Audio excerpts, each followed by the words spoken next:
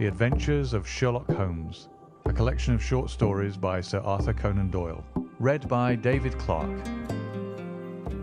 A Scandal in Bohemia. To Sherlock Holmes, she is always the woman. I have seldom heard him mention her under any other name. In his eyes she eclipses and predominates the whole of her sex. It was not that he felt any emotion akin to love for Irene Adler. All emotions, and that one particularly, were abhorrent to his cold, precise, but admirably balanced mind. He was, I take it, the most perfect reasoning and observing machine that the world has seen. But as a lover he would have placed himself in a false position. He never spoke of the softer passions, save with a gibe and a sneer. They were admirable things for the observer, excellent for drawing the veil from men's motives and actions, but for the trained reasoner to admit such intrusions into his own delicate and finely adjusted temperament was to introduce a distracting factor which might throw a doubt upon all his mental results. Grit in a sensitive instrument, or a crack in one of his own high-power lenses, would not be more disturbing than a strong emotion in a nature such as his. And yet there was but one woman to him, and that woman was the late Irene Adler, of dubious and questionable memory. I had seen little of Holmes lately. My marriage had drifted us away from each other. My own complete happiness, and the home-centred interests which rise up around the man who first finds himself master of his own establishment, were sufficient to absorb all my attention, while Holmes, who loathed every form of society with his whole Bohemian soul, remained in our lodgings in Baker Street, buried among his old books, and alternating from week to week between cocaine and ambition, the drowsiness of the drug and the fierce energy of his own keen nature. He was still as ever deeply attracted by the study of crime, and occupied his immense faculties and extraordinary powers of observation in following out those clues and clearing up those mysteries which had been abandoned as hopeless by the official police. From time to time I heard some vague account of his doings, of his summons to Odessa in the case of the Trepoff murder, of his clearing up of the singular tragedy of the Atkinson brothers at Trincomalee, and finally of the mission which he had accomplished so delicately and successfully for the reigning family of Holland. Beyond these signs of his activity, however, which I merely shared with all the readers of the daily press, I knew little of my former friend and companion. One night, it was on the 20th of March, 1888, I was returning from a journey to a patient, for I had now returned to civil practice, when my way led me through Baker Street. As I passed the well-remembered door, which must always be associated in my mind with my wooing and with the dark incidents of the Study in Scarlet, I was seized with a keen desire to see Holmes again, and to know how he was employing his extraordinary powers. His rooms were brilliantly lit, and even as I looked up I saw his tall, spare figure pass twice in a dark silhouette against the blind. He was pacing the room swiftly, eagerly, with his head sunk upon his chest and his hands clasped behind him.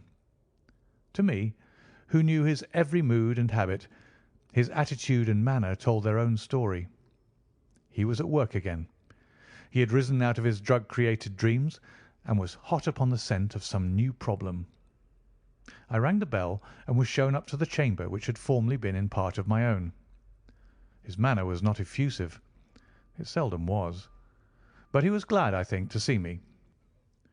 With hardly a word spoken, but with a kindly eye, he waved me to an armchair, threw across his case of cigars, and indicated a spirit case and a gasogen in the corner, when he stood before the fire and looked me over in his singular introspective fashion. "Wedlock suits you," he remarked. "I think, Watson, that you have put on 7½ pounds since I saw you." "7," I answered. "Indeed. I should have thought a little more, I fancy, Watson. And in practice again, I observe. You did not tell me that you intended to go into harness." "Then how do you know?" I see it. I deduce it.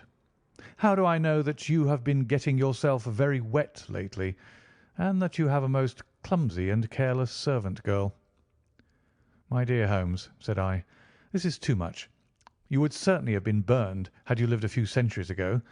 It is true that I had a country walk on Thursday and came home in a dreadful mess, but as I have changed my clothes, I can't imagine how you deduce it.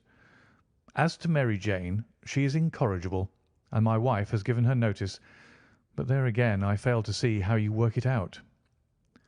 He chuckled to himself and rubbed his long, nervous hands together. "It is simplicity itself," said he. "My eyes tell me that on the inside of your left shoe, just where the firelight strikes it, the leather is scored by 6 almost parallel cuts. Obviously they have been caused by someone who has very carelessly scraped around the edges of the sole in order to remove crusted mud from it. Hence you see my double deduction that you had been out in vile weather, and that you had a particularly malignant boot-slitting specimen of the London slavey. As to your practice, if a gentleman walks into my rooms smelling of iodoform, with a black mark of nitrate of silver upon his right forefinger, and a bulge on the right side of his top hat to show where he has secreted his stethoscope, I must be dull indeed if I do not pronounce him to be an active member of the medical profession." I could not help laughing at the ease with which he explained his process of deduction. "When I hear you give your reasons," I remarked, "the thing always appears to me so ridiculously simple that I could easily do it myself, though at each successive instance of your reasoning I am baffled until you explain your process. And yet I believe that my eyes are as good as yours." "Quite so," he answered, lighting a cigarette and throwing himself down into an armchair. "You see, but you do not observe. The distinction is clear. For example, you have frequently seen the steps which lead up from the hall to this room?" "Frequently." "How often?" "Well, some hundreds of times." "Then how many are there?" "How many? I don't know." "Quite so. You have not observed, and yet you have seen. That is just my point. Now, I know that there are 17 steps because I have both seen and observed. By the way, since you are interested in these little problems, and since you are good enough to chronicle one or two of my trifling experiences, you may be interested in this." He threw over a sheet of thick pink-tinted notepaper which had been lying upon the table. "It came by the last post," said he. "Read it aloud." The note was undated and without either signature or address. "There will call upon you tonight at 7:45 o'clock," it said, "a gentleman who desires to consult you upon a matter of the very deepest moment. Your recent services to one of the royal houses of Europe have shown that you are one who may safely be trusted with matters which are of an importance which can hardly be exaggerated. This account of you we have from all quarters received. Be in your chamber, then, at that hour, and do not take it amiss if your visitor wear a mask." "This is indeed a mystery," I remarked. "What do you imagine that it means?" "I have no data yet. It is a capital mistake to theorise before one has data. Insensibly one begins to twist facts to suit theories, instead of theories to suit facts. But the note itself, what do you deduce from it?" I carefully examined the writing and the paper upon which it was written. "The man who wrote it was presumably well-to-do," I remarked, endeavouring to imitate my companion's processes. "Such paper could not be bought under half-a-crown a packet. It is peculiarly strong and stiff." "Peculiar. That is the very word," said Holmes. "It is not an English paper at all. Hold it up to the light." I did so and saw a large E with a small g, a P and a large G with a small t woven into the texture of the paper. "What do you make of that?" asked Holmes.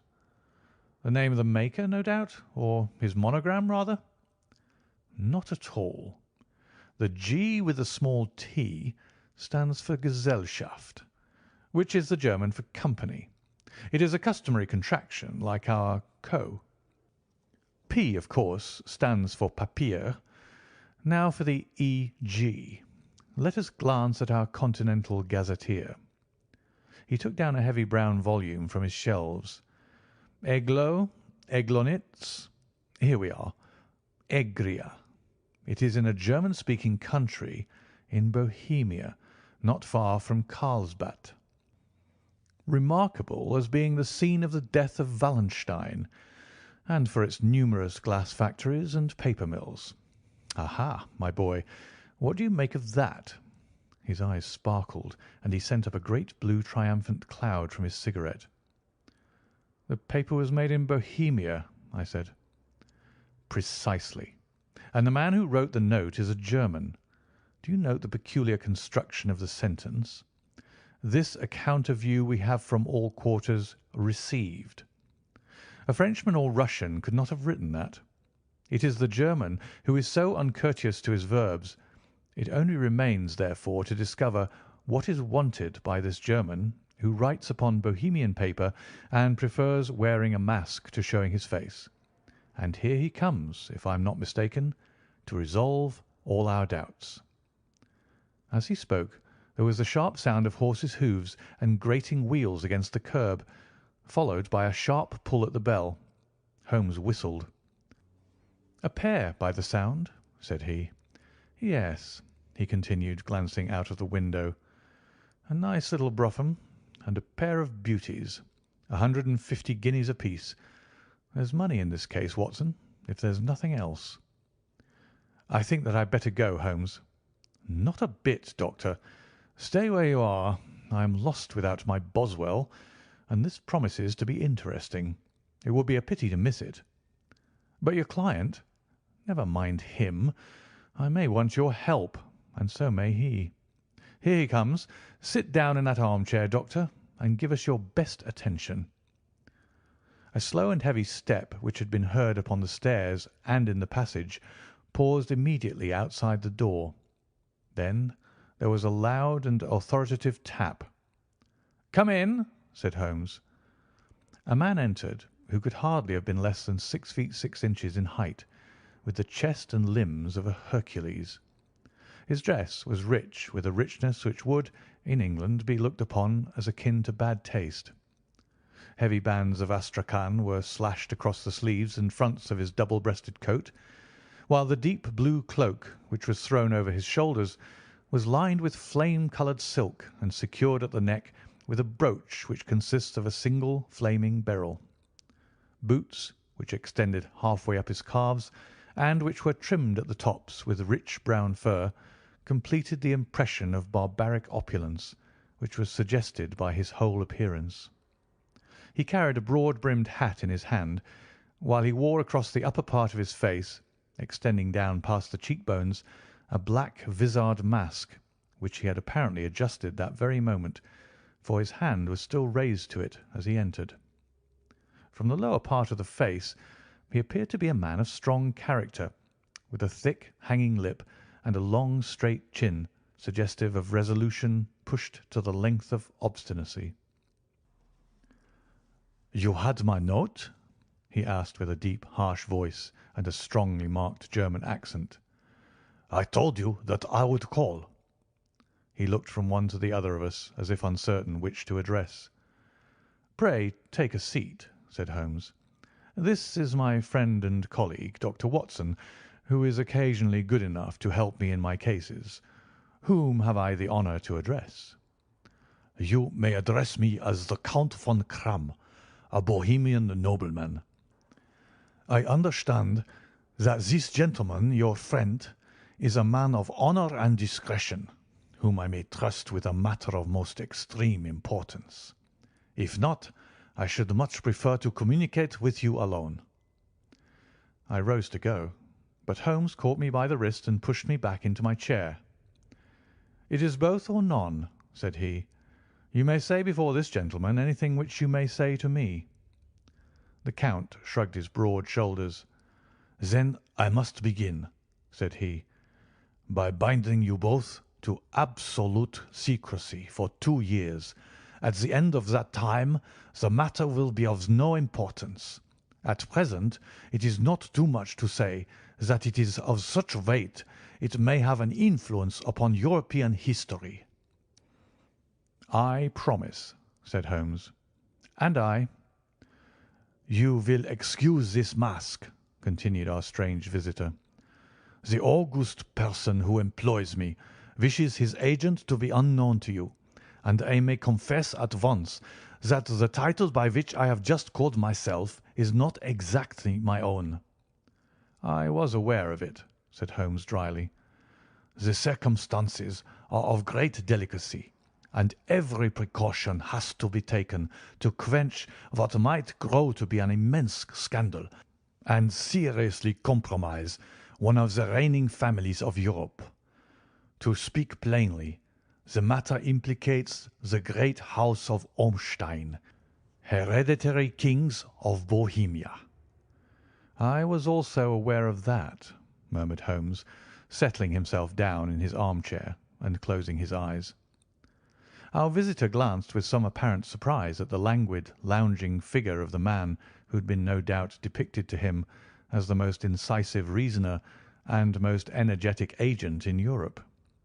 Holmes slowly reopened his eyes and looked impatiently at his gigantic client. "If your Majesty would condescend to state your case," he remarked, "I should be better able to advise you."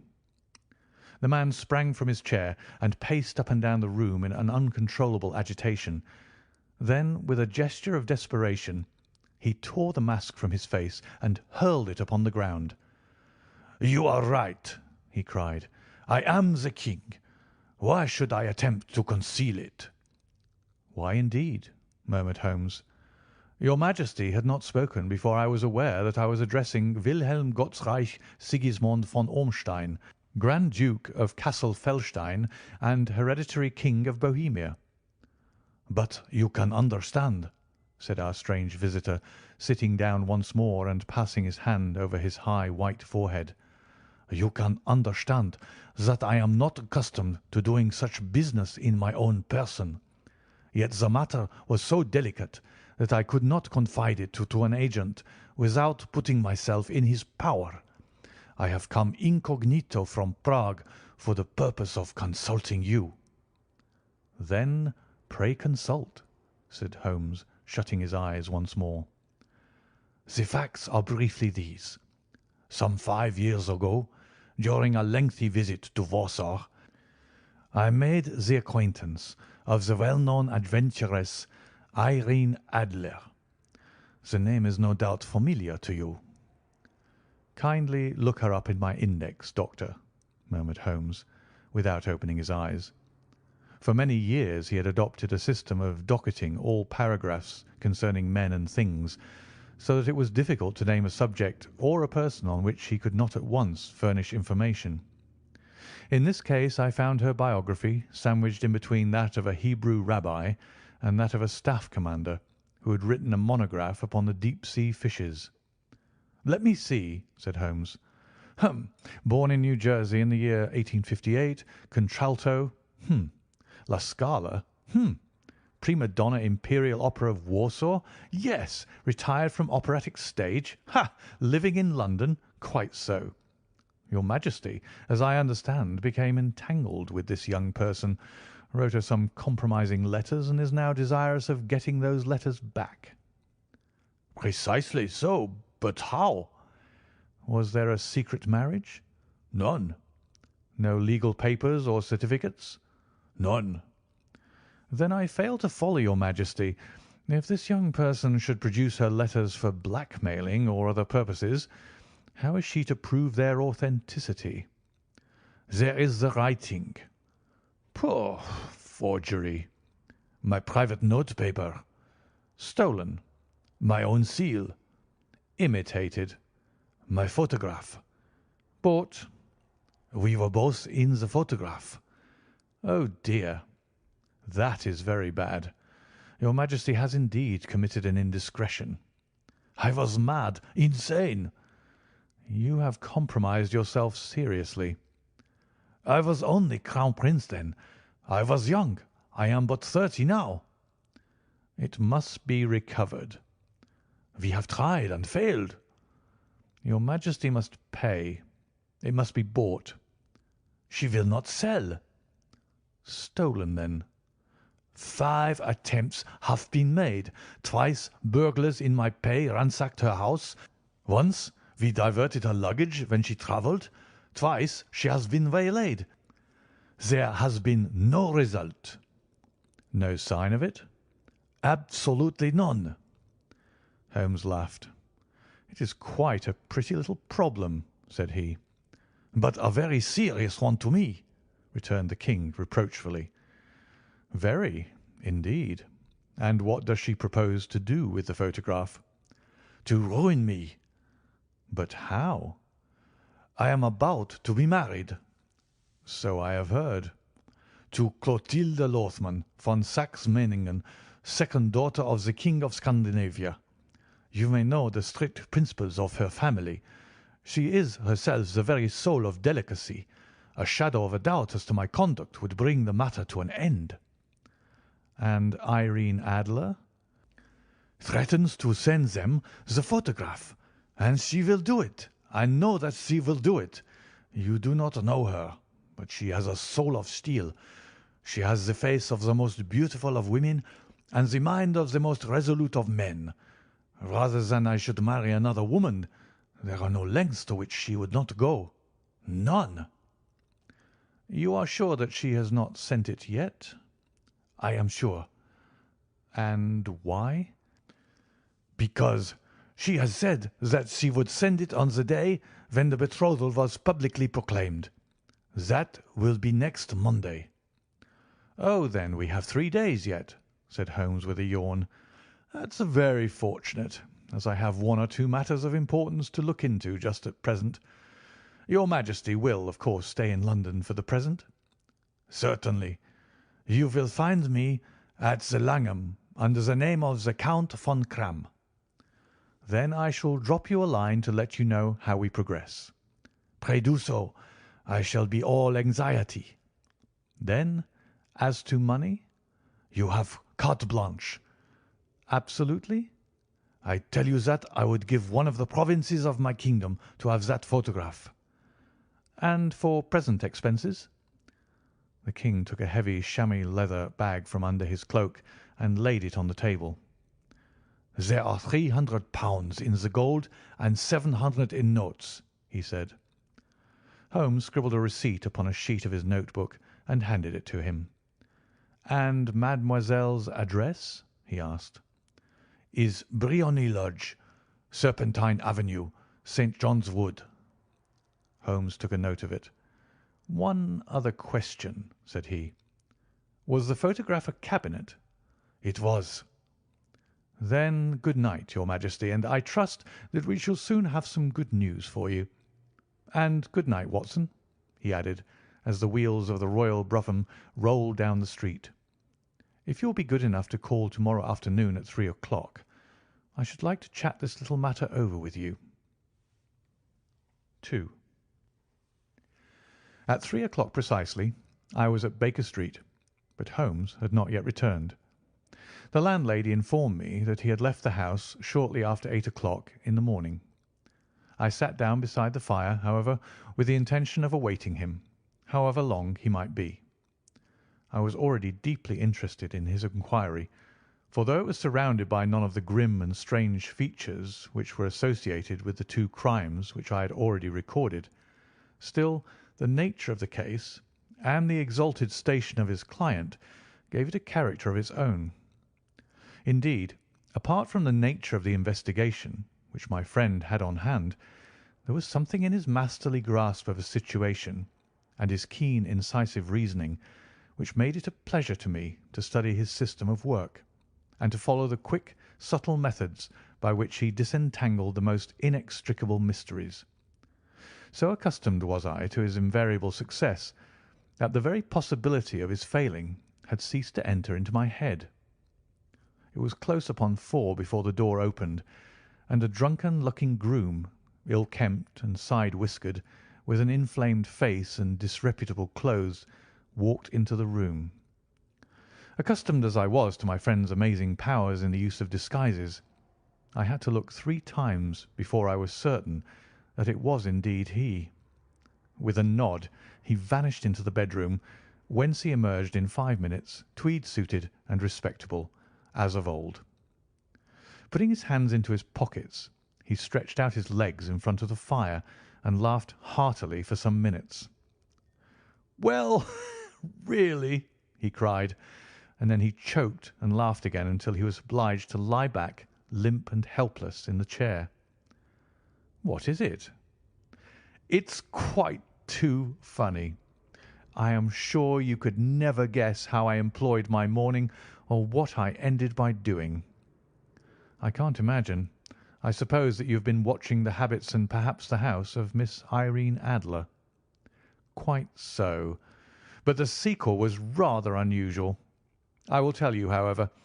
I left the house a little after 8 o'clock this morning in the character of a groom out of work. There is a wonderful sympathy and freemasonry among horsey men.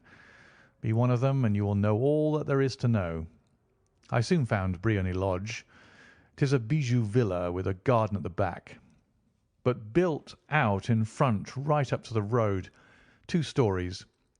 Chubb lock to the door, large sitting room on the right side, well furnished, with long windows almost to the floor, and those preposterous English window fasteners which a child could open. Behind there was nothing remarkable, save that the passage window could be reached from the top of the coach house. I walked round it and examined it closely from every point of view, but without noting anything else of interest.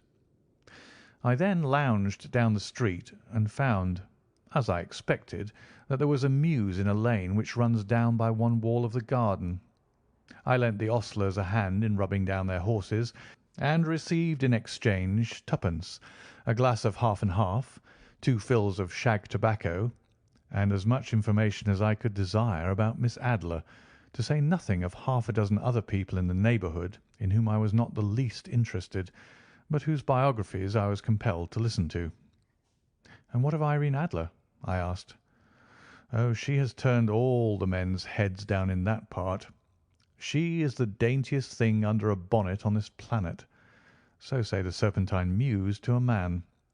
She lives quietly, sings at concerts, drives out at 5 every day, and returns at 7 sharp for dinner. Seldom goes out at other times, except when she sings. Has only 1 male visitor, but a good deal of him. He is dark, handsome, and dashing, never calls less than once a day, and often twice.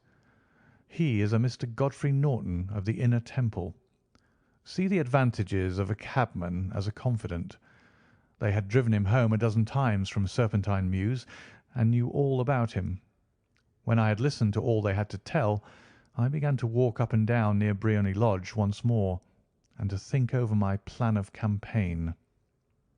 This Godfrey Norton was evidently an important factor in the matter. He was a lawyer. That sounded ominous. What was the relation between them, and what the object of his repeated visits? Was she his client, his friend, or his mistress? If the former, she had probably transferred the photograph to his keeping. If the latter, it was less likely. On the issue of this question depended whether I should continue my work at Briony Lodge, or turn my attention to the gentlemen's chambers in the Temple. It was a delicate point, and it widened the field of my inquiry. I fear that I bore you with these details, but I have to let you see my little difficulties if you are to understand the situation. "I am following you closely," I answered.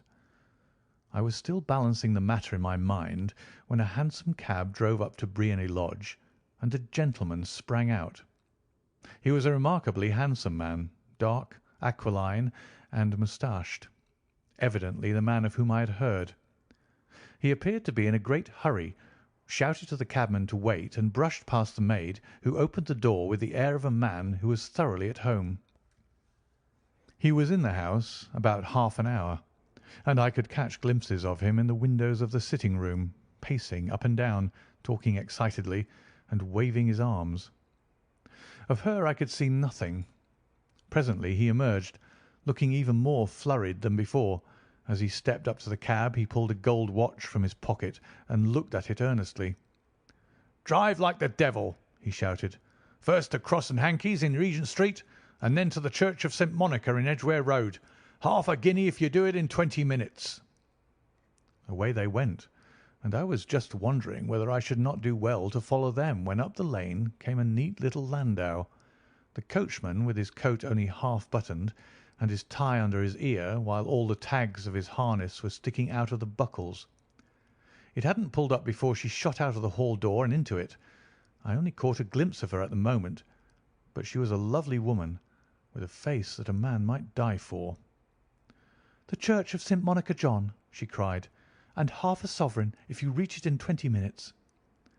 This was quite too good to lose, Watson. I was just balancing whether I should run for it or whether I should perch behind her landau, when a cab came through the street.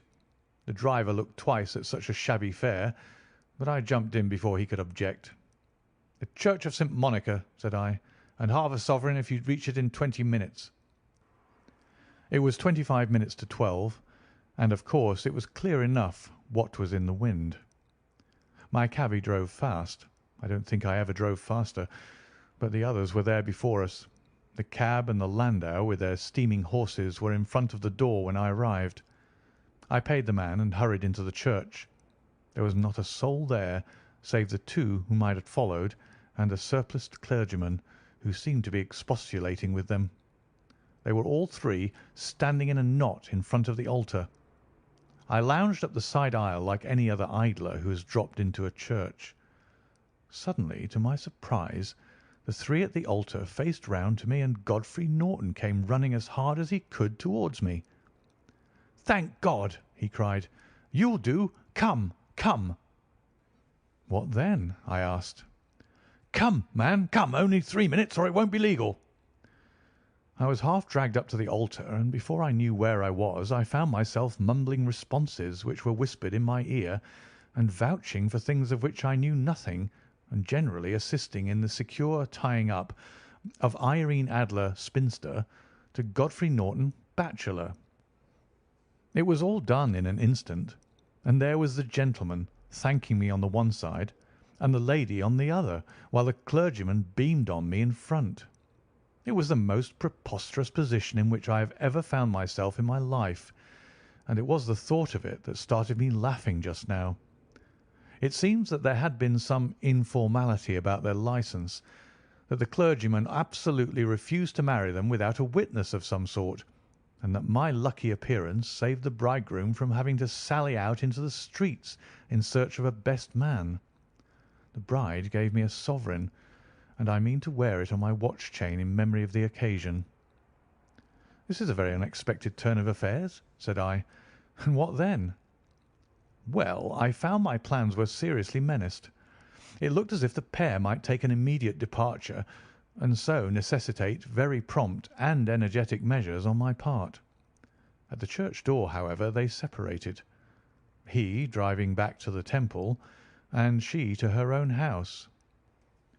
"I shall drive out in the park at 5 as usual," she said as she left him. I heard no more. They drove away in different directions, and I went off to make my own arrangements. "Which are?" "Some cold beef and a glass of beer," he answered, ringing the bell.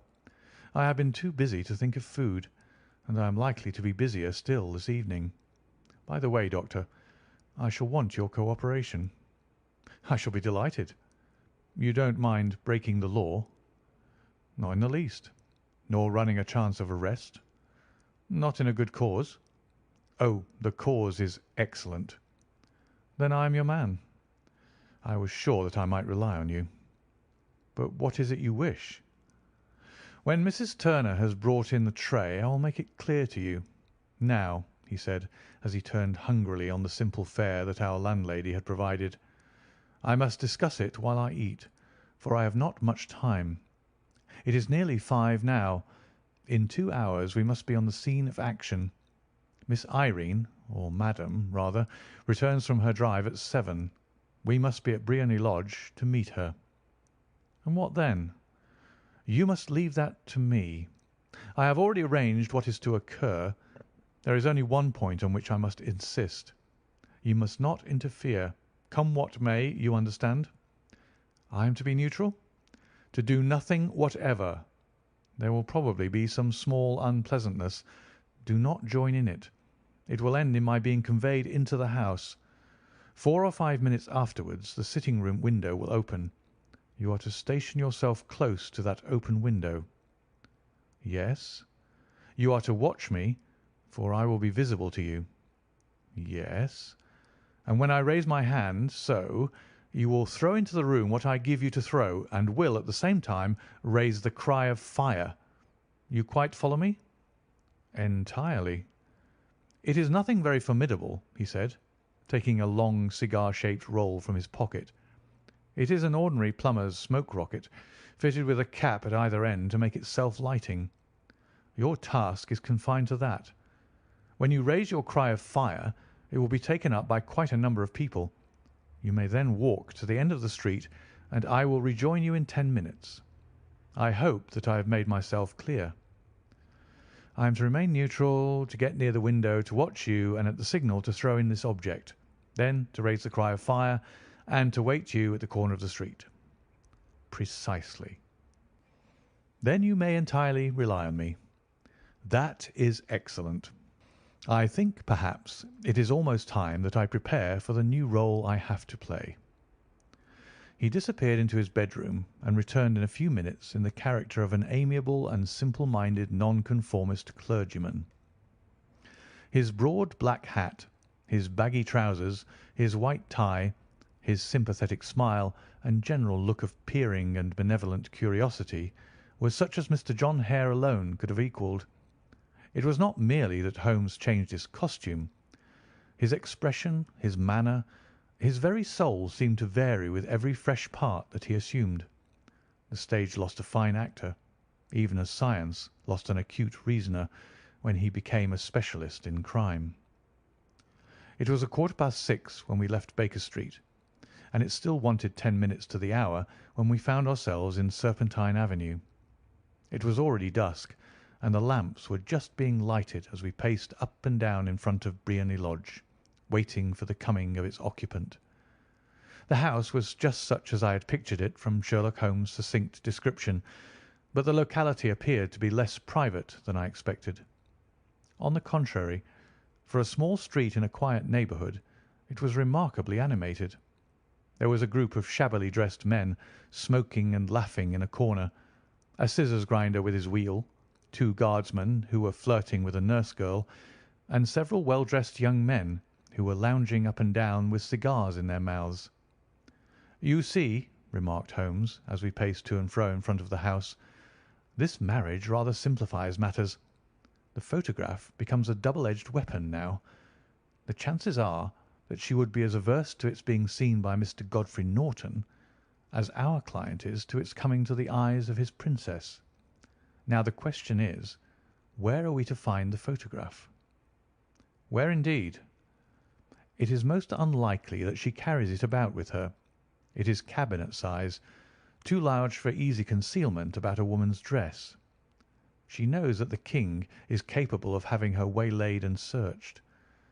2 attempts of the sort have already been made. We may take it, then, that she does not carry it about with her."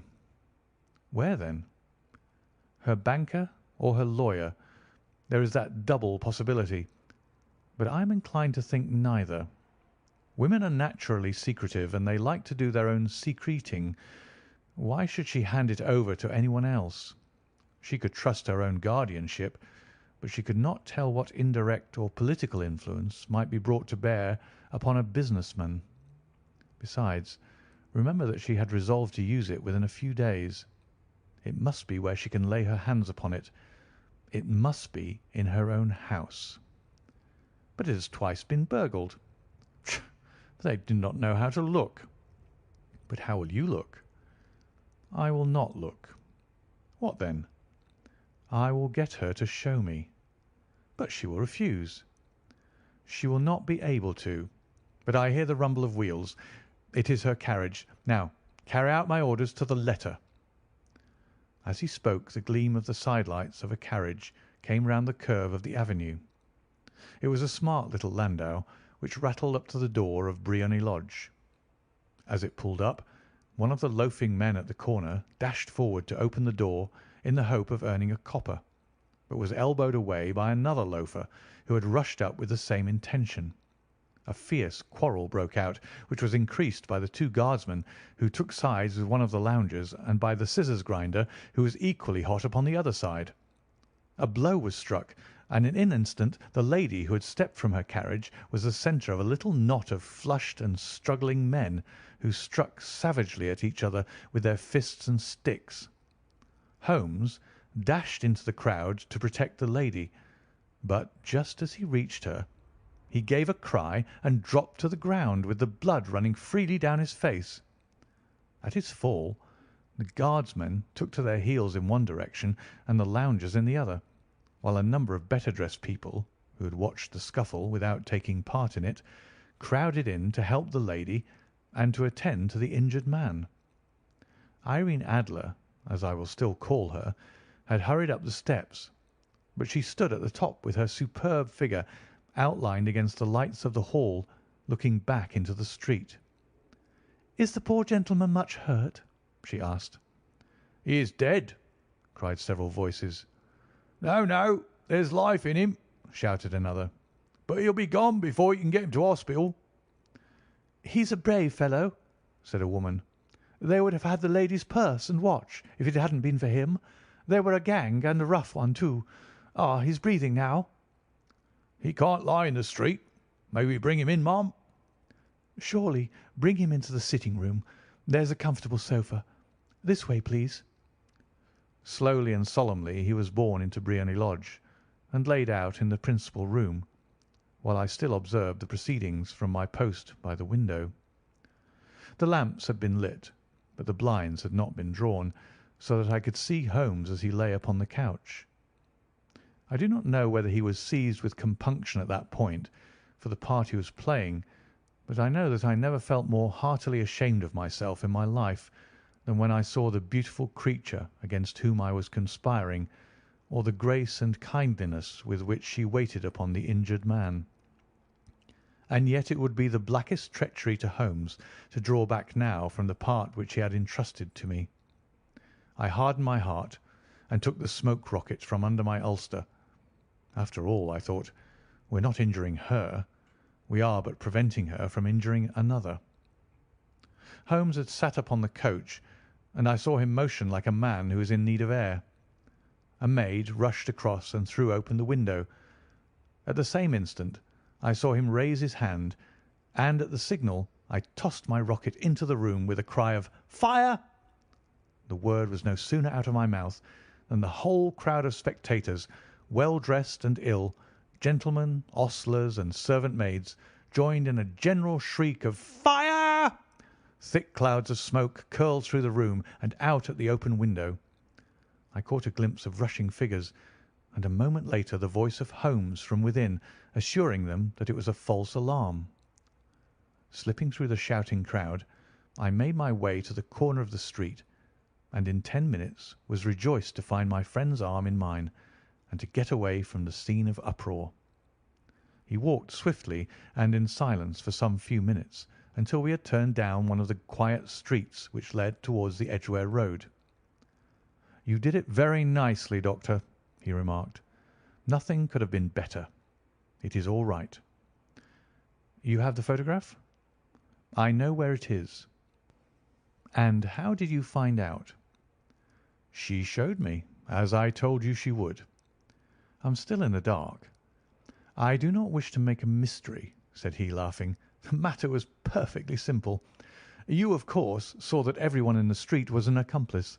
They were all engaged for the evening." "I guessed as much." "Then, when the row broke out, I had a little moist red paint in the palm of my hand. I rushed forward, fell down, clapped my hand to my face, and became a piteous spectacle. It is an old trick." "That also I could fathom." "Then they carried me in. She was bound to have me in. What else could she do? And into her sitting-room, which was the very room which I suspected. It lay between that and her bedroom, and I was determined to see which. They laid me on a couch. I motioned for air. They were compelled to open the window, and you had your chance." How did that help you?" "It was all important. When a woman thinks that her house is on fire, her instinct is at once to rush to the thing which she values most. It is a perfectly overpowering impulse, and I have more than once taken advantage of it. In the case of the Darlington substitution scandal, it was of use to me, and also in the Arnsworth Castle business. A married woman grabs at her baby, an unmarried one reaches for her jewel box. Now it was clear to me that our lady of to-day had nothing in the house more precious to her than what we are in quest of. She would rush to secure it. The alarm of fire was admirably done. The smoke and shouting were enough to shake nerves of steel. She responded beautifully. The photograph is in a recess behind a sliding panel just above the right bell pull. She was there in an instant, and I caught a glimpse of it as she half drew it out. When I cried out that it was a false alarm, she replaced it, glanced at the rocket, rushed from the room, and I have not seen her since. I rose, and making my excuses, escaped from the house. I hesitated whether to attempt to secure the photograph at once, but the coachman had come in, and as he was watching me narrowly, it seemed safer to wait. A little over-precipitance may ruin all. "And now?" I asked. "Our quest is practically finished. I shall call with the King to-morrow, and with you if you care to come with us. We will be shown into the sitting-room to wait for the lady, but it is probable that when she comes she may find neither of us nor the photograph. It might be a satisfaction to His Majesty to regain it with his own hands." "And when will you call?" "At 8 in the morning. She will not be up, so that we shall have a clear field.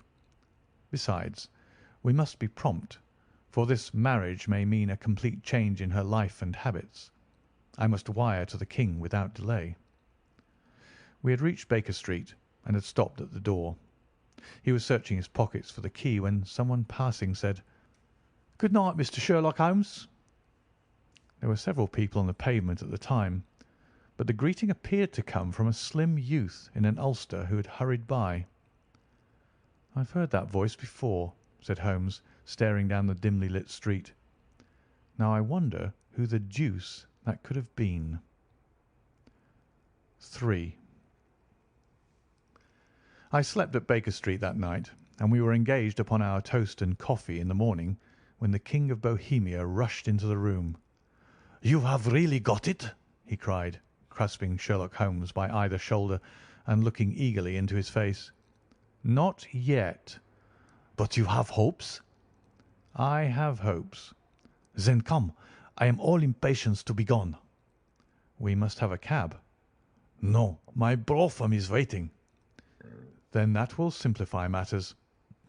We descended and started off once more for Briony Lodge. "Irene Adler is married," remarked Holmes. "Married? When?" "Yesterday." "But to whom?" "To an English lawyer named Norton." "But she could not love him?" "I am in hopes that she does." "And why in hopes?" "Because it would spare your Majesty all fear of future annoyance. If the lady loves her husband, she does not love your Majesty. If she does not love your Majesty, then there is no reason why she should interfere with your Majesty's plan." "It is true. And yet, well, I wish she had been of my own station. What a queen she would have made!" He relapsed into a moody silence, which was not broken until we drew up in Serpentine Avenue. The door of Briony Lodge was open, and an elderly woman stood upon the steps. She watched us with a sardonic eye as we stepped from the brougham. "Mr. Sherlock Holmes, I believe," said she. "I am Mr. Holmes," answered my companion, looking at her with a questioning and rather startled gaze. "Indeed. My mistress told me that you were likely to call. She left this morning with her husband by the 5:15 train from Charing Cross for the Continent." "What?" Sherlock Holmes staggered back, white with chagrin and surprise. "Do you mean that she has left England?" "Never to return." "And the papers?" asked the King hoarsely. "All is lost." "We shall see." He pushed past the servant and rushed into the drawing-room, followed by the King and myself. The furniture was scattered about in every direction, with dismantled shelves and open drawers, as if the lady had hurriedly ransacked them before her flight. Holmes rushed at the bell pull, tore back a small sliding shutter, and, plunging in his hand, pulled out a photograph and a letter. The photograph was of Irene Adler herself in evening dress. The letter was superscribed to Sherlock Holmes, Esquire, to be left till called for. My friend tore it open, and we all three read it together. It was dated at midnight of the preceding night, and ran in this way: "My dear Mr. Sherlock Holmes, you really did it very well. You took me in completely. Until after the alarm of fire I had not a suspicion. But then, when I found how I had betrayed myself, I began to think. I had been warned against you months ago. I had been told that if the King employed an agent it would certainly be you, and your address had been given to me. Yet with all this you made me reveal what you wanted to know. Even after I became suspicious, I found it hard to think evil of such a dear, kind old clergyman. But you know, I have been trained as an actress myself. Male costume is nothing new to me. I often take advantage of the freedom which it gives. I sent John the coachman to watch you, ran upstairs, got into my walking clothes, as I call them, and came down just as you departed. Well, I followed you to your door, and so made sure that I was really an object of interest to the celebrated Mr. Sherlock Holmes. Then I rather imprudently wished you good night, and started for the Temple to see my husband. We both thought the best resource was flight, when pursued by so formidable an antagonist, so you will find the nest empty when you call to-morrow. As to the photograph, your client may rest in peace. I love and am loved by a better man than he. The King may do what he will without hindrance from one whom he has cruelly wronged. I keep it only to safeguard myself, and to preserve a weapon which will always secure me from any steps which he might take in the future. I leave a photograph which he might care to possess, and I remain, dear Mr. Sherlock Holmes, very truly yours, Irene Norton, née Adler." "What a woman! Oh, what a woman!" cried the King of Bohemia, when we had all three read this epistle. "Did I not tell you how quick and resolute she was? Would she not have made an admirable queen? Is it not a pity that she was not on my level?" "From what I have seen of the lady, she seems, indeed, to be on a very different level to your Majesty," said Holmes coldly. "I am sorry that I have not been able to bring your Majesty's business to a more successful conclusion." "On the contrary, my dear sir," cried the King, "nothing could be more successful. I know that her word is inviolate. The photograph is now as safe as if it were in the fire." "I am glad to hear your Majesty say so." "I am immensely indebted to you. Pray tell me in what way I can reward you. This ring?" He slipped an emerald snake ring from his finger and held it out upon the palm of his hand. "Your Majesty has something which I should value even more highly," said Holmes. "You have but to name it." "This photograph." The King stared at him in amazement. "Irene's photograph?" he cried. "Certainly, if you wish it." "I thank you, your Majesty. Then there is no more to be done in the matter. I have the honour to wish you a very good morning." He bowed, and turning away without observing the hand which the King had stretched out to him, he set off in my company for his chambers. And that was how a great scandal threatened to affect the kingdom of Bohemia, and how the best plans of Mr. Sherlock Holmes were beaten by a woman's wit. He used to make merry over the cleverness of women, but I have not heard him do it of late, and when he speaks of Irene Adler, or when he refers to her photograph, it is always under the honourable title of the woman. End of A Scandal in Bohemia.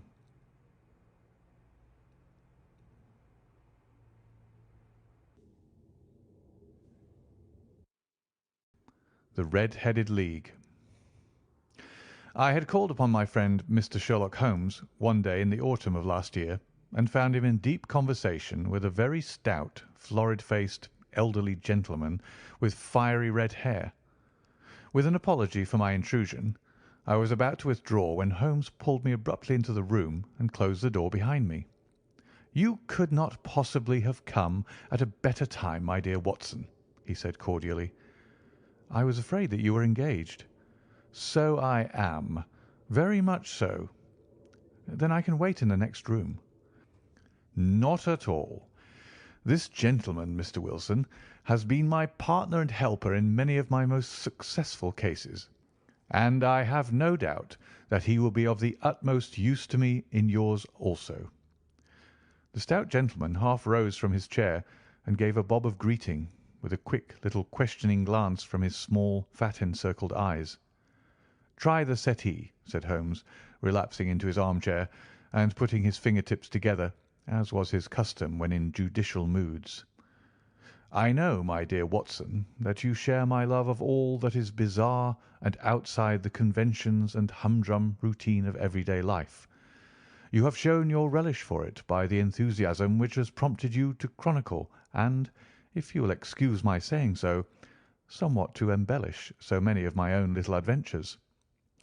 "Your cases have indeed been one of the greatest interest to me," I observed. "You will remember that I remarked the other day, just before we went into the very simple problem presented by Miss Mary Sutherland, that for strange effects and extraordinary combinations we must go to life itself, which is always far more daring than any effort of the imagination." "A proposition which I took the liberty of doubting." "You did, Doctor. But none the less you must come round to my view, for otherwise I shall keep on piling fact upon fact on you, until your reason breaks down under them and acknowledges me to be right. Now, Mr. Jabez Wilson here has been good enough to call upon me this morning, and to begin a narrative which promises to be one of the most singular which I have listened to for some time. You have heard me remark that the strangest and most unique things are very often connected, not with the larger, but with the smaller crimes, and occasionally, indeed, where there is room for doubt whether any positive crime has been committed. As far as I have heard, it is impossible for me to say whether the present case is an instance of crime or not, but the course of events is certainly among the most singular that I have ever listened to. Perhaps, Mr. Wilson, you would have the great kindness to recommence your narrative. I ask you not merely because my friend Dr. Watson has not heard the opening part, but also because the peculiar nature of the story makes me anxious to have every possible detail from your lips. As a rule, when I have heard some slight indication of the course of events, I am able to guide myself by the thousands of other similar cases which occur to my memory. In the present instance, I am forced to admit that the facts are, to the best of my belief, unique."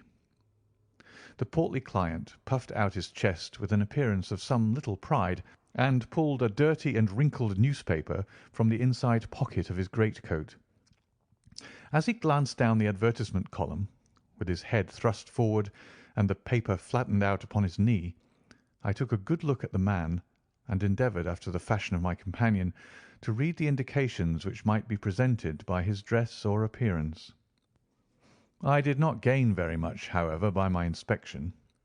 Our visitor bore every mark of being an average, commonplace British tradesman, obese, pompous, and slow.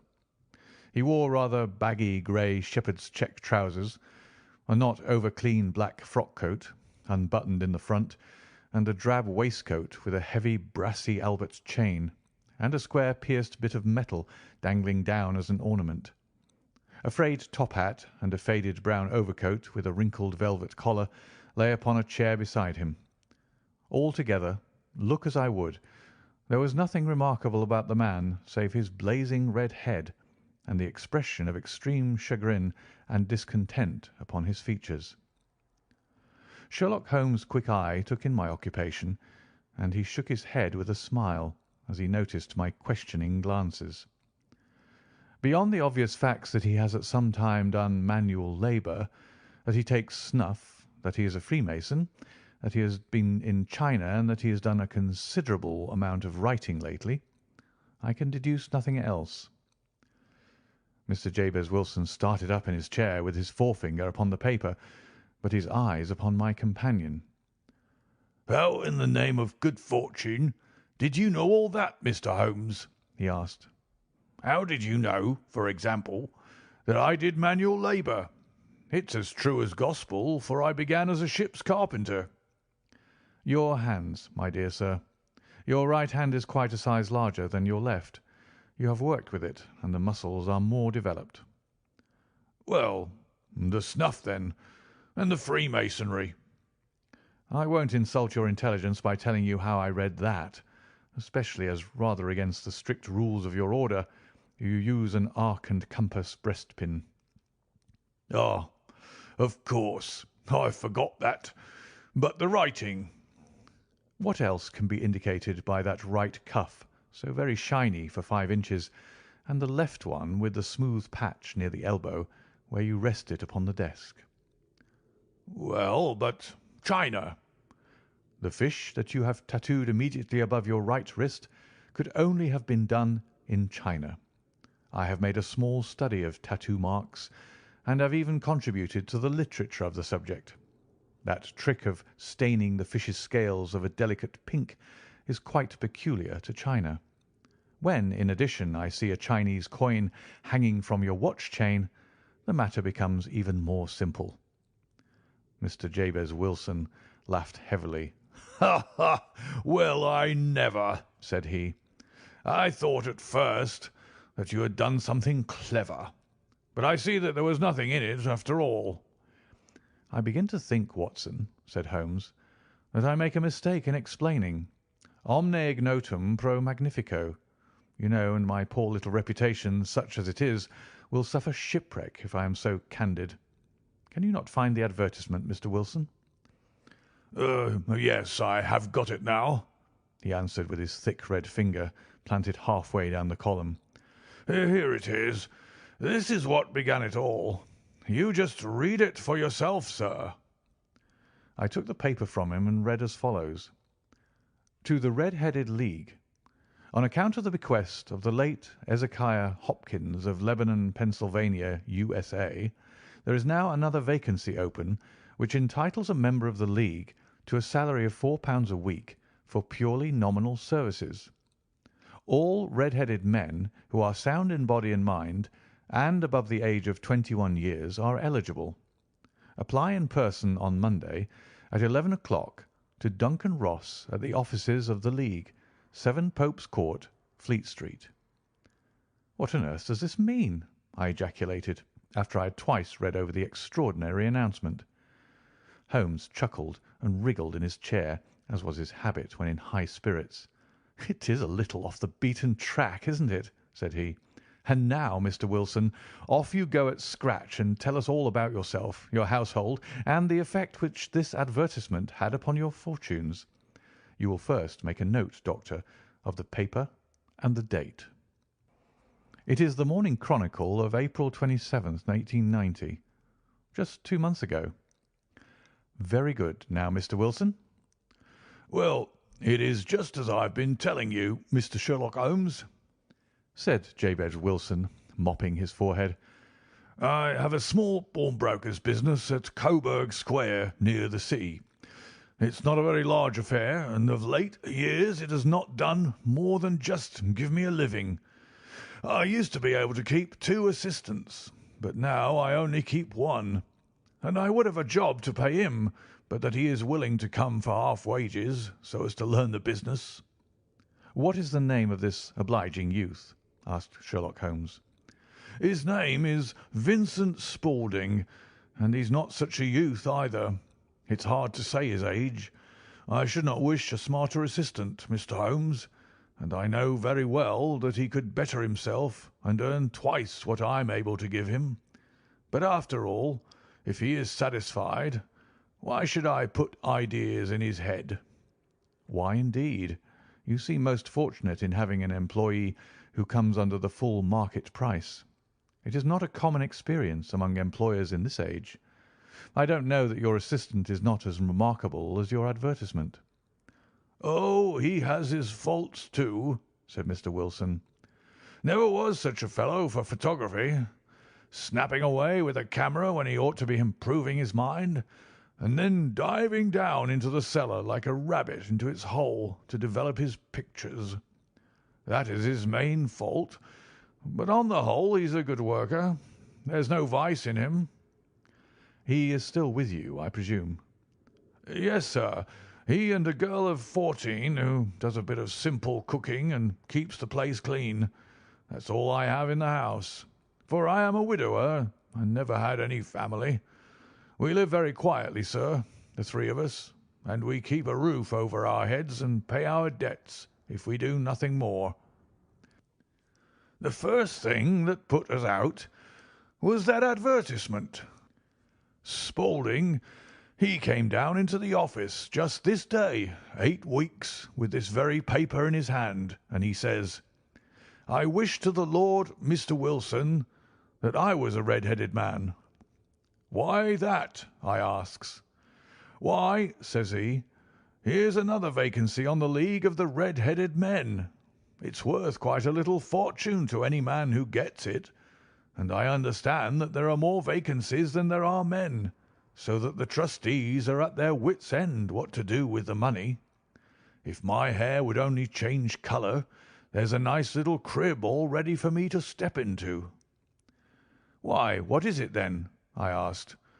'You see, Mr. Holmes, I'm a very stay-at-home man, and as my business came to me instead of my having to go to it, I was often weeks on end without putting my foot over the door-mat. In that way, I didn't know much of what was going on outside, and I was always glad of a bit of news.'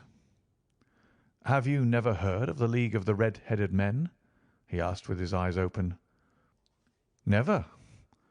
Why, I wonder at that, for you are eligible yourself for one of the vacancies.' 'And what are they worth?' I asked. "'Oh, merely a couple of hundred a year, but the work is slight, and it need not interfere very much with one's other occupations.' Well, you can easily think that that made me prick up my ears, for the business has not been over good for some years, and an extra couple of hundred would have been very handy. "'Tell me all about it,' said I. "'Well,' said he, showing me the advertisement, "you can see for yourself that the League has a vacancy, and there is the address where you should apply for particulars. As far as I can make out, the League was founded by an American millionaire, Ezekiah Hopkins, who was very peculiar in his ways. He was himself red-headed, and he had a great sympathy for all red-headed men. So when he died it was found that he had left his enormous fortune in the hands of trustees, with instructions to apply the interest to the providing of easy berths to men whose hair is of that colour. From all I hear it is splendid pay and very little to do.' "'But,' said I, "'there'd be millions of red-headed men who could apply.' "'Not so many as you might think,' he answered. "'You see, it is really confined to Londoners and to grown men. This American had started from London when he was young, and he wanted to do the old town a good turn. Then again, I have heard it is no use your applying if your hair is light red or dark red or anything but real bright, blazing, fiery red. Now, if you cared to apply, Mr. Wilson, you would just walk in, but perhaps it would hardly be worth your while to put yourself out of the way for the sake of a few £100. Now, it is a fact, gentlemen, as you may see for yourselves, that my hair is of a very full and rich tint, so that it seemed to me that if there was to be any competition in the matter, I stood as good a chance as any man that I had ever met. Vincent Spaulding seemed to know so much about it that I thought he might prove useful. So I just ordered him to put up the shutters for the day and to come right away with me. He was very willing to have a holiday, so we shut the business up and started off for the address that was given us in the advertisement. I never hope to see such a sight as that again, Mr. Holmes. From north, south, east, and west, Every man who had a shade of red in his hair had tramped into the city to answer the advertisement. Fleet Street was choked with red-headed folk, and Pope's Court looked like a coster's orange barrow. I should not have thought there were so many in the whole country as were brought together by that single advertisement. Every shade of colour they were: straw, lemon, orange, brick, Irish setter, liver, clay. But, as Spaulding said, there were not many who had the real vivid flame-coloured tint. When I saw how many were waiting, I would have given it up in despair, but Spaulding would not hear of it. How he did it I could not imagine, but he pushed and pulled and butted until he got me through the crowd and right up to the steps which led to the office. There was a double stream upon the stair, some going up in hope and some coming back dejected. But we wedged in as well as we could and soon found ourselves in the office. "Your experience has been a most entertaining one," remarked Holmes as his client paused and refreshed his memory with a huge pinch of snuff. "Pray continue your very interesting statement." There was nothing in the office but a couple of wooden chairs and a deal table, behind which sat a small man with a head that was even redder than mine. He said a few words to each candidate as he came up, and then he always managed to find some fault in them which would disqualify them. Getting a vacancy did not seem to be such a very easy matter after all. However, when our turn came, the little man was much more favourable to me than to any of the others, and he closed the door as we entered, so that he might have a private word with us. "This is Mr. Jabez Wilson," said my assistant. "and he is willing to fill in a vacancy in the League." "And he is admirably suited for it," the other answered. "He has every requirement. I cannot recall when I have seen anything so fine." He took a step backward, cocked his head on one side, and gazed at my hair until I felt quite bashful. Then suddenly he plunged forward, wrung my hand, and congratulated me warmly on my success. "It would be injustice to hesitate," said he. "You will, however, I am sure, excuse me for taking an obvious precaution." With that he seized my hair in both his hands and tugged until I yelled with the pain. "There is water in your eyes," said he as he released me. "I perceive that all is as it should be, but we have to be careful, for we have twice been deceived by wigs and once by paint. I could tell you tales of cobbler's wax which would disgust you with human nature." He stepped over to the window and shouted through it at the top of his voice that the vacancy was filled. A groan of disappointment came up from below, and the folk all trooped away in different directions until there was not a red head to be seen, except my own and that of the manager. "My name," said he, "is Mr. Duncan Ross, and I am myself one of the pensioners upon the fund left by our noble benefactor. Are you a married man, Mr. Wilson? Have you a family?" I answered that I had not. His face fell immediately. "Dear me," he said gravely, "that is very serious indeed. I am sorry to hear you say that. The fund was, of course, for the propagation and spread of the red heads as well as for their maintenance. It is exceedingly unfortunate that you should be a bachelor." My face lengthened at this, Mr. Holmes, for I thought that I was not to have the vacancy after all. But after thinking it over for a few minutes, he said that it would be all right.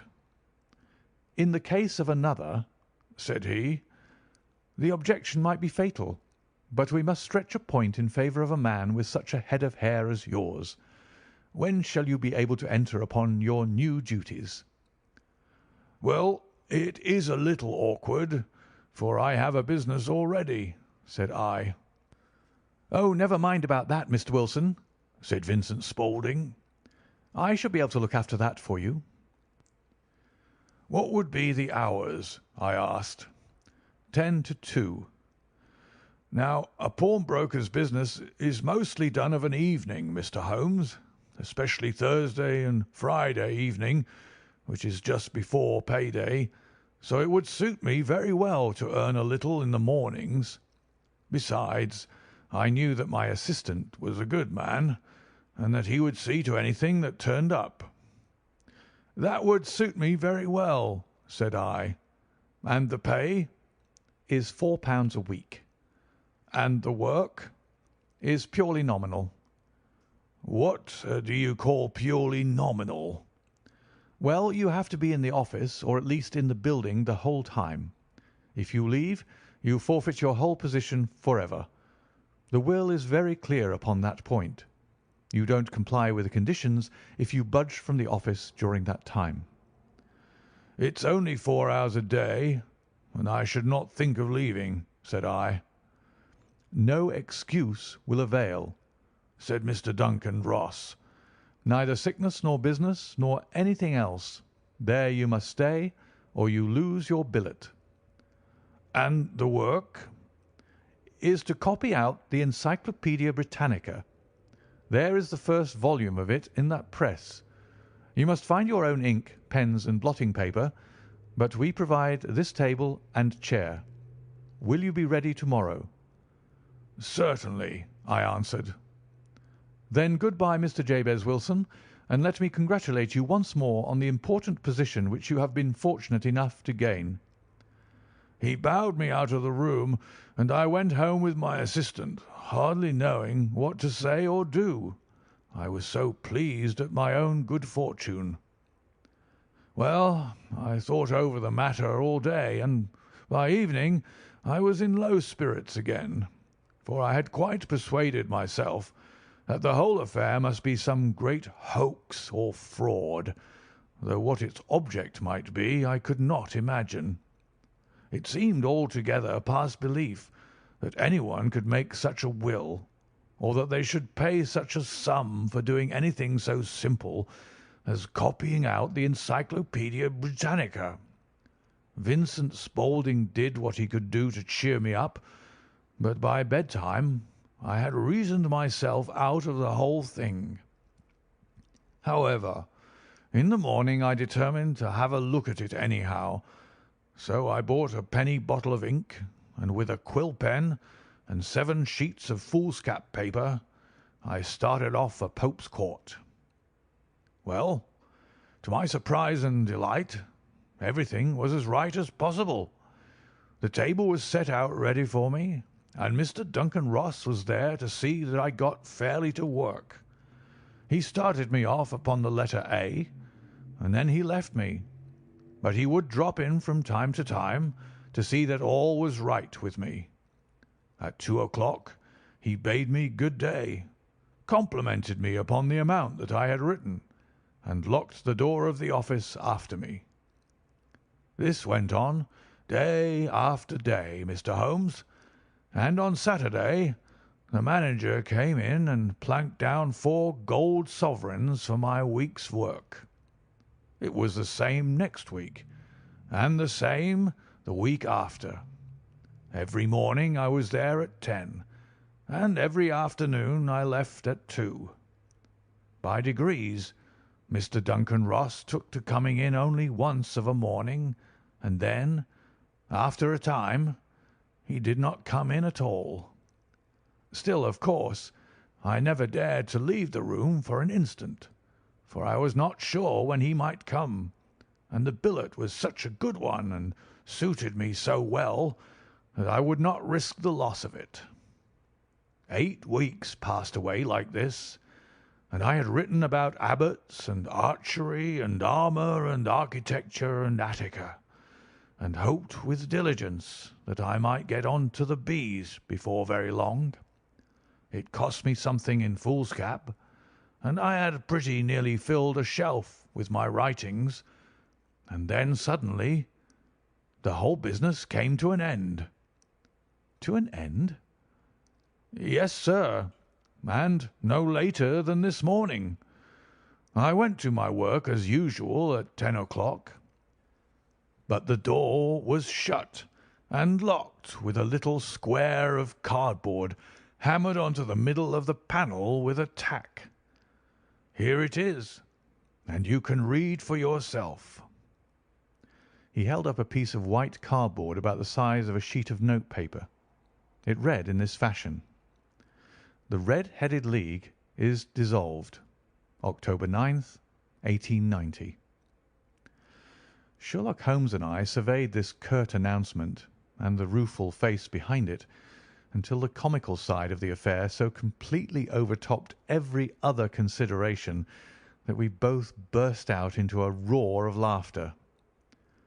"I cannot see that there is anything very funny," cried our client, flushing up to the roots of his flaming head. "If you can do nothing better than laugh at me, I can go elsewhere."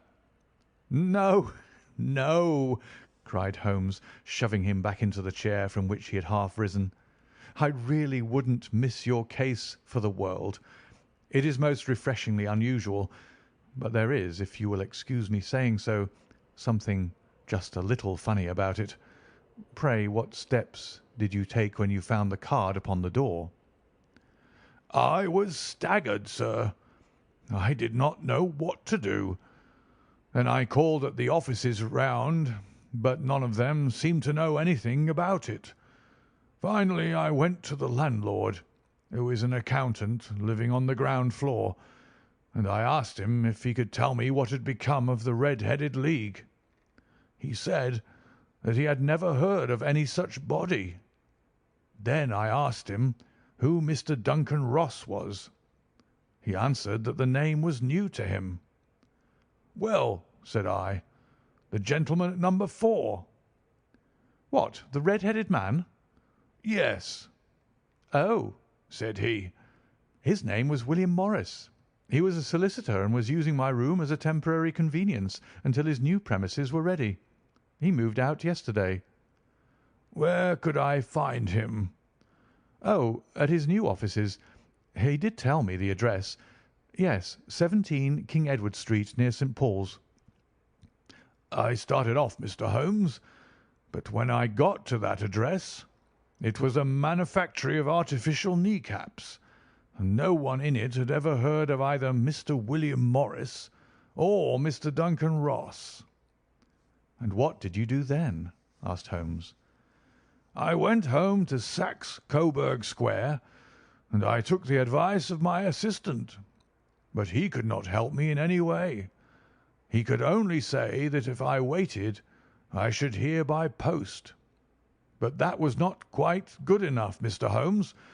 I did not wish to lose such a place without a struggle. So, as I had heard that you were good enough to give advice to poor folk who were in need of it, I came right away to you." "And you did very wisely," said Holmes. "Your case is an exceedingly remarkable one, and I shall be happy to look into it. From what you have told me, I think that it is possible that graver issues hang from it than might at first sight appear." "Grave enough," said Mr. Jabez Wilson. "Why, I have lost £4 a week." "As far as you are personally concerned," remarked Holmes, "I do not see that you have any grievance against this extraordinary league. On the contrary, you are, as I understand, richer by some £30, to say nothing of the minute knowledge which you have gained on every subject which comes under the letter A. You have lost nothing by them." "No, sir, but I want to find out about them, and who they are, and what their object was in playing this prank, if it was a prank, upon me. It was a pretty expensive joke for them, for it cost them £32. "We shall endeavour to clear up these points for you. And first, one or two questions, Mr. Wilson. This assistant of yours who first called your attention to the advertisement, How long had he been with you?" "Oh, about a month then." "How did he come?" "In answer to an advertisement." "Was he the only applicant?" "No, I had a dozen." "Why did you pick him?" "Because he was handy and would come cheap." "At half wages, in fact?" "Yes." "What is he like, this Vincent Spaulding?" "Small, stout built, very quick in his ways, no hair on his face, though he's not short of 30, has a white splash of acid upon his forehead." Holmes sat up in his chair in considerable excitement. "I thought as much," said he. "Have you ever observed that his ears are pierced for earrings?" "Yes, sir. He told me that a gipsy had done it for him when he was a lad." "Hmm," said Holmes, sinking back in deep thought. "He is still with you?" "Oh, yes, sir. I have only just left him." "And has your business been attended to in your absence?" "Nothing to complain of, sir. There's never very much to do of a morning." "That will do, Mr. Wilson. I shall be happy to give you an opinion upon the subject in the course of a day or two. To-day is Saturday, and I hope that by Monday we may come to a conclusion." "Well, Watson," said Holmes when our visitor had left us, "what do you make of it all?" "I make nothing of it," I answered frankly. "It is a most mysterious business." "As a rule," said Holmes, "the more bizarre a thing is, the less mysterious it proves to be. It is your commonplace, featureless crimes which are really puzzling, just as a commonplace face is the most difficult to identify. But I must be prompt over this matter." "What are you going to do, then?" I asked. "To smoke," he answered. "It is quite a three-pipe problem, and I beg that you won't speak to me for 50 minutes." He curled himself up in his chair with his thin knees drawn up to his hawk-like nose, and there he sat with his eyes closed and his black clay pipe thrusting out like the bill of some strange bird. I had come to the conclusion that he had dropped asleep, and indeed was nodding myself, when he suddenly sprang out of his chair with the gesture of a man who has made up his mind and put his pipe down upon the mantelpiece. "Sarasate plays at the St. James's Hall this afternoon," he remarked. "What do you think, Watson? Could your patient spare you for a few hours?" "I have nothing to do to-day. My practice is never very absorbing." "Then put on your hat and come. I am going through the city first, and we can have some lunch on the way. I observe that there is a good deal of German music on the programme, which is rather more to my taste than Italian or French. It is introspective, and I want to introspect. Come along." We travelled by the Underground as far as Aldersgate, and a short walk took us to the Saxe Coburg Square, the scene of the singular story which we had listened to in the morning. It was a poky, little, shabby, genteel place where 4 lines of dingy, 2-storied brick houses looked out into a small, railed-in enclosure, where a lawn of weedy grass and a few clumps of faded laurel bushes made a hard fight against a smoke-laden and uncongenial atmosphere. 3 gilt balls and a brown board with Jabez Wilson in white letters upon a corner house announced the place where our red-headed client carried on his business. Sherlock Holmes stopped in front of it with his head on one side and looked it all over with his eyes shining brightly between puckered lids. Then he walked slowly up the street and then down again to the corner, still looking keenly at the houses. Finally he returned to the pawnbroker's, and having thumped vigorously upon the pavement with his stick 2 or 3 times, he went up to the door and knocked.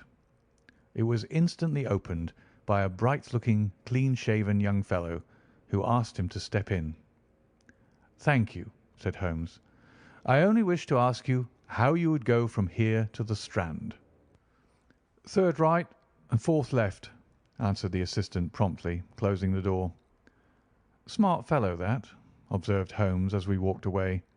"He is, in my judgment, the 4th smartest man in London, and for daring I am not sure that he has not a claim to be 3rd. I have known something of him before." "Evidently," said I. "Mr. Wilson's assistant counts for a good deal in the mystery of the Red-headed League. I am sure that you inquired your way merely in order that you might see him." "Not him." "What then?"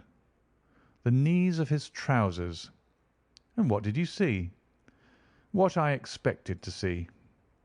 "Why did you beat the pavement?" "My dear doctor, this is a time for observation, not for talk. We are spies in an enemy's country. We know something of Saxe Coburg Square. Let us now explore the parts which lie behind it." The road in which we found ourselves as we turned round the corner from the retired Saxe Coburg Square presented as great a contrast to it as the front of a picture does to the back. It was one of the main arteries which conveyed the traffic of the city to the north and west. The roadway was blocked with the immense stream of commerce flowing in a double tide inward and outward, while the footpaths were black with the hurrying swarm of pedestrians. It was difficult to realise, as we looked at the line of fine shops and stately business premises, that they really abutted on the other side upon the faded and stagnant square which we had just quitted. "Let me see," said Holmes, standing at the corner and glancing along the line. "I should like just to remember the order of the houses here. It is a hobby of mine to have an exact knowledge of London. There is Mortimer's, the tobacconist, the little newspaper shop, the Coburg branch of the City and Suburban Bank, the Vegetarian Restaurant, and Macfarlane's carriage building depot. That carries us right on to the other block. And now, Doctor, we've done our work, so it's time we had some play. A sandwich and a cup of coffee, and then off to Violin Land, where all is sweetness and delicacy and harmony, and there are no red-headed clients to vex us with their conundrums." My friend was an enthusiastic musician, being himself not only a very capable performer, but a composer of no ordinary merit. All the afternoon he sat in the stalls, wrapped in the most perfect happiness, gently waving his long, thin fingers in time to the music, while his gently smiling face and his languid, dreamy eyes were as unlike those of Holmes the sleuth-hound, Holmes the relentless, keen-witted, ready-handed criminal agent, as it was possible to conceive. In his singular character, the dual nature alternately asserted itself, and his extreme exactness and astuteness represented, as I have often thought, the reaction against the poetic and contemplative mood which occasionally predominated in him. The swing of his nature took him from extreme languor to devouring energy, and, as I knew well, he was never so truly formidable as when, for days on end, he had been lounging in his armchair amid his improvisations and his black-letter editions. Then it was that the lust of the chase would suddenly come upon him, and that his brilliant reasoning power would rise to the level of intuition, until those who were unacquainted with his methods would look askance at him as on a man whose knowledge was not that of other mortals. When I saw him that afternoon so enwrapped in the music at St. James's Hall, I felt that an evil time might be coming upon those whom he had set himself to hunt down. "You want to go home, no doubt, Doctor," he remarked as we emerged. "Yes, it would be as well. And I have some business to do which will take some hours. This business at Coburg Square is serious." "Why serious?" "A considerable crime is in contemplation. I have every reason to believe that we shall be in time to stop it. But today being Saturday rather complicates matters. I shall want your help tonight." "At what time?" 10 will be early enough. I shall be at Baker Street at 10. "Very well.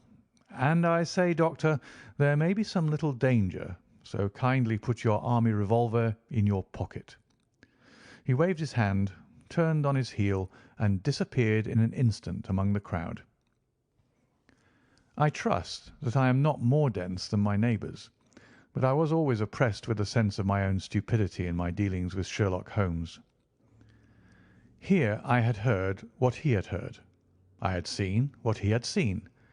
And yet from his words it was evident that he saw clearly not only what had happened, but what was about to happen, while to me the whole business was still confused and grotesque.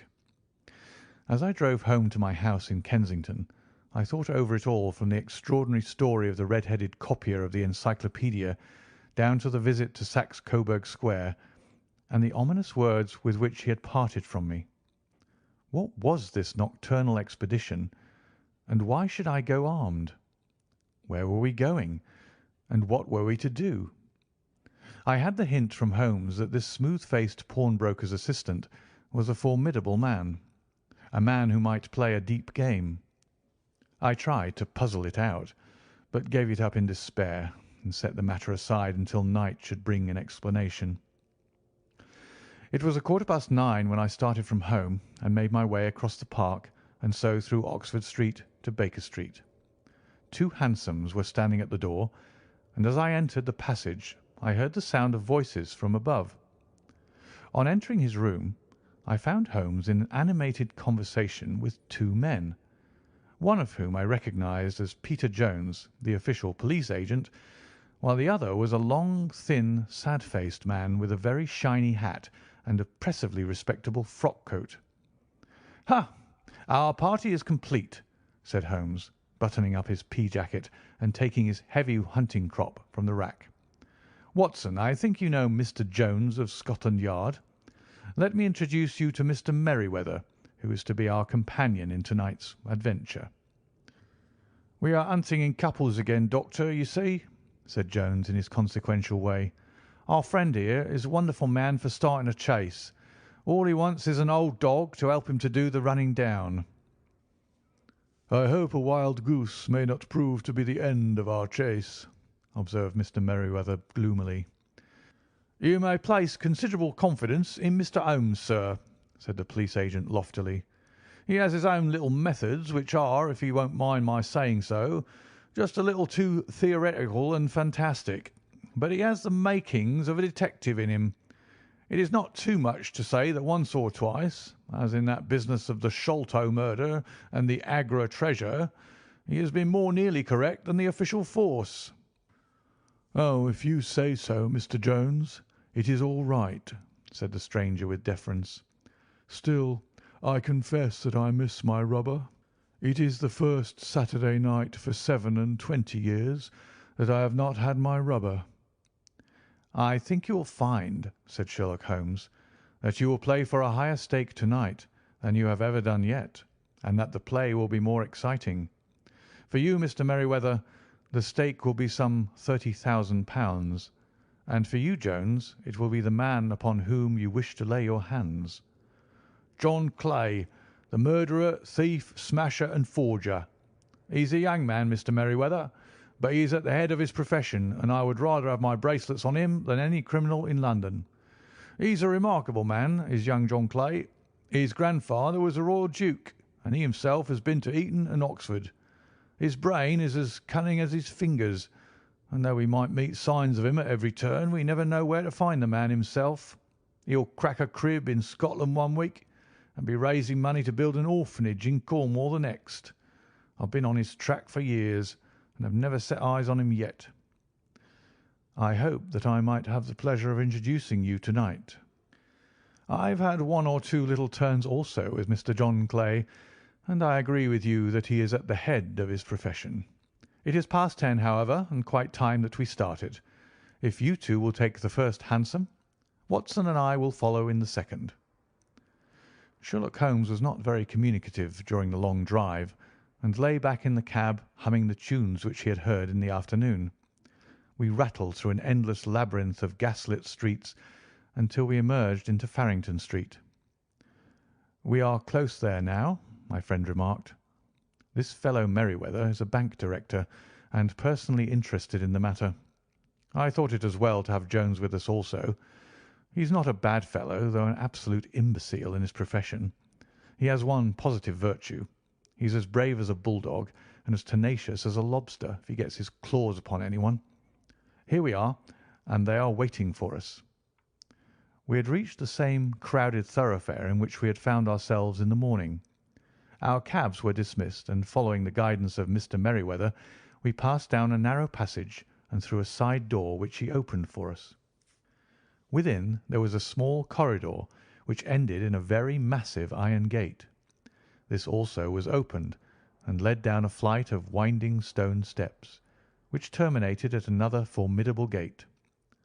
Mr. Merryweather stopped to light a lantern, and then conducted us down a dark, earth-smelling passage, and so, after opening a third door into a huge vault or cellar, which was piled all round with crates and massive boxes. "You are not very vulnerable from above," Holmes remarked, as he held up the lantern and gazed about him. "Nor from below," said Mr. Merryweather, striking his stick upon the flags which lined the floor. "Why, dear me, it sounds quite hollow," he remarked, looking up in surprise. "I must really ask you to be a little more quiet," said Holmes severely. "You have already imperilled the whole success of our expedition.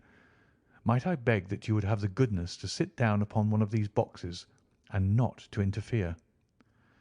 The solemn Mr. Merryweather perched himself upon a crate, with a very injured expression upon his face, while Holmes fell upon his knees upon the floor, and with the lantern and a magnifying lens began to examine minutely the cracks between the stones. A few seconds sufficed to satisfy him, for he sprang to his feet again and put his glass in his pocket. "We have at least an hour before us," he remarked, "for they can hardly take any steps until the good pawnbroker is safely in bed. Then they will not lose a minute, for the sooner they do their work, the longer time they will have for their escape. We are at present, Doctor, as no doubt you have divined, in the cellar of the City branch of one of the principal London banks. Mr. Merryweather is the chairman of directors, and he will explain to you that there are reasons why the more daring criminals of London should take a considerable interest in this cellar at present." "It is our French gold," whispered the director. "We have had several warnings that an attempt might be made upon it." "Your French gold?" "Yes. We had occasion some months ago to strengthen our resources, and borrowed for that purpose 30,000 napoleons from the Bank of France. It has become known that we have never had occasion to unpack the money, and that it is still lying in our cellar. The crate upon which I sit contains 2,000 napoleons packed between layers of lead foil. Our reserve of bullion is much larger at present than is usually kept in a single branch office, and the directors have had misgivings upon the subject." "Which were very well justified," observed Holmes. "And now it is time that we arranged our little plans. I expect that within an hour matters will come to a head. In the meantime, Mr. Merryweather, we must put that screen over that dark lantern." "And sit in the dark?" "I am afraid so. I had brought a pack of cards in my pocket, and I thought that as we were a partie carrée, you might have your rubber after all. But I see that the enemy's preparations have gone so far that we cannot risk the presence of a light. And first of all, we must choose our positions. These are daring men, and though we shall take them at a disadvantage, they may do us some harm unless we are careful. I shall stand behind this crate, and do you conceal yourselves behind those. Then, when I flash a light upon them, close in swiftly. If they fire, Watson, have no compunction about shooting them down." I placed my revolver, cocked, upon the top of the wooden case behind which I crouched. Holmes shot the slide across the front of his lantern and left us in pitch darkness. Such an absolute darkness as I had never before experienced. The smell of hot metal remained to assure us that the light was still there, ready to flash out at a moment's notice. To me, with my nerves worked up to a pitch of expectancy, there was something depressing and subduing in the sudden gloom and in the cold, dank air of the vault. "They have but one retreat," whispered Holmes. "That is back through the house into Saxe Coburg Square. I hope that you have done what I asked you, Jones."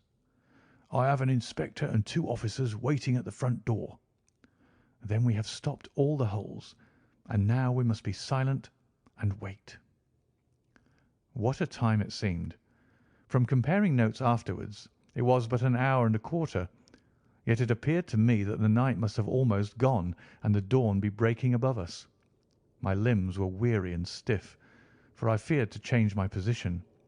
Yet my nerves were worked up to the highest pitch of tension, and my hearing was so acute that I could hear the gentle breathing of my companions, but I could distinguish the deeper, heavier in-breath of the bulky Jones from the thin, sighing note of the bank director. From my position I could look over the case in the direction of the floor. Suddenly my eyes caught the glint of a light. At first it was but a lurid spark upon the stone pavement. Then it lengthened out until it became a yellow line, and then, without any warning or sound, a gash seemed to open and a hand appeared, a white, almost womanly hand, which felt about in the centre of the little area of the light. For a minute or more the hand, with its writhing fingers, protruded out of the floor.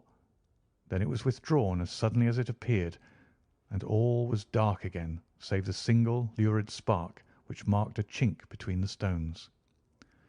Its disappearance, however, was but momentary. With a rending, tearing sound, one of the broad white stones turned over upon its side and left a square, gaping hole through which streamed the light of a lantern. Over the edge there peeped a clean-cut, boyish face, which looked keenly about it, and then, with a hand on either side of the aperture, drew itself shoulder-high and waist-high until one knee rested upon the edge. In another instant he stood at the side of the hole and was hauling after him a companion, lithe and small like himself, with a pale face and a shock of very red hair. "It is all clear," he whispered. "Have you the chisel and the bags? Great Scott! Jump, Archie, jump, and I'll swing for it." Sherlock Holmes had sprung out and seized the intruder by the collar. The other dived down the hole, and I heard the sound of rending cloth as Jones clutched at his skirts. The light flashed upon the barrel of a revolver, but Holmes' hunting crop came down on the man's wrist, and the pistol clinked upon the stone floor. "It's no use, John Clay," said Holmes blandly. "You have no chance at all."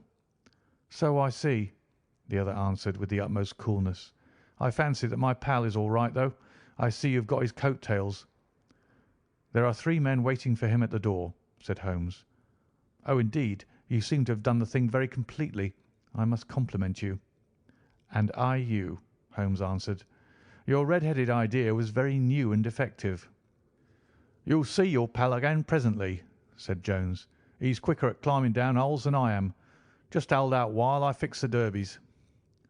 "I beg that you'll not touch me with your filthy hands," remarked our prisoner as the handcuffs clattered upon his wrists. "You may not be aware that I have royal blood in my veins. Have the goodness also, when you address me, always to say 'sir' and 'please.'" "All right," said Jones with a stare and a snigger. "Well, would you please, sir, march upstairs where we can get a cab to carry your highness to the police station?" "That is better," said John Clay serenely. He made a sweeping bow to the 3 of us and walked quietly off in the custody of the detective. "Really, Mr. Holmes," said Mr. Merryweather as we followed them from the cellar, "I do not know how the bank can thank you or repay you. There is no doubt that you have detected and defeated in the most complete manner one of the most determined attempts at bank robbery that have ever come within my experience." "I have had 1 or 2 little scores of my own to settle with Mr. John Clay," said Holmes. "I have been at some small expense over this matter, which I shall expect the bank to refund. But beyond that I am amply repaid by having had an experience which is in many ways unique, and by hearing the very remarkable narrative of the Red-Headed League. You see, Watson," he explained in the early hours of the morning as we sat over a glass of whisky and soda in Baker Street, "it was perfectly obvious from the first that the only possible object of this rather fantastic business of the advertisement of the League and the copying of the encyclopaedia must be to get this not over-bright pawnbroker out of the way for a number of hours every day. It was a curious way of managing it, but really it would be difficult to suggest a better. The method was no doubt suggested to Clay's ingenious mind by the colour of his accomplice's hair. The £4 a week was a lure which must draw him, and what was it to them who were playing for thousands? They put in the advertisement, One rogue has the temporary office, the other rogue incites the man to apply for it, and together they manage to secure his absence every morning in the week. From the time that I heard of the assistant having come for half wages, it was obvious to me that he had some strong motive for securing the situation. But how could you guess what the motive was? Had there been women in the house, I should have suspected a mere vulgar intrigue. That, however, was out of the question. The man's business was a small one, and there was nothing in his house which could account for such elaborate preparations and such an expenditure as they were at. It must then be something out of the house. What could it be? I thought of the assistant's fondness for photography and his trick of vanishing into the cellar. The cellar. There was the end of this tangled clue. Then I made inquiries as to this mysterious assistant and found that I had to deal with one of the coolest and most daring criminals in London. He was doing something in the cellar, something which took many hours a day for months on end. What could it be once more? I could think of nothing save that he was running a tunnel to some other building. So far I had got when we went to visit the scene of action. I surprised you by beating upon the pavement with my stick. I was ascertaining whether the cellar stretched out in front or behind. It was not in front. Then I rang the bell, and, as I hoped, the assistant answered it. We have had some skirmishes, but we had never set eyes upon each other before. I hardly looked at his face. His knees were what I wished to see. You must yourself have remarked how worn, wrinkled, and stained they were. They spoke of those hours of burrowing. The only remaining point was what they were burrowing for. I walked round the corner, saw the City and Suburban Bank abutted on our friend's premises, and felt that I had solved my problem. When you drove home after the concert, I called upon Scotland Yard and upon the chairman of the bank directors, with the result that you have seen.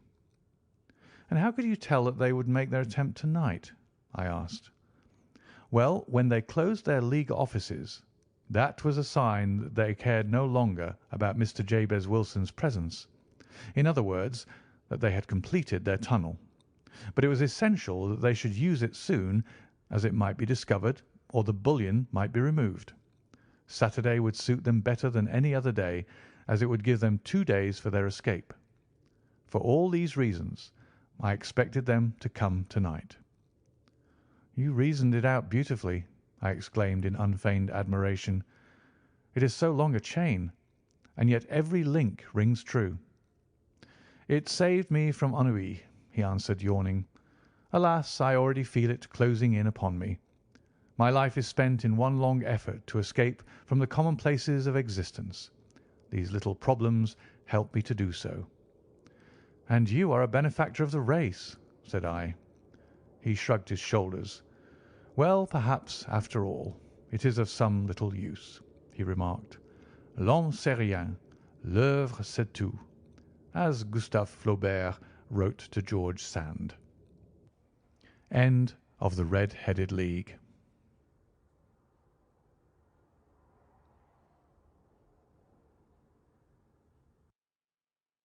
A Case of Identity. My dear fellow, said Sherlock Holmes, as we sat on either side of the fire in his lodgings at Baker Street, life is infinitely stranger than anything which the mind of man could invent. We would not dare to conceive the things which are really mere commonplaces of existence. If we could fly out of that window hand in hand, hover over this great city, gently remove the roofs, and peep in at the queer things which are going on, the strange coincidences, the plannings, the cross purposes, the wonderful chains of events, working through generations and leading to the most outre results, it would make all fiction, with its conventionalities and foreseen conclusions, most stale and unprofitable. And yet I am not convinced of it, I answered. The cases which come to light in the papers are, as a rule, bald enough and vulgar enough. We have in our police reports realism pushed to its extreme limits, and yet the result is, it must be confessed, neither fascinating nor artistic. A certain selection and discretion must be used in producing a realistic effect, remarked Holmes. This is wanting in the police report, where more stress is laid, perhaps, upon the platitudes of the magistrate than upon the details which to an observer contain the vital essence of the whole matter. Depend upon it, there is nothing so unnatural as the commonplace." I smiled and shook my head. "I can quite understand your thinking so," I said. "Of course, in your position of unofficial adviser and helper to everybody who is absolutely puzzled throughout 3 continents, you are brought in contact with all that is strange and bizarre. But here—" I picked up the morning paper from the ground. "Let us put it to a practical test. Here is the first heading upon which I come. 'A husband's cruelty to his wife.' There is half a column of print, but I know without reading it that it is all perfectly familiar to me. There is, of course, the other woman, the drink, the push, the blow, the bruise, the sympathetic sister or landlady. The crudest of writers could invent nothing more crude." "Indeed, your example is an unfortunate one for your argument," said Holmes, taking the paper and glancing his eye down it. "This is the Dundas separation case, and, as it happens, I was engaged in clearing up some small points in connection with it. The husband was a teetotaler. There was no other woman, and the conduct complained of was that he had drifted into the habit of winding up every meal by taking out his false teeth and hurling them at his wife, which, you will allow, is not an action likely to occur to the imagination of the average story-teller. Take a pinch of snuff, Doctor, and acknowledge that I have scored over you in your example." He held out his snuff-box of old gold with a great amethyst in the centre of the lid. Its splendour was in such contrast to his homely ways and simple life that I could not help commenting upon it. "Ah," said he, "I forgot that I had not seen you for some weeks. It is a little souvenir from the King of Bohemia in return for my assistance in the case of the Irene Adler papers." "And the ring?" I asked, glancing at a remarkable brilliant which sparkled upon his finger. "It was from the reigning family of Holland, though the matter in which I served them was of such delicacy that I cannot confide it even to you, who have been good enough to chronicle 1 or 2 of my little problems." "And have you any on hand just now?" I asked with interest. "Some 10 or 12, but none which present any feature of interest. They are important, you understand, without being interesting. Indeed, I have found that it is usually in unimportant matters that there is a field for the observation and for the quick analysis of cause and effect which gives the charm to an investigation. The larger crimes are apt to be the simpler, for the bigger the crime, the more obvious, as a rule, is the motive. In these cases, save for one rather intricate matter which has been referred to me from Marseilles, there is nothing which presents any features of interest. It is possible, however, that I may have something better before very many minutes are over, for this is one of my clients, or I am much mistaken." He had risen from his chair and was standing between the parted blinds, gazing down into the dull, neutral-tinted London street. Looking over his shoulder, I saw that on the pavement opposite there stood a large woman with a heavy fur boa round her neck and a large curling red feather in a broad-brimmed hat which was tilted in a coquettish Duchess of Devonshire fashion over her ear. From under this great panoply she peeped up in a nervous, hesitating fashion at our windows, while her body oscillated backward and forward, and her fingers fidgeted with her glove buttons. Suddenly, with a plunge, as of the swimmer who leaves the bank, she hurried across the road, and we heard the sharp clang of the bell. "I have seen those symptoms before," said Holmes, throwing his cigarette into the fire. "Oscillation upon the pavement always means an affaire de coeur. She would like advice, but is not sure that the matter is not too delicate for communication. And yet even here we may discriminate. When a woman has been seriously wronged by a man, she no longer oscillates, and the usual symptom is a broken bell wire. Here we may take it that there is a love matter, but that the maiden is not so much angry as perplexed or grieved. but here she comes in person to resolve our doubts." As he spoke there was a tap at the door, and the boy in buttons entered to announce Miss Mary Sutherland, while the lady herself loomed behind his small black figure like a full-sailed merchantman behind a tiny pilot-boat. Sherlock Holmes welcomed her with the easy courtesy for which he was remarkable, and having closed the door and bowed her into an armchair, he looked her over in the minute and yet abstracted fashion which was peculiar to him. "Do you not find," he said, "that with your short sight it is a little trying to do so much typewriting?" "I did at first," she answered, "but now I know where the letters are without looking." Then suddenly, realizing the full purport of his words, she gave a violent start and looked up with fear and astonishment upon her broad, good-humoured face. "You've heard about me, Mr. Holmes," she cried, "else how could you know all that?" "Never mind," said Holmes, laughing. "It is my business to know things. Perhaps I have trained myself to see what others overlook. If not, why should you come to consult me?"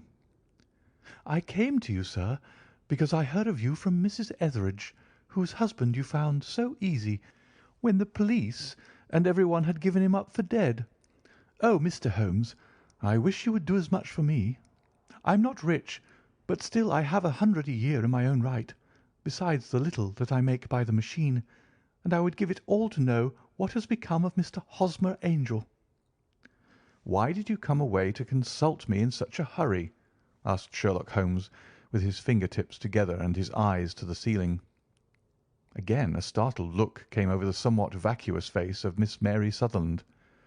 "Yes, I did bang out of the house," she said, "for it made me angry to see the easy way in which Mr. Windibank, that is, my father, took it all. He would not go to the police, and he would not go to you, and so at last, as he would do nothing and kept on saying that there was no harm done, it made me mad, and I just on with my things and came right away to you." "Your father?" said Holmes. "Your stepfather, surely, since the name is different." "Yes, my stepfather. I call him father, though it sounds funny too, for he is only 5 years and 2 months older than myself." "And your mother is alive?" "Oh, yes, mother is alive and well. I wasn't best pleased, Mr. Holmes, when she married again so soon after father's death, and a man who was nearly 15 years younger than herself. Father was a plumber in the Tottenham Court Road, and he left a tidy business behind him, which mother carried on with Mr. Hardy, the foreman. But when Mr. Windibank came, he made her sell the business, for he was very superior, being a traveller in wines. They got £4,700 for the goodwill and interest, which wasn't near as much as father could have got if he had been alive." I had expected to see Sherlock Holmes impatient under this rambling and inconsequential narrative, but on the contrary he had listened with the greatest concentration of attention. "Your own little income," he asked, "does it come out of the business?" "Oh, no, sir. It is quite separate, and was left me by my Uncle Ned in Auckland. It is in New Zealand stock, paying 4.5%. £2,500 was the amount, but I can only touch the interest." "You interest me extremely," said Holmes, "and since you draw so large a sum as 100 a year, with what you earn into the bargain, you no doubt travel a little and indulge yourself in every way. I believe that a single lady can get on very nicely upon an income of about £60. "I could do with much less than that, Mr. Holmes, but you understand that as long as I live at home I don't wish to be a burden to them, and so they have the use of the money just while I am staying with them. Of course, that is only just for the time. Mr. Windibank draws my interest every quarter and pays it over to my mother, and I found that I can do pretty well with what I earn at typewriting. It brings me 2d. a sheet, and I can often do from 15 to 20 sheets in a day." "You have made your position very clear to me," said Holmes. "This is my friend, Dr. Watson, before whom you can speak as freely as before myself. Kindly tell us now all about your connection with Mr. Hosmer Angel." A flush stole over Miss Sutherland's face, and she picked nervously at the fringe of her jacket. "I met him first at the gasfitters' ball," she said. "They used to send father tickets when he was alive, and then afterwards they remembered us and sent them to mother. Mr. Windibank did not wish us to go. He never did wish us to go anywhere. He would get quite mad if I wanted so much as to join a Sunday school treat. But this time I was set on going, and I would go, for what right had he to prevent? He said that folk were not fit for us to know when all father's friends were to be there. And he said that I had nothing fit to wear, when I had my purple plush that I had never so much as taken out of the drawer. At last, when nothing else would do, he went off to France upon the business of the firm. But we went, mother and I, with Mr. Hardy, who used to be our foreman, and it was there I met Mr. Hosmer Angel." "I suppose," said Holmes, "that when Mr. Windibank came back from France he was very annoyed at your having gone to the ball." "Oh, well, he was very good about it. He laughed, I remember, and shrugged his shoulders, and said there was no use denying anything to a woman, for she would have her way." "I see. Then at the gasfitters' ball you met, as I understand, a gentleman called Mr. Hosmer Angel." "Yes, sir. I met him that night, and he called next day to ask if we had got home all safe, and after that we met him. That is to say, Mr. Holmes, I met him twice for walks. But after that father came back again, and Mr. Hosmer Angel could not come to the house any more." "No?" "Well, you know father didn't like anything of the sort. He wouldn't have any visitors if he could help it, and he used to say that a woman should be happy in her own family circle. But then, as I used to say to mother, a woman wants her own circle to begin with, and I had not got mine yet." "But how about Mr. Hosmer Angel? Did he make no attempt to see you?" "Well, father was going off to France again in a week, and Hosmer wrote and said that it would be safer and better not to see each other until he had gone. We could write in the meantime, and he used to write every day. I took the letters in the morning, so there was no need for father to know." "Were you engaged to the gentleman at this time?" "Oh, yes, Mr. Holmes. We were engaged after the first walk that we took. Hosmer, Mr. Angel, was a cashier in an office in Leadenhall Street, and—" "What office?" "That's the worst of it, Mr. Holmes. I don't know." "Where did he live, then?" "He slept on the premises." "And you don't know his address?" "No, except that it was Leadenhall Street." "Where did you address your letters, then?" "To the Leadenhall Street post office, to be left till called for. He said that if they were sent to the office he would be chaffed by all the other clerks about having letters from a lady. So I offered to typewrite them, like he did his, but he wouldn't have that, for he said that when I wrote them they seemed to come from me, but when they were typewritten he always felt that the machine had come between us. That will just show you how fond he was of me, Mr. Holmes, and the little things that he would think of." "It was most suggestive," said Holmes. "It has long been an axiom of mine that the little things are infinitely the most important. Can you remember any other little things about Mr. Hosmer Angel?" "He was a very shy man, Mr. Holmes. He would rather walk with me in the evening than in the daylight, for he said that he hated to be conspicuous. Very retiring and gentlemanly he was. Even his voice was gentle. He'd had the quinsy and swollen glands when he was young, he told me, and it had left him with a weak throat and a hesitating, whispering fashion of speech. He was always well dressed, very neat and plain, but his eyes were weak, just as mine are, and he wore tinted glasses against the glare." "Well, and what happened when Mr. Windibank, your stepfather, returned to France?" "Mr. Hosmer Angel came to the house again and proposed that we should marry before father came back. He was in dreadful earnest, and made me swear with my hands on the testament that whatever happened I would always be true to him. Mother said he was quite right to make me swear, and that it was a sign of his passion. Mother was all in his favour from the first, and was even fonder of him than I was. Then, when they talked of marrying within the week, I began to ask about father, but they both said never mind about father, but just to tell him afterwards, and mother said she would make it all right with him. I didn't quite like that, Mr. Holmes. It seemed funny that I should ask his leave, as he was only a few years older than me. But I didn't want to do anything on the sly, so I wrote to father at Bordeaux, where the company has its French offices. But the letter came back to me on the very morning of the wedding." "It missed him, then?" "Yes, sir, for he had started to England just before it arrived." "Ha! That was unfortunate. Your wedding was arranged, then, for the Friday. Was it to be in church?" "Yes, sir, but very quietly. It was to be at St. Saviour's, near King's Cross, and we were to have breakfast afterwards at the St. Pancras Hotel. Hosmer came for us in a hansom, but as there were two of us, he put us both into it and stepped himself into a four-wheeler, which happened to be the only other cab in the street. We got to the church first, and when the four-wheeler drove up, we waited for him to step out. But he never did, and when the cabman got down from the box and looked, there was no one there. The cabman said he could not imagine what had become of him, for he had seen him get in with his own eyes. That was last Friday, Mr. Holmes, and I have never seen or heard anything since to throw any light upon what became of him." "It seems to me that you have been very shamefully treated," said Holmes.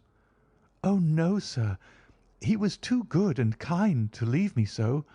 Why, all the morning he was saying to me that whatever happened, it was to be true, and that even if something quite unforeseen occurred to separate us, I was always to remember that I was pledged to him and that he would claim his pledge sooner or later.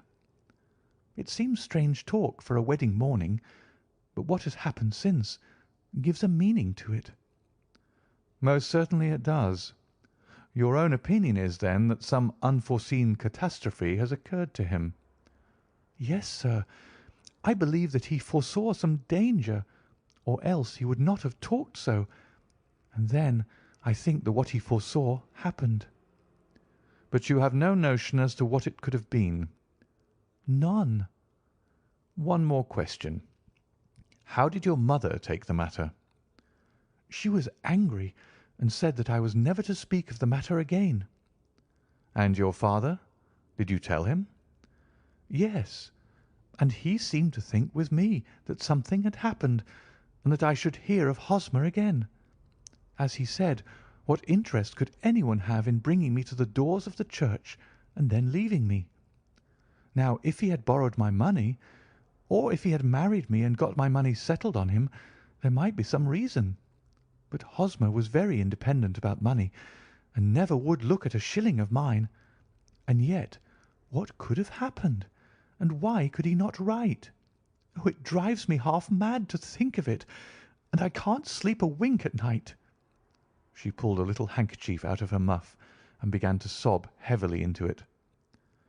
"I shall glance into the case for you," said Holmes, rising, "and I have no doubt that we shall reach some definite result. Let the weight of the matter rest upon me now, and do not let your mind dwell upon it further. Above all, try to let Mr. Hosmer Angel vanish from your memory, as he has done from your life." "Then you don't think I'll see him again?" "I fear not." "Then what has happened to him?" "You will leave that question in my hands. I should like an accurate description of him, and any letters of his which you can spare." "I advertised for him in last Saturday's Chronicle," said she. "Here is the slip, and here are 4 letters from him." "Thank you. And your address?" "No. 31 Lion Place, Camberwell." "Mr. Angel's address you never had, I understand. Where is your father's place of business?" "He travels for Westhouse and Marbank, the great claret importers of Fenchurch Street." "Thank you. You have made your statement very clearly. You will leave the papers here, and remember the advice which I have given you. Let the whole incident be a sealed book, and do not allow it to affect your life." "You are very kind, Mr. Holmes, but I cannot do that. I shall be true to Hosmer. He shall find me ready when he comes back." For all the preposterous hat and the vacuous face, there was something noble in the simple faith of our visitor which compelled our respect. She laid her little bundle of papers upon the table and went her way, with a promise to come again whenever she might be summoned. Sherlock Holmes sat silent for a few minutes with his fingertips still pressed together, his legs stretched out in front of him, and his gaze directed upward to the ceiling. Then he took down from the rack the old and oily clay pipe which was to him as a counsellor, and, having lit it, he leaned back in his chair, with the thick blue cloud wreaths spinning up from him, and a look of infinite languor in his face. "Quite an interesting study, that maiden," he observed. "I found her more interesting than her little problem, which, by the way, is rather a trite one. You will find parallel cases if you consult my index. In Andover in '77, and there was something of the sort at The Hague last year. Old as is the idea, however, there were one or two details which were new to me, but the maiden herself was most instructive." "You appeared to read a good deal upon her which was quite invisible to me," I remarked. "Not invisible, but unnoticed, Watson. You did not know where to look, and so you missed all that was important. I can never bring you to realize the importance of sleeves, the suggestiveness of thumbnails, or the great issues that may hang from a bootlace. Now, what did you gather from that woman's appearance? Describe it." "Well, she had a slate-coloured, broad-brimmed straw hat, with a feather of brickish red. Her jacket was black, with black beads sewn upon it, and a fringe of little black jet ornaments. Her dress was brown, rather darker than coffee colour, with a little purple plush at the neck and sleeves. Her gloves were greyish, and were worn through at the right forefinger. Her boots I didn't observe. She had small round hanging gold earrings and a general air of being fairly well-to-do in a vulgar, comfortable, easy-going way." Sherlock Holmes clapped his hands softly together and chuckled. "Upon my word, Watson, you are coming along wonderfully. You have really done very well indeed. It is true that you have missed everything of importance, but you have hit upon the method, and you have a quick eye for colour. Never trust to general impressions, my boy, but concentrate yourself upon details. My first glance is always at a woman's sleeve. In a man it is perhaps better first to take the knee of the trouser. As you observe, this woman had plush upon her sleeves, which is a most useful material for showing traces. The double line a little above the wrist, where the typewritist presses against the table, was beautifully defined.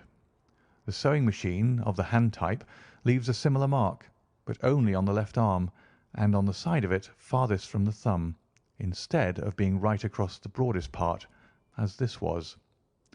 I then glanced at her face, and observed the dint of a pince-nez at either side of her nose. I ventured a remark upon short sight and typewriting, which seemed to surprise her. It surprised me. But surely it was obvious. I was then much surprised and interested, on glancing down, to observe that, though the boots which she was wearing were not unlike each other, they were really odd ones, the one having a slightly decorated toe-cap, and the other a plain one. One was buttoned only in the 2 lower buttons out of 5, and the other at the 1st, 3rd, and 5th. Now, when you see that a young lady, otherwise neatly dressed, has come away from home with odd boots, half buttoned, it is no great deduction to say that she came away in a hurry." "And what else?" I asked, keenly interested, as I always was, by my friend's incisive reasoning. "I noted in passing that she had written a note before leaving home, but after being fully dressed. You observed that her right glove was torn at the forefinger, but you did not apparently see that both glove and finger were stained with violet ink. She had written in a hurry and dipped her pen too deep. It must have been this morning, or the mark would not remain clear upon the finger. All this is amusing, though rather elementary, but I must go back to business, Watson. Would you mind reading me the advertised description of Mr. Hosmer Angel?" I held the little printed slip to the light. "Missing," it said. "On the morning of the 14th, a gentleman named Hosmer Angel, about 5 foot 7 inches in height, strongly built, sallow complexion, black hair, a little bald in the centre, bushy black side whiskers and moustache, tinted glasses, slight infirmity of speech, was dressed when last seen in black frock coat faced with silk, black waistcoat, gold Albert chain and grey Harris tweed trousers, with brown gaiters over elastic-sided boots. Known to have been employed in an office in Leadenhall Street. Anybody bringing—" "That will do," said Holmes. "As to the letters," he continued, glancing over them, "they are very commonplace. Absolutely no clue in them to Mr. Angel, save that he quotes Balzac once. There is one remarkable point, however, which will no doubt strike you." "They are typewritten," I remarked. "Not only that, but the signature is typewritten. Look at the neat little Hosmer Angel at the bottom. There is a date, you see, but no superscription except Leadenhall Street, which is rather vague. The point about the signature is very suggestive. In fact, we may call it conclusive." "Of what?"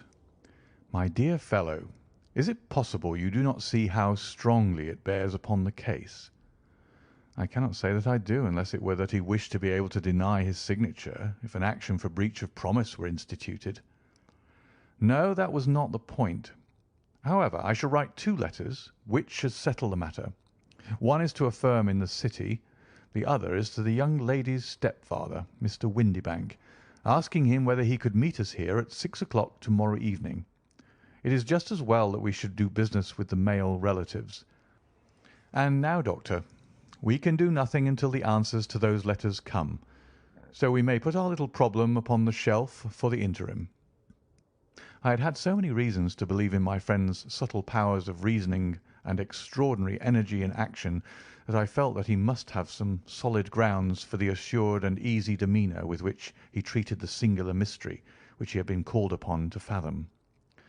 Once only had I known him to fail, in the case of the King of Bohemia and of the Irene Adler photograph. But when I looked back to the weird business of the sign of the 4, and the extraordinary circumstances connected with the study in scarlet, I felt that it would be a strange tangle indeed which he could not unravel. I left him then, still puffing at his black clay pipe, with the conviction that when I came again on the next evening I would find that he held in his hands all the clues which would lead up to the identity of the disappearing bridegroom of Miss Mary Sutherland. A professional case of great gravity was engaging my own attention at the time, and the whole of the next day I was busy at the bedside of the sufferer. It was not until close upon 6 o'clock that I found myself free and was able to spring into a hansom and drive to Baker Street, half afraid that I might be too late to assist at the denouement of the little mystery. I found Sherlock Holmes alone, however, half asleep, with his long thin form curled up in the recesses of his armchair. A formidable array of bottles and test tubes, with the pungent, cleanly smell of hydrochloric acid, told me that he had spent his day in the chemical work which was so dear to him. "Well, have you solved it?" I asked as I entered. "Yes, it was the bisulphate of baryta." "No, no, the mystery!" I cried. "Oh, that! I thought of the salt that I had been working upon. There was never any mystery in the matter, though, as I said yesterday, some of the details are of interest. The only drawback is that there is no law, I fear, that can touch the scoundrel." "Who was he, then, and what was his object in deserting Miss Sutherland?" The question was hardly out of my mouth, and Holmes had not yet opened his lips to reply, when we heard a heavy footfall in the passage and a tap at the door. "This is the girl's stepfather, Mr. James Windibank," said Holmes. "He has written to me to say that he would be here at 6. Come in." The man who entered was a sturdy, middle-sized fellow, some 30 years of age, clean-shaven and sallow-skinned, with a bland, insinuating manner and a pair of wonderfully sharp and penetrating grey eyes. He shot a questioning glance at each of us, placed his shiny top hat upon the sideboard, and with a slight bow sidled down into the nearest chair. "Good evening, Mr. James Windibank," said Holmes. "I think that this typewritten letter is from you, in which you made an appointment with me for 6 o'clock." "Yes, sir. I'm afraid that I'm a little late, but I'm not quite my own master, you know. I am sorry that Miss Sutherland has troubled you about this little matter, for I think it is far better not to wash linen of the sort in public. It was quite against my wishes that she came, but she is a very excitable, impulsive girl, as you may have noticed, and she is not easily controlled when she's made up her mind on a point. Of course, I did not mind you so much, as you are not connected with the official police, but it is not pleasant to have a family misfortune like this noised abroad. Besides, it is a useless expense, for how could you possibly find this Hosmer Angel?" "On the contrary," said Holmes quietly, "I have every reason to believe that I will succeed in discovering Mr. Hosmer Angel." Mr. Windibank gave a violent start and dropped his gloves. "I'm delighted to hear it," he said. "It is a curious thing," remarked Holmes, "that a typewriter has really quite as much individuality as a man's handwriting. Unless they are quite new, no two of them write exactly alike. Some letters get more worn than others, and some wear only on one side. Now, you remark in this note of yours, Mr. Windibank, that in every case there is some little slurring over of the E and a slight defect in the tail of the R. There are 14 other characteristics, but those are the more obvious. We do all our correspondence with this machine at the office, and no doubt it is a little worn," our visitor answered, glancing keenly at Holmes with his bright little eyes. "And now I will show you what is really a very interesting study, Mr. Windibank," Holmes continued. "I think of writing another little monograph some of these days on the typewriter and its relation to crime. It is a subject to which I have devoted some little attention. I have here 4 letters which purport to come from the missing man. They are all typewritten. In each case not only are the E's slurred and the R's tailless, but you will observe, if you care to use my magnifying lens, that the 14 other characteristics to which I have alluded are there as well." Mr. Windibank sprang out of his chair and picked up his hat. "I cannot waste time over this sort of fantastic talk, Mr. Holmes," he said. "If you can catch the man, catch him, and let me know when you have done it." "Certainly," said Holmes, stepping over and turning the key in the door. "I let you know, then, that I have caught him." "What? Where?" shouted Mr. Windibank, turning white to his lips and glancing about him like a rat in a trap. "Oh, it won't do, really it won't," said Holmes suavely. "There is no possible getting out of it, Mr. Windibank. It is quite too transparent, and it was a very bad compliment when you said that it was impossible for me to solve so simple a question. That's right. Sit down and let us talk it over." Our visitor collapsed into a chair with a ghastly face and a glitter of moisture on his brow. It's not actionable," he stammered. "I am very much afraid that it is not. But between ourselves, Windibank, it was as cruel and selfish and heartless a trick in a petty way as ever came before me. Now let me just run over the course of events, and you will contradict me if I go wrong." The man sat huddled up in his chair with his head sunk upon his breast, like one who is utterly crushed. Holmes stuck his feet up on the corner of the mantelpiece, and, leaning back with his hands in his pockets, began talking, rather to himself, as it seemed, than to us. "The man married a woman very much older than himself for her money," said he, "and he enjoyed the use of the money of the daughter as long as she lived with them. It was a considerable sum for people in their position, and the loss of it would have made a serious difference.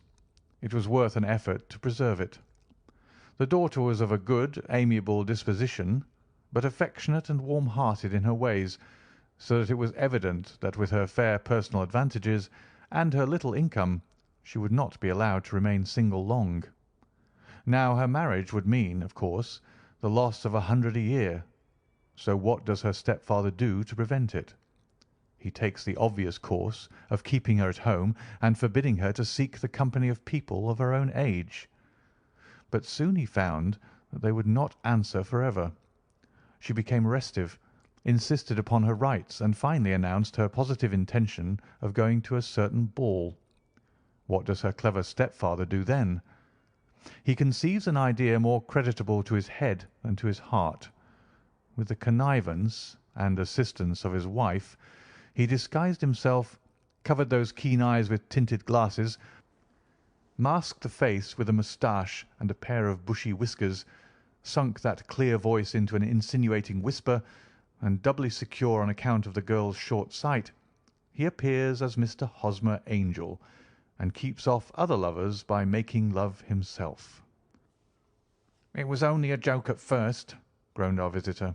"We never thought that she would have been so carried away." "Very likely not. However that may be, the young lady was very decidedly carried away, and having quite made up her mind that her stepfather was in France, the suspicion of treachery never for an instant entered her mind. She was flattered by the gentleman's attentions, and the effect was increased by the loudly expressed admiration of her mother. Then Mr. Angel began to call, for it was obvious that the matter should be pushed as far as it would go if a real effect were to be produced. There were meetings, and an engagement which would finally secure the girl's affections from turning towards anyone else. But the deception could not be kept up for ever. These pretended journeys to France were rather cumbrous.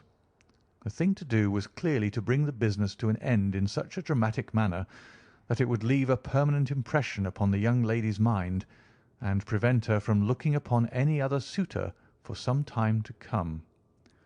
Hence those vows of fidelity exacted upon a testament, and hence also the allusions to a possibility of something happening on the very morning of the wedding. James Windibank wished Miss Sutherland to be so bound to Hosmer Angel, and so uncertain as to his fate, that for 10 years to come, at any rate, she would not listen to another man. As far as the church door he brought her, and then, as he could go no farther, he conveniently vanished away by the old trick of stepping in at one door of a four-wheeler and out at the other. I think that was the chain of events, Mr. Windibank." Our visitor had recovered something of his assurance while Holmes had been talking, and he rose from his chair now with a cold sneer upon his pale face. "It may be so, or it may not, Mr. Holmes," said he.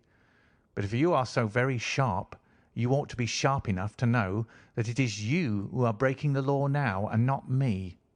I have done nothing actionable from the first, but as long as you keep that door locked, you lay yourself open to an action for assault and illegal constraint."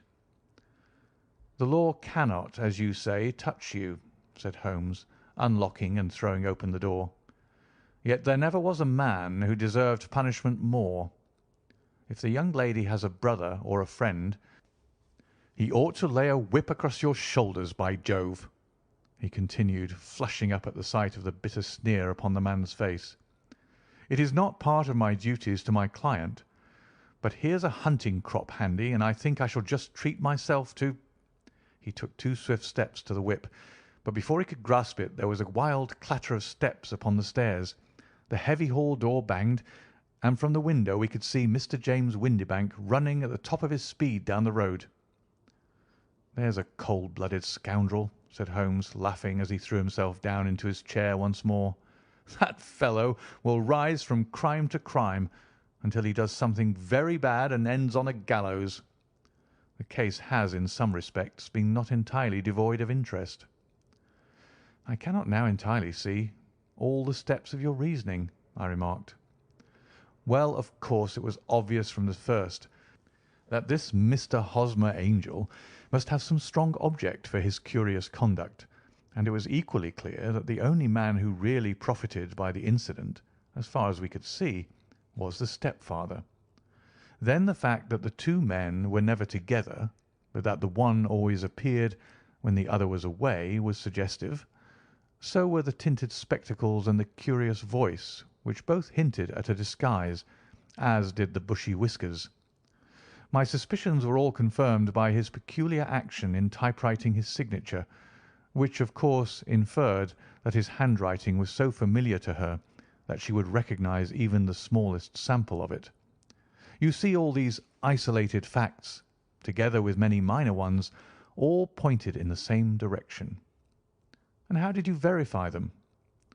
Having once spotted my man, it was easy to get corroboration. I knew the firm for which this man worked. Having taken the printed description, I eliminated everything from it which could be the result of a disguise, the whiskers, the glasses, the voice, and I sent it to the firm with a request that they would inform me whether it answered to the description of any of their travellers. I had already noticed the peculiarities of the typewriter, and I wrote to the man himself at his business address, asking him if he would come here. As I expected, his reply was typewritten and revealed the same trivial but characteristic defects.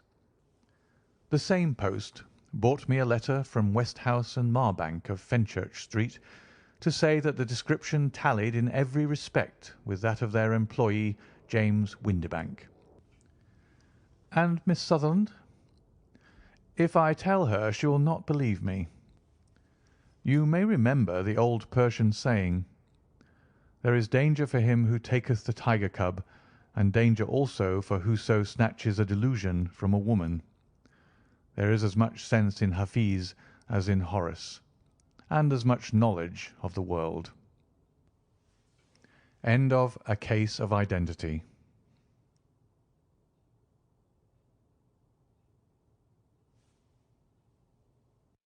The Boscombe Valley Mystery.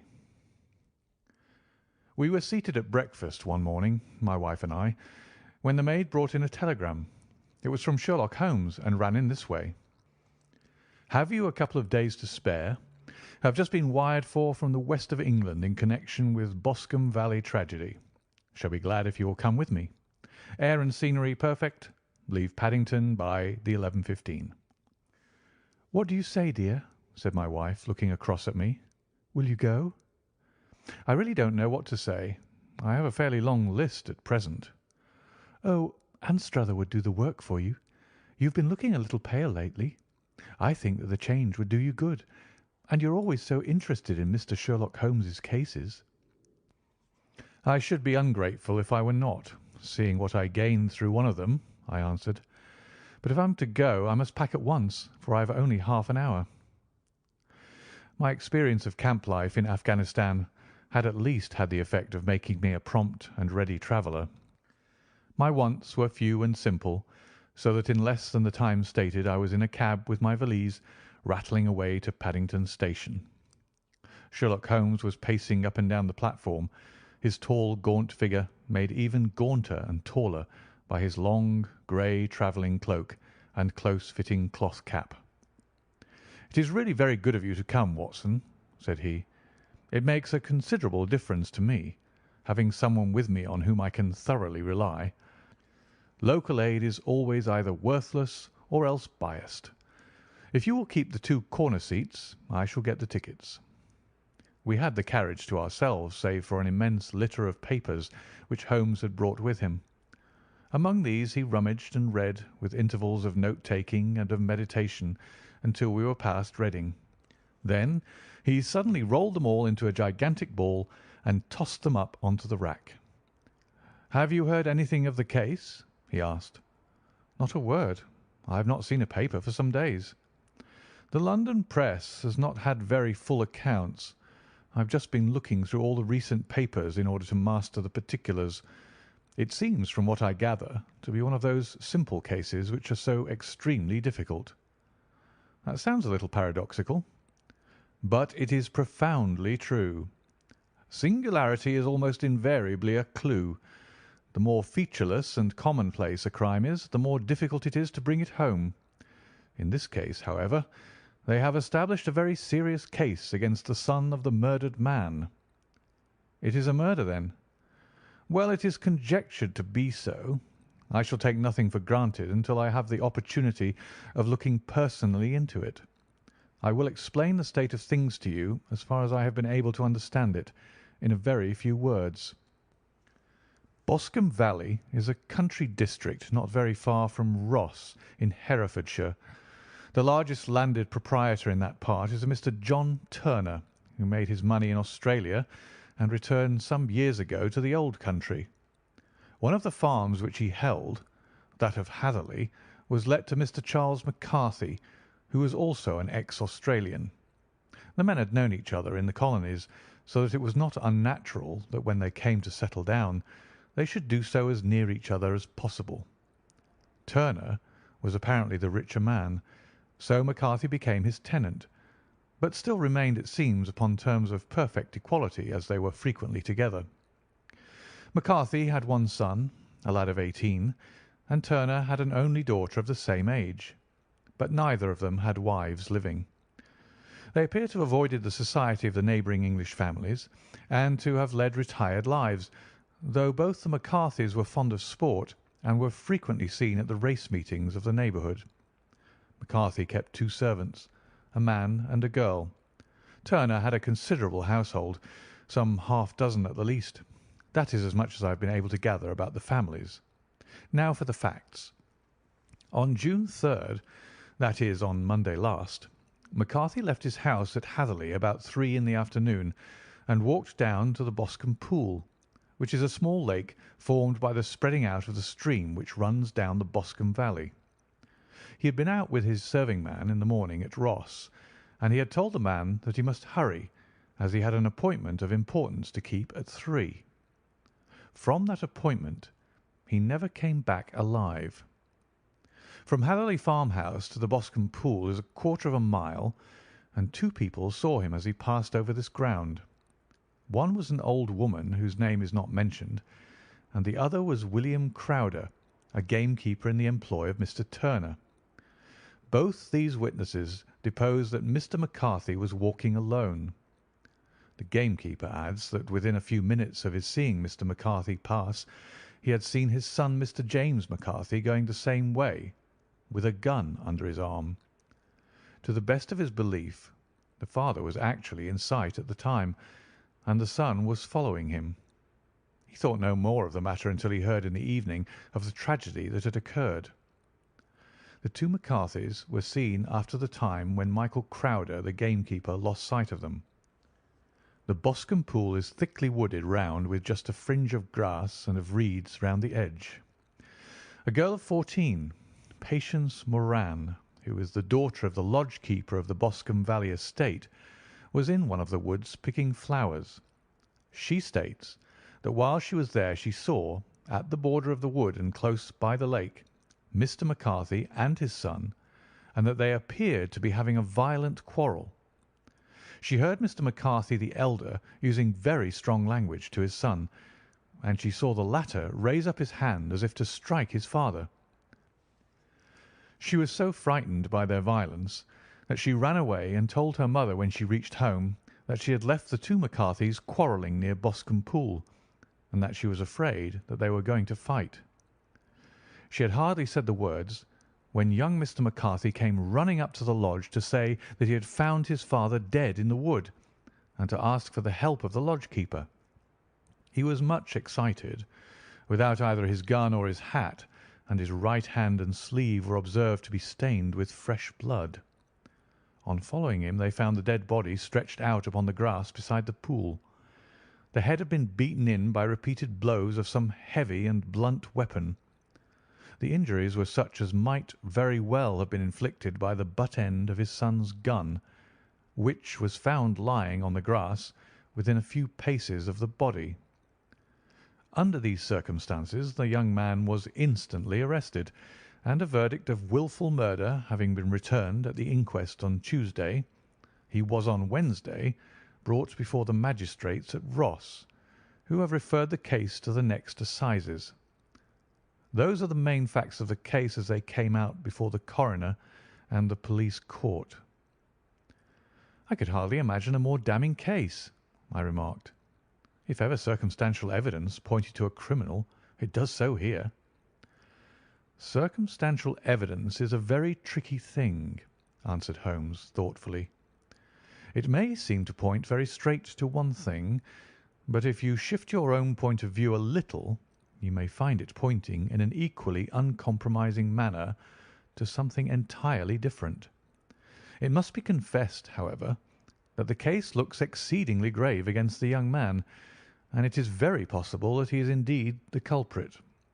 There are several people in the neighbourhood, however, and among them Miss Turner, the daughter of the neighbouring landowner, who believe in his innocence, and who have retained Lestrade, whom you may recollect in connection with the study in scarlet, to work out the case in his interest. Lestrade, being rather puzzled, has referred the case to me, and hence it is that two middle-aged gentlemen are flying westward at 50 miles an hour instead of quietly digesting their breakfasts at home. "I'm afraid," said I, "that the facts are so obvious that you'll find little credit to be gained out of this case." "There is nothing more deceptive than an obvious fact," he answered, laughing. "Besides, we may chance to hit upon some other obvious facts which may have been by no means obvious to Mr. Lestrade. You know me too well to think that I am boasting when I say that I shall either confirm or destroy his theory by means which he is quite incapable of employing, or even of understanding. To take the first example to hand, I very clearly perceive that in your bedroom the window is upon the right-hand side, and yet I question whether Mr. Lestrade would have noted even so self-evident a thing as that. How on earth? My dear fellow, I know you well. I know the military neatness which characterises you. You shave every morning, and in this season you shave by the sunlight. But since your shaving is less and less complete as we go farther back on the left side, until it becomes positively slovenly as we get round the angle of the jaw, it is surely very clear that that side is less illuminated than the other. I could not imagine a man of your habits looking at himself in an equal light and being satisfied with such a result. I only quote this as a trivial example of observation and inference. Therein lies my métier, and it is just possible that it may be of some service in the investigation which lies before us. There are one or two minor points which were brought out in the inquest, and which are worth considering." "What are they?" "It appears that his arrest did not take place at once, but after the return to Hatherley Farm. On the Inspector of Constabulary informing him that he was a prisoner, he remarked that he was not surprised to hear it, and that it was no more than his deserts. This observation of his had the natural effect of removing any traces of doubt which might have remained in the minds of the coroner's jury." "It was a confession!" I ejaculated. "No, for it was followed by a protestation of innocence. Coming on top of such a damning series of events, it was at least a most suspicious remark." "On the contrary," said Holmes, "it is the brightest rift which I can at present see in the clouds. However innocent he might be, he could not be such an absolute imbecile as not to see that the circumstances were very black against him. Had he appeared surprised at his own arrest, or feigned indignation at it, I should have looked upon it as highly suspicious, because such surprise or anger would not be natural under the circumstances, and yet might appear to be the best policy to a scheming man. His frank acceptance of the situation marks him either an innocent man, or else as a man of considerable self-restraint and firmness. As to his remark about his deserts, it was also not unnatural if you consider that he stood beside the dead body of his father, and that there is no doubt that he had that very day so far forgotten his filial duty as to bandy words with him, and even, according to the little girl whose evidence is so important, to raise his hand as if to strike him.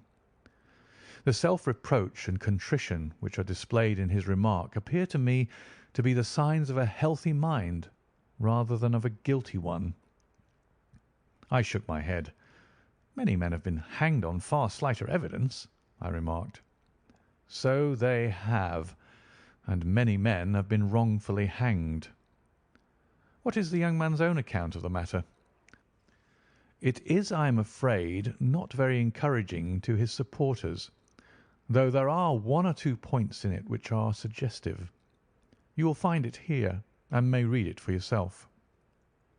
He picked out from his bundle a copy of the local Herefordshire paper, and having turned down the sheet, he pointed out the paragraph in which the unfortunate young man had given his own statement of what had occurred. I settled myself down in the corner of the carriage and read it very carefully. It ran in this way: Mr. James McCarthy, the only son of the deceased, was then called and gave evidence as follows. I had been away from home for 3 days at Bristol, and had only just returned upon the morning of last Monday, the 3rd. My father was absent from home at the time of my arrival, and I was informed by the maid that he had driven over to Ross with John Cobb, the groom. Shortly after my return, I heard the wheels of his trap in the yard, and, looking out of my window, I saw him get out and walk rapidly out of the yard, though I was not aware in which direction he was going. I then took my gun and strolled out in the direction of the Boscombe Pool, with the intention of visiting the rabbit warren, which is upon the other side. On my way, I saw William Crowder, the gamekeeper, as he had stated in his evidence, but he is mistaken in thinking that I was following my father. I had no idea that he was in front of me. When about 100 yards from the pool, I heard a cry of "Cooey," which was the usual signal between my father and myself. I then hurried forward and found him standing by the pool. He appeared to be much surprised at seeing me and asked me rather roughly what I was doing. A conversation ensued which led to high words and almost to blows, for my father was a man of a very violent temper.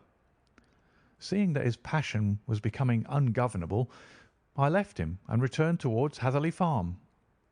I had not gone more than 150 yards, however, when I heard a hideous outcry behind me, which caused me to run back again. I found my father expiring upon the ground with his head terribly injured. I dropped my gun and held him in my arms, but he almost instantly expired. I knelt beside him for some minutes, and then made my way to Mr. Turner's lodge-keeper, his house being the nearest, to ask for assistance. I saw no one near my father when I returned, and I have no idea how he came by his injuries. He was not a popular man, being somewhat cold and forbidding in his manners, but he had, as far as I know, no active enemies. I know nothing further of the matter. The Coroner: Did your father make any statement to you before he died? Witness: He mumbled a few words, but I could only catch some allusion to a rat. The Coroner: What did you understand by that? Witness: It conveyed no meaning to me. I thought that he was delirious. The Coroner: What was the point upon which you and your father had this final quarrel? Witness: I should prefer not to answer. The Coroner: I am afraid that I must press it. Witness: It is really impossible for me to tell you. I can assure you that it has nothing to do with the sad tragedy which followed. The Coroner: That is for the court to decide. I need not point out to you that your refusal to answer will prejudice your case considerably in any future proceedings which may arise. Witness: I must still refuse. The Coroner: I understand that the cry of "Cooey" was a common signal between you and your father. Witness: It was.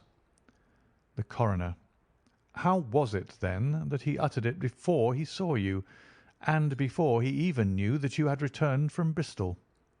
Witness, with considerable confusion: I don't know. A Juryman: Did you see nothing which aroused your suspicions when you returned on hearing the cry and found your father fatally injured? Witness: Nothing definite. The Coroner: What do you mean?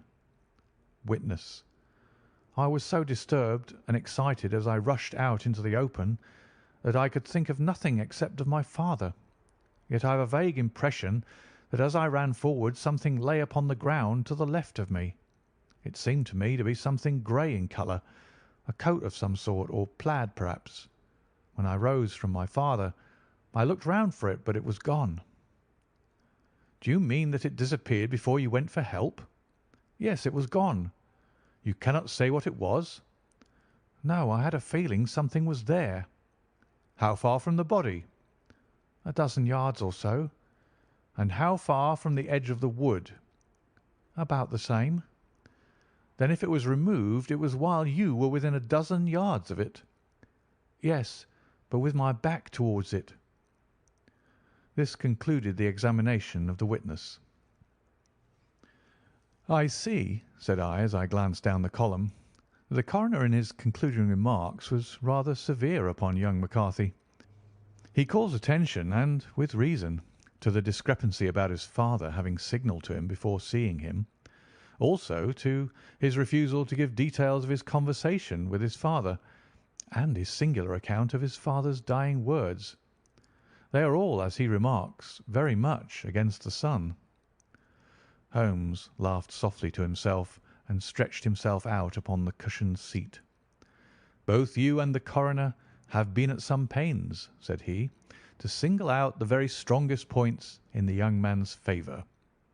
Don't you see that you alternately give him credit for having too much imagination and too little? Too little if he could not invent a cause of quarrel which would give him the sympathy of the jury. Too much if he evolved from his own inner consciousness anything so outré as a dying reference to a rat and the incident of the vanishing cloth. No, sir, I shall approach this case from the point of view that what this young man says is true, and we shall see whither that hypothesis will lead us. And now here is my pocket Petrarch, and not another word shall I say of this case until we are on the scene of action. We lunch at Swindon, and I see that we shall be there in 20 minutes. It was nearly 4 o'clock when we at last, having passed through the beautiful Stroud Valley and over the broad gleaming Severn, found ourselves at the pretty little country town of Ross. A lean, ferret-like man, furtive and sly-looking, was waiting for us upon the platform. In spite of the light brown dust-coat and leather leggings which he wore in deference to his rustic surroundings, I had no difficulty in recognising Lestrade of Scotland Yard. With him we drove to the Hereford Arms, where a room had already been engaged for us. "I have ordered a carriage," said Lestrade as we sat over a cup of tea. "I knew your energetic nature, and that you would not be happy until you had been on the scene of the crime." "It was very nice and complimentary of you," Holmes answered. "It is entirely a question of barometric pressure." Lestrade looked startled.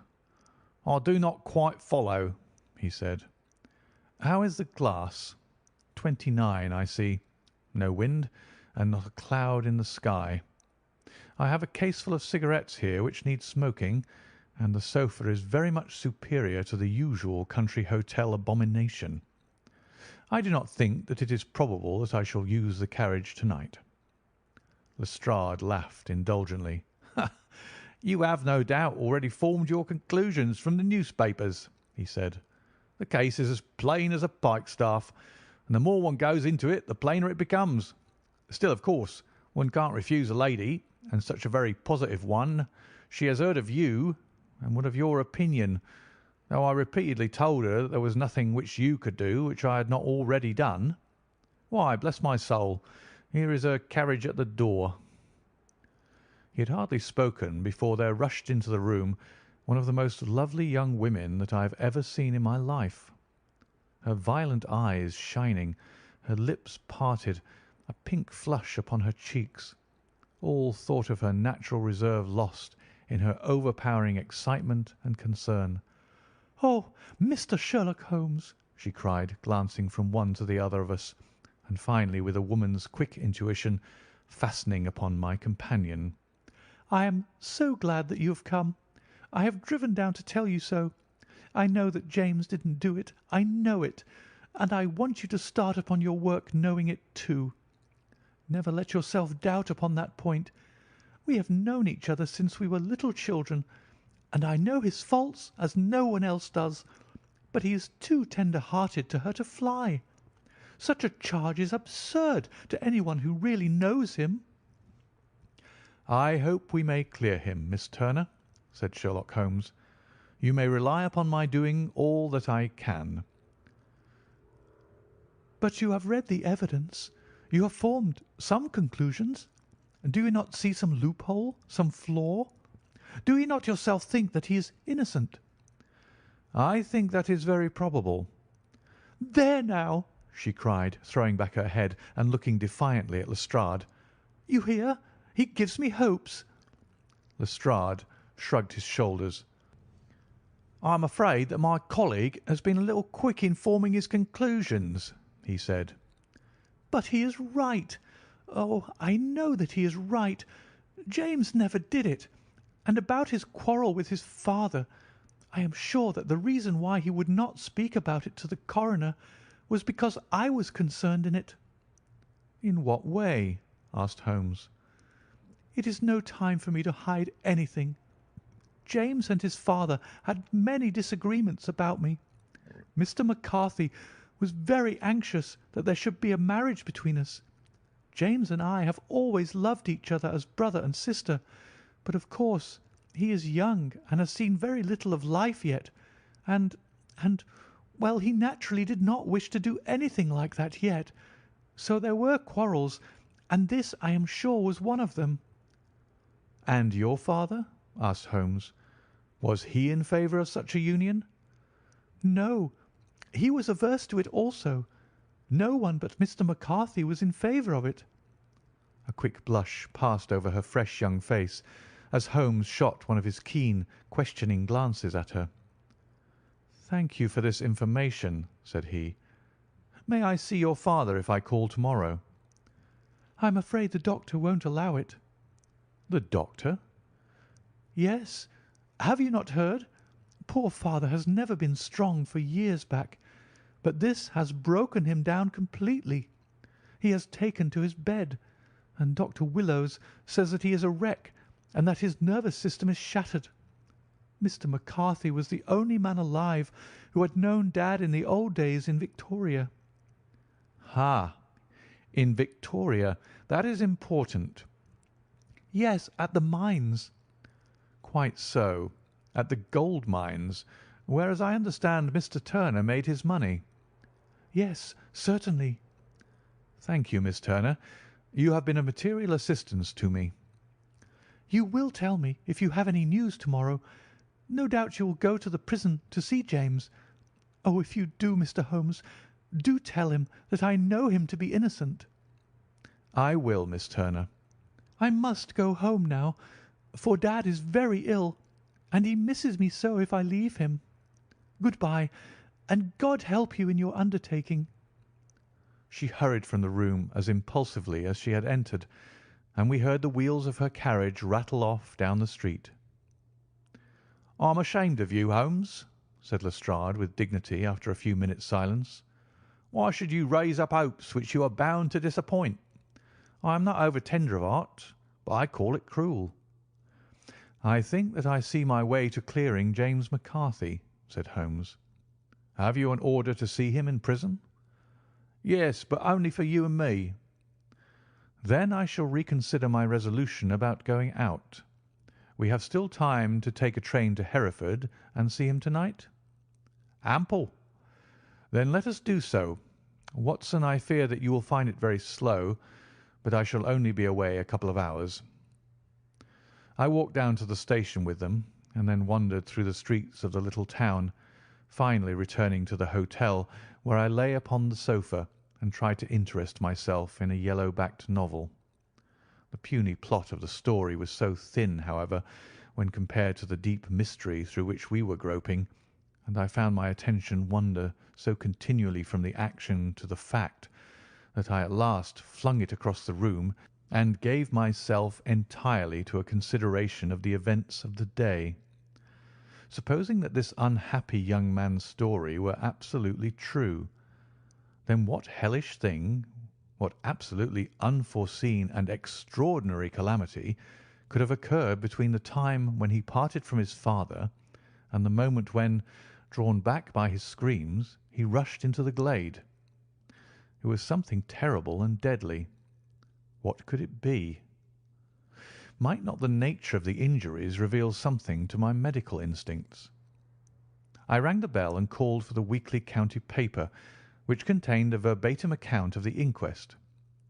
In the surgeon's deposition it was stated that the posterior third of the left parietal bone and the left half of the occipital bone had been shattered by a heavy blow from a blunt weapon. I marked the spot upon my own head. Clearly such a blow must have been struck from behind.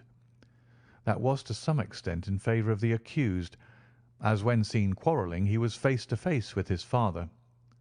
Still, it did not go for very much, for the older man might have turned his back before the blow fell. Still, it might be worth while to call Holmes' attention to it.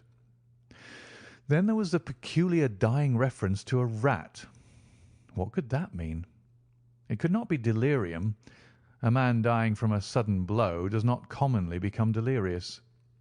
No, it was more likely to be an attempt to explain how he met his fate. But what could it indicate? I cudgelled my brains to find some possible explanation, and then the incident of the grey cloth seen by young McCarthy. If that were true, the murderer must have dropped some part of his dress, presumably his overcoat, in his flight, and must have had the hardihood to return and to carry it away at the instant when the son was kneeling with his back turned, not a dozen paces off. What a tissue of mysteries and improbabilities the whole thing was!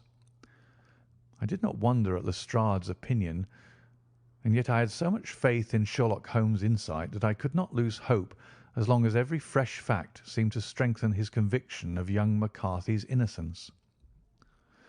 It was late before Sherlock Holmes returned. He came back alone, for Lestrade was staying in lodgings in the town. "The glass still keeps very high," he remarked as he sat down. "It is of importance that it should not rain before we are able to go over the ground.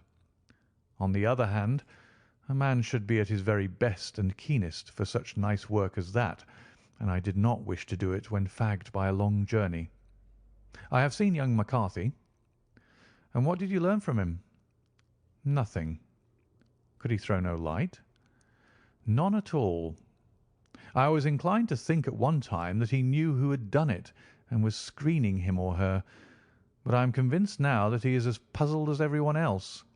He is not a very quick-witted youth, though comely to look at, and I should think sound at heart." "I cannot admire his taste," I remarked, "if it is indeed a fact that he was averse to a marriage with so charming a young lady as this Miss Turner." "Ah, thereby hangs a rather painful tale. This fellow is madly, insanely in love with her, but some 2 years ago, when he was only a lad and before he really knew her, for she had been away 5 years at a boarding school, what does the idiot do but get into the clutches of a barmaid in Bristol and marry her at a registry office? No one knows a word of the matter, but you can imagine how maddening it must be to him to be upbraided for not doing what he would give his very eyes to do, but what he knows to be absolutely impossible. It was sheer frenzy of this sort which made him throw his hands up into the air when his father, at their last interview, was goading him on to propose to Miss Turner. On the other hand, he had no means of supporting himself, and his father, who was by all accounts a very hard man, would have thrown him over utterly had he known the truth. It was with his barmaid wife that he had spent the last 3 days in Bristol, and his father did not know where he was. Mark that point. It is of importance. Good has come out of evil, however, for the barmaid, finding from the papers that he is in serious trouble and likely to be hanged, has thrown him over utterly, and has written to him to say that she has a husband already in the Bermuda dockyard, so that there is really no tie between them. I think that that bit of news has consoled young McCarthy for all that he has suffered. But if he's innocent, who has done it? Ah, who? I would call your attention very particularly to 2 points. One is that the murdered man had an appointment with someone at the pool, and that the someone could not have been his son, for his son was away, and he did not know when he would return. The second is that the murdered man was heard to cry "Cooee" before he knew that his son had returned. Those are the crucial points upon which the case depends. And now let us talk about George Meredith, if you please, and we shall leave all minor matters until tomorrow." There was no rain, as Holmes had foretold, and the morning broke bright and cloudless. At 9 o'clock Lestrade called for us with the carriage, and we set off for Hatherley Farm and the Boscombe Pool. "There's a serious news this morning," Lestrade observed. "It is said that Mr. Turner of the Hall is so ill that his life is despaired of." "An elderly man, I presume," said Holmes. "About 60, but his constitution has been shattered by his life abroad, and he has been in failing health for some time. This business has had a very bad effect upon him. He was an old friend of McCarthy's, and, I may add, a great benefactor to him, for I have learned that he gave him Hatherley Farm rent-free." "Indeed, that is interesting," said Holmes. "Oh, yes. In 100 other ways he has helped him. Everybody about here speaks of his kindness to him." "Really? Does it not strike you as a little singular that this McCarthy, who appears to have had little of his own, and to have been under such obligations to Turner, should still talk of marrying his son to Turner's daughter, who is presumably heiress to the estate, and that in such a very cocksure manner, as if it were merely a case of a proposal and all else would follow? It is the more strange, since we know that Turner himself was averse to the idea. The daughter told us as much. Do you not deduce something from that?"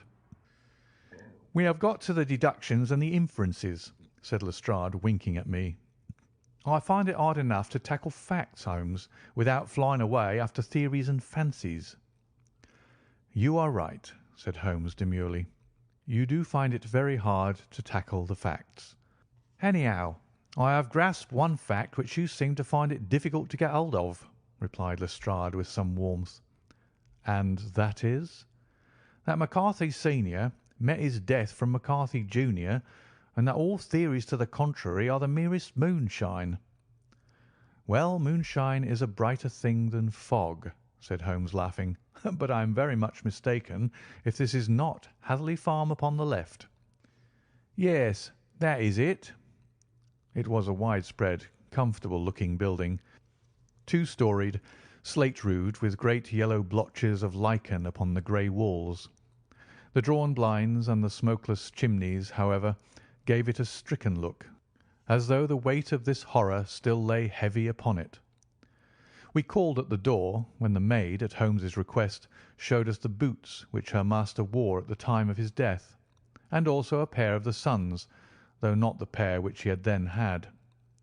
Having measured these very carefully from 7 or 8 different points, Holmes desired to be led to the courtyard, from which we all followed the winding track which led to Boscombe Pool. Sherlock Holmes was transformed when he was hot upon such a scent as this. Men who had only known the quiet thinker and logician of Baker Street would have failed to recognize him. His face flushed and darkened. His brows were drawn into 2 hard black lines, while his eyes shone out from beneath them with a steely glitter. His face was bent downward, his shoulders bowed, his lips compressed, and the veins stood out like whipcord in his long, sinewy neck. His nostrils seemed to dilate with a purely animal lust for the chase, and his mind was so absolutely concentrated upon the matter before him that a question or remark fell unheeded upon his ears, or, at the most, only provoked a quick, impatient snarl in reply. Swiftly and silently he made his way along the track which ran through the meadows, and so by way of the woods to the Boscombe Pool. It was damp, marshy ground, as is all that district, and there were marks of many feet, both upon the path and amid the short grass which bounded it on either side. Sometimes Holmes would hurry on, sometimes stop dead, and once he made quite a little detour into the meadow. Lestrade and I walked behind him, the detective indifferent and contemptuous, while I watched my friend with the interest which sprang from the conviction that every one of his actions was directed towards a definite end. The Boscombe Pool which is a little reed-girt sheet of water some 50 yards across, is situated at the boundary between the Hatherley Farm and the private park of the wealthy Mr. Turner. Above the woods which lined it upon the farther side, we could see the red, jutting pinnacles which marked the site of the rich landowner's dwelling.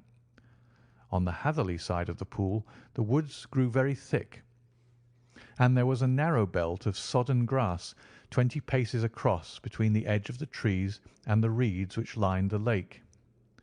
Lestrade showed us the exact spot at which the body had been found, and indeed so moist was the ground that I could plainly see the traces which had been left by the fall of the stricken man. To Holmes, as I could see by his eager face and peering eyes, very many other things were to be read upon the trampled grass. He ran round like a dog who is picking up a scent, and then turned upon my companion. "What did you go into the pool for?" he asked. "I fished about with a rake. I thought there might be some weapon or other trace. But how on earth—" "Oh, tut, tut! I have no time. That left foot of yours with its inward twist is all over the place. A mole could trace it, and there it vanishes among the reeds. Oh, how simple it would all have been had I been here before they came like a herd of buffalo and wallowed all over it. Here is where the party with the lodge-keeper came, and they have covered all tracks for 6 or 8 feet round the body. But here are 3 separate tracks of the same feet." He drew out a lens and lay down upon his waterproof to have a better view, talking all the time, rather to himself than to us.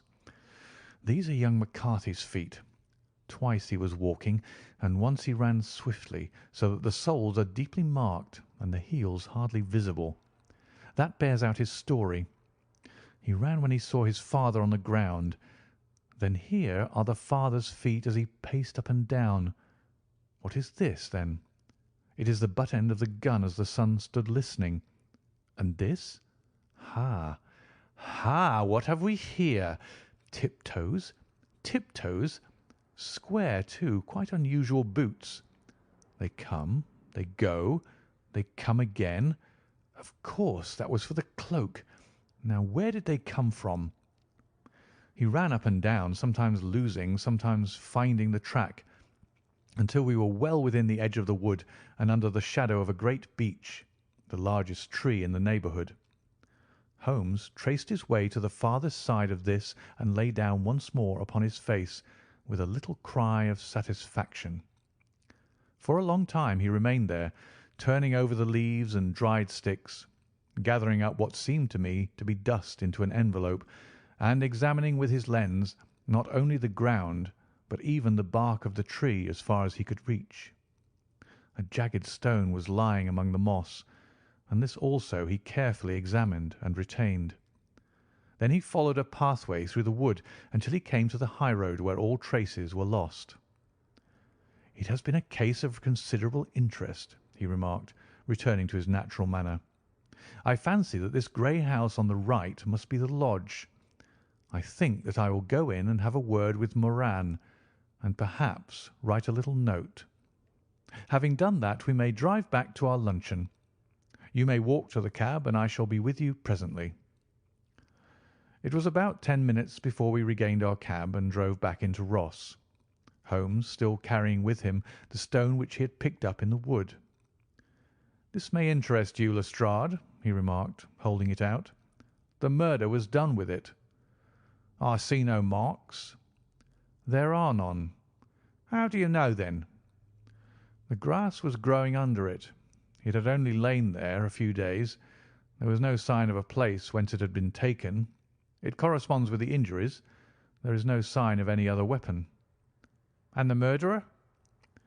"Is a tall man, left-handed, limps with the right leg, wears thick-soled shooting boots and a grey cloak, smokes Indian cigars, uses a cigar holder, and carries a blunt penknife in his pocket. There are several other indications, but these may be enough to aid us in our search." Lestrade laughed. "I am afraid that I am still a sceptic," he said.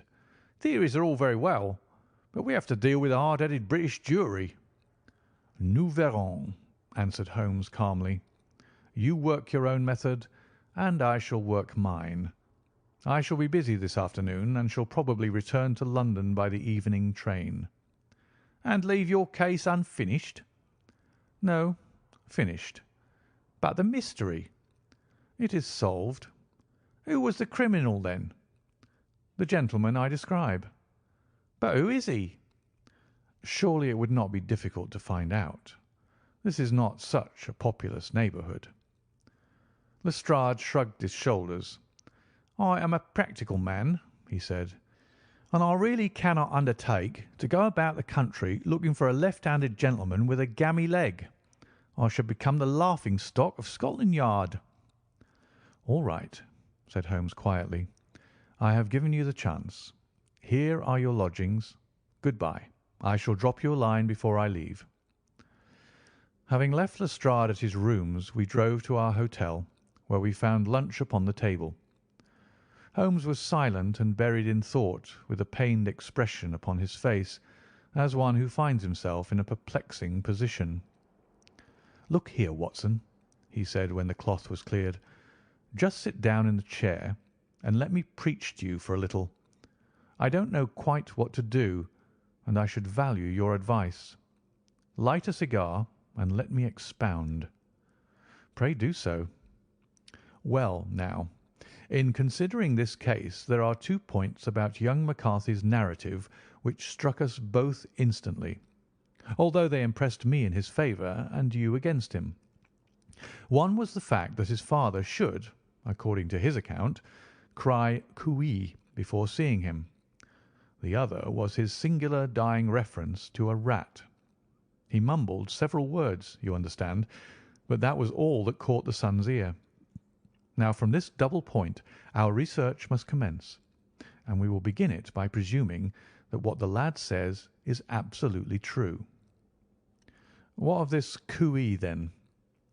"Well, obviously it could not have been meant for the son.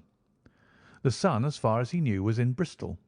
It was mere chance that he was within earshot. The cooee was meant to attract the attention of whoever it was that he had the appointment with. But cooee is a distinctly Australian cry, and one which is used between Australians. There is a strong presumption that the person whom McCarthy expected to meet him at Boscombe Pool was someone who had been in Australia." "What of the rat, then?" Sherlock Holmes took a folded paper from his pocket and flattened it out on the table.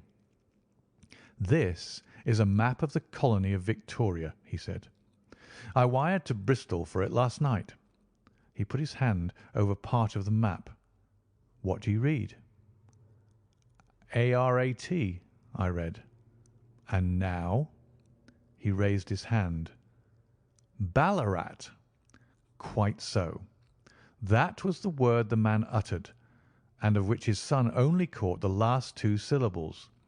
He was trying to utter the name of his murderer, so-and-so of Ballarat." "It is wonderful!" I exclaimed. "It is obvious.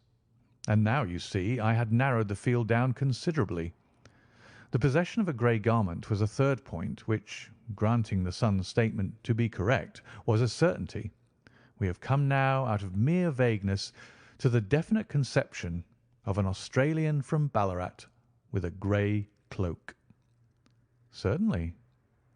"And one who was at home in the district, for the pool can only be approached by the farm or by the estate, where strangers could hardly wander." "Quite so. Then comes our expedition of to-day. By an examination of the ground I gained the trifling details which I gave to that imbecile Lestrade as to the personality of the criminal." "But how did you gain them?" "You know my method. It is founded upon the observation of trifles. His height I know that you might roughly judge from the length of his stride. His boots, too, might be told from their traces." "Yes, they were peculiar boots." "But his lameness?" "The impression of his right foot was always less distinct than his left. He put less weight upon it. Why? Because he limped. He was lame." "But his left-handedness?" "You were yourself struck by the nature of the injury as recorded by the surgeon at the inquest. The blow was struck from immediately behind, and yet was upon the left side. Now, how can that be unless it were by a left-handed man? He had stood behind that tree during the interview between the father and son. He had even smoked there. I found the ash of a cigar, which my special knowledge of tobacco ashes enables me to pronounce as an Indian cigar. I have, as you know, devoted some attention to this, and written a little monograph on the ashes of 140 different varieties of pipe, cigar, and cigarette tobacco. Having found the ash, I then looked round and discovered the stump among the moss, where he had tossed it. It was an Indian cigar of the variety which are rolled in Rotterdam. And the cigar holder? I could see that the end had not been in his mouth. Therefore he used a holder. The tip had been cut off, not bitten off, but the cut was not a clean one, so I deduced a blunt penknife. "Holmes," I said, "you have drawn a net round this man from which he cannot escape, and you have saved an innocent human life as truly as if you had cut the cord which was hanging him. I see the direction in which all this points. The culprit is—" "Mr. John Turner," cried the hotel waiter, opening the door of our sitting-room and ushering in a visitor. The man who entered was a strange and impressive figure. His slow, limping step and bowed shoulders gave the appearance of decrepitude, and yet his hard, deep-lined, craggy features and his enormous limbs showed that he was possessed of unusual strength of body and of character. His tangled beard, grizzled hair, and outstanding, drooping eyebrows combined to give an air of dignity and power to his appearance, but his face was of an ashen white, while his lips and the corners of his nostrils were tinged with a shade of blue. It was clear to me at a glance that he was in the grip of some deadly and chronic disease. "Pray sit down on the sofa," said Holmes gently. "You had my note?" "Yes. The lodge-keeper brought it up. You said that you wished to see me here to avoid scandal."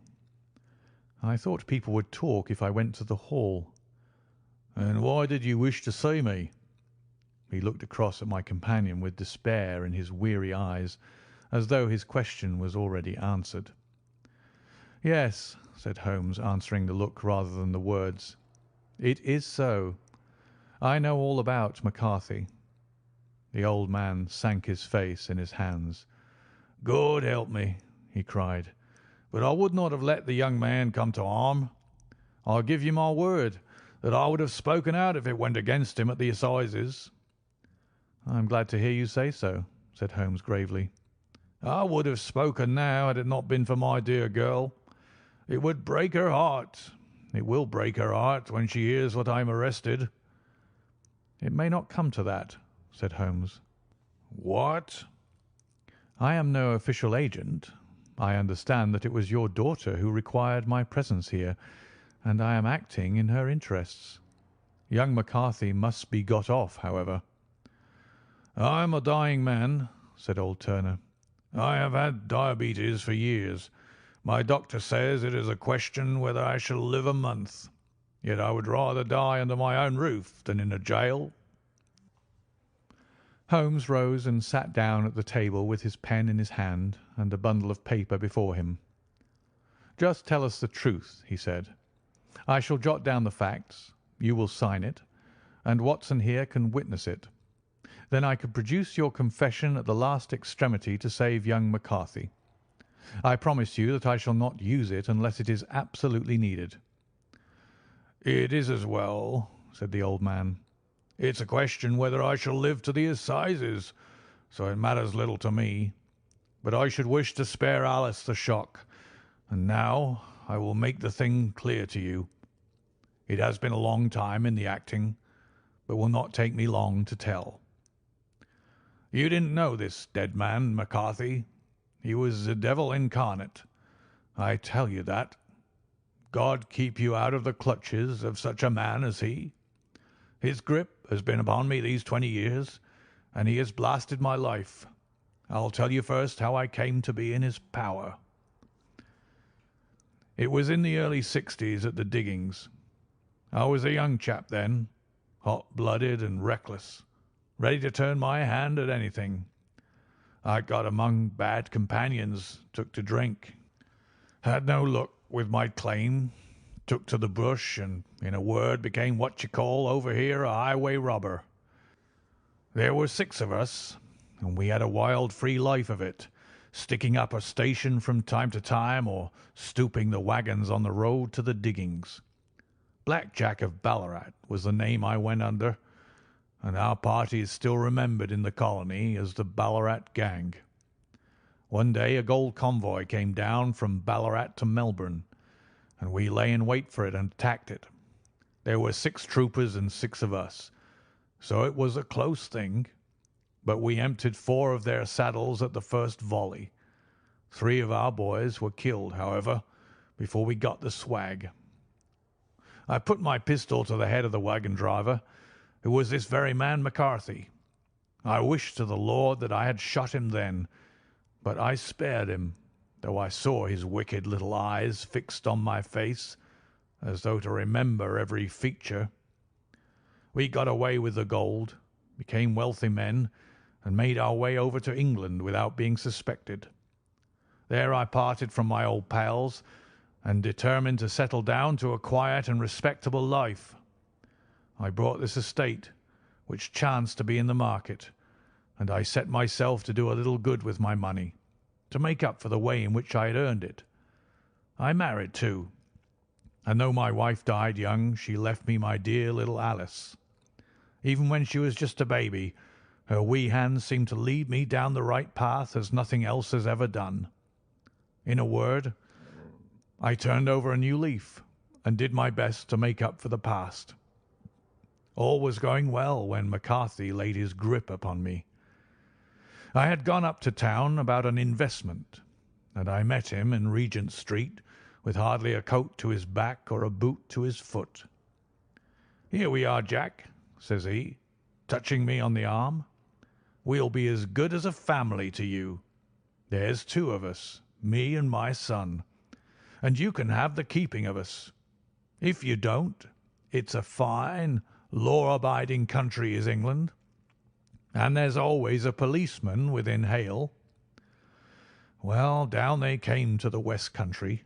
There was no shaking them off, and there they have lived rent-free on my best land ever since. There was no rest for me, no peace, no forgetfulness. Turn where I would, there was this cunning, grinning face at my elbow. It grew worse as Alice grew up, for he soon saw I was more afraid of her knowing my past than of the police. Whatever he wanted he must have, and whatever it was I gave him without question.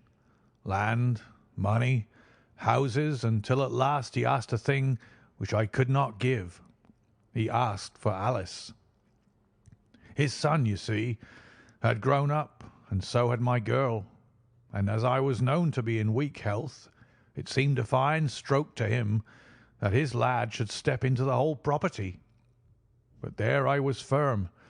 I would not have his cursed stock mixed with mine. Not that I had any dislike to the lad, but his blood was in him, and that was enough. I stood firm. McCarthy threatened. I braved him to do his worst. We were to meet at the pool midway between our houses to talk it over.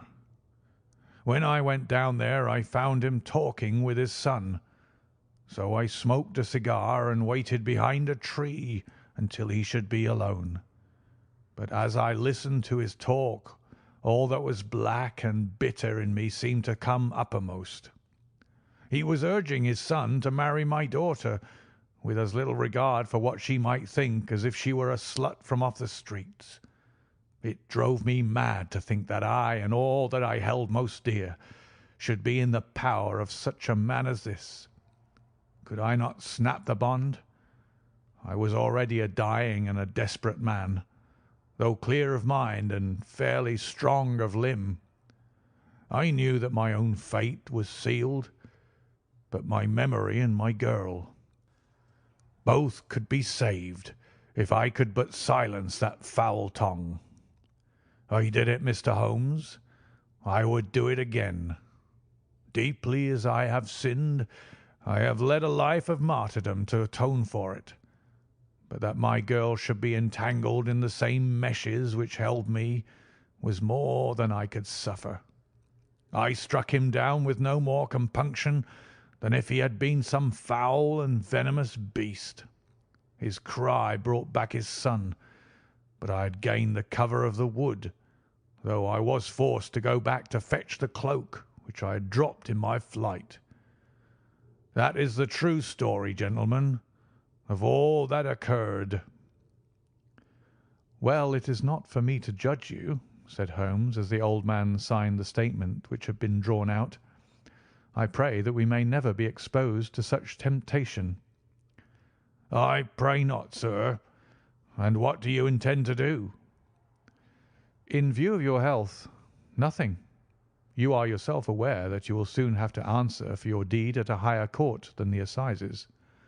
I will keep your confession, and if McCarthy is condemned, I shall be forced to use it. If not, it shall never be seen by mortal eye, and your secret, whether you be alive or dead, shall be safe with us." "Farewell, then," said the old man solemnly. "Your own deathbeds, when they come, will be the easier for the thought of the peace which you have given to mine." Tottering and shaking in all his giant frame, he stumbled slowly from the room. "God help us," said Holmes after a long silence. "Why does fate play such tricks with poor helpless worms?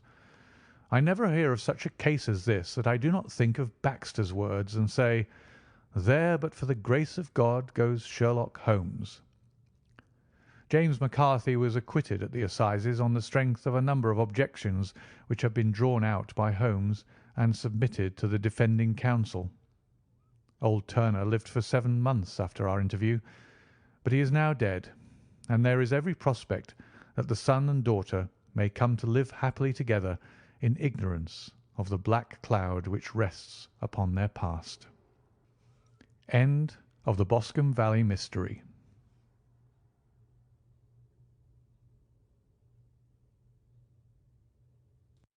The 5 Orange Pips. When I glance over my notes and records of the Sherlock Holmes cases between the years 82 and 90, I am faced by so many which present strange and interesting features that it is no easy matter to know which to choose and which to leave.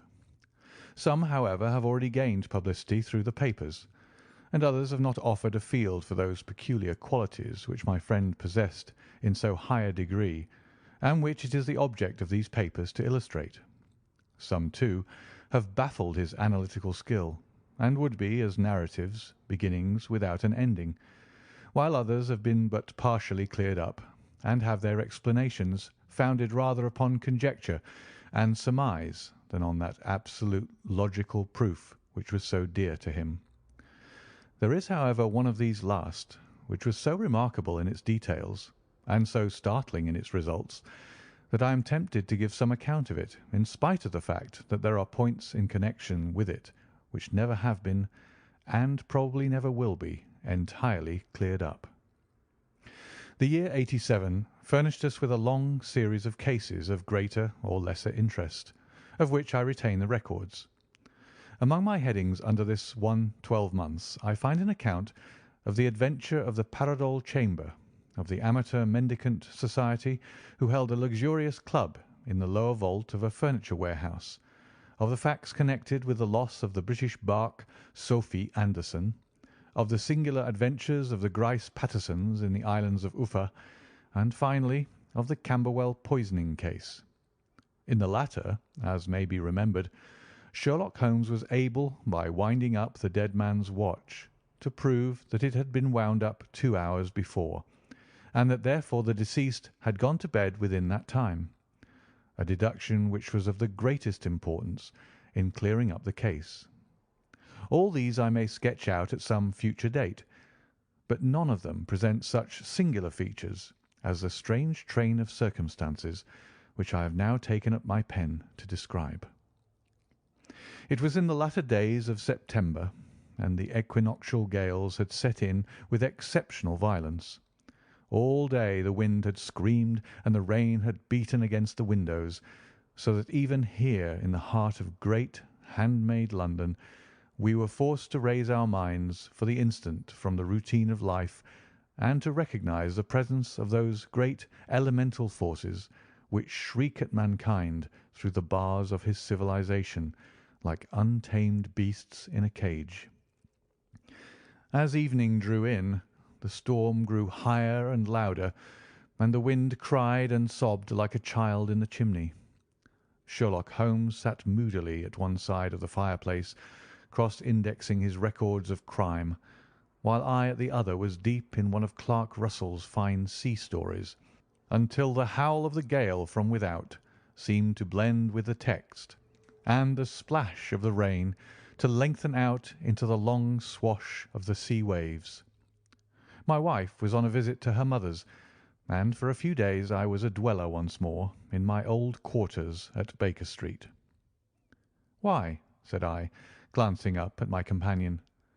"That was surely the bell. Who could come tonight? Some friend of yours, perhaps?" "Except yourself, I have none," he answered. "I do not encourage visitors." "A client, then?" "If so, it is a serious case. Nothing less would bring a man out on such a day and at such an hour. But I take it that it is more likely to be some crony of the landlady's." Sherlock Holmes was wrong in his conjecture, however, for there came a step in the passage and a tapping at the door. He stretched out his long arm to turn the lamp away from himself and towards the vacant chair upon which a newcomer must sit. "Come in," said he.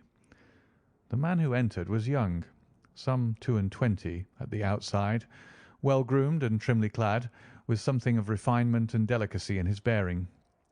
The streaming umbrella which he held in his hand and his long, shining waterproof told of the fierce weather through which he had come.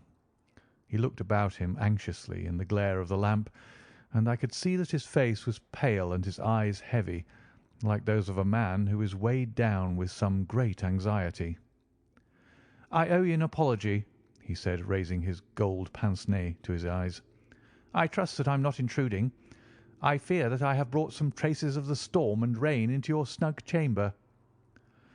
"Give me your coat and umbrella," said Holmes. "They may rest here on the hook and will be dry presently. You have come up from the south-west, I see." "Yes, from Horsham." "That clay and chalk mixture which I see upon your toe-caps is quite distinctive." "I have come for your advice." "That is easily got." "And help." "That is not always so easy." "I have heard of you, Mr. Holmes. I heard from Major Prendergast how you saved him in the Tankerville Club scandal." "Ah, of course. He was wrongfully accused of cheating at cards." "He said that you could solve anything." "He said too much." "That you are never beaten." "I have been beaten 4 times, 3 times by men, and once by a woman."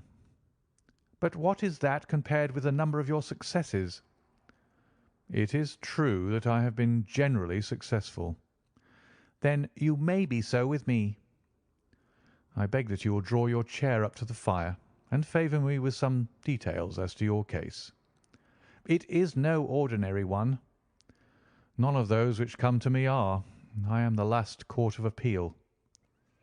"And yet I question, sir, whether in all your experience you have ever listened to a more mysterious and inexplicable chain of events than those which have happened in my own family." "You fill me with interest," said Holmes.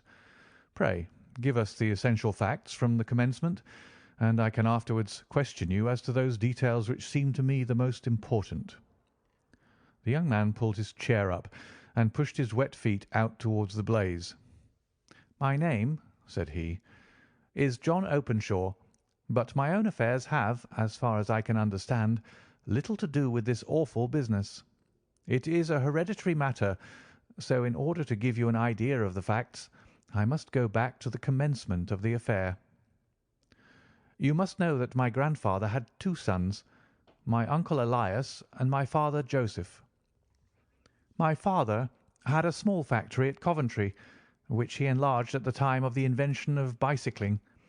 He was a patentee of the Openshaw unbreakable tyre, and his business met with such success that he was able to sell it and to retire upon a handsome competence. My uncle Elias emigrated to America when he was a young man and became a planter in Florida, where he was reported to have done very well. At the time of the war he fought in Jackson's army, and afterwards under Hood, where he rose to be a colonel. When Lee laid down his arms, my uncle returned to his plantation, where he remained for 3 or 4 years. About 1869 or 1870 he came back to Europe and took a small estate in Sussex, near Horsham. He had made a very considerable fortune in the States, and his reason for leaving them was his aversion to the negroes and his dislike of the Republican policy in extending the franchise to them.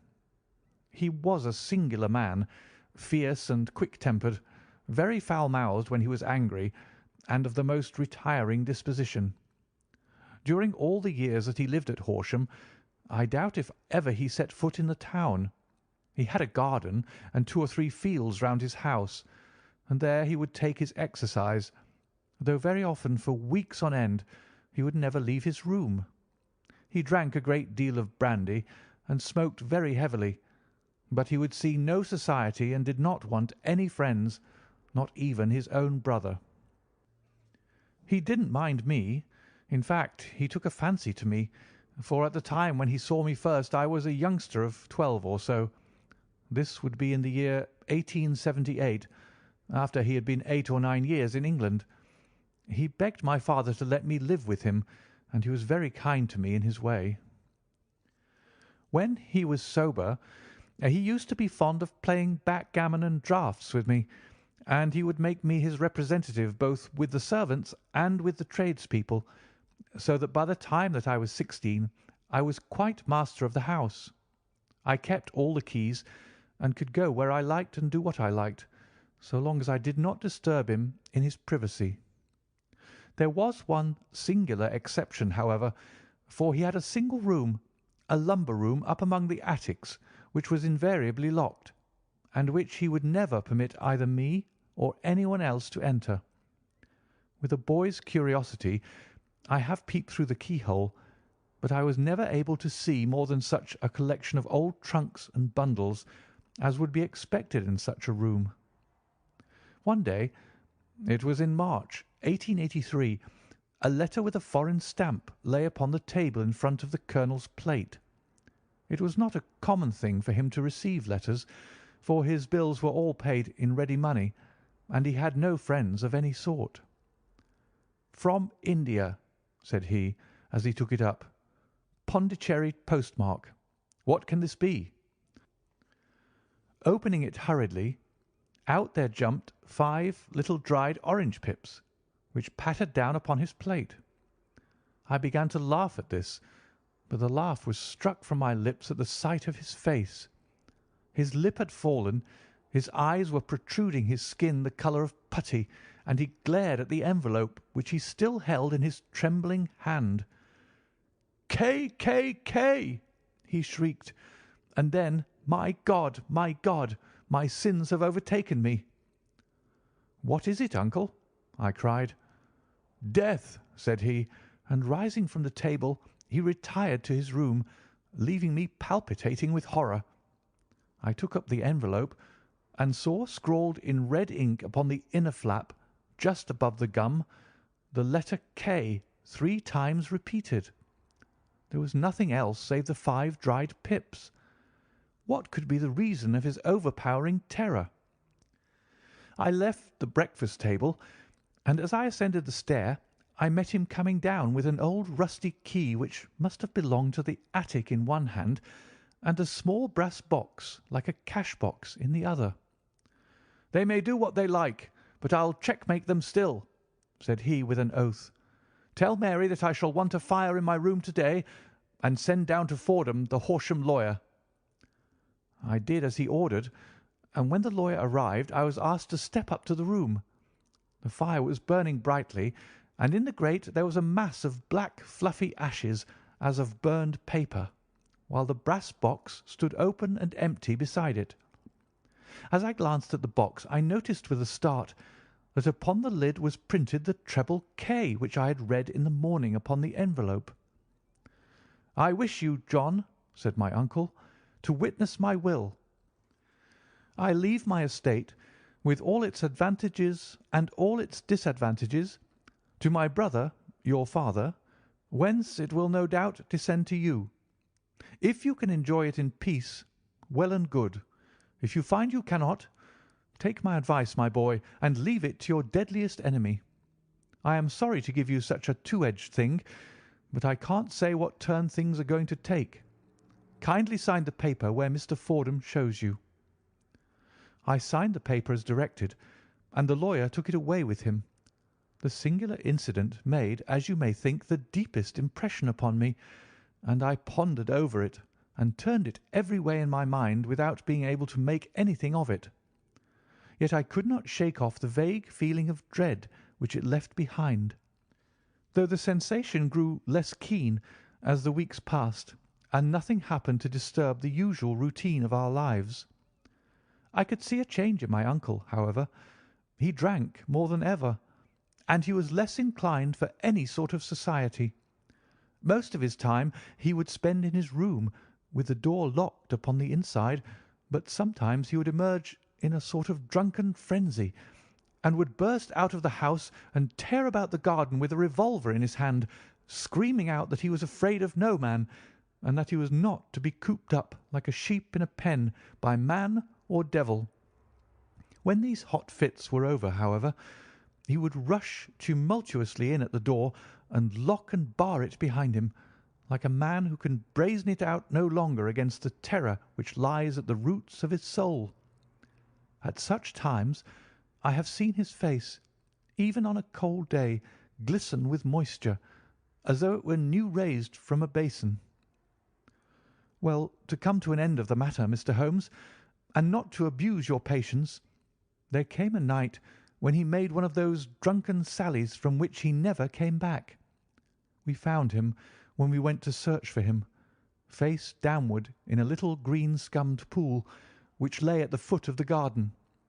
There was no sign of any violence, and the water was but 2 feet deep, so that the jury, having regard to his known eccentricity, brought in a verdict of suicide. But I, who knew how he winced from the very thought of death, had much ado to persuade myself that he had gone out of his way to meet it. The matter passed, however, and my father entered into possession of the estate, and of some £14,000 which lay to his credit at the bank. "One moment," Holmes interposed. "Your statement is, I foresee, one of the most remarkable to which I have ever listened. Let me have the date of the reception by your uncle of the letter, and the date of his supposed suicide." "The letter arrived on March 10th, 1883. His death was 7 weeks later, upon the night of May 2nd. "Thank you. Pray proceed." "When my father took over the Horsham property, he, at my request, made a careful examination of the attic, which had been always locked up. We found the brass box there, although its contents had been destroyed. On the inside of the cover was a paper label with the initials of K.K.K. repeated upon it, and letters, memoranda, receipts, and a register written beneath. These, we presume, indicated the nature of the papers which had been destroyed by Colonel Openshaw. For the rest, there was nothing of much importance in the attic, save a great many scattered papers and notebooks bearing upon my uncle's life in America. Some of them were of the war time, and showed that he had done his duty well, and had borne the repute of a brave soldier. Others were of a date during the reconstruction of the Southern States, and were mostly concerned with politics, for he had evidently taken a strong part in opposing the carpet-bag politicians who had been sent down from the north. Well, it was the beginning of '84 when my father came to live at Horsham, and all went as well as possible with us, until the January of '85. On the 4th day after the New Year, I heard my father give a sharp cry of surprise as we sat together at the breakfast table. There he was, sitting with a newly opened envelope in one hand and 5 dried orange pips in the outstretched palm of the other one. He had always laughed at what he called my cock and bull story about the colonel, but he looked very scared and puzzled now that the same thing had come upon himself. "Why, what on earth does this mean, John?" he stammered. My heart had turned to lead. "It is K, K, K," said I. He looked inside the envelope. "So it is," he cried. "Here are the very letters. But what is this written above them?" "Put the papers on the sundial," I read, peeping over his shoulder. "What papers? What sundial?" he asked. "The sundial in the garden. There is no other," said I. "But the papers must be those that are destroyed." "Pooh!" said he, gripping hard at his courage. "We are in a civilized land here, and we can't have tomfoolery of this kind. Where does the thing come from?" "From Dundee," I answered, glancing at the postmark. "Some preposterous practical joke," said he. "What have I to do with sundials and papers? I shall take no notice of such nonsense." "I should certainly speak to the police," I said. "And be laughed at for my pains? Nothing of the sort." "Then let me do so." "No, I forbid you. I won't have a fuss made about such nonsense." It was in vain to argue with him, for he was a very obstinate man. I went about, however, with a heart which was full of forebodings. On the 3rd day after the coming of the letter, my father went from home to visit an old friend of his, Major Freebody, who is in command of one of the forts upon Portsdown Hill. I was glad that he should go, for it seemed to me that he was farther from danger when he was away from home. In that, however, I was in error. Upon the 2nd day of his absence, I received a telegram from the Major imploring me to come at once. My father had fallen over one of the deep chalk pits which abound in the neighbourhood, and was lying senseless with a shattered skull. I hurried to him, but he passed away without having ever recovered his consciousness. He had, as it appears, been returning from Fareham in the twilight, and as the country was unknown to him and the chalk pit unfenced, the jury had no hesitation in bringing in a verdict of death from accidental causes. Carefully, as I examined every fact connected with his death, I was unable to find anything which could suggest the idea of murder. There were no signs of violence, no footmarks, no robbery, no record of strangers having been seen upon the roads, and yet I need not tell you that my mind was far from at ease, and that I was well nigh certain that some foul plot had been woven round him. In this sinister way I came into my inheritance. You will ask me why I did not dispose of it. I answer because I was well convinced that our troubles were in some way dependent upon an incident in my uncle's life, and that the danger would be as pressing in one house as another. It was in January '85 that my poor father met his end, and 2 years and 8 months have elapsed since then. During that time I have lived happily at Horsham, and I had begun to hope that this curse had passed away from the family, and that it had ended with the last generation. I had begun to take comfort too soon, however.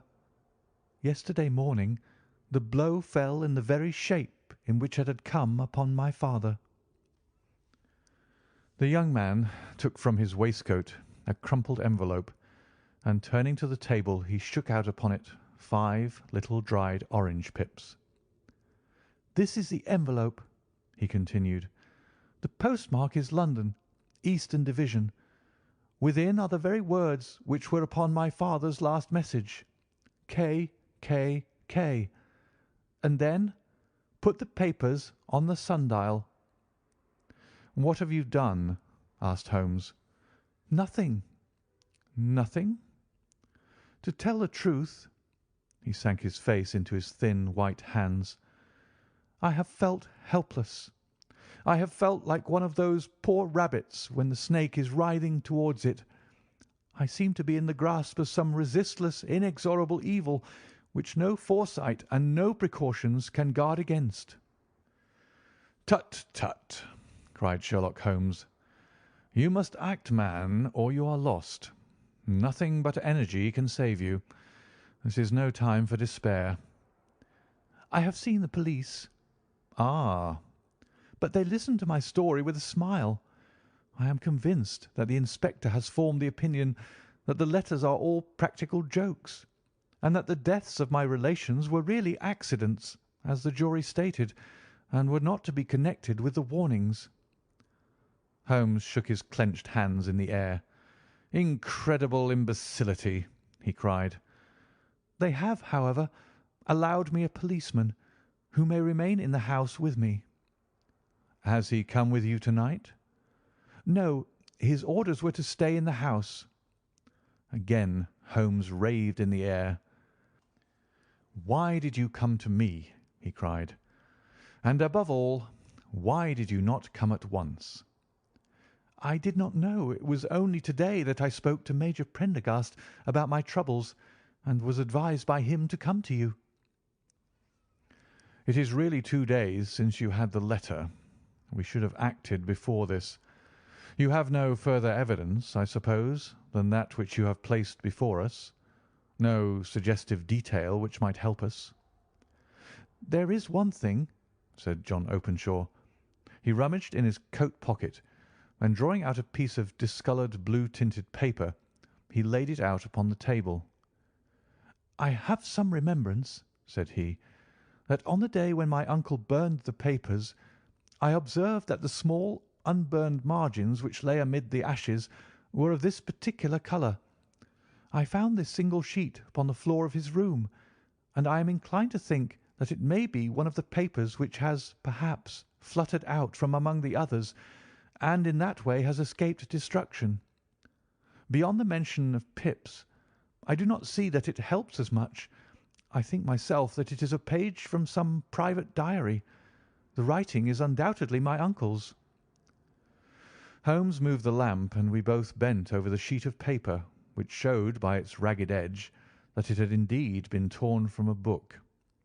It was headed March, 1869, and beneath were the following enigmatical notices: 4th, Hudson came, same old platform. 7th, set the pips on Macaulay, Paramore, and John Swain of St. Augustine. 9th, Macaulay cleared. 10th, John Swain cleared. 12th, visited Paramore. All well. "Thank you," said Holmes, folding up the paper and returning it to our visitor. "And now you must on no account lose another instant. We cannot spare time even to discuss what you have told me. You must get home instantly and act." "What shall I do?" "There is but one thing to do. It must be done at once. You must put this piece of paper which you have shown us into the brass box which you have described. You must also put in a note to say that all the other papers were burned by your uncle, and that this is the only one which remains. You must assert that in such words as will carry conviction with them. Having done this, you must at once put the box out upon the sundial as directed. Do you understand?" "Entirely."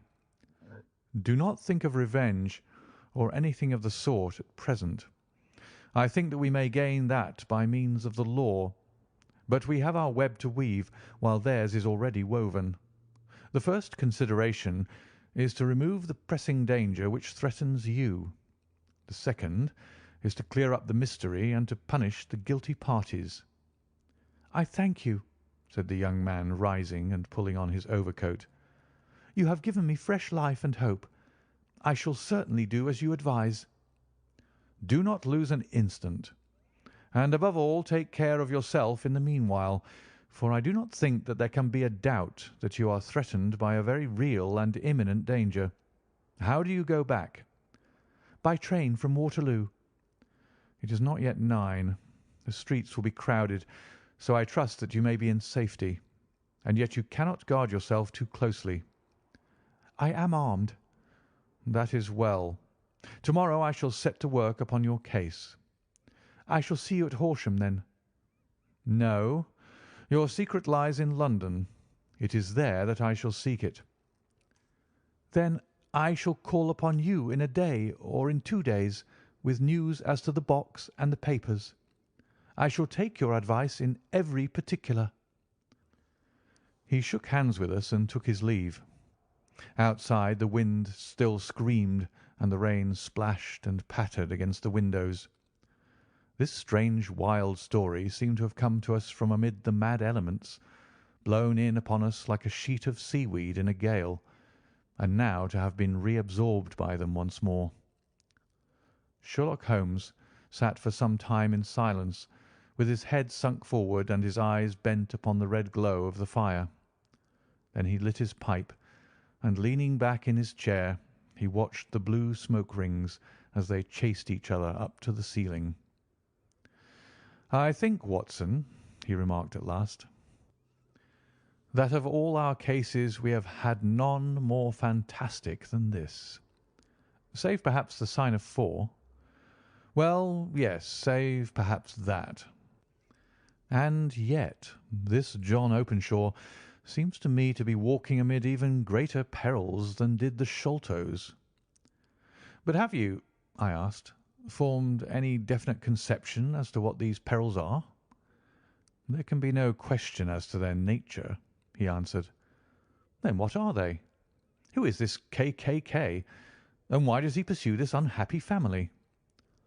Sherlock Holmes closed his eyes and placed his elbows upon the arms of his chair with his finger-tips together. "The ideal reasoner," he remarked, "would, when he had once been shown a single fact in all its bearings, deduce from it not only the chain of events which led up to it, but also all the results which would follow from it.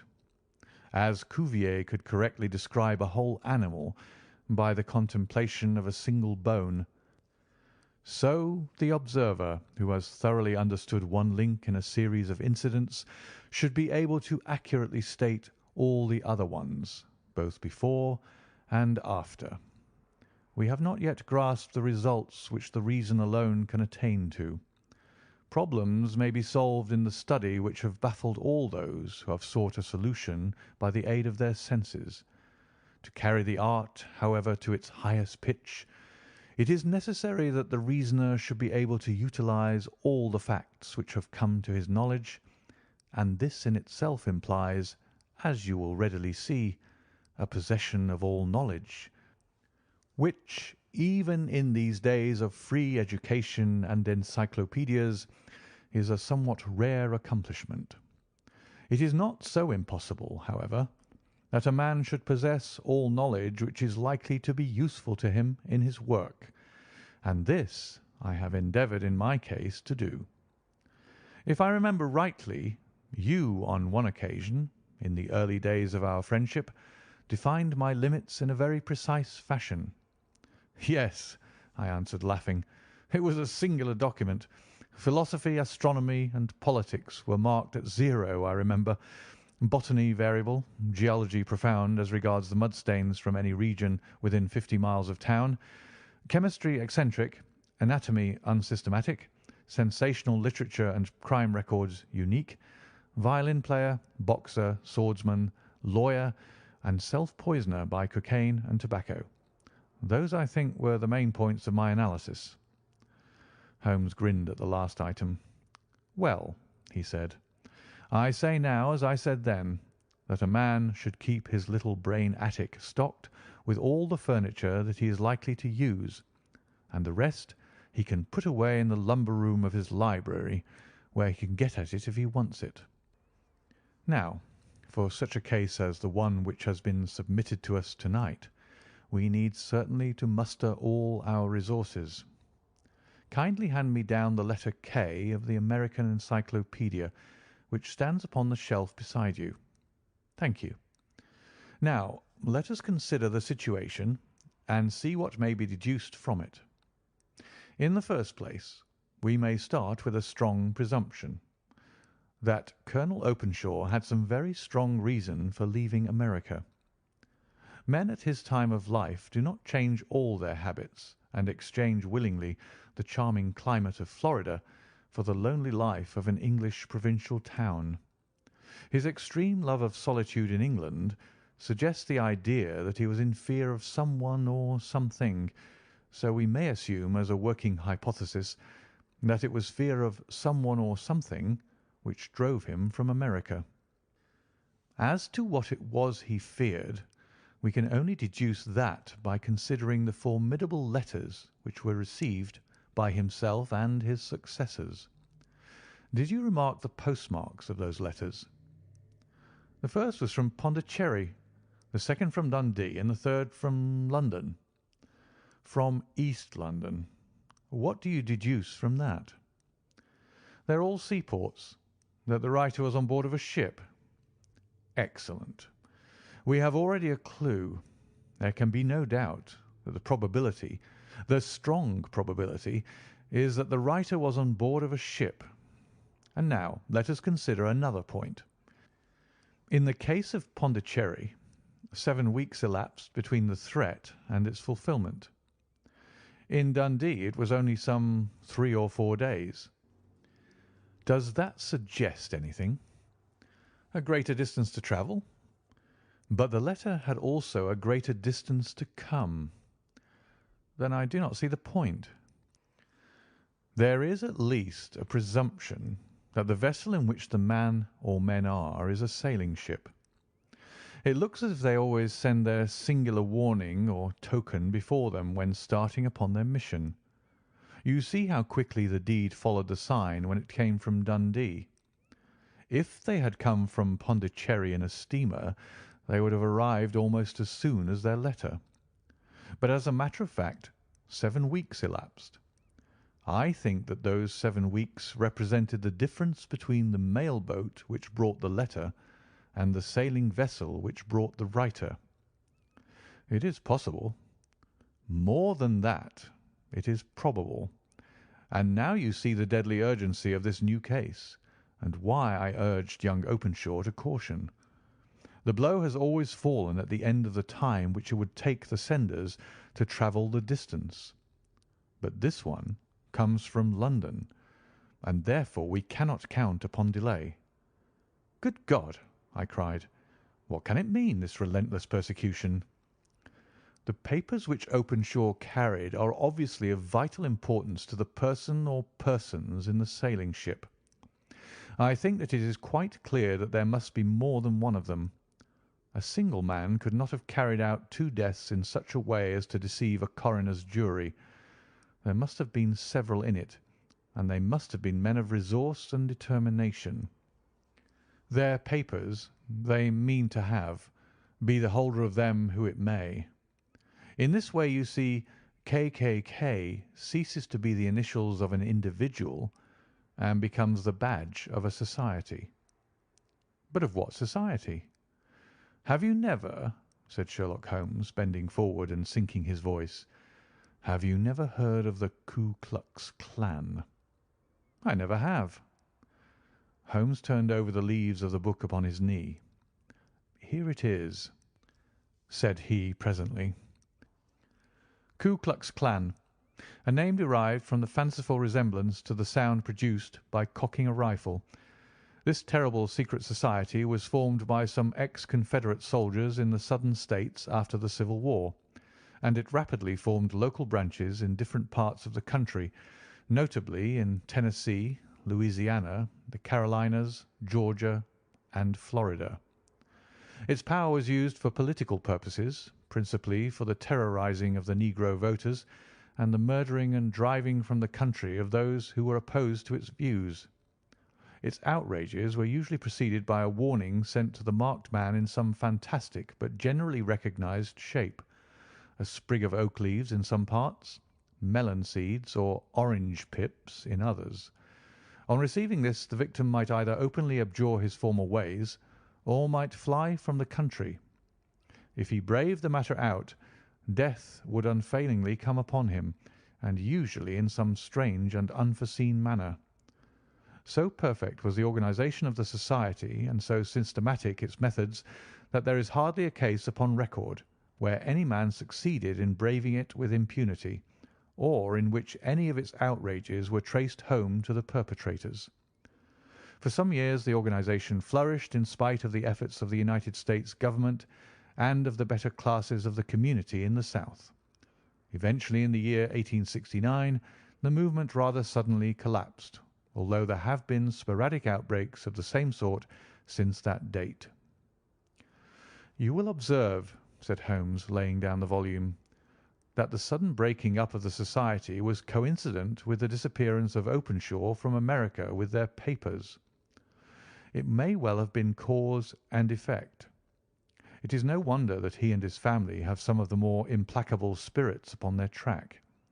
You can understand that this register and diary may implicate some of the first men in the South, and that there may be many who will not sleep easy at night until it is recovered. Then the page we've seen is such as we might expect. It ran, if I remember right, sent the pips to A, B, and C, that is, sent the society's warning to them. Then there are successive entries that A and B cleared or left the country, and finally that C was visited with, I fear, a sinister result for C. Well, I think, Doctor, that we may let some light into this dark place, and I believe that the only chance young Openshaw has in the meantime is to do what I have told him. There is nothing more to be said or to be done to-night, so hand me over my violin, and let us try to forget for half an hour the miserable weather and the still more miserable ways of our fellow men."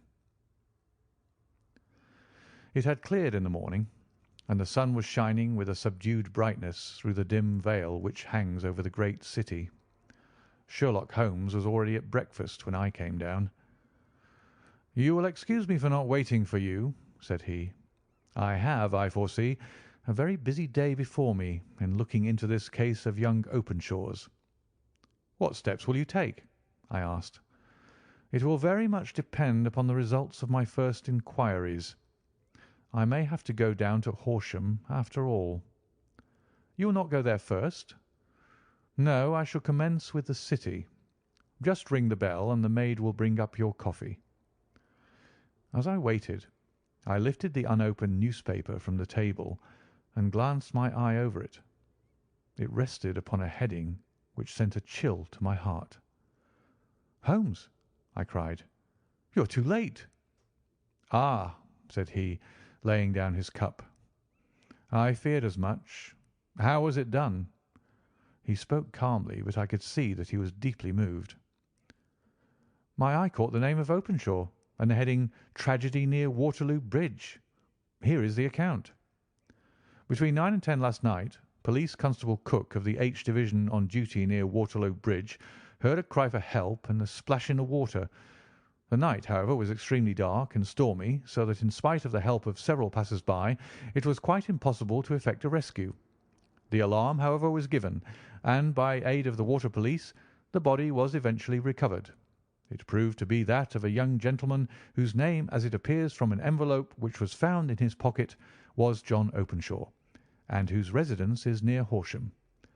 It is conjectured that he may have been hurrying down to catch the last train from Waterloo Station, and that in his haste and the extreme darkness he missed his path and walked over the edge of one of the small landing places for river steamboats. The body exhibited no traces of violence, and there can be no doubt that the deceased had been the victim of an unfortunate accident, which should have the effect of calling the attention of the authorities to the condition of the riverside landing stages. We sat in silence for some minutes, Holmes more depressed and shaken than I had ever seen him. "That hurts my pride, Watson," he said at last. "It is a petty feeling, no doubt, but it hurts my pride. It becomes a personal matter with me now, and if God sends me health, I shall set my hand upon this gang. That he should come to me for help, and that I should send him away to his death."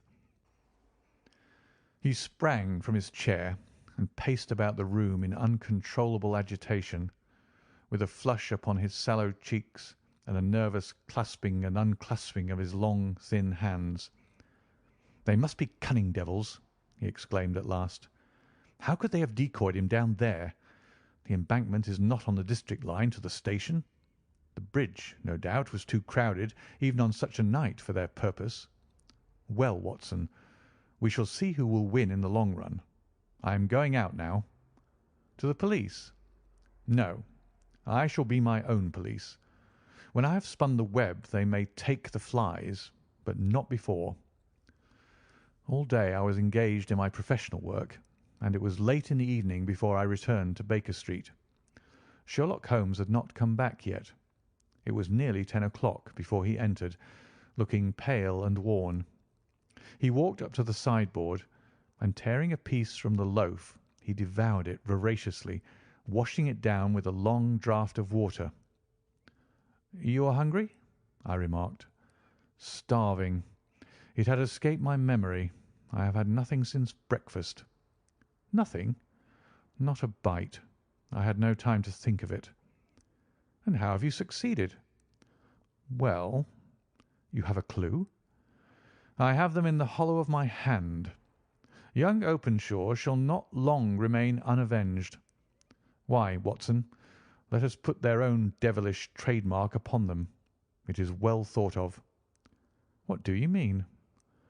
He took an orange from the cupboard, and tearing it to pieces, he squeezed out the pips upon the table. Of these he took 5 and thrust them into an envelope. On the inside of the flap he wrote S.H. for J.O. Then he sealed it and addressed it to Captain James Calhoun, Bark Lone Star, Savannah, Georgia.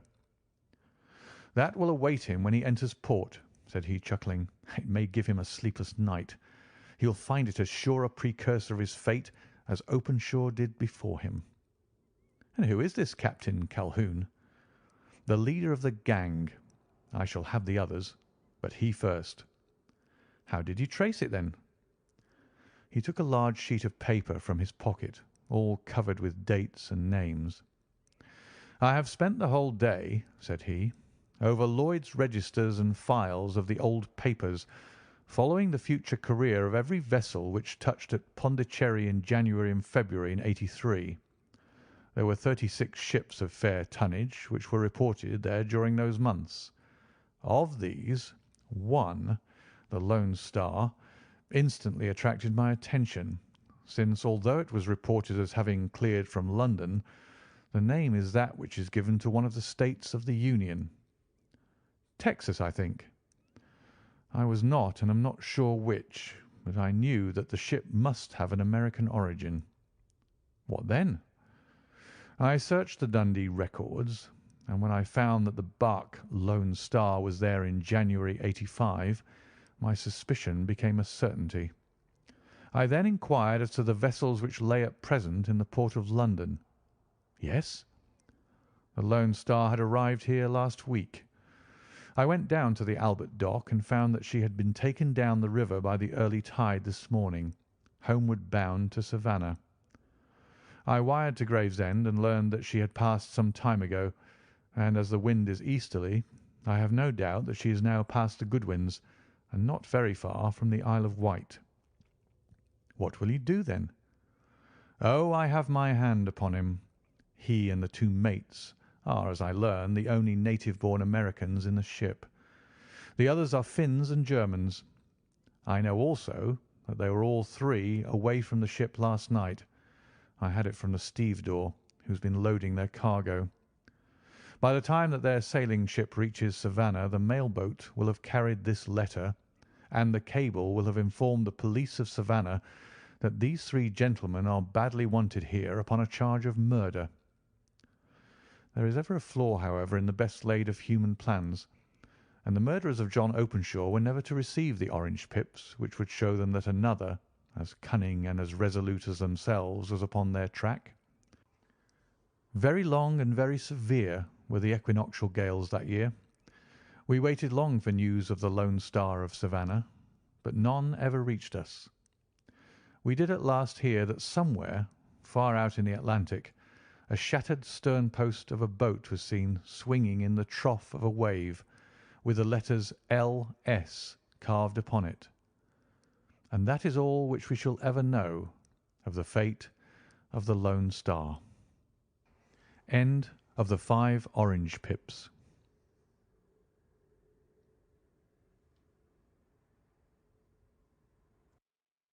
The Man with the Twisted Lip. Asa Whitney, brother of the late Elias Whitney, D.D., principal of the Theological College of St. George's, was much addicted to opium. The habit grew upon him, as I understand, from some foolish freak when he was at college, for having read De Quincey's description of his dreams and sensations, he had drenched his tobacco with laudanum in an attempt to produce the same effects.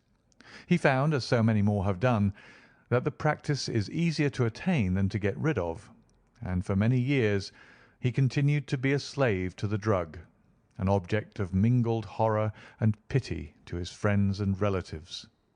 I can see him now, with yellow, pasty face, drooping lips, and pinpoint pupils, all huddled in a chair, the wreck and ruin of a noble man. One night, it was in June, '89, there came a ring to my bell, about the hour when a man gives his first yawn and glances at the clock. I sat up in my chair, and my wife laid her needlework down in her lap and made a little face of disappointment. "A patient," said she. "You'll have to go out." I groaned, for I was newly come back from a weary day. We heard the door open, a few hurried words, and then quick steps upon the linoleum. Our own door flew open, and a lady, clad in some dark coloured stuff, with a black veil, entered the room. "You will excuse my calling so late," she began, and then suddenly losing her self-control, she ran forward, threw her arms about my wife's neck, and sobbed upon her shoulder. "Oh, I'm in such trouble!" she cried. "I do so want a little help." "Why?" said my wife, pulling up her veil. "It is Kate Whitney. How you startled me, Kate! I had not an idea who you were when you came in." "I didn't know what to do, so I came straight to you." That was always the way. Folk who were in grief came to my wife like birds to a lighthouse. "It was very sweet of you to come. Now you must have some wine and water, and sit here comfortably and tell us all about it. Or should you rather that I sent James off to bed?" "Oh, no, no. I want the doctor's advice and help too. It's about Isa. He has not been home for 2 days. I am so frightened about him." It was not the first time that she had spoken to us of her husband's trouble, to me as a doctor, to my wife as an old friend and school companion. We soothed and comforted her by such words as we could find. Did she know where her husband was? Was it possible that we could bring him back to her? It seems that it was. She had the surest information that of late he had, when the fit was on him, made use of an opium den in the farthest east of the city. Hitherto his orgies had always been confined to one day, and he had come back, twitching and shattered, in the evening. But now the spell had been upon him 48 hours, and he lay there, doubtless among the dregs of the docks, breathing in the poison or sleeping off the effects. There he was to be found, she was sure of it, at the Bar of Gold in Upper Swandam Lane. But what was she to do? How could she, a young and timid woman, make her way into such a place and pluck her husband out from among the ruffians who surrounded him? There was the case, and of course there was but one way out of it. Might I not escort her to this place? And then, as a second thought, why should she come at all? I was Isa Whitney's medical adviser, and as such I had influence over him. I could manage it better if I were alone. I promised her on my word that I would send him home in a cab within 2 hours, if he were indeed at the address which she had given me. And so in 10 minutes I had left my armchair and cheery sitting-room behind me, and was speeding eastward in a hansom on a strange errand, as it seemed to me at the time, though the future only could show how strange it was to be. But there was no great difficulty in the first stage of my adventure.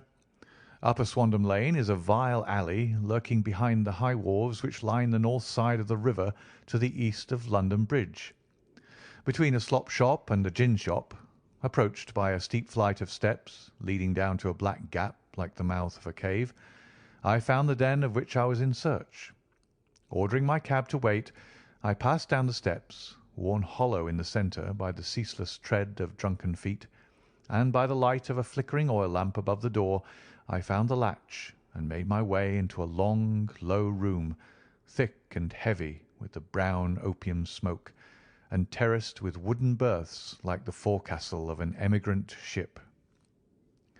Through the gloom one could dimly catch a glimpse of bodies lying in strange, fantastic poses, bowed shoulders, bent knees, heads thrown back, and chins pointing upward, with here and there a dark, lack-lustre eye turned upon the newcomer.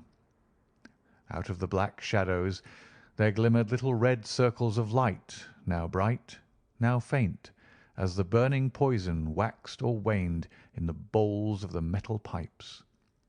The most lay silent, but some muttered to themselves and others talked together in a strange, low, monotonous voice, their conversation coming in gushes, and then suddenly tailing off into silence, each mumbling out his own thoughts and paying little heed to the words of his neighbour. At the farther end was a small brazier of burning charcoal, beside which, on a three-legged wooden stool, there sat a tall, thin old man, with his jaw resting upon his two fists and his elbows upon his knees, staring into the fire. As I entered, a sallow Malay attendant had hurried up with a pipe for me and a supply of the drug, beckoning me to an empty berth. "Thank you, I have not come to stay," said I. "There is a friend of mine here, Mr. Ezer Whitney, and I wish to speak with him." There was a movement and an exclamation from my right, and peering through the gloom, I saw Whitney, pale, haggard, and unkempt, staring out at me. "My God, it's Watson," said he. He was in a pitiable state of reaction, with every nerve in a twitter. "I say, Watson, what o'clock is it?" "Nearly 11. "Of what day?" Friday, June 19th. "Good heavens! I thought it was Wednesday." "It is Wednesday. What do you want to frighten a chap for?" He sank his face onto his arms and began to sob in a high treble key. "I tell you that it is Friday, man. Your wife has been waiting this 2 days for you. You should be ashamed of yourself." "So I am. But you've got mixed, Watson, for I've only been here a few hours. 3 pipes, 4 pipes, I forgot how many. But I'll go home with you.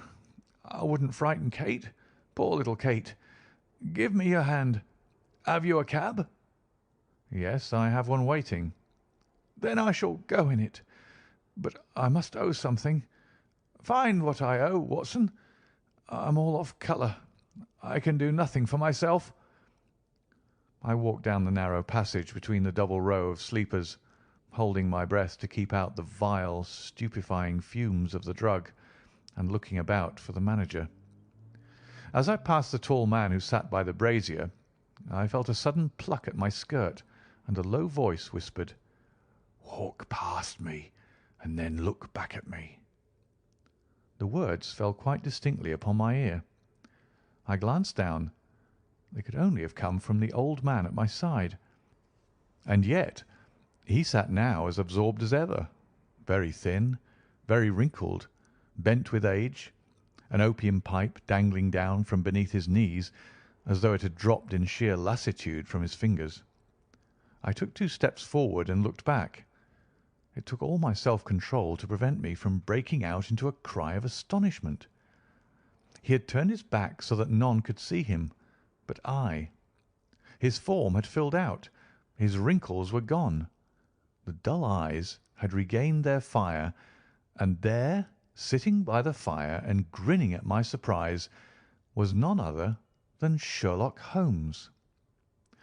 He made a slight motion to me to approach him, and instantly, as he turned his face half round to the company once more, subsided into a doddering, loose-lipped senility. "Holmes," I whispered, "what on earth are you doing in this den?" "As low as you can," he answered. "I have excellent ears. If you would have the great kindness to get rid of that sottish friend of yours, I should be exceedingly glad to have a little talk with you." "I have a cab outside." "Then pray send him home in it. You may safely trust him, for he appears to be too limp to get into any mischief. I should recommend you also to send a note by the cabman to your wife to say that you have thrown in your lot with me. If you will wait outside, I shall be with you in 5 minutes." It was difficult to refuse any of Sherlock Holmes's requests, for they are always so exceedingly definite, and put forward with such a quiet air of mastery. I felt, however, that when Whitney was once confined in the cab, my mission was practically accomplished. And for the rest, I could not wish anything better than to be associated with my friend in one of those singular adventures which were the normal condition of his existence. In a few minutes I had written my note, paid Whitney's bill, led him out to the cab, and seen him driven through the darkness. In a very short time a decrepit figure had emerged from the opium den, and I was walking down the street with Sherlock Holmes. For 2 streets he shuffled along with a bent back and an uncertain foot. Then, glancing quickly round, he straightened himself out and burst into a hearty fit of laughter. "I suppose, Watson," said he, "that you imagine that I have added opium smoking to cocaine injections and all the other little weaknesses on which you have favoured me with your medical views. I was certainly surprised to find you there, but not more so than I to find you. I came to find a friend, and I to find an enemy." "An enemy?" "Yes, one of my natural enemies, or shall I say, my natural prey. Briefly, Watson, I am in the midst of a very remarkable inquiry, and I have hoped to find a clue in the incoherent ramblings of these sots, as I have done before now. Had I been recognised in that den, my life would not have been worth an hour's purchase, for I have used it before now for my own purposes, and the rascally Lascar who runs it has sworn to have vengeance upon me. There is a trapdoor at the back of that building near the corner of Paul's Wharf, which could tell some strange tales of what has passed through it upon the moonless nights." "What? You don't mean bodies?" "Aye, bodies, Watson. We should be rich men if we had £1,000 for every poor devil who's been done to death in that den. It is the vilest murder trap on the whole riverside, and I fear that Neville St. Clair has entered it never to leave it more. But our trap should be here." He put his 2 forefingers between his teeth and whistled shrilly, a signal which was answered by a similar whistle from the distance, followed shortly by the rattle of wheels and the clink of horses' hoofs. "Now, Watson," said Holmes, as a tall dog-cart dashed up through the gloom, throwing out 2 golden tunnels of yellow light from its side lanterns. "You'll come with me, won't you?" "If I can be of use." "Oh, a trusty comrade is always of use, and a chronicler still more so. My room at the Cedars is a double-bedded one." "The Cedars?" "Yes, that is Mr. St. Clair's house. I am staying there while I conduct the inquiry." "Where is it, then?" "Near Lee, in Kent. We have a 7-mile drive before us." "But I'm all in the dark." "Of course you are. You'll know all about it presently. Jump up here. All right, John, we shall not need you. Here's £0.50. Look out for me tomorrow about 11. Give her head. So long, then." He flicked the horse with his whip, and we dashed away through the endless succession of sombre and deserted streets, which widened gradually until we were flying across a broad balustraded bridge, with the murky river flowing sluggishly beneath us.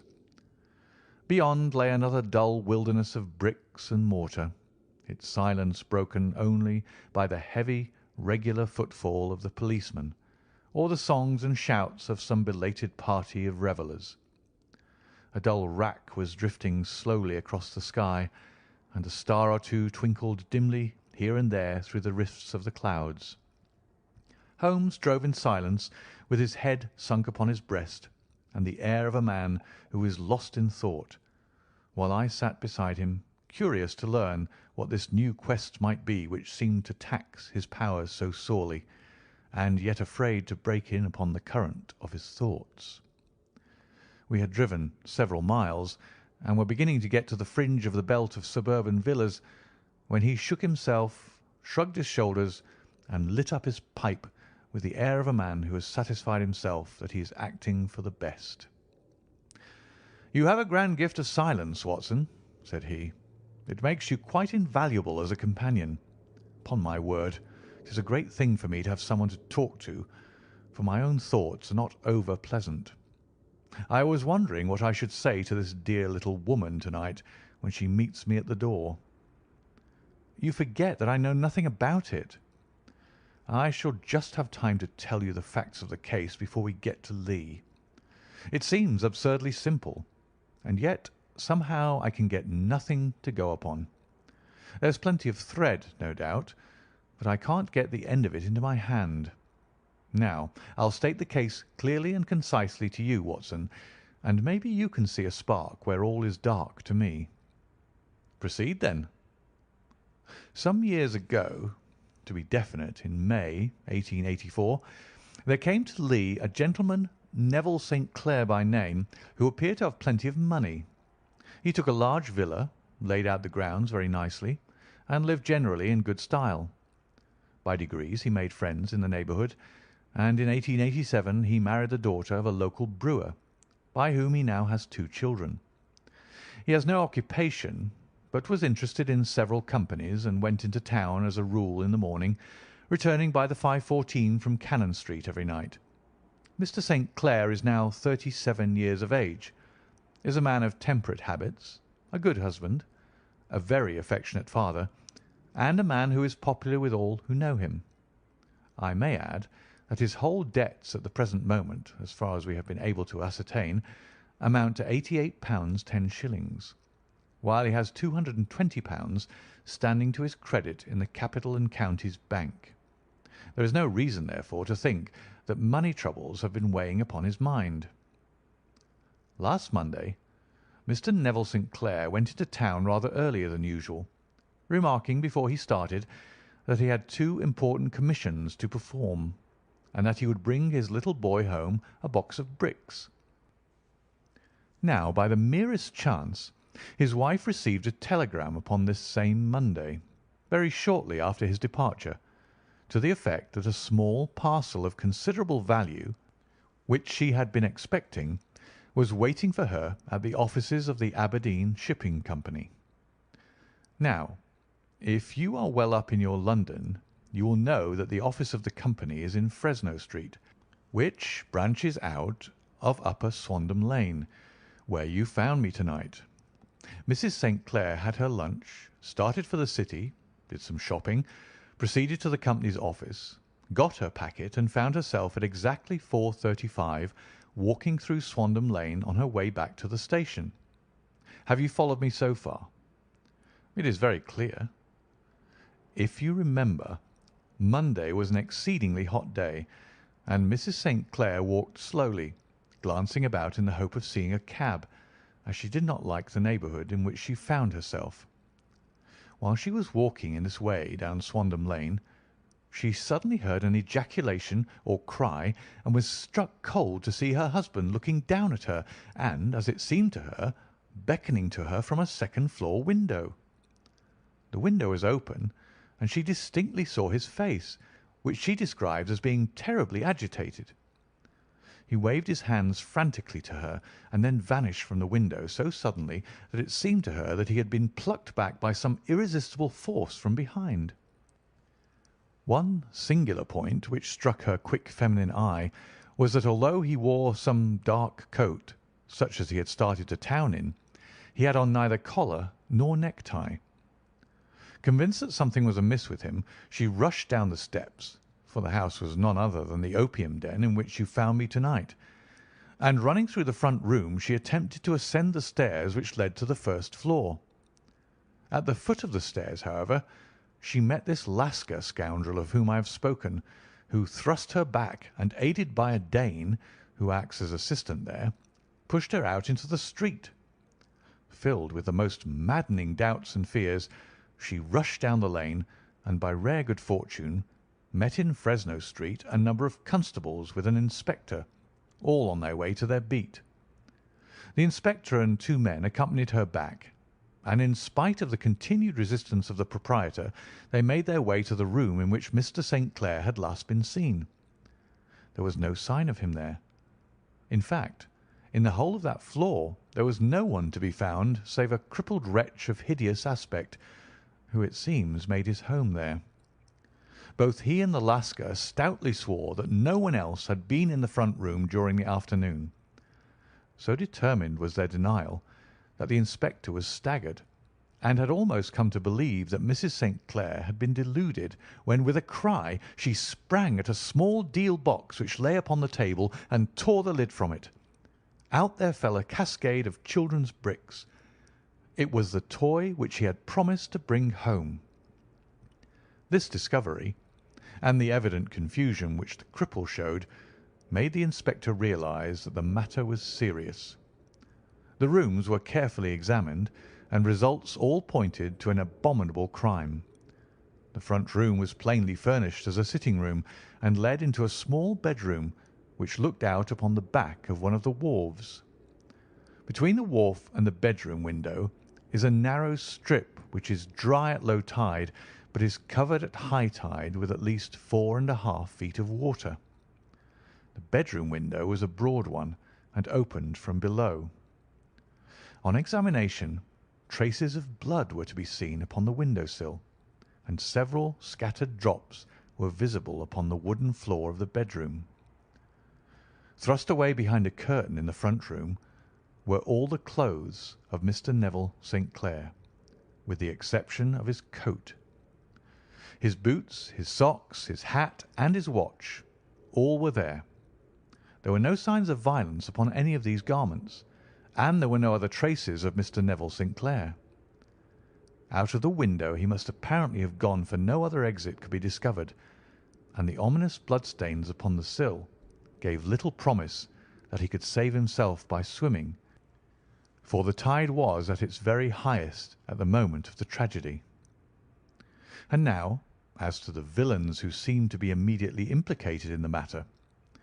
The Lascar was known to be a man of the vilest antecedents, but as, by Mrs. St. Clair's story, he was known to have been at the foot of the stair within a very few seconds of her husband's appearance at the window, he could hardly have been more than an accessory to the crime. His defence was one of absolute ignorance, and he protested that he had no knowledge as to the doings of Hugh Boone, his lodger, and that he could not account in any way for the presence of the missing gentleman's clothes. So much for the Lascar manager. Now for the sinister cripple who lives upon the second floor of the opium den, and who was certainly the last human being whose eyes rested upon Neville St. Clair. His name is Hugh Boone, and his hideous face is one which is familiar to every man who goes much to the city. He is a professional beggar, though in order to avoid the police regulations he pretends to a small trade in wax vestas. Some little distance down Threadneedle Street, upon the left-hand side, there is, as you may have remarked, a small angle in the wall. Here it is that this creature takes his daily seat, cross-legged, with his tiny stock of matches on his lap, and as he is a piteous spectacle, a small rain of charity descends into the greasy leather cap which lies upon the pavement beside him. I have watched the fellow more than once before ever I thought of making his professional acquaintance, and I have been surprised at the harvest which he has reaped in a short time. His appearance, you see, is so remarkable that no one can pass him without observing him.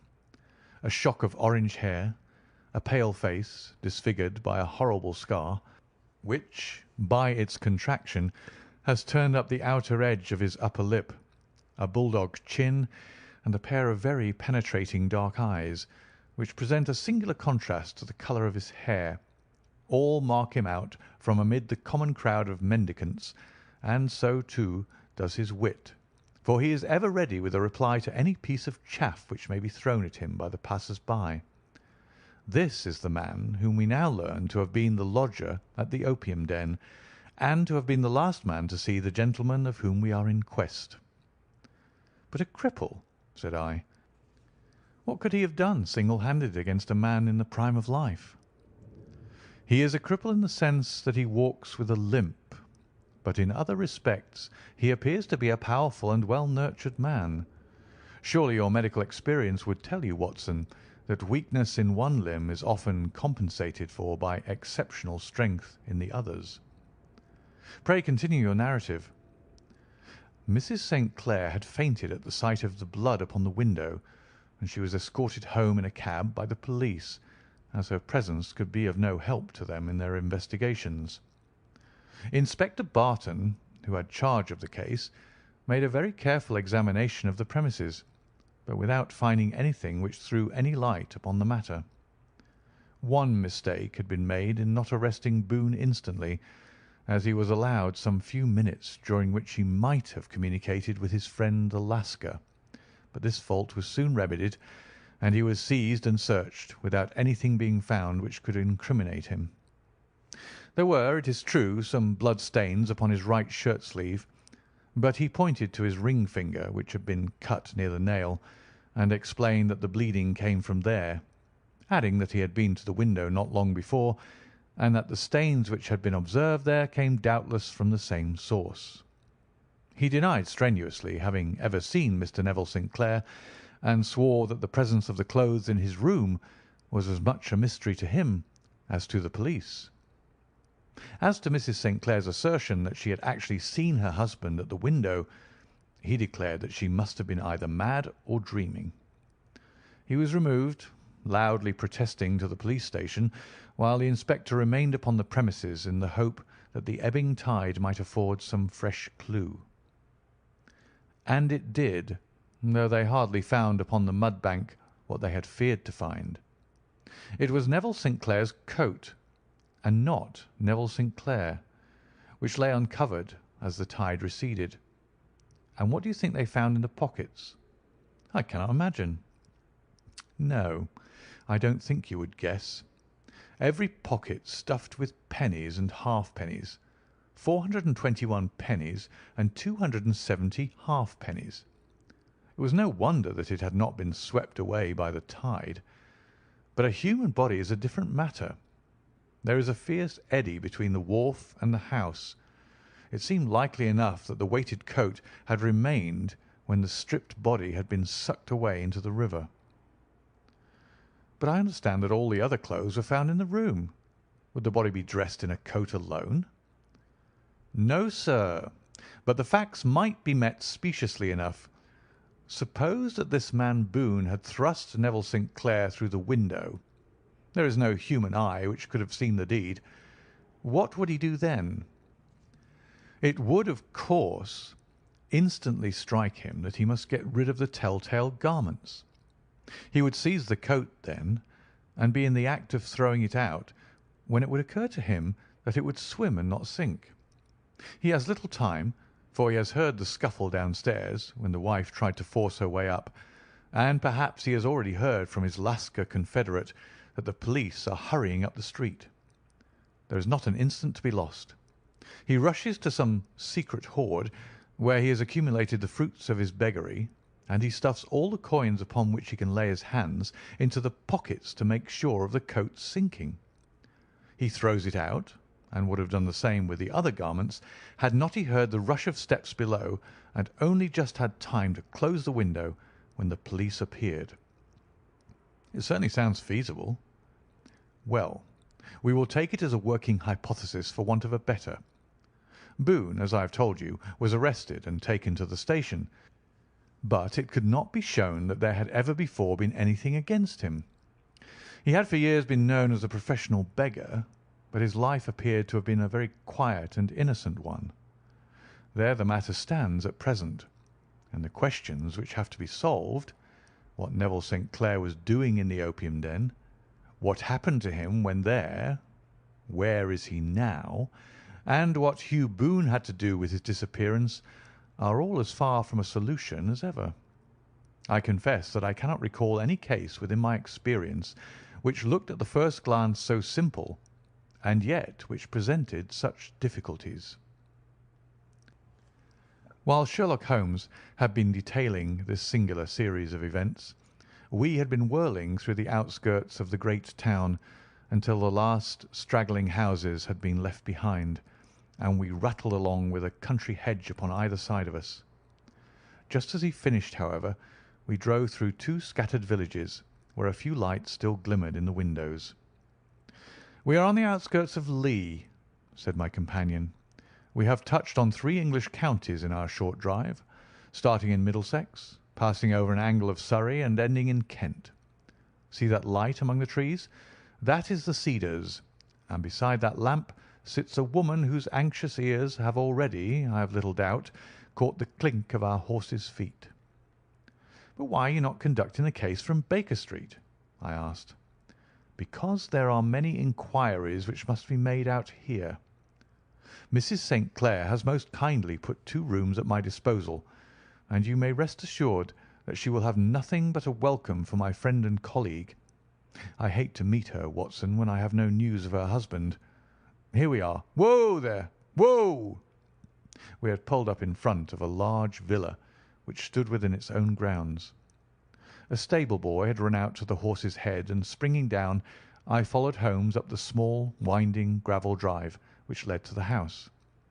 As we approached, the door flew open, and a little blonde woman stood in the opening, clad in some sort of light mousseline de soie, with a touch of fluffy pink chiffon at her neck and wrists. She stood with her figure outlined against the flood of light, one hand upon the door, one half raised in her eagerness, her body slightly bent, her head and face protruded, with eager eyes and parted lips, a standing question. "Well," she cried, "well!"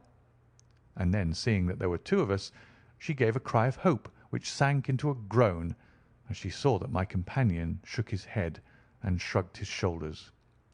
"No good news?" "None." "No bad?" "No." "Thank God for that. But come in. You must be weary, for you have had a long day." "This is my friend Dr. Watson. He has been of most vital use to me in several of my cases, and a lucky chance has made it possible for me to bring him out and associate him with this investigation." "I am delighted to see you," said she, pressing my hand warmly. "You will, I am sure, forgive anything that you may be wanting in our arrangements when you consider the blow which has come so suddenly upon us." "My dear madam," said I am an old campaigner, and if I were not, I can very well see that no apology is needed. If I can be of any assistance, either to you or to my friend here, I shall be indeed happy."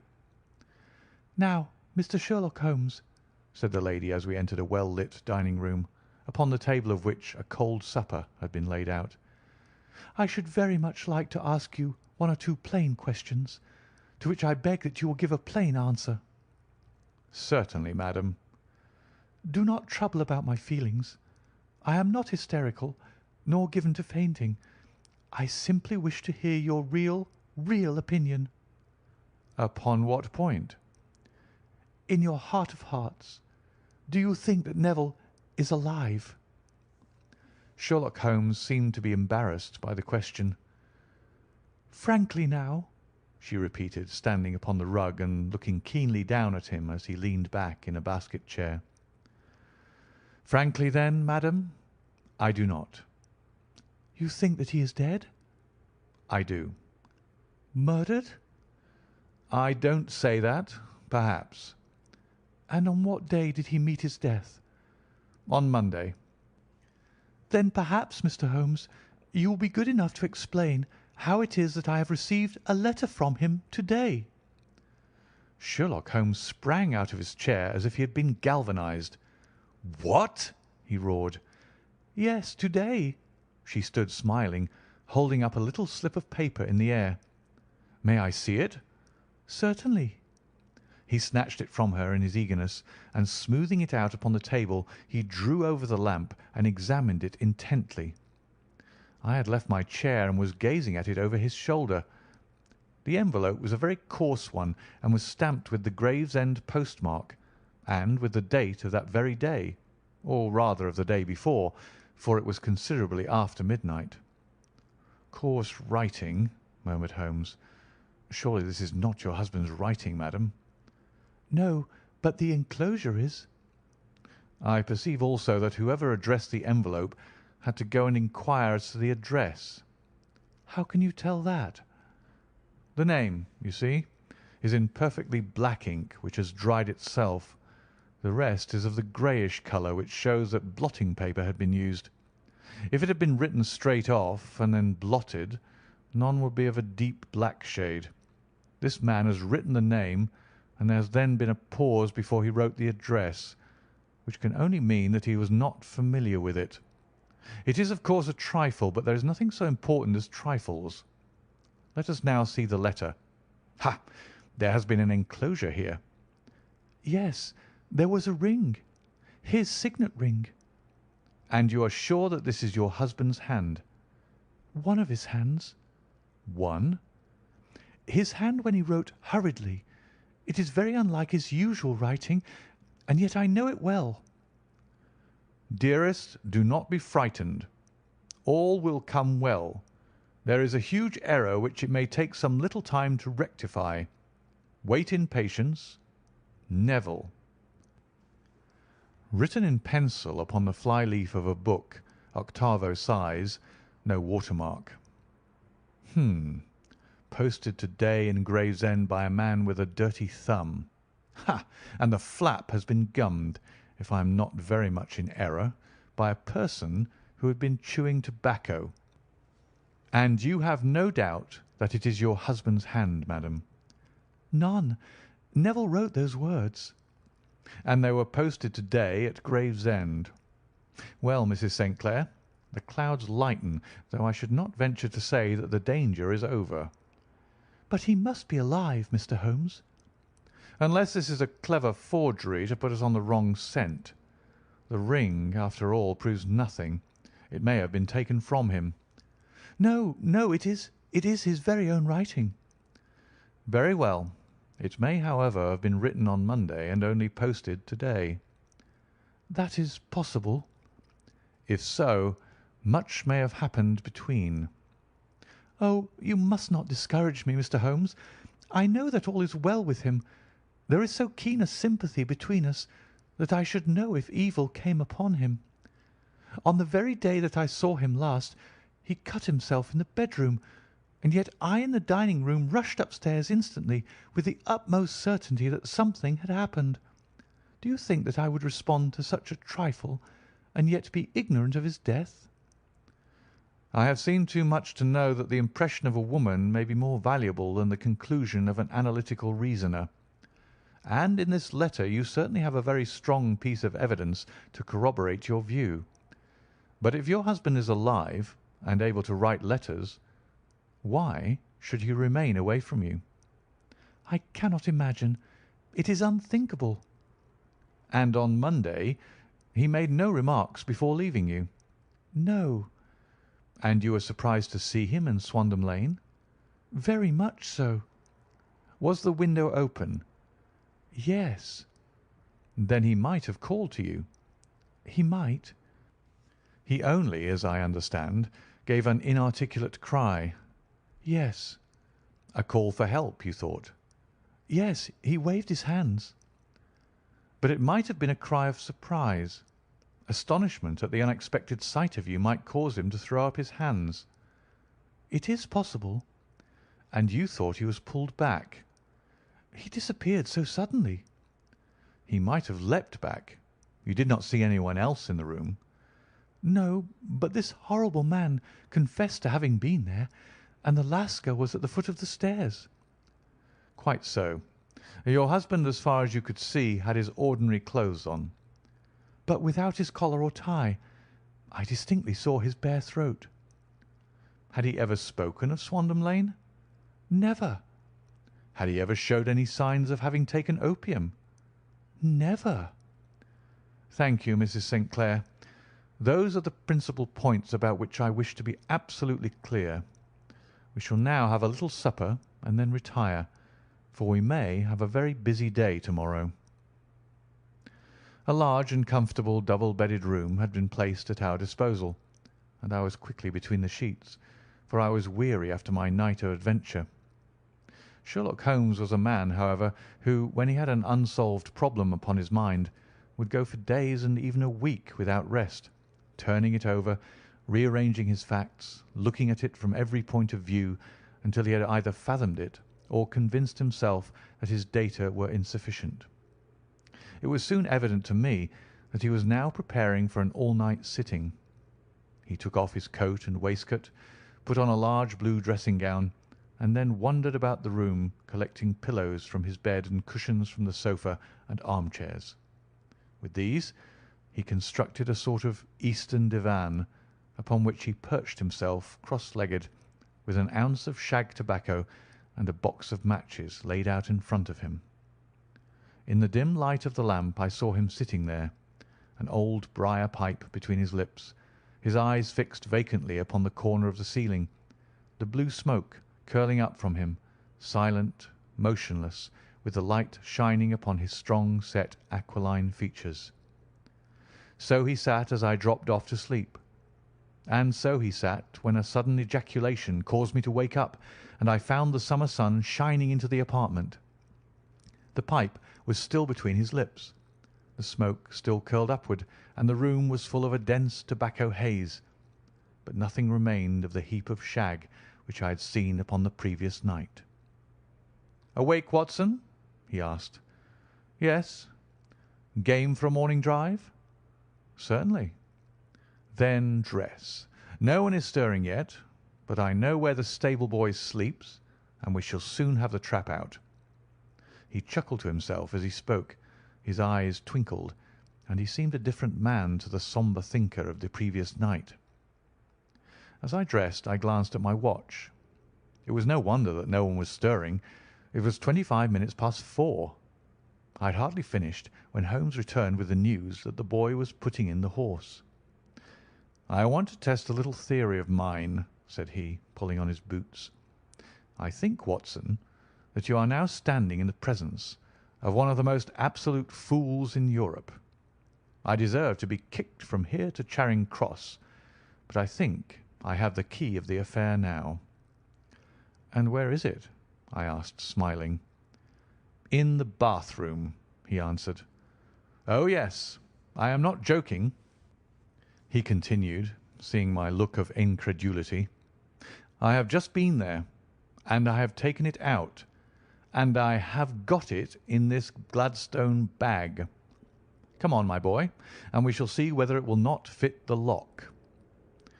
We made our way downstairs as quietly as possible and out into the bright morning sunshine. In the road stood our horse and trap, with the half-clad stable boy waiting at the head. We both sprang in, and away we dashed down the London road. A few country carts were stirring, bearing in vegetables to the metropolis, but the lines of villas on either side were as silent and lifeless as some city in a dream. "It has been in some points a singular case," said Holmes, flicking the horse on into a gallop. "I confess that I have been as blind as a mole, but it is better to learn wisdom late than never to learn it at all." In town the earliest risers were just beginning to look sleepily from their windows as we drove through the streets of the Surrey side. Passing down the Waterloo Bridge Road, we crossed over the river, and dashing up Wellington Street, wheeled sharply to the right and found ourselves in Bow Street. Sherlock Holmes was well known to the force, and the two constables at the door saluted him. One of them held the horse's head, while the other led us in. "Who is on duty?" asked Holmes. Inspector Bradstreet, sir. Ah, Bradstreet. How are you? A tall, stout official had come down the stone-flagged passage in a peaked cap and frogged jacket. "I wish to have a quiet word with you, Bradstreet." Certainly, Mr. Holmes. Step into my room here. It was a small office-like room with a huge ledger upon the table and a telephone projecting from the wall. The inspector sat down at his desk. What can I do for you, Mr. Holmes? "I called about that beggarman Boone, the one who was charged with being concerned in the disappearance of Mr. Neville St. Clair of Lee." Yes, he was brought up and remanded for further inquiries. "So I heard. You have him here?" In the cells. "Is he quiet?" Oh, he gives no trouble, but he is a dirty scoundrel. "Dirty?" Yes, it's all we can do to make him wash his hands, and his face is as black as a tinker's. Well, once his case has been settled, he'll have a regular prison bath, and I think, if you saw him, you'd agree with me that he needed it. "I should like to see him very much." Would you? That's easily done. Come this way. You can leave your bag. "No, I think that I'll take it." Very good. Come this way, if you please. He led us down a passage, opened a barred door, passed down a winding stair, and brought us to a whitewashed corridor with a line of doors on each side. The third on the right is his, said the inspector. Here it is. He quietly shot back a panel in the upper part of the door and glanced through. He is asleep, said he. You can see him very well. We both put our eyes to the grating. The prisoner lay with his face towards us, in a very deep sleep, breathing slowly and heavily. He was a middle-sized man, coarsely clad as becoming his calling, with a coloured shirt protruding through the rent in his tattered coat. He was, as the inspector had said, extremely dirty, but the grime which covered his face could not conceal its repulsive ugliness. A broad weal from an old scar ran right across it from eye to chin, and by its contraction had turned up one side of the upper lip, so that 3 teeth were exposed in a perpetual snarl. A shock of very bright red hair grew low over his eyes and forehead. "He's a beauty, isn't he?" said the inspector. "He certainly needs a wash," remarked Holmes. "I had an idea that he might, and I took the liberty of bringing the tools with me." He opened the Gladstone bag as he spoke, and took out, to my astonishment, a very large bath sponge. He!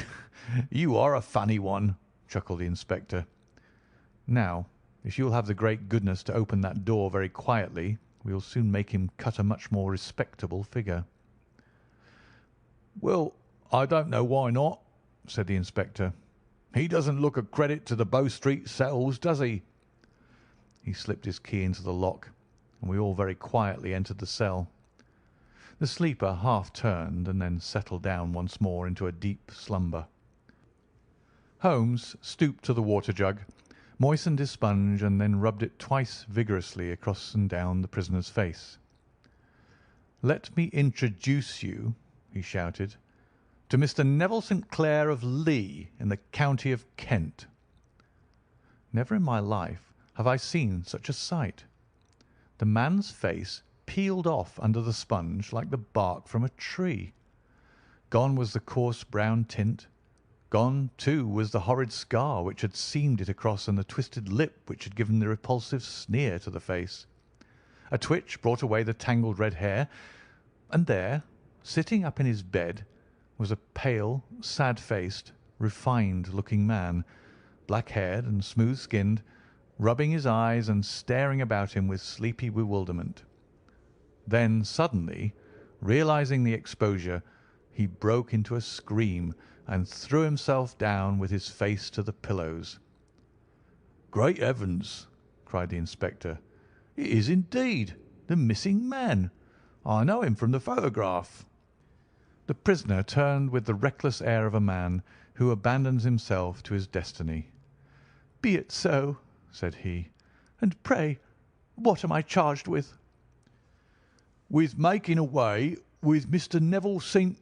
"Oh, come, you can't be charged with that unless they make a case of attempted suicide of it," said the inspector with a grin.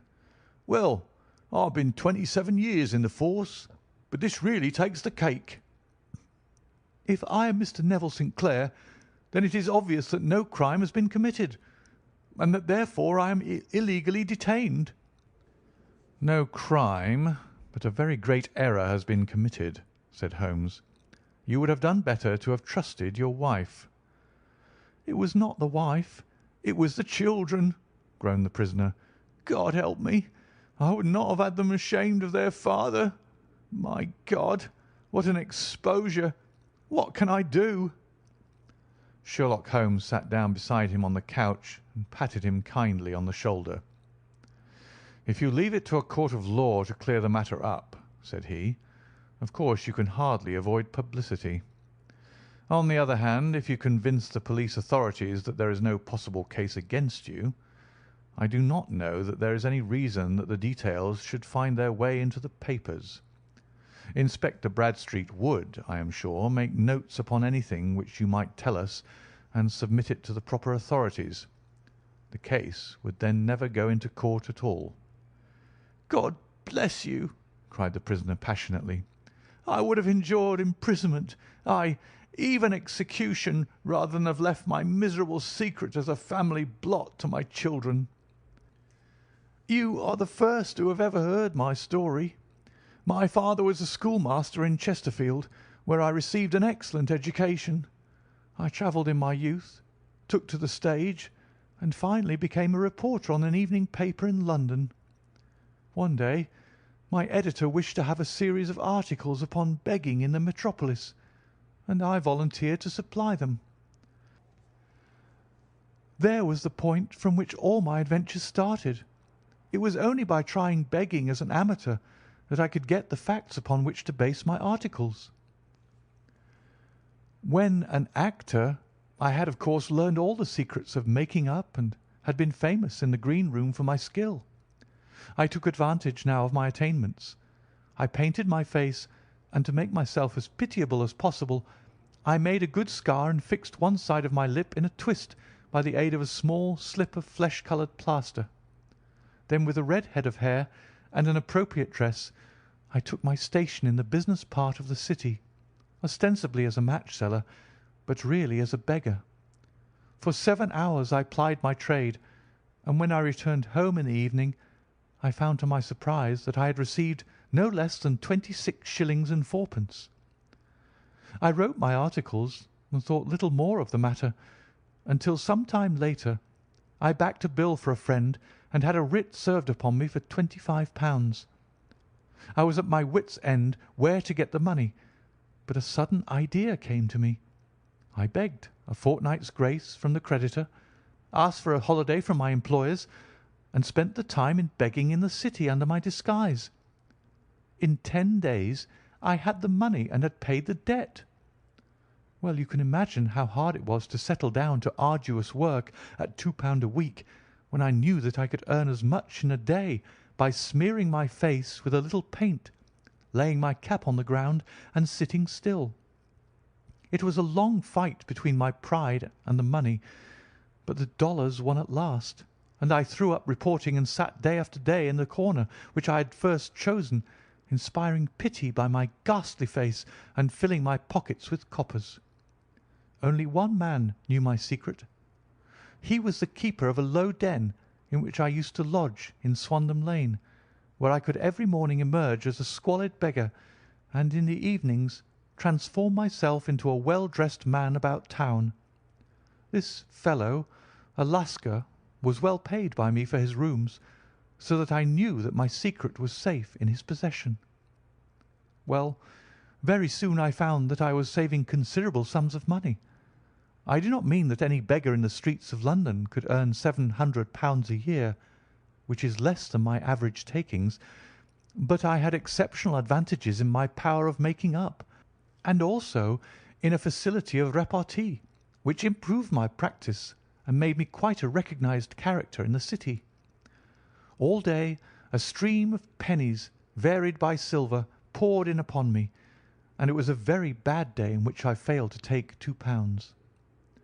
As I grew richer, I grew more ambitious, took a house in the country, and eventually married without anyone having a suspicion as to my real occupation. My dear wife knew that I had business in the city. She little knew what.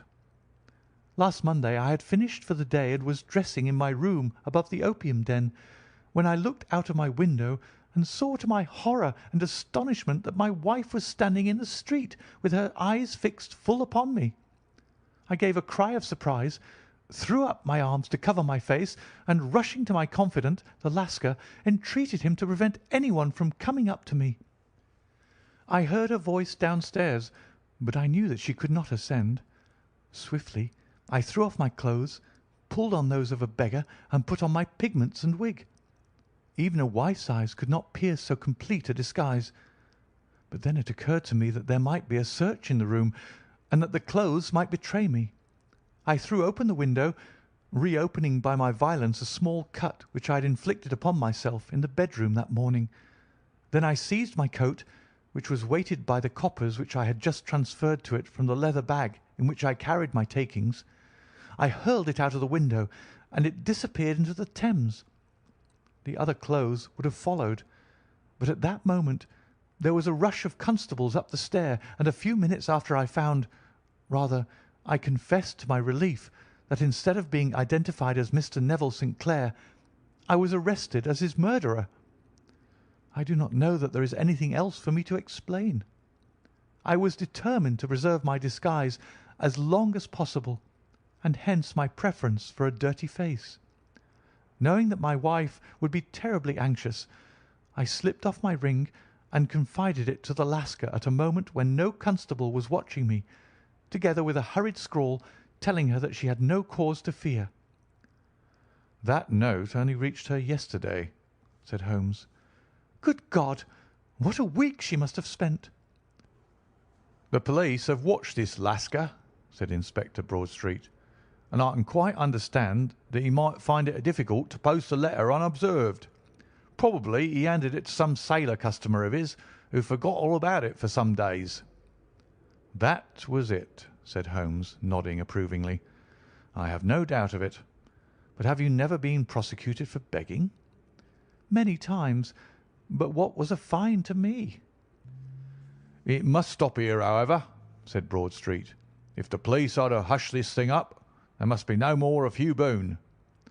I have sworn it by the most solemn oaths which a man can take. "In that case, I think that it is probable that no further steps may be taken. But if you are found again, then all must come out. I am sure, Mr. Holmes, that we are very much indebted to you for having cleared the matter up. I wish I knew how you reached your results." "I reached this one," said my friend, "by sitting upon 5 pillows and consuming an ounce of shag. I think, Watson, that if we drive to Baker Street, we shall just be in time for breakfast." End of The Man with the Twisted Lip.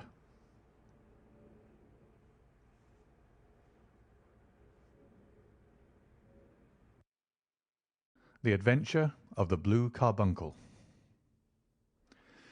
I had called upon my friend Sherlock Holmes upon the second morning after Christmas, with the intention of wishing him the compliments of the season. He was lounging upon the sofa in a purple dressing-gown, a pipe-rack within his reach upon the right, and a pile of crumpled morning papers, evidently newly studied, near at hand. Beside the couch was a wooden chair, and on the angle of the back hung a very seedy and disreputable hard felt hat, much the worse for wear, and cracked in several places. A lens and a forceps lying upon the seat of the chair suggested that the hat had been suspended in this manner for the purpose of examination. "You are engaged," said I. "Perhaps I interrupt you." "Not at all. I am glad to have a friend with whom I can discuss my results. The matter is a perfectly trivial one." He jerked his thumb in the direction of the old hat. "But there are points in connection with it which are not entirely devoid of interest and even of instruction." I seated myself in his armchair and warmed my hands before his crackling fire, for a sharp frost had set in, and the windows were thick with the ice crystals. "I suppose," I remarked, "that, homely as it looks, this thing has some deadly story linked on to it, that it is the clue which will guide you in the solution of some mystery and the punishment of some crime." "No, no, no crime," said Sherlock Holmes, laughing. "Only one of those whimsical little incidents which will happen when you have 4,000,000 human beings all jostling each other within the space of a few square miles. Amid the action and reaction of so dense a swarm of humanity, every possible combination of events may be expected to take place, and many a little problem will be presented which may be striking and bizarre without being criminal. We have already had experience of such." "So much so," I remarked, "that of the last 6 cases which I have added to my notes, 3 have been entirely free of any legal crime." "Precisely. You allude to my attempt to recover the Irene Adler papers, to the singular case of Miss Mary Sutherland, and to the adventure of the man with the twisted lip. Well, I have no doubt that this small matter will fall into the same innocent category. You know Peterson, the commissionaire?" "Yes." "It is to him that this trophy belongs." "It is his hat." "No, no. He found it. Its owner is unknown. I beg that you will look upon it, not as a battered billycock, but as an intellectual problem. And first, as to how it came here. It arrived upon Christmas morning in company with a good fat goose, which is, I have no doubt, roasting at this moment in front of Peterson's fire. The facts are these. About 4 o'clock on Christmas morning, Peterson, who, as you know, is a very honest fellow, was returning from some small jollification, and was making his way homeward down Tottenham Court Road. In front of him he saw, in the gaslight, a tallish man walking with a slight stagger and carrying a white goose slung over his shoulder. As he reached the corner of Goodge Street, a row broke out between this stranger and a little knot of roughs. One of the latter knocked off the man's hat, on which he raised his stick to defend himself, and swinging it over his head, smashed the shop window behind him. Peterson had rushed forward to protect the stranger from his assailants, but the man, shocked at having broken the window, and seeing an official-looking person in uniform rushing towards him, dropped his goose, took to his heels, and vanished amid the labyrinth of small streets which lie at the back of Tottenham Court Road. The roughs had also fled at the appearance of Peterson, so that he was left in possession of the field of battle, and also of the spoils of victory in the shape of this battered hat and a most unimpeachable Christmas goose, which surely he restored to their owner. My dear fellow, there lies the problem. It is true that "For Mrs. Henry Baker" was printed upon a small card which was tied to the bird's left leg, and it is also true that the initials H.B. are legible upon the lining of this hat. But as there are some thousands of Bakers and some hundreds of Henry Bakers in this city of ours, it is not easy to restore lost property to any one of them. What then did Peterson do? He brought round both hat and goose to me on Christmas morning, knowing that even the smallest problems are of interest to me. The goose we retained until this morning, when there were signs that, in spite of the slight frost, it would be well that it should be eaten without unnecessary delay. Its finder has carried it off, therefore, to fulfil the ultimate destiny of a goose, while I continue to retain the hat of the unknown gentleman who lost his Christmas dinner. Did he not advertise? No. Then what clue could you have as to his identity? Only as much as we can deduce. From this hat? Precisely. But you're joking. What can you gather from this old battered felt? Here is my lens. You know my methods. What can you gather yourself as to the individuality of the man who has worn this article? I took the tattered object in my hands and turned it over rather ruefully. It was a very ordinary black hat of the usual round shape, hard and much the worse for wear. The lining had been of red silk, but was a good deal discoloured. There was no maker's name, but as Holmes had remarked, the initials H.B. were scrawled upon one side. It was pierced in the brim for a hat securer, but the elastic was missing. For the rest, it was cracked, exceedingly dusty, and spotted in several places, although there seemed to have been some attempt to hide the discoloured patches by smearing them with ink. "I can see nothing," said I, handing it back to my friend. "On the contrary, Watson, you can see everything. You fail, however, to reason from what you see. You are too timid in drawing your inferences." "Then pray tell me what it is that you can infer from this hat." He picked it up and gazed at it in the peculiar introspective fashion which was characteristic of him. "It is perhaps less suggestive than it might have been," he remarked, "and yet there are a few inferences which are very distinct, and a few others which represent at least a strong balance of probability. That the man was highly intellectual is of course obvious upon the face of it, and also that he was fairly well-to-do within the last 3 years, although he has now fallen upon evil days. He had foresight, but has less now than formerly, pointing to a moral retrogression which, when taken with the decline of his fortunes, seems to indicate that some evil influence, probably drink, at work upon him. This may account also for the obvious fact that his wife has ceased to love him." "My dear Holmes!" "He has, however, retained some degree of self-respect," he continued, disregarding my remonstrance. "He is a man who leads a sedentary life, goes out little, is out of training entirely, is middle-aged, has grizzled hair which he has had cut within the last few days, and which he anoints with lime cream. These are the more patent facts which are to be deduced from his hat.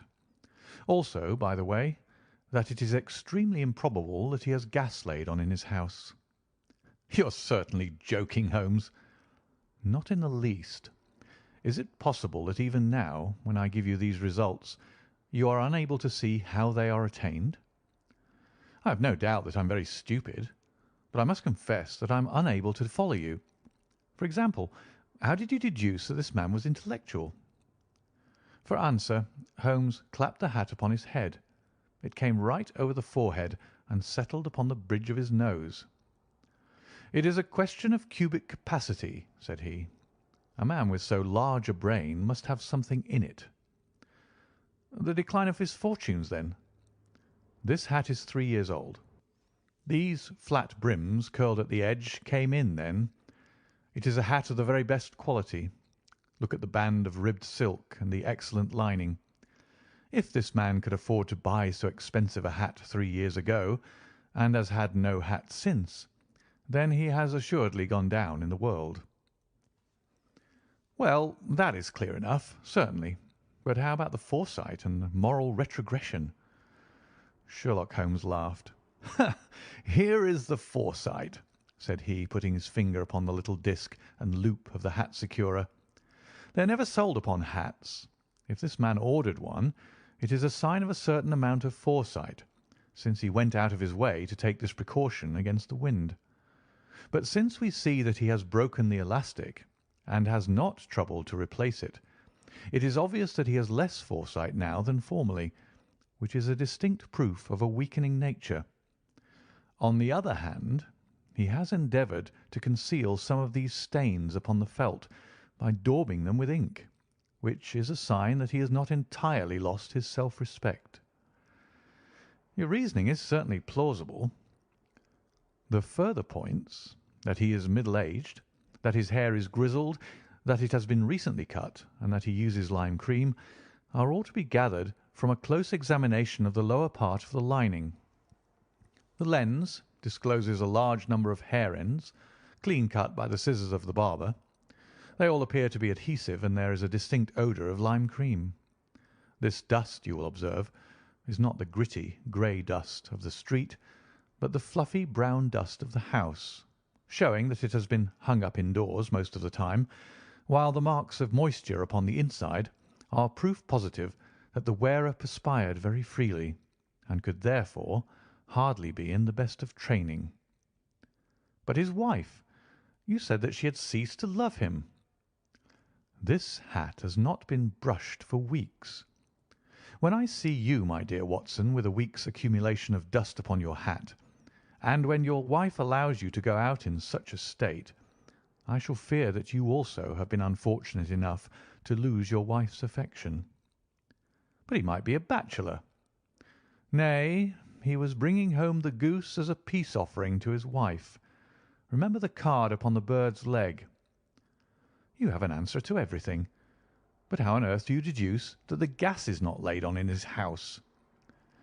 One tallow stain, or even two, might come by chance, but when I see no less than 5, I think that there can be little doubt that the individual must be brought into frequent contact with burning tallow.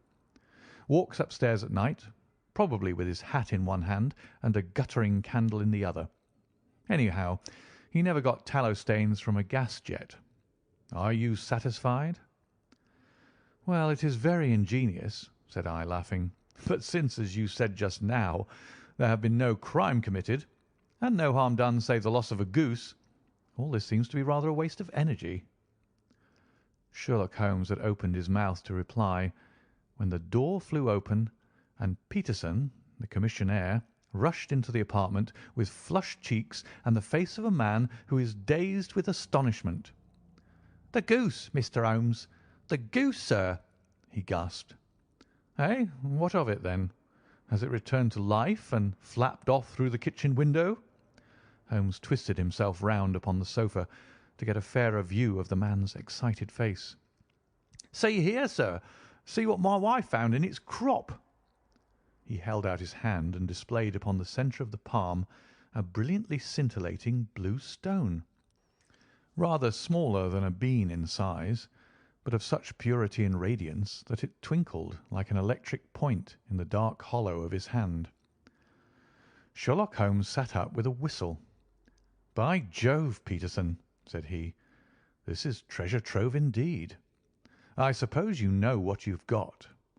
"A diamond, sir. A precious stone. It cuts into glass as though it were putty." "It's more than a precious stone. It is the precious stone." "Not the Countess of Morcar's blue carbuncle?" I ejaculated. "Precisely so. I ought to know its size and shape, seeing that I have read the advertisement about it in the Times every day lately. It is absolutely unique, and its value can only be conjectured, but the reward offered of £1,000 is certainly not within a 20th part of the market price." £1,000? Great Lord of mercy! The commissionaire plumped down into a chair and stared from one to the other of us. "That is the reward, and I have reason to know that there are sentimental considerations in the background which would induce the Countess to part with half her fortune if she could but recover the gem." "It was lost, if I remember aright, at the Hotel Cosmopolitan," I remarked. "Precisely so, on December 22nd, just 5 days ago. John Horner, a plumber, was accused of having abstracted it from the lady's jewel case. The evidence against him was so strong that the case had been referred to the assizes. I have some account of the matter here, I believe." He rummaged amid his newspapers, glancing over the dates, until at last he smoothed one out, doubled it over, and read the following paragraph: "Hotel Cosmopolitan, jewel robbery. John Horner, 26, plumber, was brought up upon the charge of having, upon the 22nd inst., abstracted from the jewel case of the Countess of Morcar the valuable gem known as the blue carbuncle. James Ryder, upper attendant at the hotel, gave his evidence to the effect that he had shown Horner up to the dressing-room of the Countess of Morcar upon the day of the robbery in order that he might solder the second bar of the grate, which was loose. He had remained with Horner some little time, but had finally been called away. On returning, he found that Horner had disappeared, that the bureau had been forced open, and that the small morocco casket, in which, as it afterwards transpired, the Countess was accustomed to keep her jewel, was lying empty upon the dressing-table. Ryder instantly gave the alarm, and Horner was arrested the same evening, but the stone could not be found either upon his person or in his rooms. Catherine Cusack, maid to the Countess, deposed to having heard Ryder's cry of dismay on discovering the robbery, and to having rushed into the room where she found matters as described by the last witness.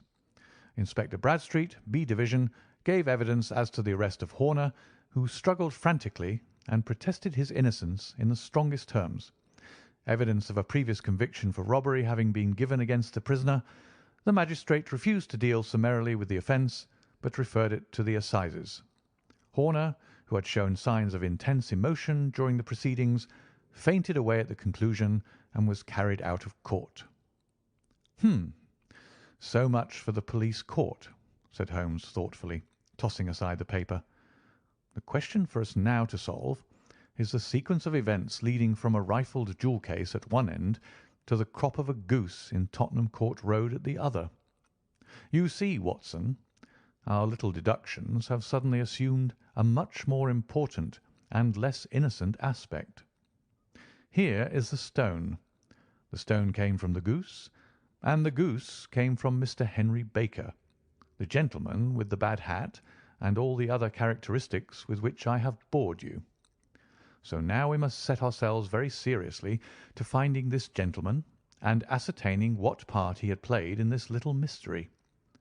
To do this, we must try the simplest means first, and these lie undoubtedly in an advertisement in all the evening papers. If this fail, I shall have recourse to other methods. What will you say? Give me a pencil and that slip of paper. Now then, found at the corner of Goodge Street a goose and a black felt hat. Mr. Henry Baker can have the same by applying at 6:30 this evening at 221B Baker Street. That is clear and concise. Very. But will he see it? Well, he is sure to keep an eye on the papers, since to a poor man the loss was a heavy one. He was clearly so scared by his mischance in breaking the window and by the approach of Peterson that he thought of nothing but flight. But since then he must have bitterly regretted the impulse which caused him to drop his bird. Then again, the introduction of his name will cause him to see it, for everyone who knows him will direct his attention to it. Here you are, Peterson. Run down to the advertising agency and have this put in the evening papers. In which, sir? Oh, in the Globe, Star, Pall Mall, St. James's, Evening News, Standard, Echo, and any others that occur to you. Very well, sir. And this stone? Ah, yes. I shall keep the stone. Thank you. And I say, Peterson, just buy a goose on your way back and leave it here with me, for we must have one to give to this gentleman in place of the one which your family is now devouring. When the commissionaire had gone, Holmes took up the stone and held it against the light. "It's a bonny thing," said he. "Just see how it glints and sparkles. Of course, it is a nucleus and focus of crime. Every good stone is. They are the devil's pet baits. In the larger and older jewels, every facet may stand for a bloody deed. This stone is not yet 20 years old. It was found in the banks of the Arnoy River in southern China, and is remarkable in having every characteristic of the carbuncle, save that it is blue in shade instead of ruby red. In spite of its youth, it has already a sinister history. There have been 2 murders, a vitriol throwing, a suicide, and several robberies brought about for the sake of this 40-grain weight of crystallized charcoal. Who would think that so pretty a toy would be a purveyor to the gallows and the prison? I'll lock it up in my strong box now, and drop a line to the Countess to say that we have it. Do you think that this man Horner is innocent? I cannot tell. Well, then, do you imagine that this other one, Henry Baker, had anything to do with the matter? It is, I think, much more likely that Henry Baker is an absolutely innocent man, who had no idea that the bird which he was carrying was of considerably more value than if it were made of solid gold. That, however, I shall determine by a very simple test if we have an answer to our advertisement. And you can do nothing until then? Nothing. In that case, I shall continue my professional round. But I shall come back in the evening at the hour you have mentioned, for I should like to see the solution of so tangled a business. Very glad to see you. I dine at 7. There is a woodcock, I believe. By the way, in view of recent occurrences, perhaps I ought to ask Mrs. Hudson to examine its crop. I had been delayed at a case, and it was a little after 6:30 when I found myself in Baker Street once more. As I approached the house, I saw a tall man in a Scotch bonnet, with a coat which was buttoned up to his chin, waiting outside in the bright semicircle which was thrown from the fanlight. Just as I arrived, the door was opened, and we were shown up together to Holmes's room. "Mr. Henry Baker, I believe," said he, rising from his armchair, and greeting his visitor with the easy air of geniality which he could so readily assume. "Pray take this chair by the fire, Mr. Baker. It is a cold night, and I observe that your circulation is more adapted for summer than for winter. Ah, Watson, you have just come at the right time. Is that your hat, Mr. Baker?" "Yes, sir. That is undoubtedly my hat." He was a large man with rounded shoulders, a massive head, and a broad, intelligent face, sloping down to a pointed beard of grizzled brown. A touch of red in nose and cheeks, with a slight tremor of his extended hand, recalled Holmes' surmise as to his habits. His rusty black frock coat was buttoned right up in front, with the collar turned up, and his lank wrists protruded from his sleeves without a sign of cuff or shirt. He spoke in a slow, staccato fashion, choosing his words with care, and gave the impression generally of a man of learning and letters who had had ill usage at the hands of fortune. "We have retained these things for some days," said Holmes, "because we expected to see an advertisement from you giving your address. I am at a loss to know why you did not advertise." Our visitor gave a rather shamefaced laugh. "Shillings have not been so plentiful with me as they once were," he remarked. "I had no doubt that the gang of roughs who assaulted me had carried off both my hat and the bird. I did not care to spend more money in a hopeless attempt at recovering them." "Very naturally. By the way, about the bird, we were compelled to eat it." "To eat it?" Our visitor half rose from his chair in his excitement. "Yes, it would have been of no use to anyone had we not done so. But I presume that this other goose upon the sideboard, which is about the same weight and perfectly fresh, will answer your purpose equally well." "Oh, certainly, certainly," answered Mr. Baker with a sigh of relief.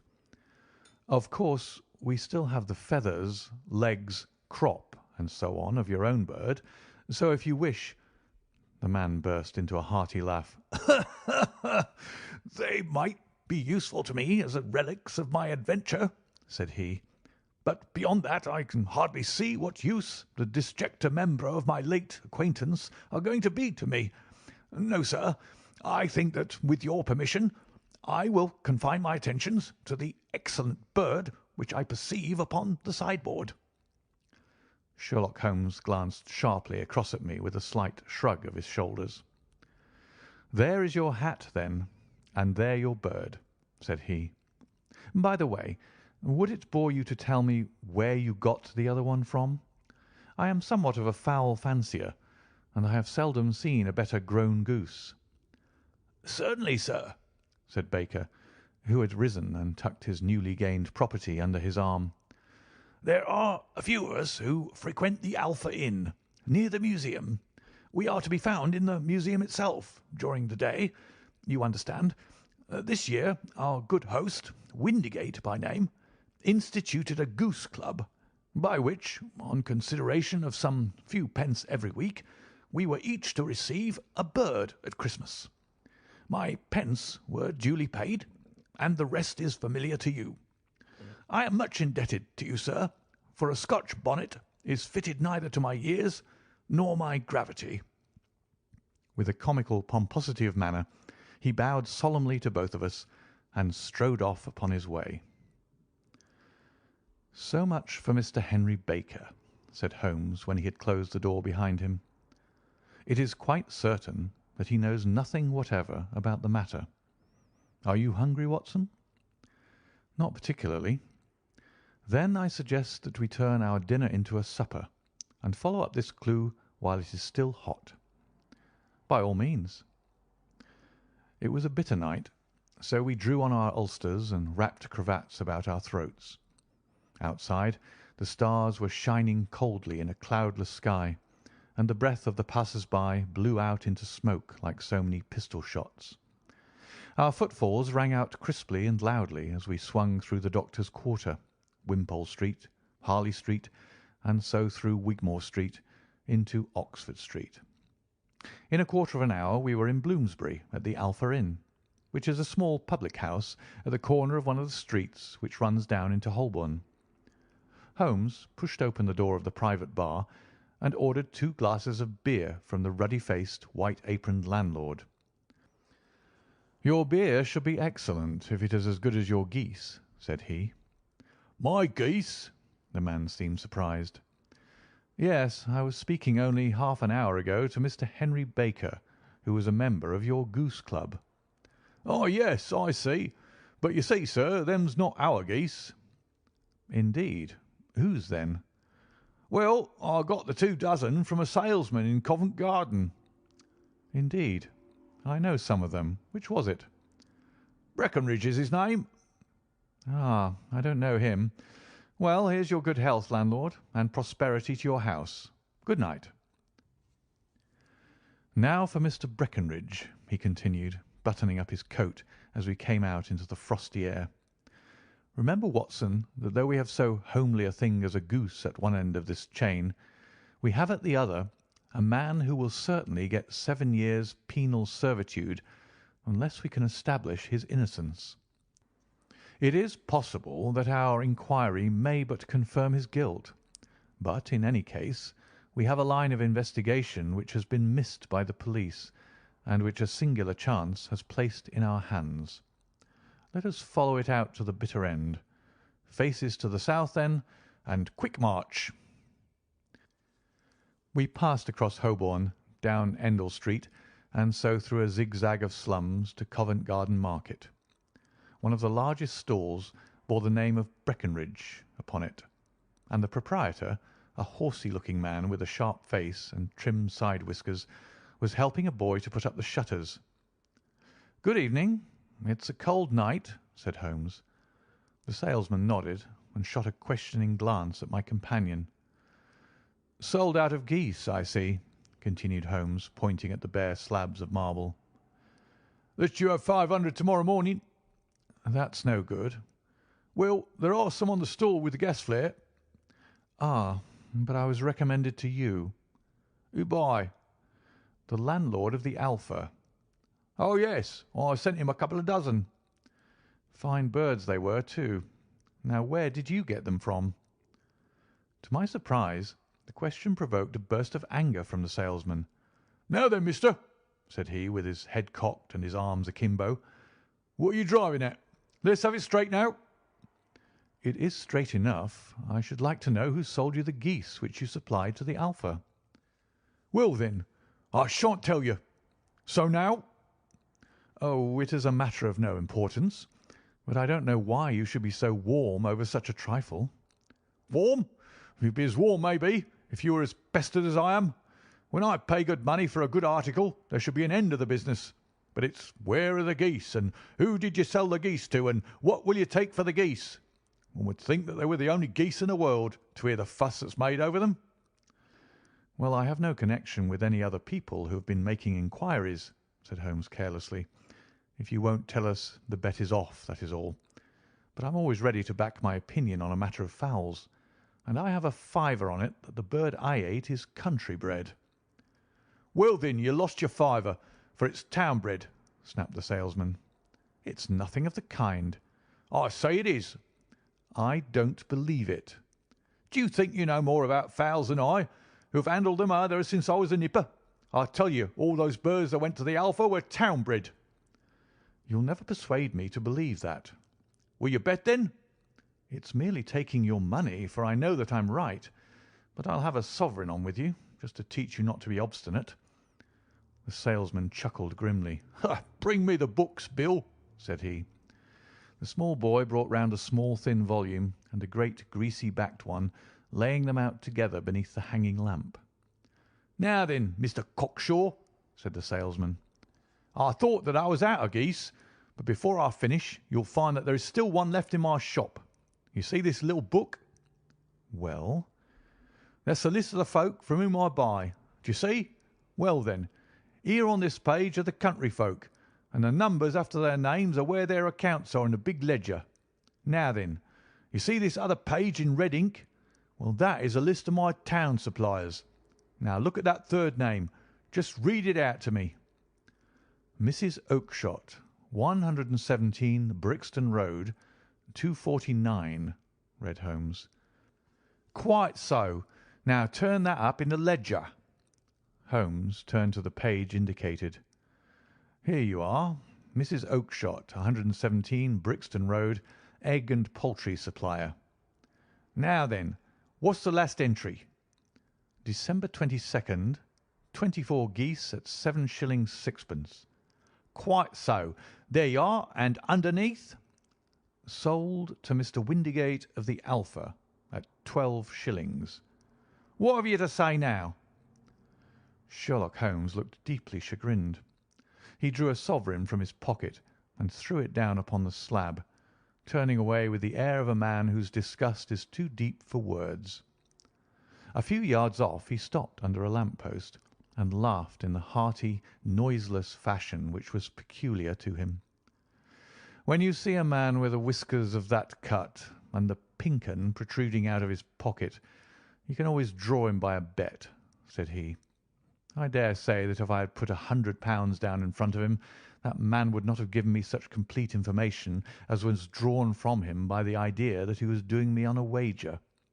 Well, Watson, we are, I fancy, nearing the end of our quest, and the only point which remains to be determined is whether we should go on to this Mrs. Oakshott to-night, or whether we should reserve it for to-morrow.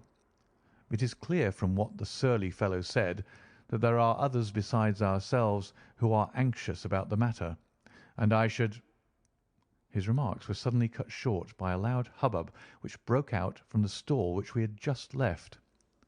Turning round, we saw a little rat-faced fellow standing in the centre of the circle of yellow light which was thrown by the swinging lamp, while Breckinridge, the salesman, framed in the door of his stall, was shaking his fists fiercely at the cringing figure.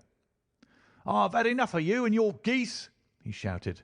"I wish you were all at the devil together. If you come pestering me any more with your silly talk, I'll set the dog at you. You bring Mrs. Oakshott here and I'll answer her. But what have you got to do with it? Did I buy the geese off you?" "No, but one of them was mine all the same," whined the little man. "Well, then, ask Mrs. Oakshott for it." "She told me to ask you."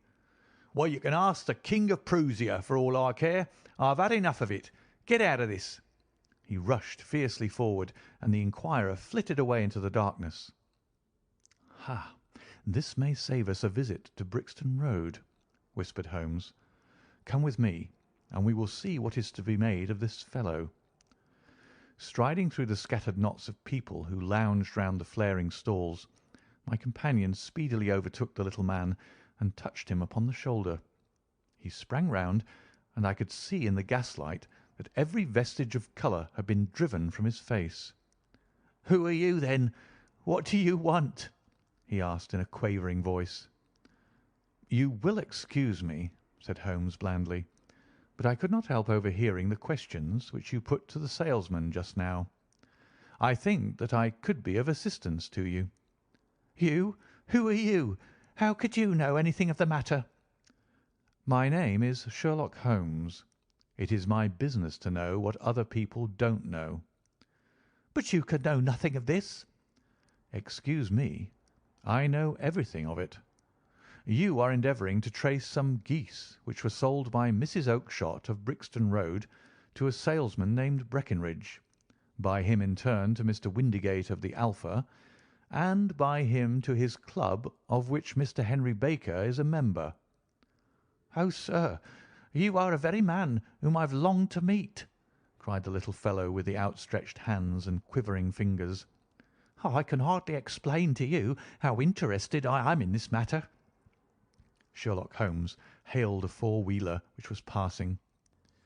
"In that case we had better discuss it in a cosy room rather than in this wind-swept market-place," said he. "But pray tell me, before we go farther, who it is that I have the pleasure of assisting." The man hesitated for an instant. "My name is John Robinson," he answered with a sidelong glance.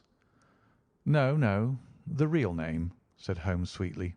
"It is always awkward doing business with an alias." A flush sprang to the white cheeks of the stranger. "Well, then," said he, "my real name is James Ryder." "Precisely so. Head attendant at the Hotel Cosmopolitan. Pray step into the cab, and I shall soon be able to tell you everything which you would wish to know." The little man stood glancing from one to the other of us with half-frightened, half-hopeful eyes, as one who is not sure whether he is on the verge of a windfall or of a catastrophe. Then he stepped into the cab, and in half an hour we were back in the sitting-room at Baker Street. Nothing had been said during our drive, but the high, thin breathing of our new companion and the claspings and unclaspings of his hands spoke of the nervous tension within him. "Here we are," said Holmes cheerily as we filed into the room. "The fire looks very seasonable in this weather. You look cold, Mr. Ryder. Pray take the basket chair. I will just put on my slippers before we settle this little matter of yours. Now then, you want to know what became of those geese?" "Yes, sir." "Or rather, I fancy, of that goose. It was one bird, I imagine, in which you were interested. White with a black bar across the tail?" Ryder quivered with emotion. "Oh, sir," he cried, "can you tell me where it went to?" "It came here." "Here?" "Yes, and a most remarkable bird it proved. I don't wonder that you should take an interest in it. It laid an egg after it was dead, the bonniest, brightest little blue egg that ever was seen. I have it here in my museum." Our visitor staggered to his feet and clutched the mantelpiece with his right hand. Holmes unlocked his strong-box and held up the blue carbuncle, which shone out like a star with a cold, brilliant, many-pointed radiance. Ryder stood glaring with a drawn face, uncertain whether to claim or to disown it. "The game's up, Ryder," said Holmes quietly. "Hold up, man, or you'll be into the fire. Give him an arm back into his chair, Watson. He's not got blood enough to go in for felony with impunity. Give him a dash of brandy. So, now he looks a little more human. What a shrimp it is, to be sure." For a moment he had staggered and nearly fallen, but the brandy brought a tinge of colour into his cheeks, and he sat staring with frightened eyes at his accuser. "I have almost every link in my hands and all the proofs which I could possibly need, so there is little which you need to tell me. Still, that little may as well be cleared up to make the case complete. You had heard, Ryder, of this blue stone of the Countess of Morcar's?" "It was Catherine Cusack who told me of it," said he in a crackling voice. "I see, her ladyship's waiting maid. Well, the temptation of sudden wealth so easily acquired was too much for you, as it has been for better men before you, but you were not very scrupulous in the means you used. It seems to me, Ryder, that there is the making of a very pretty villain in you. You knew that this man Horner, the plumber, had been concerned in some such matter before, and that suspicion would rest the more readily upon him. What did you do then? You made some small job in my lady's room, you and your confederate Cusack, and you managed that he should be the man sent for. Then, when he had left, you rifled the jewel case, raised the alarm, and had this unfortunate man arrested. You then—" Ryder threw himself down suddenly upon the rug and clutched at my companion's knees. For God's sake, have mercy!" he shrieked. "Think of my father, of my mother. It would break their hearts. I never went wrong before. I never will again. I swear it. I'll swear it on a Bible. Oh, don't bring it into court. For Christ's sake, don't." "Get back in your chair," said Holmes sternly. "It is very well to cringe and crawl now, but you thought little enough of this poor Horner in the dock for a crime of which he knew nothing." "I will fly, Mr. Holmes. I will leave the country, sir. Then the charge against him will break down." "Hum! We will talk about that. And now let us hear a true account of the next act. How came the stone into the goose? And how came the goose into the open market? Tell us the truth, for there lies your only hope of safety." Ryder passed his tongue over his parched lips.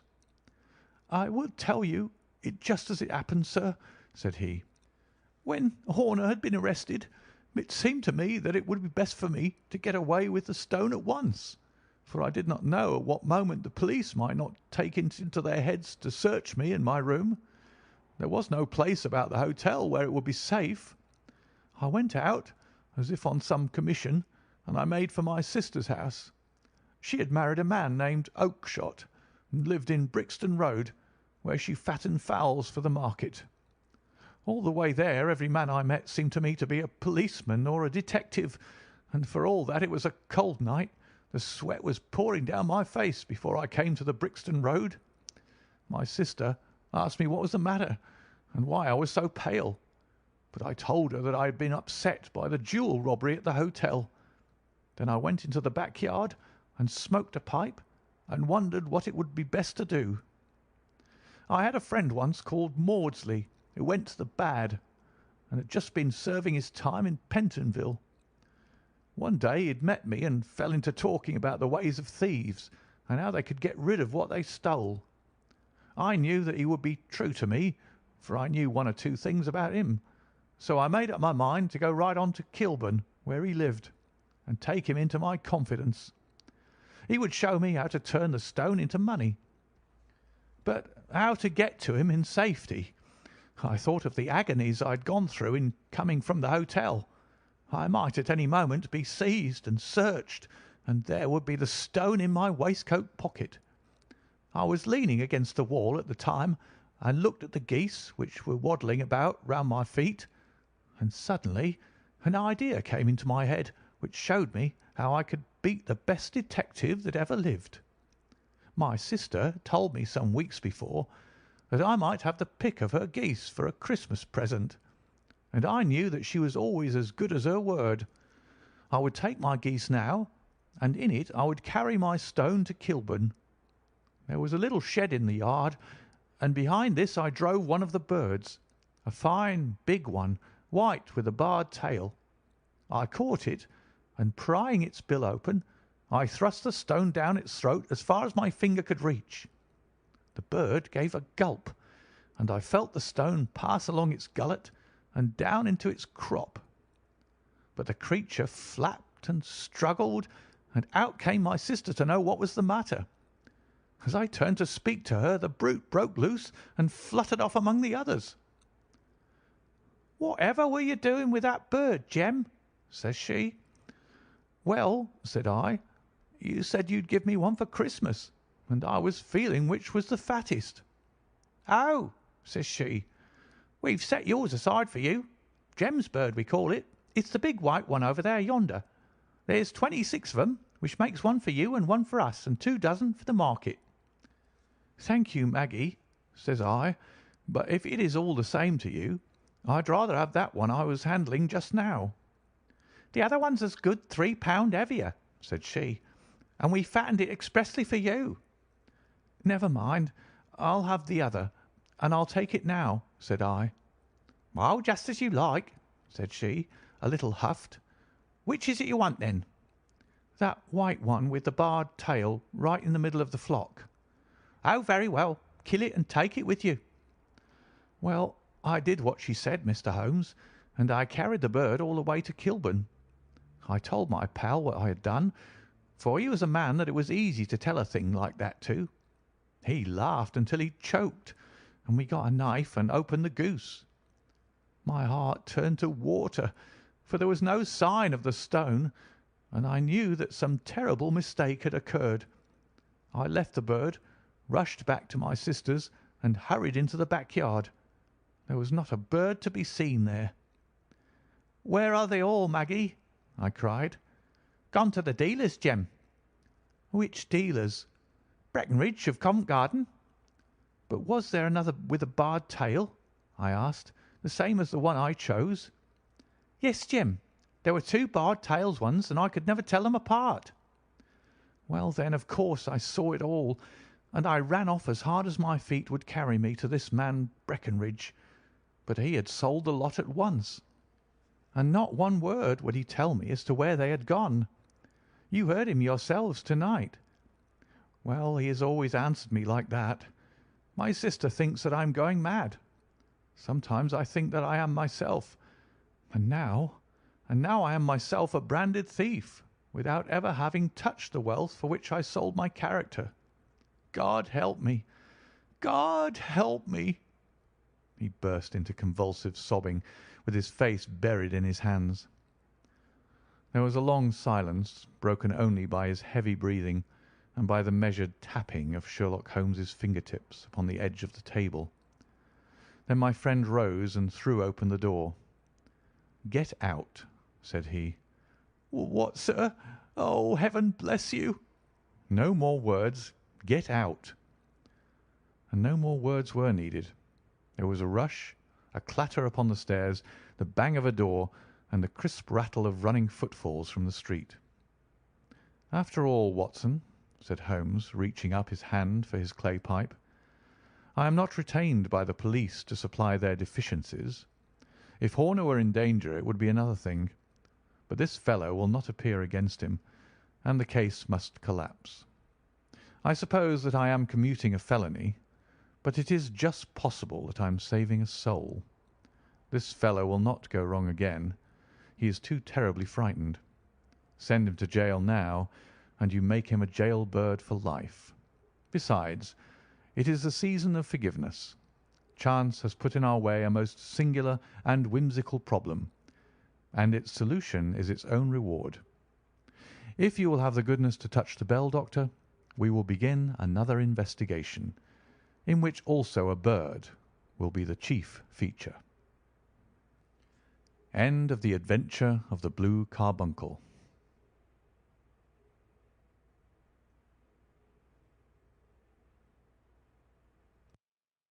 The Adventure of the Speckled Band.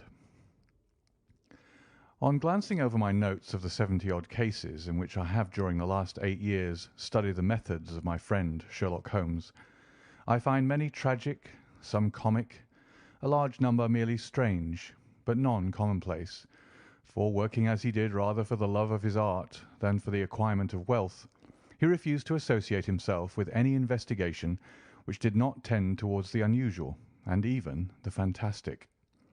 Of all these varied cases, however, I cannot recall any which presented more singular features than that which was associated with the well-known Surrey family of the Roylotts of Stoke Moran. The events in question occurred in the early days of my association with Holmes, when we were sharing rooms as bachelors in Baker Street. It is possible that I might have placed them upon record before, but a promise of secrecy was made at the time, from which I have only been freed during the last month by the untimely death of the lady to whom the pledge was given. It is perhaps as well that the facts should now come to light, for I have reasons to know that there are widespread rumours as to the death of Dr. Grimesby Roylott, which tend to make the matter even more terrible than the truth. It was early in April in the year '83 that I woke one morning to find Sherlock Holmes standing fully dressed by the side of my bed. He was a late riser, as a rule, and as the clock on the mantelpiece showed me that it was only 7:15, I blinked up at him in some surprise, and perhaps just a little resentment, for I was myself regular in my habits. "Very sorry to knock you up, Watson," said he, "but it's the common lot this morning. Mrs. Hudson has been knocked up. She retorted upon me, and I on you." "What is it, then? A fire?" "No, a client. It seems that a young lady has arrived in a considerable state of excitement, who insists upon seeing me. She is waiting now in the sitting-room. Now, when young ladies wander about the metropolis at this hour of the morning and knock sleepy people up out of their beds, I presume that it is something very pressing which they should have to communicate. Should it prove to be an interesting case, you would, I am sure, wish to follow it from the outset. I thought at any rate that I should call you and give you the chance. My dear fellow, I would not miss it for anything. I had no keener pleasure than in following Holmes in his professional investigations, and in admiring the rapid deductions, as swift as intuitions, and yet always founded on a logical basis with which he unravelled the problems which were submitted to him. I rapidly threw on my clothes, and was ready in a few minutes to accompany my friend down to the sitting-room. A lady dressed in black and heavily veiled, who had been sitting in the window, rose as we entered. "Good morning, madam," said Holmes cheerily. "My name is Sherlock Holmes. This is my intimate friend and associate, Dr. Watson, before whom you can speak as freely as before myself. Ha! I am glad to see that Mrs. Hudson has had the good sense to light the fire. Pray draw up to it, and I shall order you a cup of hot coffee, for I observe that you are shivering." "It is not cold which makes me shiver," said the woman in a low voice, changing her seat as requested. "What then?" "It is fear, Mr. Holmes. It is terror." She raised her veil as she spoke, and we could see that she was indeed in a pitiable state of agitation, her face all drawn and grey, with restless, frightened eyes like those of some hunted animal. Her features and figure were those of a woman of 30, but her hair was shot with premature grey, and her expression was weary and haggard. Sherlock Holmes ran her over with one of his quick, all-comprehensive glances.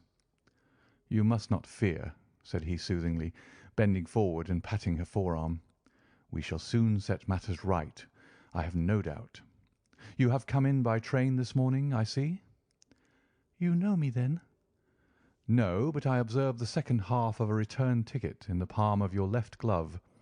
You must have started early, and yet you had a good drive in a dog-cart along heavy roads before you reached the station." The lady gave a violent start, and stared in bewilderment at my companion. "There is no mystery, my dear madam," said he, smiling. "The left arm of your jacket is spattered with mud in no less than 7 places. The marks are perfectly fresh. There is no vehicle save a dog-cart which throws up mud in that way, and then only when you sit on the left-hand side of the driver." "Whatever your reasons may be, you are perfectly correct," said she. "I started from home before 6, reached Leatherhead at 20 past, and came in by the first train to Waterloo. Sir, I can stand this strain no longer. I shall go mad if it continues. I have no one to turn to, none, save only one who cares for me, and he, poor fellow, can be of little aid. I have heard of you, Mr. Holmes. I have heard of you from Mrs. Farintosh, whom you helped in the hour of her sore need. It was from her that I had your address. Oh, sir, do you not think that you could help me too, and at least throw a little light through the dense darkness which surrounds me? At present it is out of my power to reward you for your services, but in a month or 6 weeks I shall be married, with the control of my own income, and then at least you shall not find me ungrateful." Holmes turned to his desk and, unlocking it, drew out a small case-book which he consulted. "Farintosh," said he. "Ah, yes, I recall the case. It was concerned with an opal tiara. I think it was before your time, Watson. I can only say, madam, that I shall be happy to devote the same care to your case as I did to that of your friend.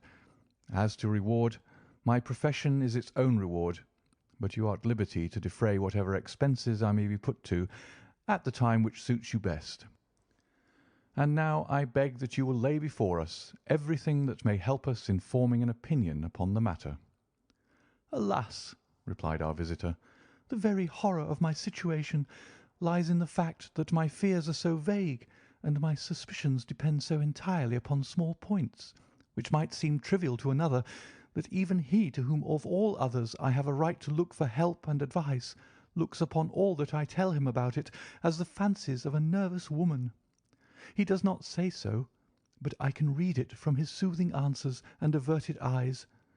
But I have heard, Mr. Holmes, that you can see deeply into the manifold wickedness of the human heart. You may advise me how to walk amid the dangers which encompass me." "I am all attention, madam." "My name is Helen Stoner, and I am living with my stepfather, who is the last survivor of one of the oldest Saxon families in England, the Roylotts of Stoke Moran, on the western border of Surrey." Holmes nodded his head.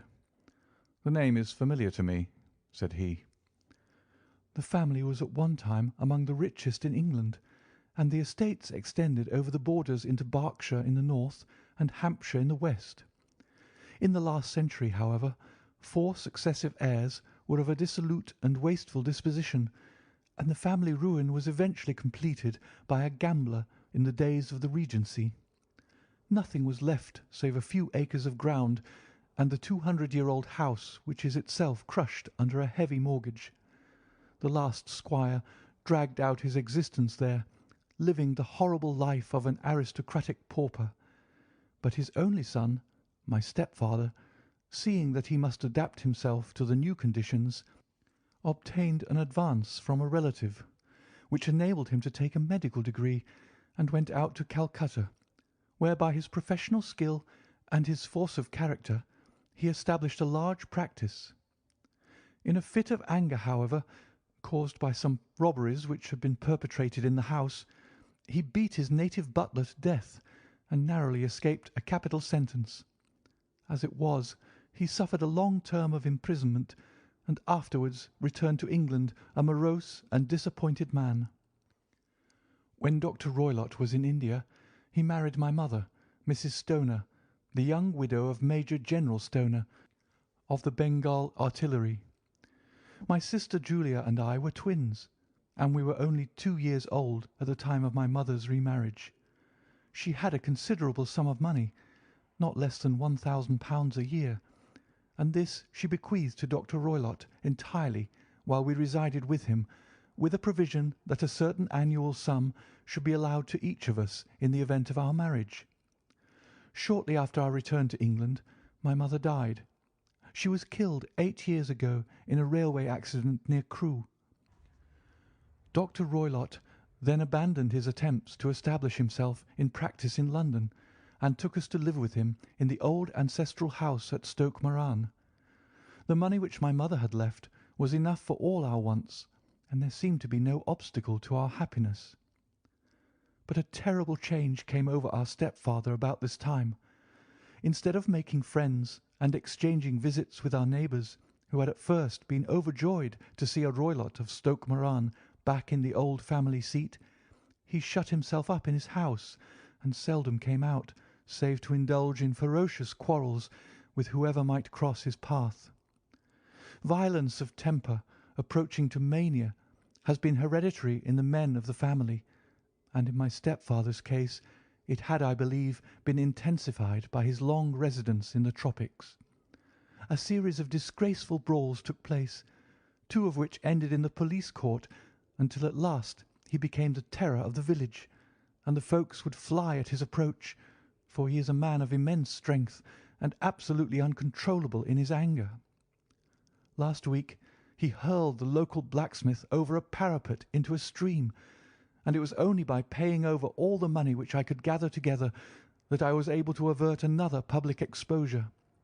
He had no friends at all save the wandering gipsies, and he would give these vagabonds leave to encamp upon the few acres of bramble-covered land which represent the family estate, and would accept in return the hospitality of their tents, wandering away with them sometimes for weeks on end.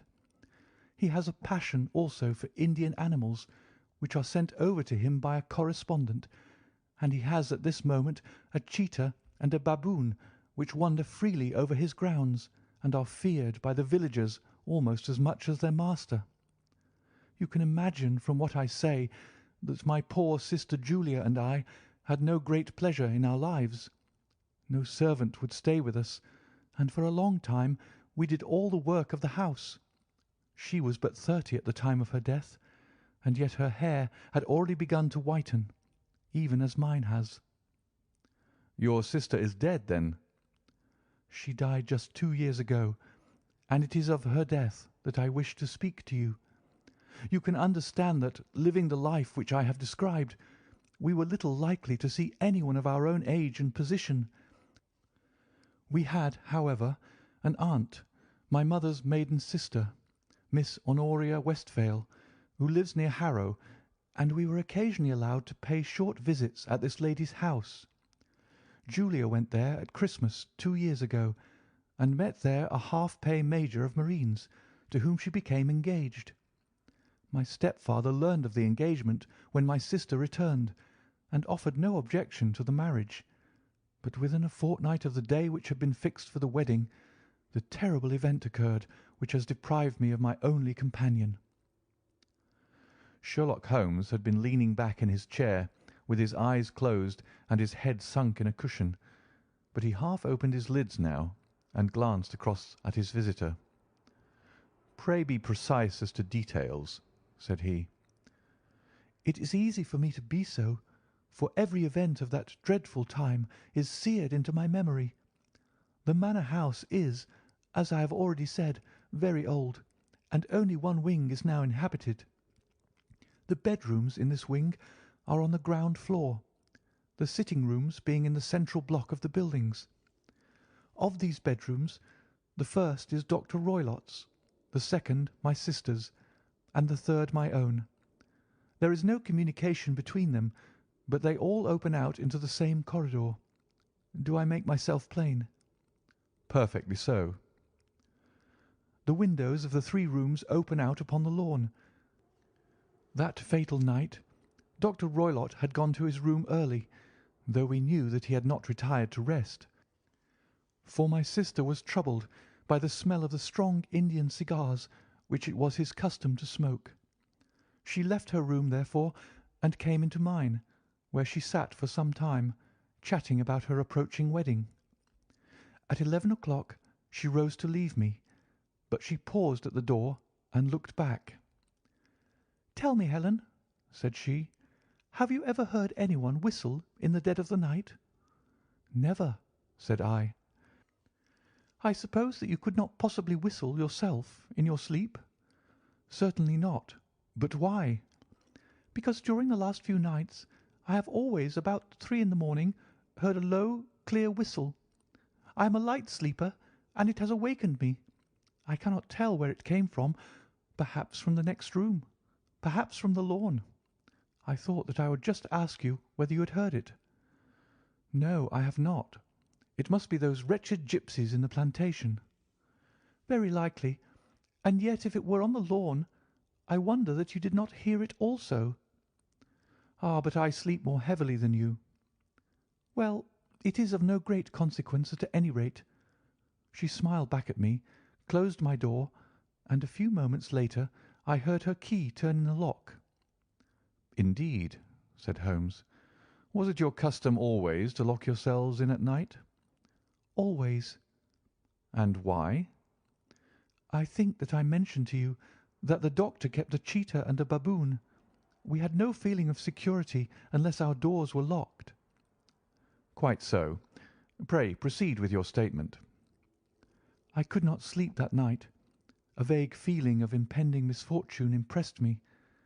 My sister and I, you will recollect, were twins, and you know how subtle are the links which bind 2 souls which are so closely allied.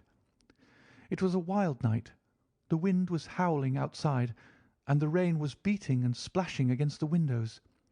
Suddenly, amid all the hubbub of the gale, there burst forth the wild scream of a terrified woman. I knew that it was my sister's voice. I sprang from my bed, wrapped a shawl around me, and rushed into the corridor. As I opened my door, I seemed to hear a low whistle, such as my sister described, and a few moments later a clanging sound, as if a mass of metal had fallen. As I ran down the passage, my sister's door was unlocked and revolved slowly upon its hinges. I stared at it, horror-stricken, not knowing what was about to issue from it. By the light of the corridor lamp, I saw my sister appear at the opening, her face blanched with terror, her hands groping for help, her whole figure swaying to and fro like that of a drunkard. I ran to her and threw my arms around her, but at that moment her knees seemed to give way and she fell to the ground. She writhed as one who is in terrible pain, and her limbs were dreadfully convulsed. At first I thought that she had not recognized me, but as I bent over her, she suddenly shrieked out in a voice which I shall never forget, "Oh, my God, Helen! It was the band, the speckled band!" There was something else which she would fain have said, and she stabbed with her finger into the air in the direction of the doctor's room. But a fresh convulsion seized her and choked her words. I rushed out, calling loudly for my stepfather, and I met him hastening from his room in his dressing gown. When he reached my sister's side, she was unconscious, and though he poured brandy down her throat and sent for medical aid from the village, all efforts were in vain, for she slowly sank and died without having recovered her consciousness. Such was the dreadful end of my beloved sister. "One moment," said Holmes. "Are you sure about this whistle and metallic sound? Could you swear to it?" That was what the county coroner asked me at the inquiry. It is my strong impression that I heard it, and yet, among the crash of the gale and the creaking of the old house, I may possibly have been deceived. Was your sister dressed? No, she was in her nightdress. In her right hand was found the charred stump of a match, and in her left a matchbox. Showing that she had struck a light and looked about her when the alarm took place. That is important. And what conclusions did the coroner come to? He investigated the case with great care, for Dr. Roylott's conduct had long been notorious in the county, but he was unable to find any satisfactory cause of death. My evidence showed that the door had been fastened upon the inner side, and the windows were blocked by old-fashioned shutters with broad iron bars, which were secured every night. The walls were carefully sounded, and were shown to be quite solid all round, and the flooring was also thoroughly examined, with the same result. The chimney is wide, but is barred up by 4 large staples. It is certain, therefore, that my sister was quite alone when she met her end. Besides, there were no marks of any violence upon her. How about poison? The doctors examined her for it, but without success. What do you think that this unfortunate lady died of, then? It is my belief that she died of pure fear and nervous shock, though what it was that frightened her I cannot imagine. Were there gipsies in the plantation at the time? Yes, there are nearly always some there. Ah, and what did you gather from this allusion to a band, a speckled band? Sometimes I have thought that it was merely the wild talk of delirium, sometimes that it may have referred to some band of people, perhaps to these very gipsies in the plantation. I do not know whether the spotted handkerchiefs which so many of them wear over their heads might have suggested the strange adjective which she used. Holmes shook his head like a man who is far from being satisfied. "These are very deep waters," said he. "Pray, go on with your narrative." 2 years have passed since then, and my life has been until lately lonelier than ever. A month ago, however, a dear friend whom I have known for many years has done me the honour to ask my hand in marriage. His name is Armitage, Percy Armitage, the second son of Mr. Armitage of Crane Water, near Reading. My stepfather has offered no opposition to the match, and we are to be married in the course of the spring. 2 days ago some repairs were started in the west wing of the building, and my bedroom wall has been pierced, so that I have had to move into the chamber in which my sister died, and to sleep in the very bed in which she slept. Imagine, then, my thrill of terror when last night, as I lay awake thinking over her terrible fate, I suddenly heard in the silence of the night the low whistle which had been the herald of her own death. I sprang up and lit the lamp, but nothing was to be seen in the room.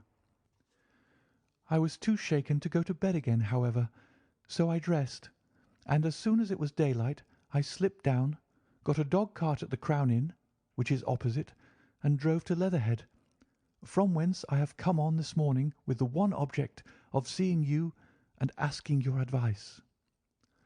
"You have done wisely," said my friend. "But have you told me all?" "Yes, all." "Miss Roylott, you have not. You are screening your stepfather." "Why, what do you mean?" For answer, Holmes pushed back the frill of black lace which fringed the hand that lay upon our visitor's knee. 5 little livid spots, the marks of 4 fingers and a thumb, were printed upon the white wrist. "You have been cruelly used," said Holmes. The lady coloured deeply and covered over her injured wrist. "He is a hard man," she said, "and perhaps he hardly knows his own strength." There was a long silence, during which Holmes leaned his chin upon his hands and stared into the crackling fire. "This is a very deep business," he said at last. "There are 1,000 details which I should desire to know before I decide upon our course of action. Yet we have not a moment to lose. If we were to come to Stoke Moran to-day, would it be possible for us to see over these rooms without the knowledge of your stepfather?" "As it happens, he spoke of coming into town to-day upon some most important business. It is probable that he will be away all day, and that there would be nothing to disturb you. We have a housekeeper now, but she is old and foolish, and I could easily get her out of the way." "Excellent. You are not averse to this trip, Watson?" "By no means." "Then we shall both come. What are you going to do yourself?" "I have 1 or 2 things which I would wish to do now that I am in town, but I shall return by the 12 o'clock train, so as to be there in time for your coming." "And you may expect us early in the afternoon. I have myself some small business matters to attend to. Will you not wait and breakfast?" "No, I must go. My heart is lightened already since I have confided my trouble to you. I shall look forward to seeing you again this afternoon." She dropped her thick black veil over her face and glided from the room. "And what do you think of it all, Watson?" asked Sherlock Holmes, leaning back in his chair. "It seems to me to be a most dark and sinister business." "Dark enough and sinister enough. Yet if the lady is correct in saying that the flooring and walls are sound, and that the door, window, and chimney are impassable, then her sister must have been undoubtedly alone when she met her mysterious end. What becomes, then, of these nocturnal whistles, and what of the very peculiar words of the dying woman? I cannot think. When you combine the ideas of whistles at night, the presence of a band of gipsies who are on intimate terms with this old doctor, the fact that we have every reason to believe that the doctor has an interest in preventing his stepdaughter's marriage, the dying allusion to a band, and finally the fact that Miss Helen Stoner heard a metallic clang, which might have been caused by one of those metal bars that secured the shutters falling back into its place, I think that there is good ground to think that the mystery may be cleared along those lines. But what then did the gipsies do? I cannot imagine. I see many objections to any such theory. And so do I. It is precisely for that reason that we are going to Stoke Moran this day.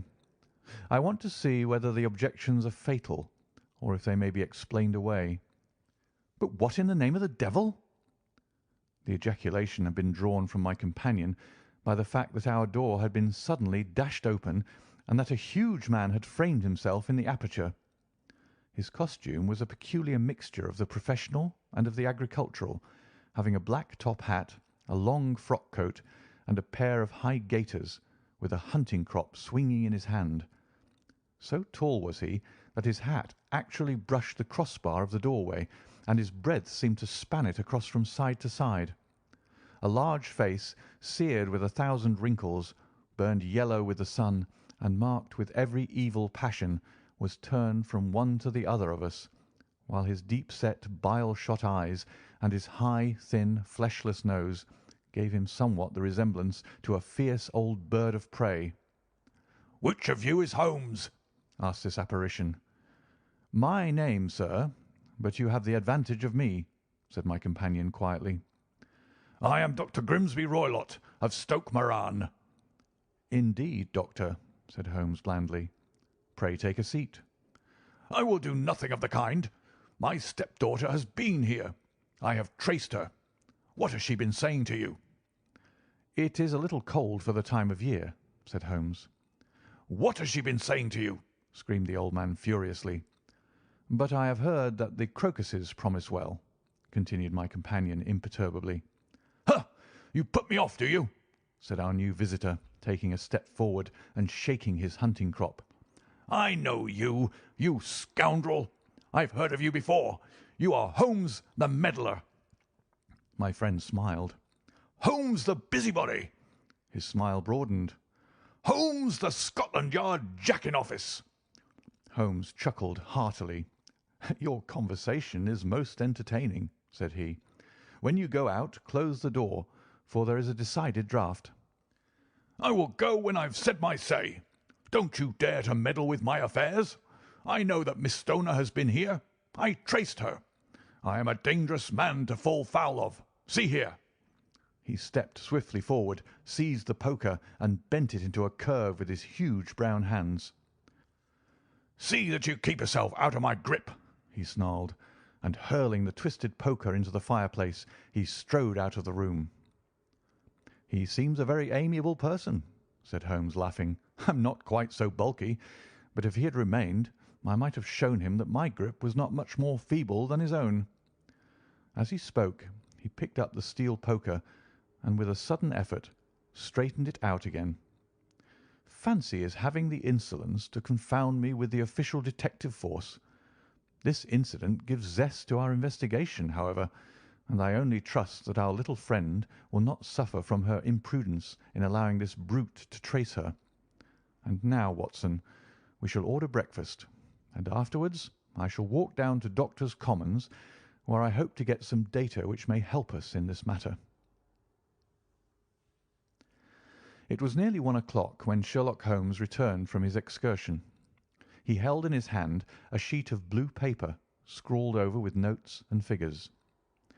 "I have seen the will of the deceased wife," said he. "To determine its exact meaning, I have been obliged to work out the present prices of the investments with which it is concerned. The total income, which at the time of the wife's death was little short of £1,100, is now, through the fall of agricultural prices, not more than £750. Each daughter can claim an income of £250 in case of marriage. It is evident, therefore, that if both girls had married, this beauty would have had a mere pittance, while even one of them would cripple him to a very serious extent. My morning's work has not been wasted, since it has proved that he has the very strongest motives for standing in the way of anything of the sort. And now, Watson, this is too serious for dawdling, especially as the old man is aware that we are interesting ourselves in his affairs. So, if you are ready, we shall call a cab and drive to Waterloo. I should be very much obliged if you would slip your revolver into your pocket. An Ely's No. 2 is in an excellent argument with gentlemen who can twist steel pokers into knots. That and a toothbrush are, I think, all that we need." At Waterloo we were fortunate in catching a train for Leatherhead, where we hired a trap at the station inn and drove for 4 or 5 miles through the lovely Surrey lanes. It was a perfect day, with a bright sun and a few fleecy clouds in the heavens. The trees and wayside hedges were just throwing out their first green shoots, and the air was full of a pleasant smell of the moist earth. To me, at least, there was a strange contrast between the sweet promise of the spring and this sinister quest upon which we were engaged. My companion sat in the front of the trap, his arms folded, his hat pulled down over his eyes, and his chin sunk upon his breast, buried in the deepest thought. Suddenly, however, he started, tapped me on the shoulder, and pointed over the meadows. "Look there," said he. A heavily timbered park stretched up in a gentle slope, thickening into a grove at the highest point. From amid the branches there jutted out the grey gables and high roof tree of a very old mansion. "Stoke Moran?" said he. "Yes, sir, that be the house of Dr. Grimsby Roylott," remarked the driver. "There is some building going on there," said Holmes. "That is where we are going." "There's the village," said the driver, pointing to a cluster of roofs some distance to the left. "But if you want to get to the house, you'll find it shorter to get over this stile, and so by the footpath over the fields. There it is, where the lady is walking." "And the lady, I fancy, is Miss Stoner," observed Holmes, shading his eyes. "Yes, I think we had better do as you suggest." We got off, paid our fare, and the trap rattled back on its way to Leatherhead. "I thought it as well," said Holmes as we climbed the stile, "that this fellow should think we had come here as architects, or on some definite business. It may stop his gossip. Good afternoon, Miss Stoner. You see that we had been as good as our word." Our client of the morning had hurried forward to meet us with a face which spoke her joy. "I have been waiting so eagerly for you," she cried, shaking hands with us warmly. "All has turned out splendidly. Dr. Roylott has gone to town, and it is unlikely that he will be back before evening." "We have had the pleasure of making the doctor's acquaintance," said Holmes, and in a few words he sketched out what had occurred. Miss Stoner turned white to the lips as she listened. "Good heavens!" she cried. "He has followed me, then?" "So it appears." "He is so cunning that I never know when I am safe from him. What will he say when he returns?" "He must guard himself, for he may find that there is someone more cunning than himself upon his track. You must lock yourself up from him to-night. If he is violent, we shall take you away to your aunt's at Harrow. Now, we must make the best use of our time, so kindly take us at once to the rooms which we are to examine." The building was of grey, lichen-blotched stone, with a high central portion and two curving wings, like the claws of a crab, thrown out on each side. In one of these wings the windows were broken and blocked with wooden boards, while the roof was partly caved in, a picture of ruin. The central portion was in little better repair, but the right-hand block was comparatively modern, and the blinds in the windows, with the blue smoke curling up from the chimneys, showed that this was where the family resided. Some scaffolding had been erected against the end wall, and the stonework had been broken into, but there were no signs of any workmen at the moment of our visit. Holmes walked slowly up and down the ill-trimmed lawn, and examined with deep attention the outsides of the windows. "This, I take it, belongs to the room in which you used to sleep, the centre one to your sister's, and the one next to the main building to Dr. Roylott's chamber." "Exactly so, but I am now sleeping in the middle one." "Pending the alterations, as I understand. By the way, there does not seem to be any very pressing need for repairs at that end wall." "There were none. I believe that it was an excuse to move me from my room." "Ah, that is suggestive. Now, on the other side of this narrow wing runs the corridor from which these three rooms open. There are windows in it, of course?" "Yes, but very small ones, too narrow for anyone to pass through." "As you both locked your doors at night, your rooms were unapproachable from that side. Now, would you have the kindness to go into your room and bar your shutters?" Miss Stoner did so, and Holmes, after a careful examination through the open window, endeavoured in every way to force the shutter open, but without success. There was no slit through which a knife could be passed to raise the bar. Then with his lens he tested the hinges, but they were of solid iron, built firmly into the massive masonry. "Hum," said he, scratching his chin in some perplexity. "My theory certainly presents some difficulties. No one could pass these shutters if they were bolted. Well, we shall see if the inside throws any light upon the matter." A small side door led into the whitewashed corridor from which the three bedrooms opened. Holmes refused to examine the third chamber, so we passed at once to the second, that in which Miss Stoner was now sleeping, and in which her sister had met with her fate. It was a homely little room, with a low ceiling and a gaping fireplace, after the fashion of old country houses. A brown chest of drawers stood in one corner, a narrow white counterpaned bed in another, and a dressing-table on the left-hand side of the window. These articles, with two small wicker-work chairs, made up all the furniture in the room, save for a square of Wilton carpet in the centre.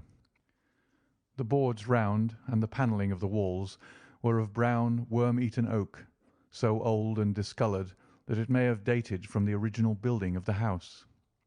Holmes drew one of the chairs into a corner and sat silent, while his eyes travelled round and up and down, taking in every detail of the apartment. "Where does that bell communicate with?" he asked at last, pointing to a thick bell rope which hung down beside the bed, the tassel actually lying upon the pillow. "It goes to the housekeeper's room." "It looks newer than the other things." "Yes, it was only put there a couple of years ago."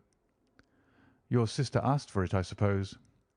"No, I never heard of her using it. We used always to get what we wanted for ourselves." "Indeed. It seemed unnecessary to put so nice a bell pull there. You will excuse me for a few minutes while I satisfy myself as to this floor." He threw himself down upon his face with his lens in his hand and crawled swiftly backward and forward, examining minutely the cracks between the boards. Then he did the same with the woodwork with which the chamber was panelled. Finally, he walked over to the bed and spent some time in staring at it and in running his eye up and down the wall. Finally, he took the bell rope in his hand and gave it a brisk tug. "Why, it's a dummy," said he. "Won't it ring?" "No, it is not even attached to a wire. This is very interesting. You can see now that it is fastened to a hook just above where the little opening for the ventilator is." "How very absurd! I never noticed that before." "Very strange," muttered Holmes, pulling at the rope. "There are one or two very singular points about this room. For example, what a fool a builder must be to open a ventilator into another room when, with the same trouble, he might have communicated with the outside, sir." "That is also quite modern," said the lady. "Done about the same time as the bell rope?" remarked Holmes. "Yes, there were several little changes carried out about that time." "They seem to have been of a most interesting character. Dummy bell ropes and ventilators which do not ventilate. With your permission, Miss Stoner, we shall now carry our researches into the inner apartment." Dr. Grimesby Roylott's chamber was larger than that of his stepdaughter, but was as plainly furnished.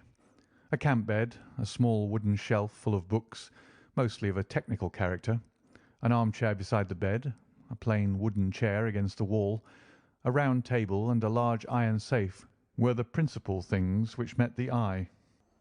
Holmes walked slowly round and examined each and all of them with the keenest interest. "What's in here?" he asked, tapping the safe. "My stepfather's business papers." "Oh, you have been inside, then?" "Only once, some years ago. I remember that it was full of papers." "There isn't a cat in it, for example?" "No. What a strange idea." "Well, look at this." He took up a small saucer of milk which stood on top of it.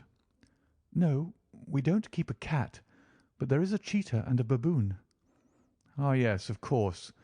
Well, a cheetah is just a big cat, and yet a saucer of milk does not go very far in satisfying its wants, I dare say. There is one point which I should wish to determine." He squatted down in front of the wooden chair and examined the seat of it with the greatest attention. "Thank you. That is quite settled," said he, rising and putting his lens in his pocket. "Hullo! There is something interesting." The object which had caught his eye was a small dog lash hung on one corner of the bed. The lash, however, was curled upon itself and tied so as to make a loop of whipcord. "What do you make of that, Watson?"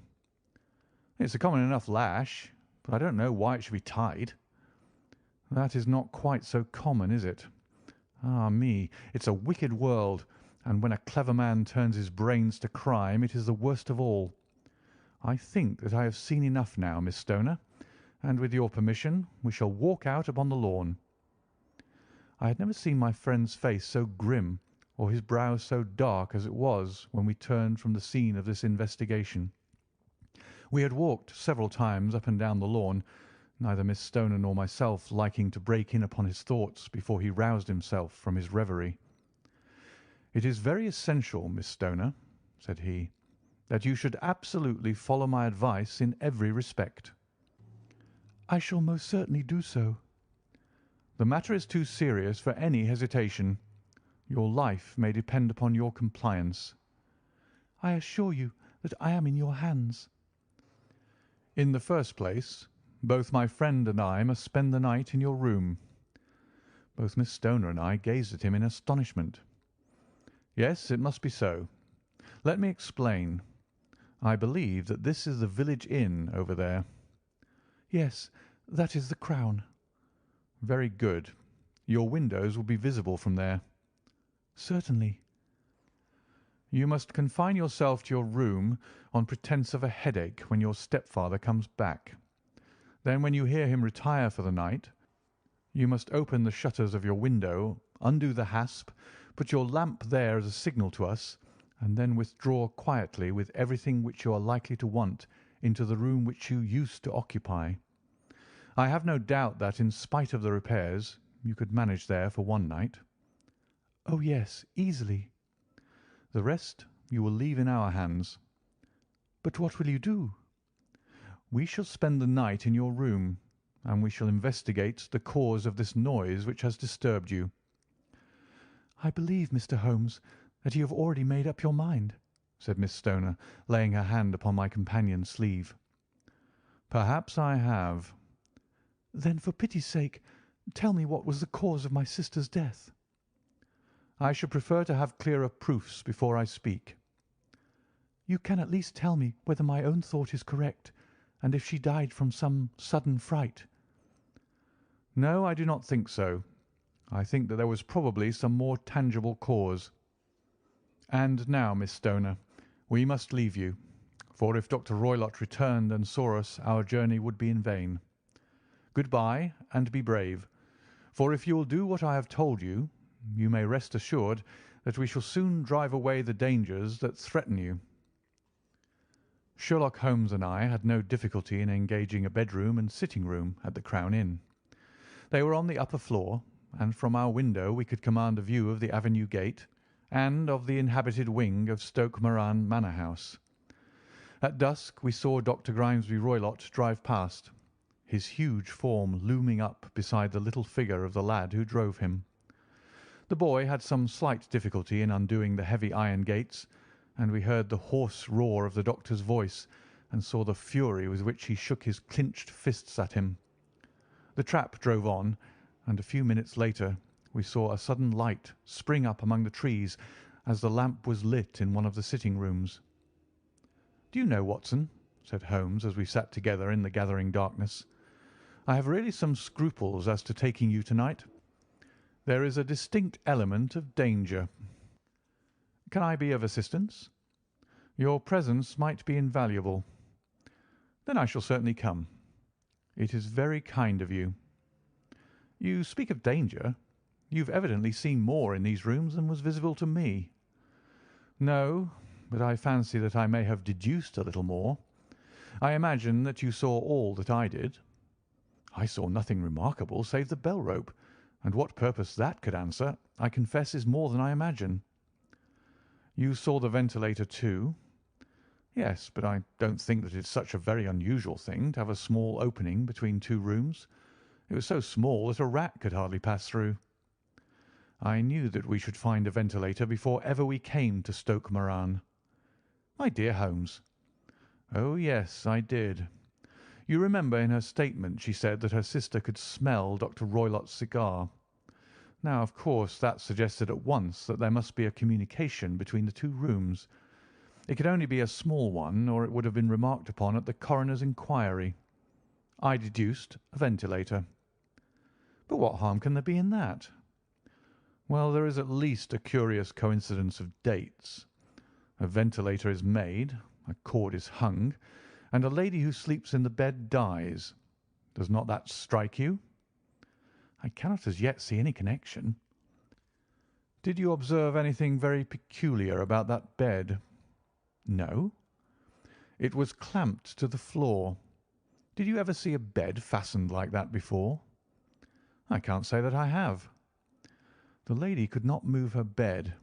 It must always be in the same relative position to the ventilator and to the rope, or so we may call it, since it was clearly never meant for a bell pull." "Holmes," I cried, "I seem to see dimly what you are hinting at. We are only just in time to prevent some subtle and horrible crime." "Subtle enough and horrible enough. When a doctor does go wrong, he is the first of criminals. He has nerve and he has knowledge. Palmer and Pritchard were among the heads of their profession. This man strikes even deeper, but I think, Watson, that we shall be able to strike deeper still. But we shall have horrors enough before the night is over. For goodness' sake, let us have a quiet pipe and turn our minds for a few hours to something more cheerful." About 9 o'clock the light among the trees was extinguished, and all was dark in the direction of the manor house. 2 hours passed slowly away, and then suddenly, just at the stroke of 11, a single bright light shone out right in front of us. "That is our signal," said Holmes, springing to his feet. "It comes from the middle window." As we passed out he exchanged a few words with the landlord, explaining that we were going on a late visit to an acquaintance, and that it was possible that we might spend the night there. A moment later we were out on the dark road, a chill wind blowing in our faces, and one yellow light twinkling in front of us through the gloom to guide us on our sombre errand. There was little difficulty in entering the grounds, for unrepaired breaches gaped in the old park wall. Making our way among the trees, we reached the lawn, crossed it, and were about to enter through the window when out from a clump of laurel bushes there darted what seemed to be a hideous and distorted child, who threw itself upon the grass with writhing limbs and then ran swiftly across the lawn into the darkness. "My God!" I whispered. "Did you see it?" Holmes was for the moment as startled as I. His hand closed like a vice upon my wrist in his agitation. Then he broke into a low laugh and put his lips to my ear. "It is a nice household," he murmured. "That is the baboon." I had forgotten the strange pets which the doctor affected. There was a cheetah, too. Perhaps we might find it upon our shoulders at any moment. I confess that I felt easier in my mind when, after following Holmes's example and slipping off my shoes, I found myself inside the bedroom. My companion noiselessly closed the shutters, moved the lamp onto the table, and cast his eyes round the room. All was as we have seen it in the daytime. Then creeping up to me and making a trumpet of his hand, he whispered into my ear again so gently that it was all that I could do to distinguish the words. "The least sound would be fatal to our plans." I nodded to show that I had heard. "We must sit without light. He would see it through the ventilator." I nodded again. "Do not go asleep. Your very life may depend upon it. Have your pistol ready in case we should need it. I will sit on the side of the bed, and you in that chair." I took out my revolver and laid it on the corner of the table. Holmes had brought up a long, thin cane, and this he placed upon the bed beside him. By it he laid the box of matches and the stump of a candle. Then he turned down the lamp, and we were left in darkness. How shall I ever forget that dreadful vigil? I could not hear a sound, not even the drawing of a breath, and yet I knew that my companion sat open-eyed within a few feet of me, in the same state of nervous tension in which I was myself. The shutters cut off the least ray of light, and we waited in absolute darkness. From outside came the occasional cry of a night bird, and once at our very window a long-drawn cat-like whine, which told us that the cheetah was indeed at liberty. Far away we could hear the deep tones of the parish clock, which boomed out every quarter of an hour. How long they seemed, those quarters! 12 struck, and one, and two, and three, and still we sat waiting silently for whatever might befall.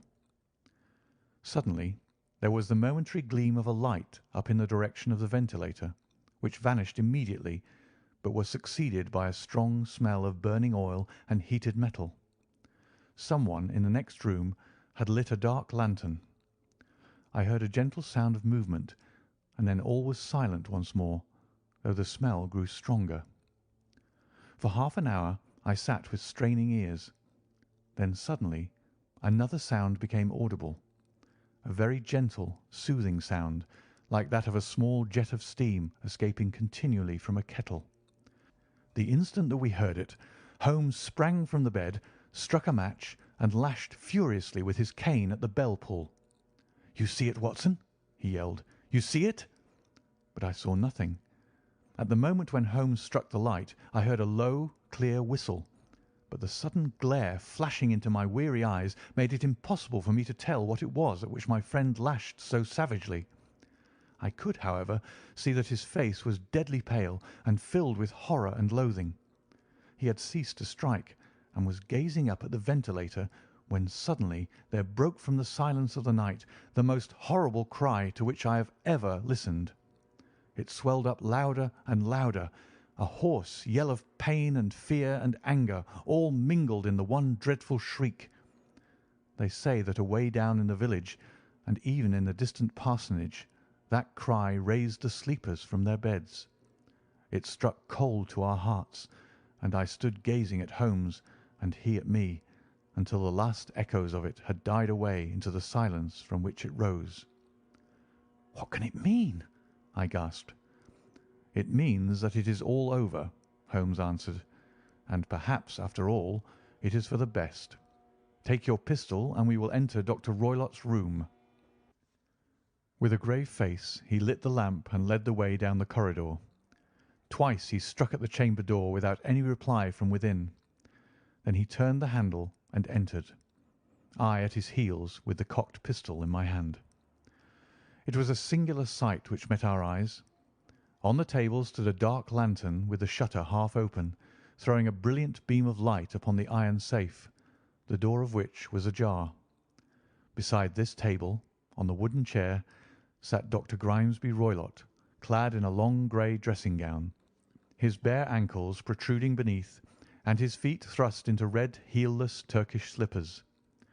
Across his lap lay the short stock with the long lash which we had noticed during the day. His chin was cocked upward, and his eyes were fixed in a dreadful, rigid stare at the corner of the ceiling.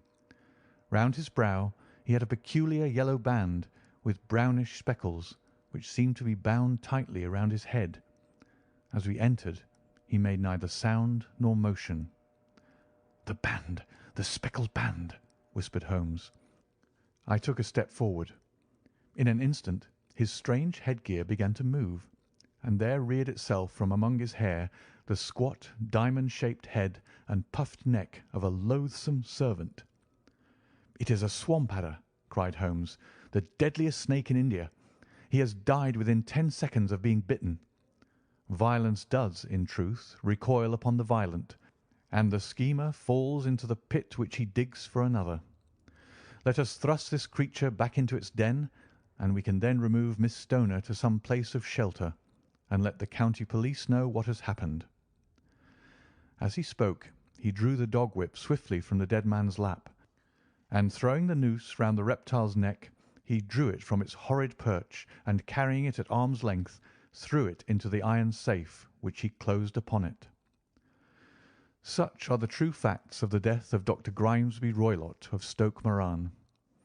It is not necessary that I should prolong a narrative which has already run to too great a length by telling how we broke the sad news to the terrified girl, how we conveyed her by the morning train to the care of her good aunt at Harrow, of how the slow process of official inquiry came to the conclusion that the doctor met his fate while indiscreetly playing with a dangerous pet. The little which I had yet to learn of the case was told me by Sherlock Holmes as we travelled back next day. "I had," said he, "come to an entirely erroneous conclusion, which shows, my dear Watson, how dangerous it is always to reason from insufficient data. The presence of the gipsies, and the use of the word band, which was used by the poor girl no doubt to explain the appearance which she had caught a hurried glimpse of by the light of her match, were sufficient to put me upon an entirely wrong scent. I can only claim the merit that I instantly reconsidered my position when, however, it became clear to me that whatever danger threatened an occupant of the room could not come either from the window or the door. My attention was speedily drawn, as I have already remarked to you, to this ventilator, and to the bell rope which hung down to the bed. The discovery that this was a dummy, and that the bed was clamped to the floor, instantly gave rise to the suspicion that the rope was there as a bridge for something passing through the hole and coming to the bed. The idea of a snake instantly occurred to me, and when I coupled it with my knowledge that the doctor was furnished with a supply of creatures from India, I felt that I was probably on the right track. The idea of using a form of poison which could not possibly be discovered by any chemical test was just such a one as would occur to a clever and ruthless man who had had an Eastern training. The rapidity with which such a poison would take effect would also, from his point of view, be an advantage. It would be a sharp-eyed coroner, indeed, who could distinguish the two little dark punctures which would show where the poison fangs had done their work. Then I thought of the whistle. Of course, he must recall the snake before the morning light revealed it to the victim. He had trained it, probably by the use of the milk which we saw, to return to him when summoned. He would put it through this ventilator at the hour that he thought best, with the certainty that it would crawl down the rope and land on the bed. It might or might not bite the occupant. Perhaps she might escape every night for a week, but sooner or later she must fall a victim. I had come to these conclusions before ever I had entered his room. An inspection of his chair showed me that he had been in the habit of standing on it, which of course would be necessary in order that he should reach the ventilator. The sight of the safe, the saucer of milk, and the loop of whipcord were enough to finally dispel any doubts which may have remained. The metallic clang heard by Miss Stoner was obviously caused by her stepfather hastily closing the door of his safe upon its terrible occupant. Having once made up my mind, you know the steps which I took in order to put the matter to the proof. I heard the creature hiss, as I have no doubt that you did also, and I instantly lit the light and attacked it, with the result of driving it through the ventilator, and also with the result of causing it to turn upon its master at the other side. Some of the blows of my cane came home and roused its snakish temper, so that it flew upon the first person it saw. In this way, I am no doubt indirectly responsible for Dr. Grimesby Roylott's death, and I cannot say that it is likely to weigh very heavily upon my conscience. End of The Adventure of the Speckled Band.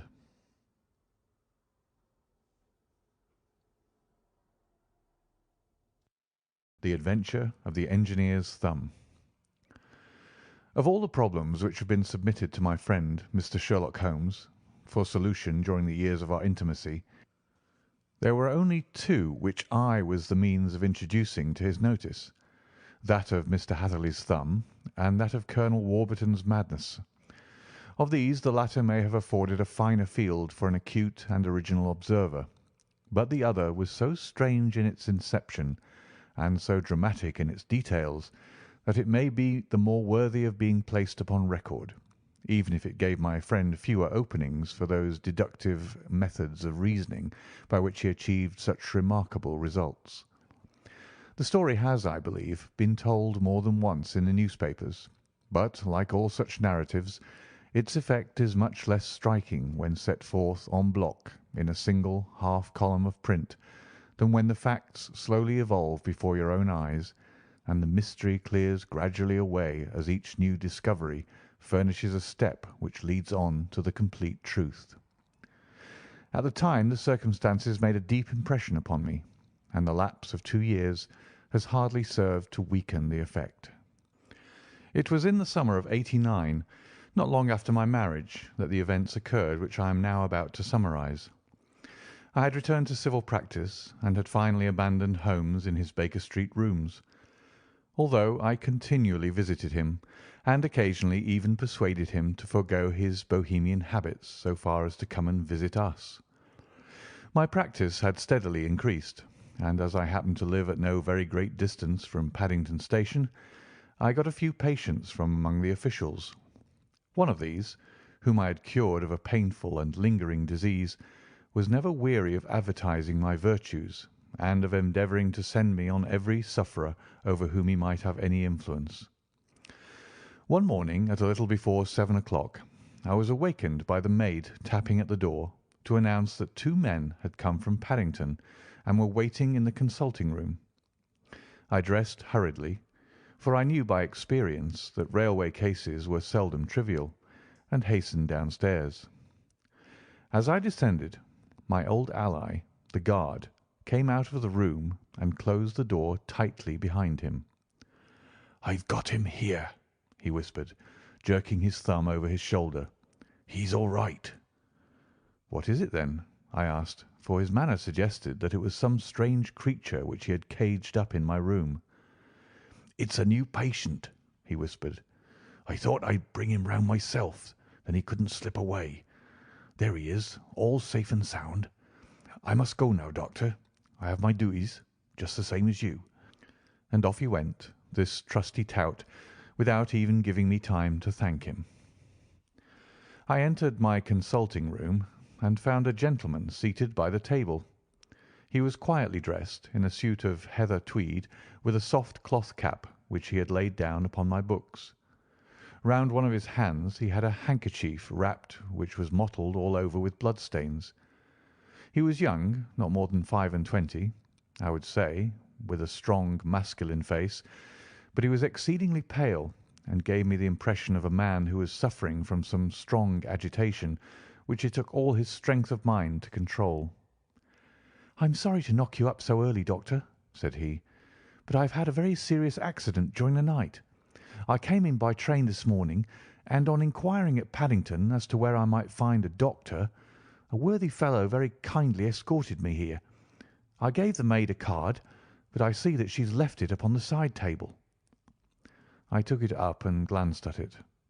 "Mr. Victor Hatherley, hydraulic engineer, 16A Victoria Street, 3rd floor." That was the name, style, and abode of my morning visitor. "I regret that I have kept you waiting," said I, sitting down in my library chair. "You are fresh from a night journey, I understand, which is in itself a monotonous occupation." "Oh, my night could not be called monotonous," said he, and laughed. He laughed very heartily, with a high, ringing note, leaning back in his chair and shaking his sides. All my medical instincts rose up against that laugh. "Stop it!" I cried. "Pull yourself together." And I poured out some water from a carafe. It was useless, however. He was off in one of those hysterical outbursts which come upon a strong nature when some great crisis is over and gone. Presently he came to himself once more, very weary and pale-looking. "I have been making a fool of myself," he gasped. "Not at all. Drink this." I dashed some brandy into the water, and the colour began to come back to his bloodless cheeks. "That's better," said he. "And now, Doctor, perhaps you would kindly attend to my thumb, or rather to the place where my thumb used to be." He unwound the handkerchief and held out his hand. It gave even my hardened nerves a shudder to look at it. There were 4 protruding fingers, and a horrid red spongy surface where the thumb should have been. It had been hacked or torn right out from the roots. "Good heavens!" I cried. "This is a terrible injury. It must have bled considerably." "Yes, it did. I fainted when it was done, and I think that I must have been senseless for a long time. When I came to, I found that it was still bleeding, so I tied one end of my handkerchief very tightly around the wrist and braced it up with a twig." "Excellent. You should have been a surgeon." "It is a question of hydraulics, you see, and came within my own province." "This has been done," said I, examining the wound, "by a very heavy and sharp instrument." "A thing like a cleaver," said he. "An accident, I presume?" "By no means. What? A murderous attack? Very murderous indeed. You horrify me. I sponged the wound, cleaned it, dressed it, and finally covered it over with cotton wadding and carbolized bandages. He lay back without wincing, though he bit his lip from time to time. "How is that?" I asked when I had finished. Capital. Between your brandy and your bandage, I feel a new man. I was very weak, but I've had a good deal to go through." "Perhaps you had better not speak of the matter. It is evidently trying to your nerves." "Oh, no, not now. I shall have to tell my tale to the police.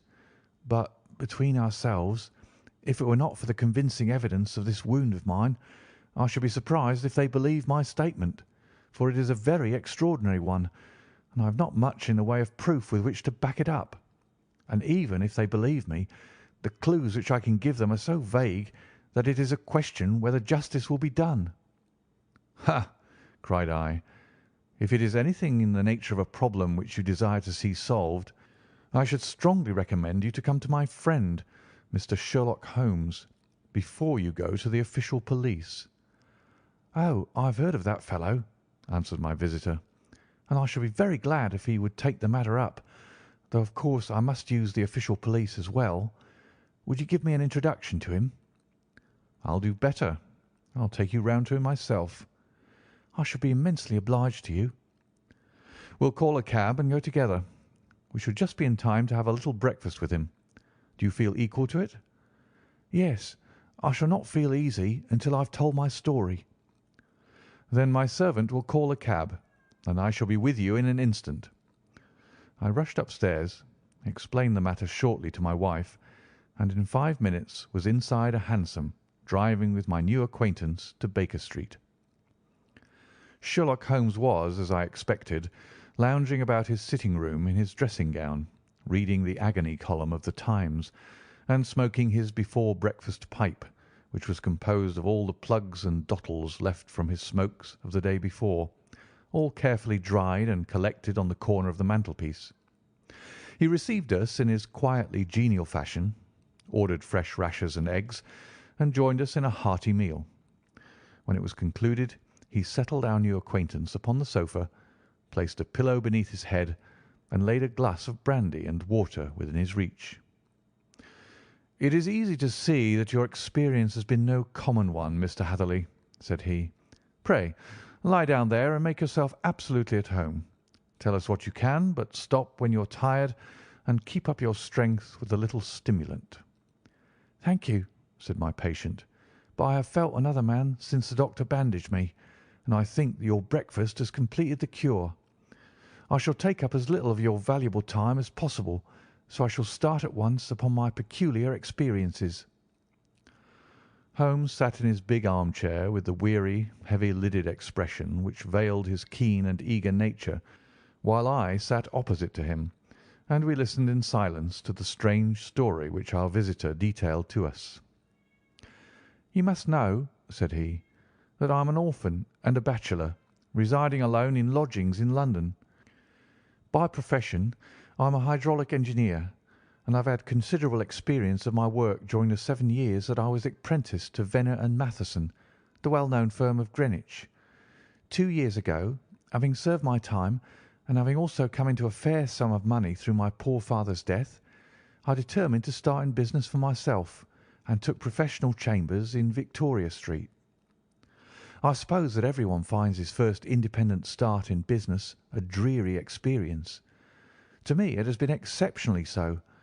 During 2 years I have had 3 consultations and 1 small job, and that is absolutely all that my profession has brought to me.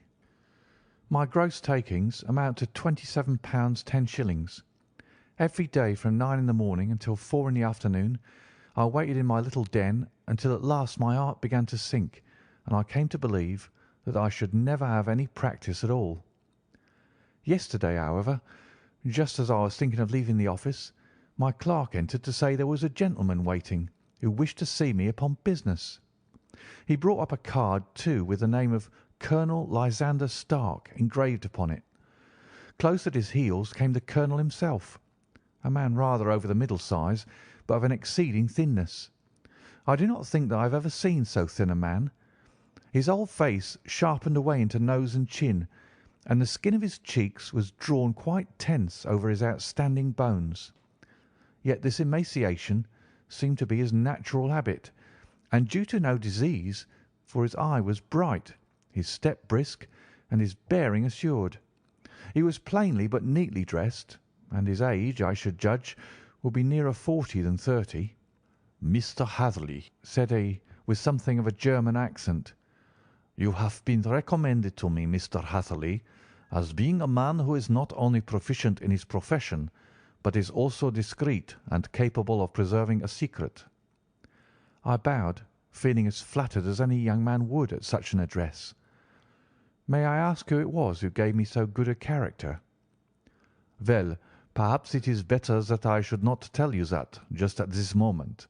I have it from the same source that you are both an orphan and a bachelor, and are residing alone in London." "That is quite correct," I answered, "but you will excuse me if I say that I cannot see how all this bears upon my professional qualifications. I understand that it was on a professional matter that you wished to speak to me." "Undoubtedly so, but you will find that all I say is really to the point. I have a professional commission for you, but absolute secrecy is quite essential. Absolute secrecy. You understand? And of course we may expect that more from a man who is alone than from one who lives in the bosom of his family." "If I promise to keep a secret," said I, "you may absolutely depend upon my doing so."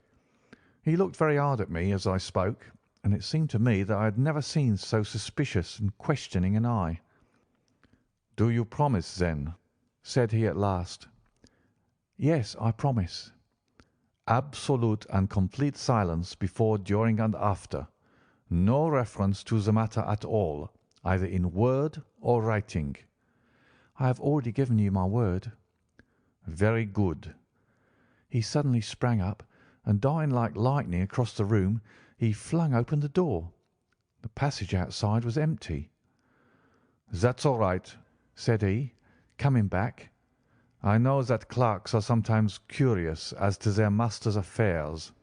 Now we can talk in safety." He drew up his chair very close to mine, and began to stare at me again with the same questioning and thoughtful look. A feeling of repulsion and of something akin to fear had begun to rise within me at the strange antics of this fleshless man. Even my dread of losing a client could not restrain me from showing my impatience. "I beg that you will state your business, sir," said I. "My time is of value. Heaven forgive me for that last sentence, but the words came to my lips." "How would 50 guineas for a night's work suit you?" he asked. "Most admirably." "I say a night's work, but an hour's will be nearer the mark. I simply want your opinion about a hydraulic stamping machine which has got out of gear. If you show us what is wrong, we shall soon set it right ourselves. What do you think of such a commission as that?" "The work appears to be light and the pay munificent." "Precisely so. We shall want you to come to-night by the last train." "Where to?" "To Eyford in Berkshire. It is a little place near the borders of Oxfordshire, and within 7 miles of Reading. There is a train from Paddington which would bring you there at about 11:15. "Very good." "I shall come down in a carriage to meet you." "There is a drive, then?" "Yes, our little place is quite out in the country. It is a good 7 miles from Eyford Station." "Then we can hardly get there before midnight. I suppose there will be no chance of a train back. I shall be compelled to stop the night." "Yes, we could easily give you a shakedown." "That is very awkward. Could I not come at some more convenient hour?" "We have judged it best that you should come late. It is to recompense you for any inconvenience that we are paying to you, a young and unknown man, a fee which would buy an opinion from the very heads of your profession. Still, of course, if you would like to draw out of the business, there is plenty of time to do so." I thought of the 50 guineas, and how very useful that would be to me. "Not at all," said I. "I shall be very happy to accommodate myself to your wishes. I should like, however, to understand a little more clearly what it is that you wish me to do." "Quite so. It is very natural that the pledge of secrecy which we have exacted from you should have aroused your curiosity. I have no wish to commit you to anything without your having it all laid before you. I suppose that we are absolutely safe from eavesdroppers." "Entirely." "Then the matter stands thus. You are probably aware that Fuller's earth is a valuable product, and that it is only found in one or two places in England." "I have heard so." "Some little time ago I bought a small place, a very small place, within 10 miles of Reading. I was fortunate enough to discover that there was a deposit of Fuller's earth in one of my fields. On examining it, however, I found that this deposit was a comparatively small one, and that it formed a link between two very much larger ones upon the right and left, both of them, however, in the grounds of my neighbours. These good people are absolutely ignorant that their land contained that which was quite as valuable as a gold mine. Naturally, it was to my interest to buy their land before they discovered its true value. But unfortunately, I had no capital by which I could do this. I took a few of my friends into the secret, however, and they suggested that we should quietly and secretly work our own little deposit, and that in this way we should earn the money which would enable us to buy the neighbouring fields. This we have now been doing for some time, and in order to help us in our operations we erected a hydraulic press. This press, as I have already explained, has got out of order, and we wish your advice upon the subject. We guard our secret very jealously, however, and if it once become known that we had hydraulic engineers coming to our little house, it would soon rouse inquiry, and then, if the facts came out, it would be good-bye to any chance of getting those fields and carrying out our plans. That is why I have made you promise me that you will not tell a human being that you are going to Eyford tonight. I hope that I make it all plain." "I quite follow you," said I. "The only point which I could not quite understand was what use you could make of a hydraulic press in excavating Fuller's earth, which, as I understand, is dug out like gravel from a pit." "Ah," said he carelessly, "we have our own process. We compress the earth into bricks, so as to remove them without revealing what they are. But that is a mere detail. I have taken you fully into my confidence now, Mr. Hatherley, and I have shown you how I trust you." He rose as he spoke. "I shall expect you, then, at Eyford at 11:15. "I shall certainly be there." "And not a word to a soul."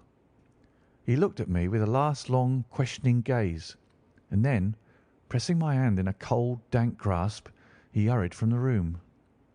Well, when I came to think it all over in cool blood, I was very much astonished, as you may both think, at this sudden commission which has been entrusted to me. On the other hand, of course, I was glad, for the fee was at least tenfold what I should have asked had I had set a price on my own services, and it was possible that this order might lead to other ones. On the other hand, the face and manner of my patron had made an unpleasant impression upon me, and I could not think that his explanation of the Fuller's earth was sufficient to explain the necessity for my coming at midnight and his extreme anxiety lest I should tell anyone of my errand. However, I threw all fears to the winds, ate a hearty supper, drove to Paddington, and started off, having obeyed to the letter the injunction as to holding my tongue. At Reading I had to change not only my carriage but my station. However, I was in time for the last train to Eyford, and I reached the little dim-lit station after 11 o'clock. I was the only passenger who got out there, and there was no one upon the platform save a single sleepy porter with a lantern. As I passed out through the wicket gate, however, I found my acquaintance of the morning waiting in the shadow upon the other side. Without a word, he grasped my arm and hurried me into a carriage, the door of which was standing open. He drew up the windows on either side, tapped on the woodwork, and away we went as fast as the horse could go. "One horse?" interjected Holmes. Yes, only one.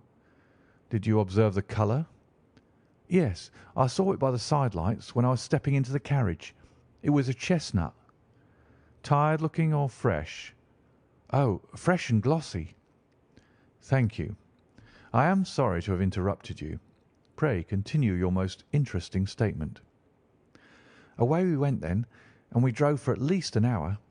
Colonel Lysander Stark had said that it was only 7 miles, but I should think, from the rate that we seemed to go, and from the time that we took, that it must have been nearer 12.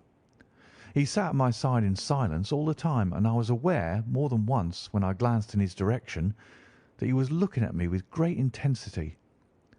The country roads seemed to be not very good in that part of the world, for we lurched and jolted terribly. I tried to look out the window to see something of where we were, but they were made of frosted glass, and I could make out nothing save the occasional bright blur of a passing light.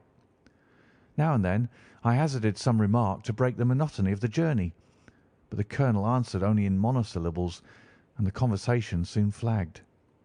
At last, however, the bumping of the road was exchanged for the crisp smoothness of a gravel drive, and the carriage came to a stand. Colonel Lysander Stark sprang out, and as I followed after him, pulled me swiftly into a porch which gaped in front of us. We stepped, as it were, right out of the carriage and into the hall, so that I failed to catch the most fleeting glance of the front of the house. The instant that I had crossed the threshold, the door slammed heavily behind us, and I heard faintly the rattle of the wheels as the carriage drove away. It was pitch dark inside the house, and the colonel fumbled about looking for matches and muttering under his breath. Suddenly a door opened at the other end of the passage, and a long golden bar of light shot out in our direction. It grew broader, and a woman appeared with a lamp in her hand, which she held above her head, pushing her face forward and peering at us. I could see that she was pretty, and from the gloss with which the light shone upon her dark dress, I knew that it was a rich material. She spoke a few words in a foreign tongue, in a tone as though asking a question, and when my companion answered in a gruff monosyllable, she gave such a start that the lamp nearly fell from her hand. Colonel Stark went up to her, whispered something in her ear, and then, pushing her back into the room from whence she had come, he walked towards me again with the lamp in his hand. "Perhaps you will have the kindness to wait in this room for a few minutes," said he, throwing open another door. It was a quiet, little, plainly furnished room with a round table in the centre, on which several German books were scattered. Colonel Stark laid down the lamp on the top of a harmonium beside the door. "I shall not keep you waiting an instant," said he, and vanished into the darkness. I glanced at the books upon the table, and in spite of my ignorance of German, I could see that 2 of them were treatises on science, the others being volumes of poetry. Then I walked across to the window, hoping that I might catch some glimpse of the countryside, but an oak shutter, heavily barred, was folded across it. It was a wonderfully silent house. There was an old clock ticking loudly somewhere in the passage, but otherwise everything was deadly still. A vague feeling of uneasiness began to steal over me. Who were these German people, and what were they doing living in this strange out-of-the-way place? And where was the place?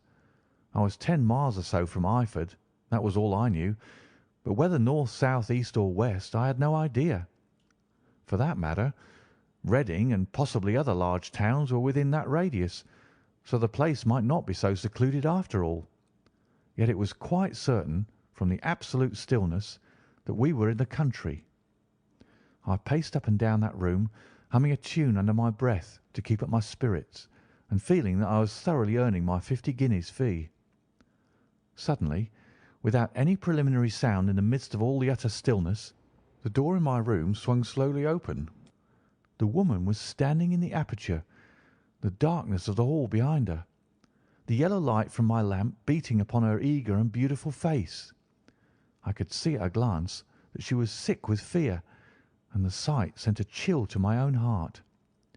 She held up one shaking finger to warn me to be silent, and she shot a few whispered words of broken English at me, her eyes glancing back like those of a frightened horse into the gloom behind her. "I would go," said she, trying hard, as it seemed to me, to speak calmly. "I would go. I should not stay here. There is no good for you to do." "But, madam," said I have not yet done what I came for. I cannot possibly leave until I have seen the machine." "It is not worth your while to wait," she went on. "You can pass through the door. No one hinders." And then, seeing that I smiled and shook my head, she suddenly threw aside her constraint and made a step forward with her hands wrung together. "For the love of heaven," she whispered, "get away from here before it is too late." But I'm somewhat headstrong by nature, and the more ready to engage in an affair when there's some obstacle in the way. I thought of my 50-guinea fee, of my wearisome journey, and of the unpleasant night which seemed to be before me. Was it all to go for nothing? Why should I slink away without having carried out my commission, and without the payment which was my due? This woman might, for all I know, be a monomaniac. With a stout bearing, therefore, though her manner had shaken me more than I cared to confess, I still shook my head and declared my intention of remaining where I was.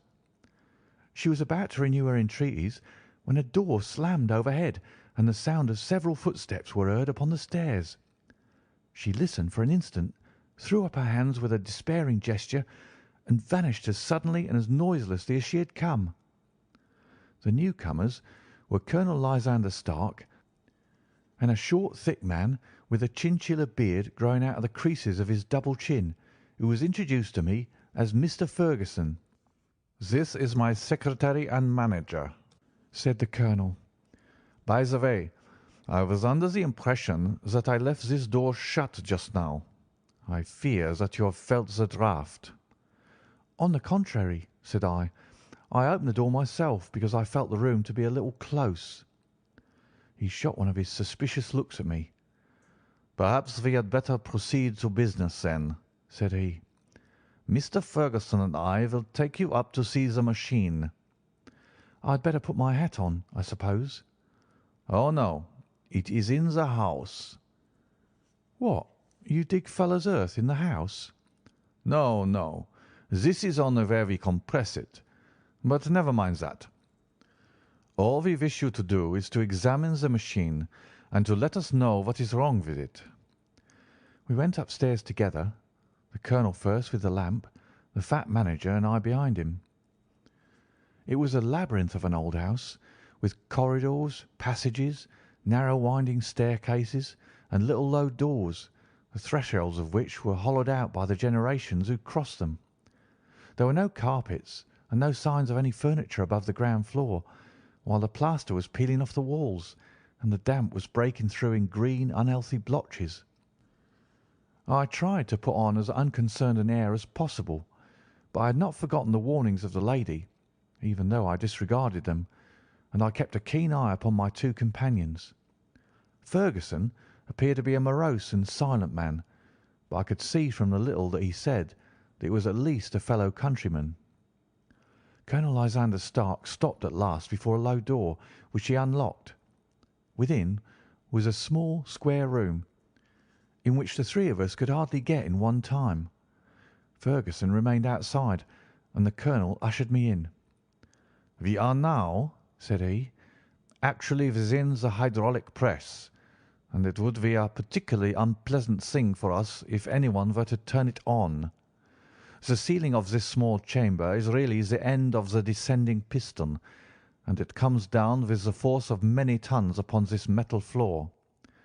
There are small lateral columns of water outside which receive the force, and which transmit and multiply it in the manner which is familiar to you. The machine goes readily enough, but there is some stiffness in the working of it, and it has lost a little of its force. Perhaps you will have the goodness to look it over and to show us how we can set it right." I took the lamp from him, and I examined the machine very thoroughly. It was indeed a gigantic one, and capable of exercising enormous pressure. When I passed outside, however, and pressed down the levers which controlled it, I knew at once by the whishing sound that there was a slight leakage, which allowed a regurgitation of water through one of the side cylinders.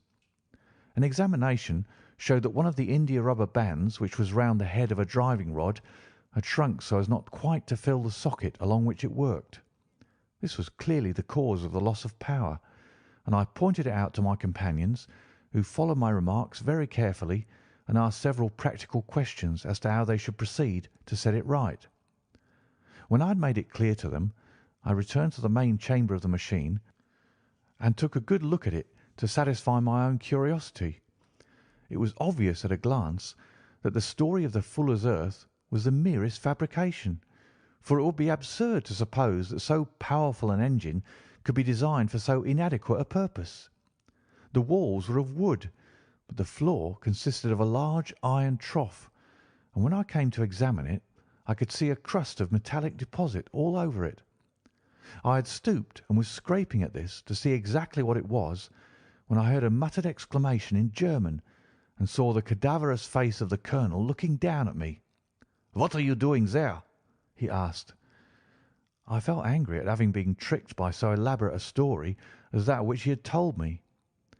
"I was admiring your fuller's earth," said I. "I think that I should be better able to advise you as to your machine if I knew what the exact purpose was for which it was used." The instant that I uttered the words, I regretted the rashness of my speech. His face set hard, and a baleful light sprang up in his grey eyes.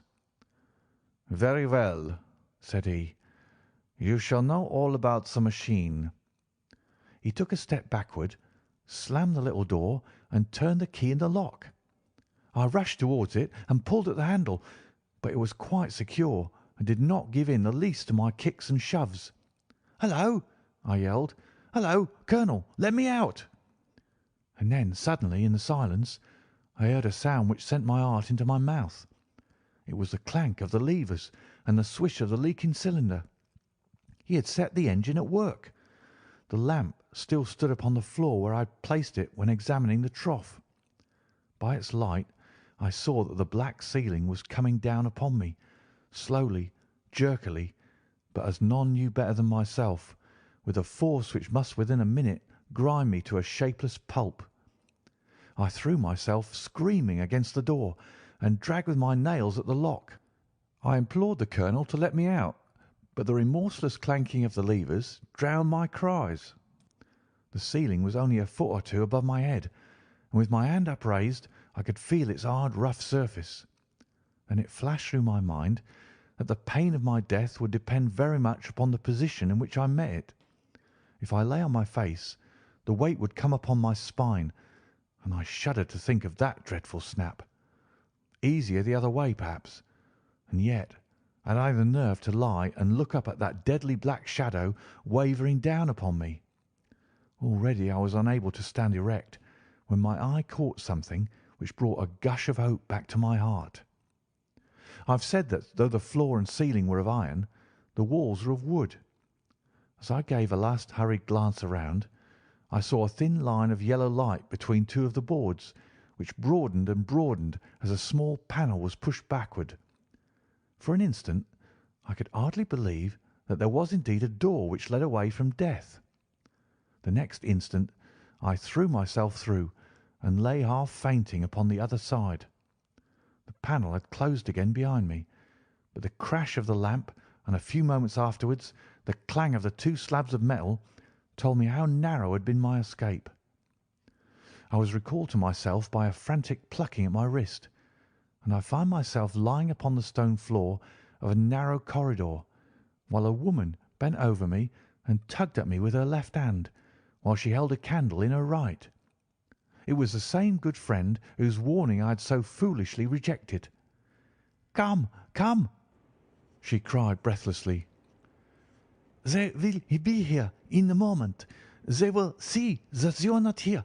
Oh, do not waste so precious time, but come." This time, at least, I did not scorn her advice. I staggered to my feet and ran with her along the corridor and down a winding stair. The latter led to another broad passage, and just as we reached it we heard the sound of running feet and the shouting of two voices. one answering the other from the floor on which we were, and from the one beneath. My guide stopped and looked about her like the one who is at her wit's end. Then she threw open a door which led into a bedroom, through the window of which the moon was shining brightly. "It is your only chance," said she. "It is high, but it may be that you can jump it." As she spoke, a light sprang into view at the further end of the passage, and I saw the lean figure of Colonel Lysander Stark rushing forward with a lantern in one hand and a weapon like a butcher's cleaver in the other. I rushed across the bedroom, flung open the window, and looked out. How quiet and sweet and wholesome the garden looked in the moonlight, and it could not be more than 30 feet down. I clambered out upon the sill, but I hesitated to jump until I should have heard what passed between my saviour and the ruffian who pursued me. If she were ill used, then at any risks I was determined to go back to her assistance. The thought had hardly flashed through my mind before he was at the door, pushing his way past her, but she threw her arms around him and tried to hold him back. "Fritz, Fritz!" she cried in English. "Remember your promise after the last time. You said it should not be again. He will be silent. Oh, he will be silent." "You are mad, Elise," he shouted, struggling to break away from her. "You will be the ruin of us. He has seen too much. Let me pass, I say." He dashed her to one side, and rushing to the window, cut at me with his heavy weapon. I had let myself go and was hanging by the hands to the sill when his blow fell. I was conscious of a dull pain. My grip loosened, and I fell into the garden below. I was shaken, but not hurt by the fall, so I picked myself up and rushed off among the bushes as hard as I could run, for I understood that I was far from being out of danger yet. Suddenly, however, as I ran, a deadly dizziness and sickness came over me. I glanced down at my hand, which was throbbing painfully, and then for the first time saw that my thumb had been cut off and that the blood was pouring from my wound. I endeavoured to tie my handkerchief around it, but there came a sudden buzzing in my ears, and next moment I fell in a dead faint among the rose bushes. How long I remained unconscious I cannot tell. It must have been a very long time, for the moon had sunk and a bright morning was breaking when I came to myself. My clothes were all sodden with dew, and my coat sleeve was drenched with blood from my wounded thumb. The smarting of it recalled in an instant all the particulars of my night's adventure, and I sprang to my feet with the feeling that I might hardly yet be safe from my pursuers. But to my astonishment, when I came to look round me, neither house nor garden were to be seen. I had been lying in an angle of the hedge, close by the high road, and just a little lower down was a long building, which proved, upon my approaching it, to be the very station at which I had arrived upon the previous night. Were it not for the ugly wound upon my hand, all that had passed during those dreadful hours might have been an evil dream. Half dazed, I went into the station and asked about the morning train. There would be one to Reading in less than an hour. The same porter was on duty, I found, as had been there when I arrived.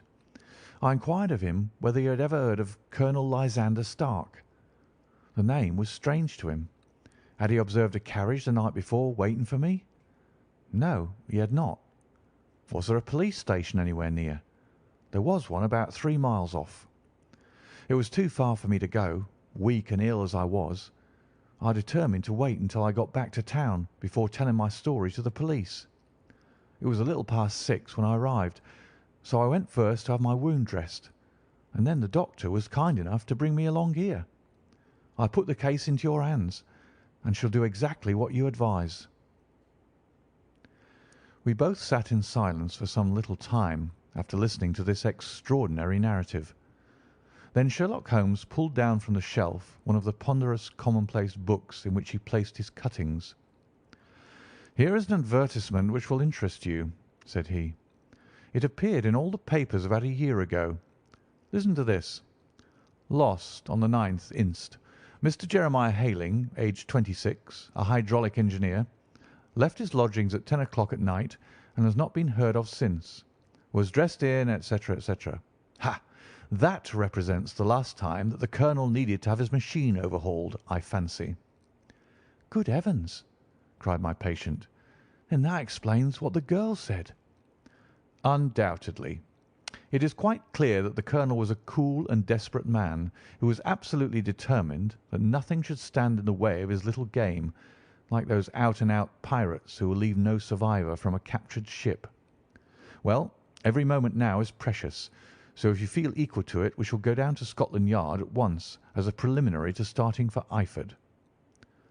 Some 3 hours or so afterwards we were all in the train together, bound from Reading to the little Berkshire village. There were Sherlock Holmes, the hydraulic engineer, Inspector Bradstreet of Scotland Yard, a plainclothes man, and myself. Bradstreet had spread an ordnance map of the county out upon the seat, and was busy with his compasses drawing a circle with Eyford for its centre. "There you are," said he. "That circle is drawn at a radius of 10 miles from the village. The place we want must be somewhere near that line. You said 10 miles, I think, sir?" "It was an hour's good drive." "And you think that they brought you back all that way when you were unconscious?" "They must have done so.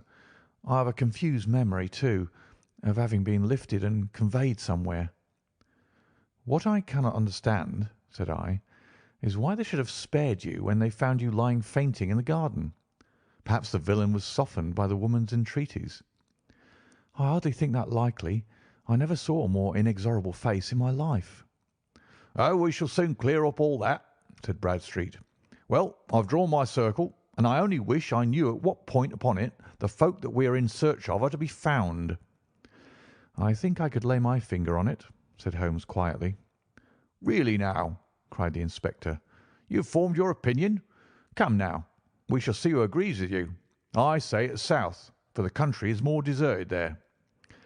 "And I say east," said my patient. "I am for the west," remarked the plainclothes man. "There are several quiet little villages up there." "And I am for the north," said I, "because there are no hills there, and our friend says that he did not notice the carriage go up any." "Come," cried the inspector, laughing, "it's a very pretty diversity of opinion. We've boxed the compass among us. Who do you give your casting vote to?" "You are all wrong." "But we can't all be." "Oh, yes, you can. This is my point." He placed his finger in the centre of the circle. "This is where we shall find them." "But the 12-mile drive!" gasped Hatherley. 6 out and 6 back. Nothing simpler. You say yourself that the horse was fresh and glossy when you got in. How could it be that if it had gone 12 miles over heavy roads? "Indeed, it is a likely ruse enough," observed Bradstreet thoughtfully. "Of course, there can be no doubt as to the nature of this gang." "None at all," said Holmes. "They are coiners on a large scale, and have used the machine to form the amalgam which has taken the place of silver." "We have known for some time that a clever gang was at work," said the inspector. "They've been turning out half-crowns by the thousand. We even traced them as far as Reading, but could get no farther, for they have covered their traces in a way that showed that they were very old hands. But now, thanks to this lucky chance, I think that we should have got them right enough." But the inspector was mistaken, for those criminals were not destined to fall into the hands of justice. As we rolled into Eyford station, we saw a gigantic column of smoke which steamed up from behind a small clump of trees in the neighbourhood and hung like an immense ostrich feather over the landscape.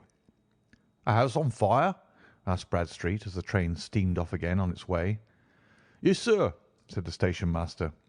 "When did it break out?" "I hear that it was during the night, sir, but it's got worse, and the whole place is in a blaze." "Whose house is it?" "Dr. Beecher's."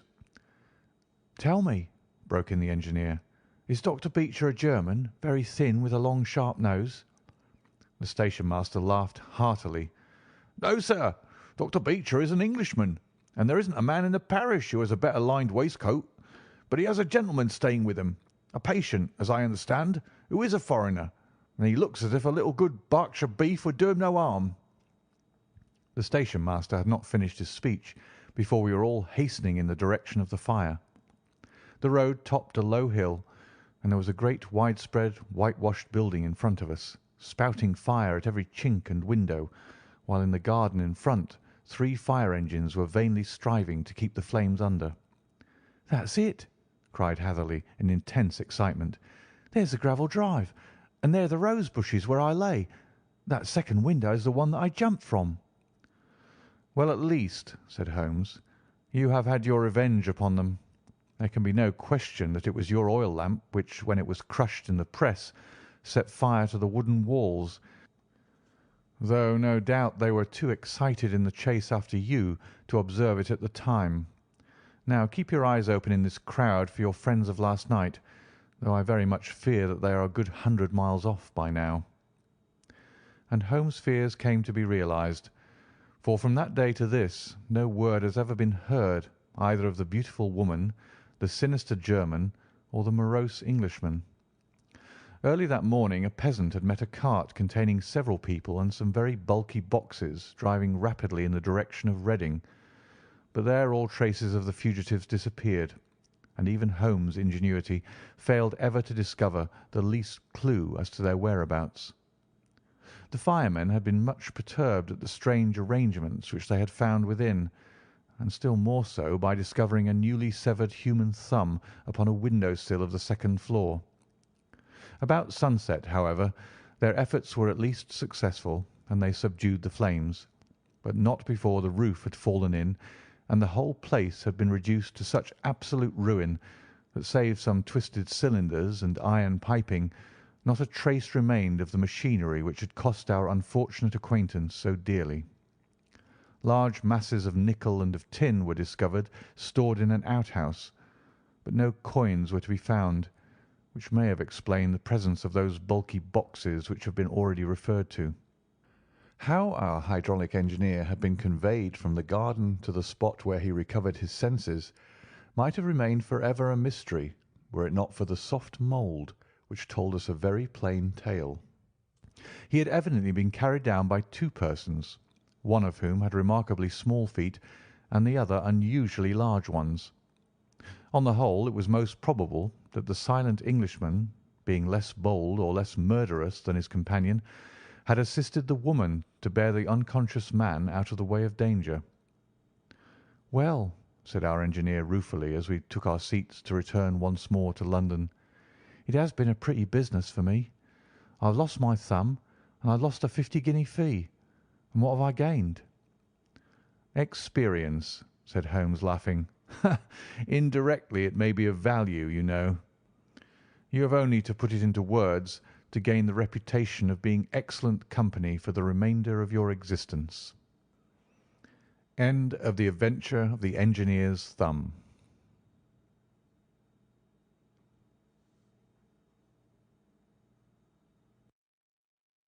The Adventure of the Noble Bachelor. The Lord St. Simon marriage and its curious termination have long ceased to be a subject of interest in those exalted circles in which the unfortunate bridegroom moves. Fresh scandals have eclipsed it, and their more piquant details have drawn the gossips away from this 4-year-old drama. As I have reason to believe, however, that the full facts have never been revealed to the general public, and as my friend Sherlock Holmes had a considerable share in clearing the matter up, I feel that no memoir of him would be complete without some little sketch of this remarkable episode. It was a few weeks before my own marriage, during the days when I was still sharing rooms with Holmes in Baker Street, that he came home from an afternoon stroll to find a letter on the table waiting for him. I had remained indoors all day, for the weather had taken a sudden turn to rain, with high autumnal winds, and the Jezail bullet which I had brought back in one of my limbs as a relic of my Afghan campaign throbbed with dull persistence. With my body in one easy chair and my legs upon another, I had surrounded myself with a cloud of newspapers, until at last, saturated with the news of the day, I tossed them all aside and lay listless, watching the huge crest and monogram upon the envelope upon the table, and wondering lazily who my friend's noble correspondent could be. "Here is a very fashionable epistle," I remarked as he entered. Your morning letters, if I remember right, were from a fishmonger and a tide waiter." "Yes, my correspondence has certainly the charm of variety," he answered, smiling, "and the humbler are usually the more interesting. This looks like one of those unwelcome social summonses which call upon a man either to be bored or to lie." He broke the seal and glanced over the contents. "Oh, come, it may prove to be something of interest after all." "Not social, then?" "No, distinctly professional." "And from a noble client?" "One of the highest in England." "My dear fellow, I congratulate you." "I assure you, Watson, without affectation, that the status of my client is a matter of less moment to me than the interest of his case. It is just possible, however, that that also may not be wanting in this new investigation. You have been reading the papers diligently of late, have you not?" "It looks like it," said I ruefully, pointing to a huge bundle in the corner. "I have had nothing else to do." "It is fortunate, for you will perhaps be able to post me up. I read nothing except the criminal news and the agony column. The latter is always instructive, but if you have followed recent events so closely, you must have read about Lord St. Simon and his wedding." "Oh, yes, with the deepest interest." "That is well. The letter which I hold in my hand is from Lord St. Simon. I will read it to you, and in return you must turn over these papers and let me have whatever bears upon the matter. This is what he says: "My dear Mr. Sherlock Holmes, Lord Backwater tells me that I may place implicit reliance upon your judgment and discretion. I have determined, therefore, to call upon you and to consult you in reference to the very painful event which has occurred in connection with my wedding. Mr. Lestrade, of Scotland Yard, is acting already in the matter, but he assures me that he sees no objection to your cooperation, and that he even thinks that it might be of some assistance. I will call at 4 o'clock in the afternoon, and should you have any other engagement at that time, I hope that you will postpone it, as this matter is of paramount importance. Yours faithfully, St. Simon." It is dated from Grosvenor Mansions, written with a quill pen, and the noble lord has had the misfortune to get a smear of ink upon the outer side of his right little finger, remarked Holmes as he folded up the epistle. "He says 4 o'clock. It's 3 now. He'll be here in an hour." "Then I have just time, with your assistance, to get clear upon the subject. Turn over those papers and arrange the extracts in their order of time, while I take a glance as to who our client is." He picked a red-covered volume from a line of books of reference beside the mantelpiece. "Here he is," said he, sitting down and flattening it out upon his knee. "Lord Robert Walsingham de Vere St. Simon, second son of the Duke of Balmoral. Arms azure, 3 caltrops in chief over a fess sable, born in 1846. He is 41 years of age, which is mature for marriage. Was Under Secretary for the Colonies in a late administration. The Duke, his father, was at one time Secretary for Foreign Affairs. They inherit Plantagenet blood by direct descent, and Tudor on the distaff side." "Ha! Well, there's nothing very instructive in all this. I think that I must turn to you, Watson, for something more solid." "I have very little difficulty in finding what I want," said I, "for the facts are quite recent, and the matter struck me as remarkable. I feared to refer them to you, however, as I knew that you had an inquiry on hand, and that you disliked the intrusion of other matters." "Oh, you mean the little problem of the Grosvenor Square furniture van. That is quite cleared up now, though. Indeed, it was obvious from the first. Pray, give me the results of your newspaper selections." "Here is the first notice which I can find. It is in the personal column of the Morning Post, and dates, as you see, some weeks back. A marriage has been arranged, it says, and will, if rumour is correct, very shortly take place, between Lord Robert St. Simon, second son of the Duke of Balmoral, and Miss Hattie Doran, the only daughter of Aloysius Doran, Esquire, of San Francisco, California, USA. That is all." "Terse and to the point," remarked Holmes, stretching his long, thin legs towards the fire. There was a paragraph amplifying this in one of the society papers of the same week. Ah, here it is. There will soon be a call for protection in the marriage market, for the present free trade principle appears to tell heavily against our home product. One by one the management of the noble houses of Great Britain is passing into the hands of our fair cousins from across the Atlantic. An important addition has been made during the last week to the list of the prizes which have been borne away by these charming invaders. Lord St. Simon, who has shown himself for over 20 years proof against the little god's arrows, has now definitely announced his approaching marriage with Miss Hattie Doran, the fascinating daughter of a California millionaire. Miss Doran, whose graceful figure and striking face attracted much attention at the Westbury House festivities, is an only child, and it is currently reported that her dowry will run to considerably over the 6 figures, with expectancies for the future. As it is an open secret that the Duke of Balmoral has been compelled to sell his pictures within the last few years, and as Lord St. Simon has no property of his own save the small estate of Birchmoor, it is obvious that the Californian heiress is not the only gainer by an alliance which will enable her to make the easy and common transition from a Republican lady to a British peeress. "Anything else?" asked Holmes, yawning. Oh, yes, plenty. Then there is another note in the Morning Post to say that the marriage will be an absolutely quiet one, that it will be at St. George's, Hanover Square, that only half a dozen intimate friends will be invited, and that the party would return to the furnished house at Lancaster Gate which has been taken by Mr. Aloysius Doran. 2 days later, that is on Wednesday last, there is a curt announcement that the wedding had taken place, and that the honeymoon would be passed at Lord Backwater's place near Petersfield. Those are all the notices which appeared before the disappearance of the bride. "Before the what?" asked Holmes with a start. "The vanishing of the lady." "When did she vanish, then?" "At the wedding breakfast." "Indeed. This is more interesting than it promised to be. Quite dramatic, in fact." "Yes, it struck me as being a little out of the common." "They often vanish before the ceremony, and occasionally during the honeymoon, but I cannot call to mind anything quite so prompt as this. Pray let me have the details."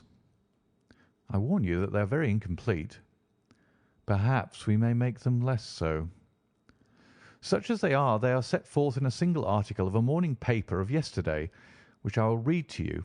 It is headed, 'Singular Occurrence at a Fashionable Wedding.' The family of Lord Robert St. Simon has been thrown into the greatest consternation by the strange and painful episodes which have taken place in connection with his wedding.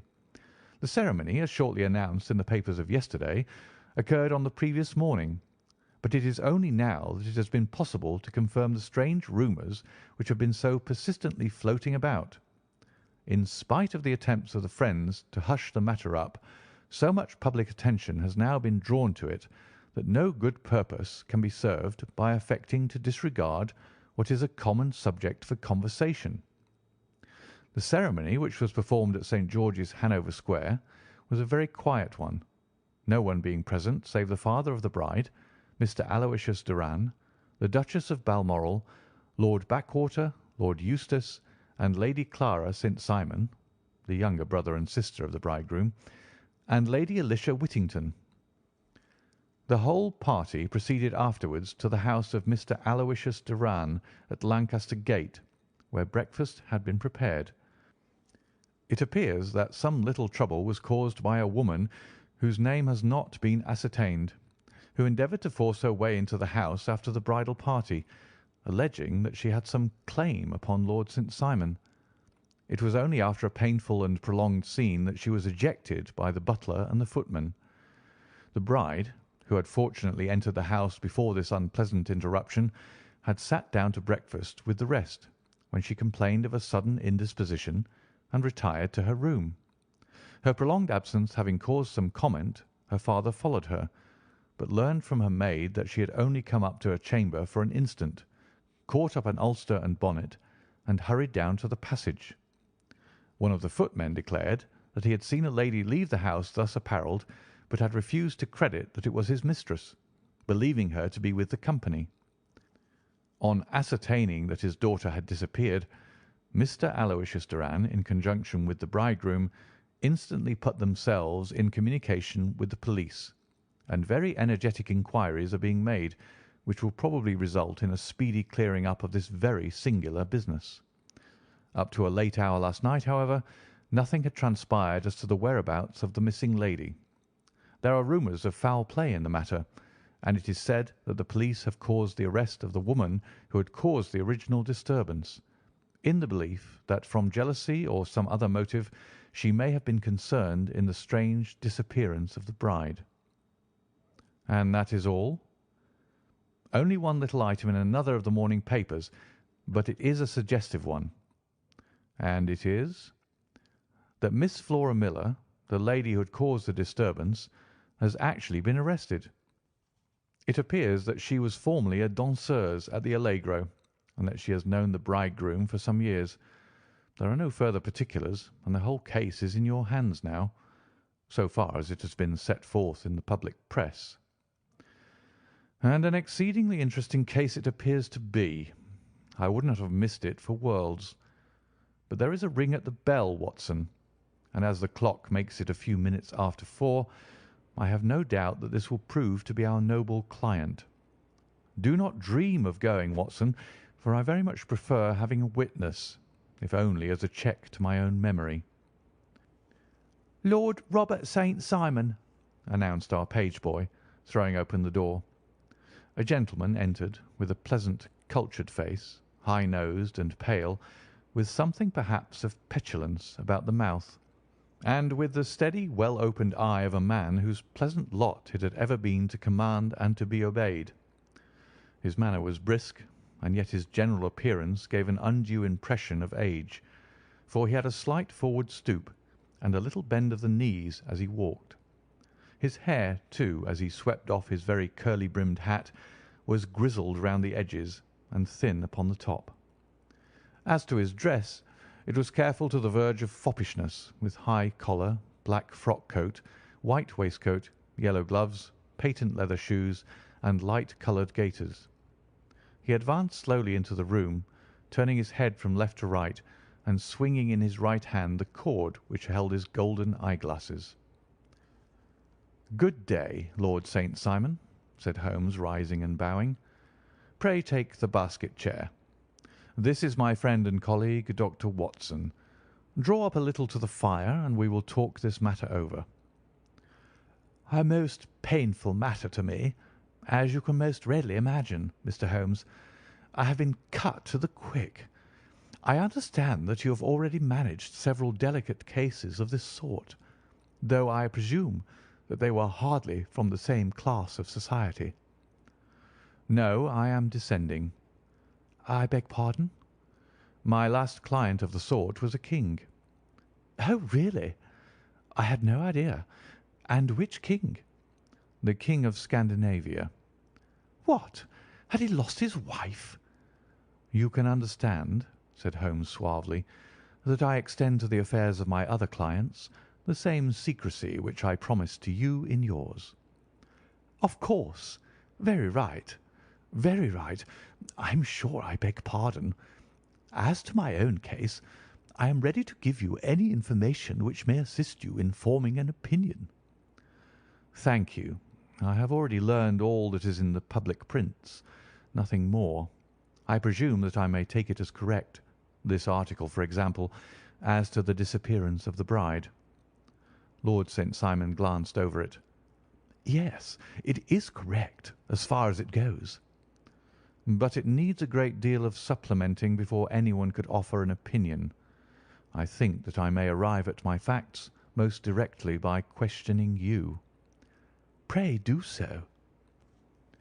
"When did you first meet Miss Hatty Doran?" "In San Francisco a year ago." "You were travelling in the States?" "Yes." "Did you become engaged then?" "No." "But you were on a friendly footing?" "I was amused by her society, and she could see that I was amused." "Her father is very rich?" "He is said to be the richest man on the Pacific slope." "And how did he make his money?" "In mining. He had nothing a few years ago. Then he struck gold, invested it, and came up by leaps and bounds." "Now, what is your own impression as to the young lady's, your wife's character?" The nobleman swung his glasses a little faster and stared down into the fire. "You see, Mr. Holmes," said he, "my wife was 20 before her father became a rich man. During that time she ran free in a mining camp, and wandered through woods or mountains, so that her education has come from nature rather than from the schoolmaster. She is what we call in England a tomboy, with a strong nature, wild and free, unfettered by any sort of traditions. She is impetuous, volcanic, I was about to say. She is swift in making up her mind, and fearless in carrying out her resolutions. On the other hand, I would not have given her the name which I have the honour to bear," he gave a little stately cough, "had I not thought her to be at bottom a noble woman. I believe that she is capable of heroic self-sacrifice, and that anything dishonourable would be repugnant to her." "Have you her photograph?" "I brought this with me." He opened a locket and showed us the full face of a very lovely woman. It was not a photograph, but an ivory miniature, and the artist had brought out the full effect of the lustrous black hair, the large dark eyes, and the exquisite mouth. Holmes gazed long and earnestly at it. Then he closed the locket and handed it back to Lord St. Simon. "The young lady came to London, then, and you renewed your acquaintance?" "Yes. Her father brought her over for this last London season. I met her several times, became engaged to her, and have now married her." "She brought, I understand, a considerable dowry?" "A fair dowry, not more than is usual in my family." "And this, of course, remains to you, since the marriage is a fait accompli?" "I really have made no inquiries on the subject." "Very naturally not. Did you see Miss Doran on the day before the wedding?" "Yes." "Was she in good spirits?" "Never better. She kept talking of what we should do in our future lives." "Indeed. That is very interesting. And on the morning of the wedding?" "She was as bright as possible, at least until after the ceremony." "And did you observe any change in her then?" "Well, to tell the truth, I saw then the first signs that I had ever seen that her temper was just a little sharp. The incident, however, was too trivial to relate, and can have no possible bearing upon the case." "Pray let us have it, for all that." "Oh, it is childish. She dropped her bouquet as we went towards the vestry. She was passing the front pew at the time, and it fell over into the pew. There was a moment's delay, but the gentleman in the pew handed it up to her again, and it did not appear to be the worse for the fall.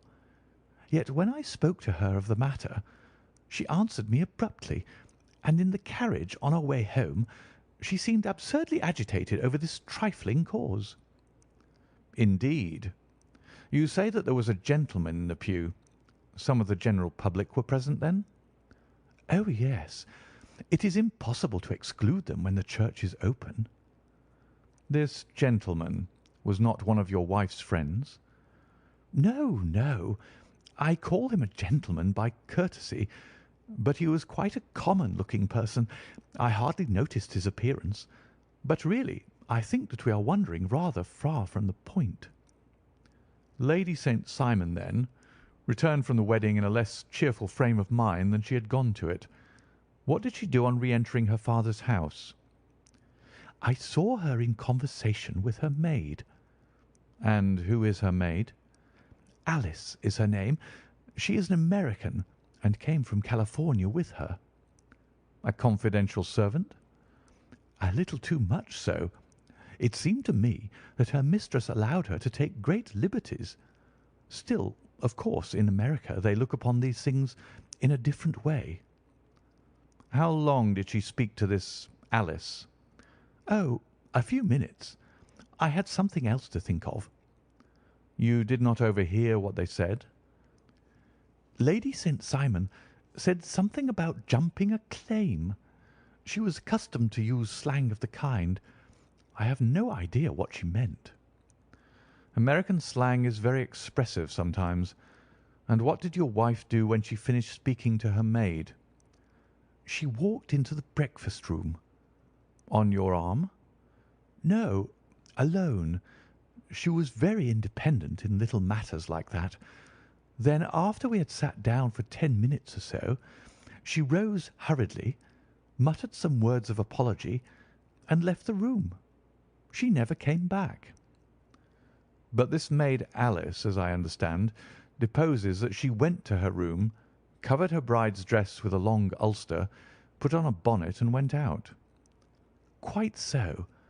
And she was afterwards seen walking into Hyde Park in company with Flora Miller, a woman who is now in custody, and who had already made a disturbance at Mr. Doran's house that morning."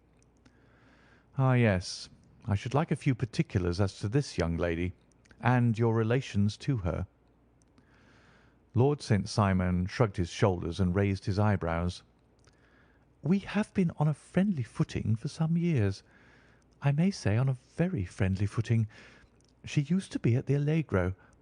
I have not treated her ungenerously, and she had no just cause of complaint against me. But you know what women are, Mr. Holmes. Flora was a dear little thing, but exceedingly hot-headed and devotedly attached to me. She wrote me dreadful letters when she heard that I was about to be married, and, to tell the truth, the reason why I had the marriage celebrated so quietly was that I feared lest there might be a scandal in the church. She came to Mr. Doran's door just after we returned, and she endeavoured to push her way in, uttering very abusive expressions towards my wife, and even threatening her.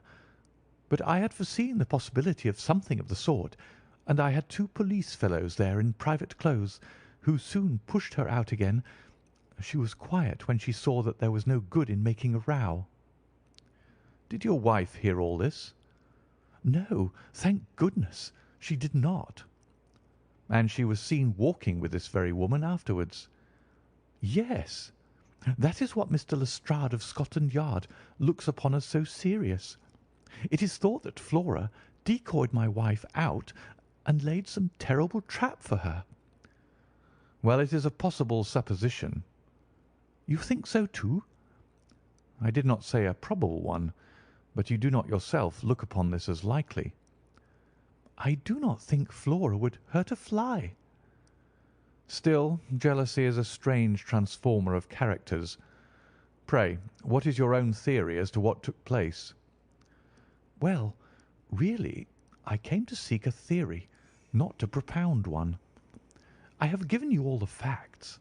Since you ask me, however, I may say that it has occurred to me as possible that the excitement of this affair, the consciousness that she had made so immense a social stride, had the effect of causing some little nervous disturbance in my wife."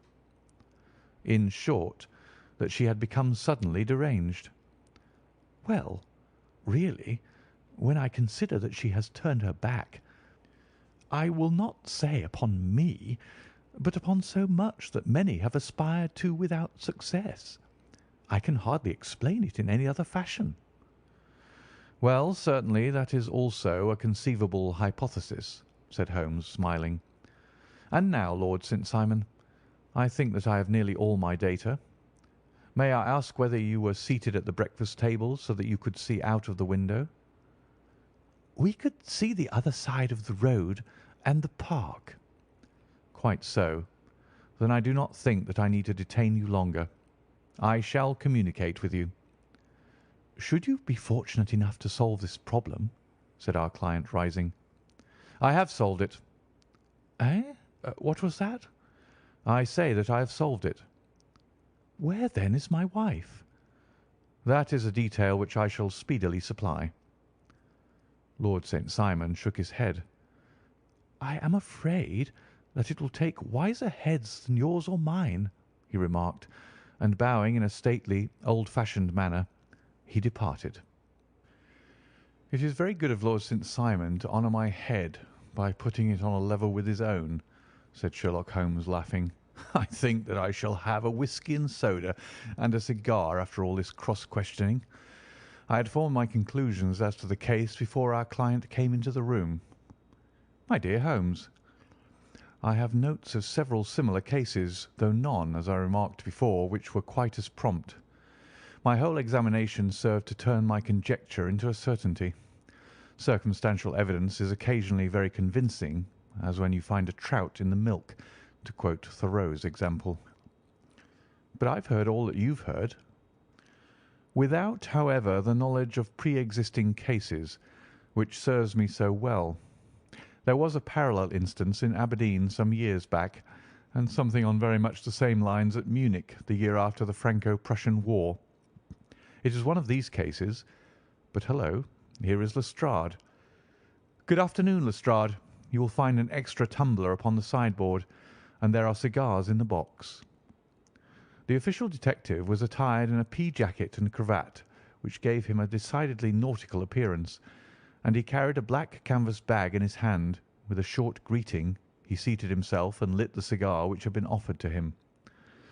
"What's up, then?" asked Holmes with a twinkle in his eye. "You look dissatisfied." "And I feel dissatisfied. It's this infernal St. Simon marriage case. I can make neither head nor tail of the business." "Really? You surprise me." "Who ever heard of such a mixed affair? Every clue seems to slip through my fingers. I've been at work upon it all day." "And very wet it seems to have made you," said Holmes, laying his hand upon the arm of the pea jacket. "Yes, I've been dragging the Serpentine." "In heaven's name, what for?" "In search of the body of the Lady St. Simon." Sherlock Holmes leaned back in his chair and laughed heartily. "Have you dragged the basin of Trafalgar Square fountain?" he asked. "Why? What do you mean?" "Because you have just as good a chance of finding this lady in the one as in the other." Lestrade shot an angry glance at my companion. "I suppose you know all about it," he snarled. "Well, I have only just heard the facts, but my mind is made up." "Oh, indeed. Then you think that the Serpentine plays no part in the matter?" "I think it very unlikely." "Then perhaps you will kindly explain how it is that we found this in it." He opened his bag as he spoke, and tumbled onto the floor a wedding dress of watered silk, a pair of white satin shoes, and a bride's wreath and veil, all discoloured and soaked in water. "There," said he, putting a new wedding ring upon the top of the pile. "There is a little nut for you to crack, Mr. Holmes." "Oh, indeed," said my friend, blowing blue rings into the air. "You dragged them from the Serpentine?" "No, they were found floating near the margin by a park keeper. They had been identified as her clothes, and it seemed to me that if the clothes were there, the body would not be far off." "By the same brilliant reasoning, every man's body is to be found in the neighbourhood of his wardrobe. And pray, what did you hope to arrive at through this?" "At some evidence implicating Flora Miller in the disappearance." "I am afraid that you will find it difficult." "Are you indeed now?" cried Lestrade with some bitterness. "I am afraid, Holmes, that you are not very practical with your deductions and your inferences. You have made two blunders in as many minutes. This dress does implicate Miss Flora Miller." "And how?" "In the dress is a pocket. In the pocket is a card case. In the card case is a note. And here is the very note." He slapped it down upon the table in front of him. "Listen to this. You will see me when all is ready. Come at once. F.H.M." Now, my theory all along has been that Lady St. Simon was decoyed away by Flora Miller, and that she, with confederates no doubt, was responsible for her disappearance. Here, signed with her initials, is the very note which was no doubt quietly slipped into her hand at the door and which lured her within their reach." "Very good, Lestrade," said Holmes, laughing. "You really are very fine indeed. Let me see it." He took up the paper in a listless way, but his attention instantly became riveted, and he gave a little cry of satisfaction. "This is indeed important," said he. "Ha! You find it so?" "Extremely so. I congratulate you warmly." Lestrade rose in his triumph and bent his head to look. "Why," he shrieked, "you're looking at the wrong side." "On the contrary, this is the right side." "The right side? You're mad. Here is a note written in pencil over here." "And over here is what appears to be the fragment of a hotel bill, which interests me deeply." "There's nothing in it. I looked at it before," said Lestrade. "October 4th, rooms 8 shillings, breakfast 2 shillings 6pence, cocktail 1 shilling, lunch 2 shillings 6pence, glass sherry 8 pence. I see nothing in that." "Very likely not. It is most important all the same. As to the note, it is important also, or at least the initials are. So I congratulate you again." "I've wasted time enough," said Lestrade, rising. "I believe in hard work and not in sitting by the fire spinning fine theories. Good day, Mr. Holmes, and we shall see which gets to the bottom of the matter first." He gathered up the garments, thrust them into the bag, and made for the door. "Just one hint to you, Lestrade," drawled Holmes before his rival vanished. "I will tell you the true solution of the matter. Lady St. Simon is a myth. There is not, and there never has been, any such person." Lestrade looked sadly at my companion. Then he turned to me, tapped his forehead 3 times, shook his head solemnly, and hurried away. He had hardly shut the door behind him when Holmes rose to put on his overcoat. "There is something in what the fellow says about outdoor work," he remarked. "So I think, Watson, that I must leave you to your papers for a little." It was after 5 o'clock when Sherlock Holmes left me, but I had no time to be lonely, for within an hour there arrived a confectioner's man with a very large flat box. This he unpacked with the help of a youth whom he had brought with him, and presently, to my very great astonishment, a quite epicurean little cold supper began to be laid out upon our humble lodging-house mahogany. There were a couple of brace of cold woodcock, a pheasant, a pâté de foie gras pie, with a group of ancient and cobwebby bottles. Having laid out all these luxuries, my 2 visitors vanished away like the genii of the Arabian Nights, with no explanation save that the things had been paid for and were ordered to this address. Just before 9 o'clock Sherlock Holmes stepped briskly into the room. His features were gravely set, but there was a light in his eye which made me think that he had not been disappointed in his conclusions. "They have laid the supper, then?" he said, rubbing his hands. "You seem to expect company. They've laid for 5. "Yes, I fancy we may have some company dropping in," said he. "I am surprised that Lord St. Simon has not already arrived. Ha! I fancy that I hear his step now upon the stairs." It was indeed our visitor of the afternoon who came bustling in, dangling his glasses more vigorously than ever, and with a very perturbed expression upon his aristocratic features. "My messenger reached you, then?" asked Holmes. "Yes, and I confess that the contents startled me beyond measure. Have you good authority for what you say?" "The best possible." Lord St. Simon sank into a chair and passed his hand over his forehead. "What will the Duke say," he murmured, "when he hears that one of the family has been subjected to such humiliation?" "It is the pure accident. I cannot allow that there is any humiliation." "Ah, you look on these things from another standpoint." "I fail to see that anyone is to blame.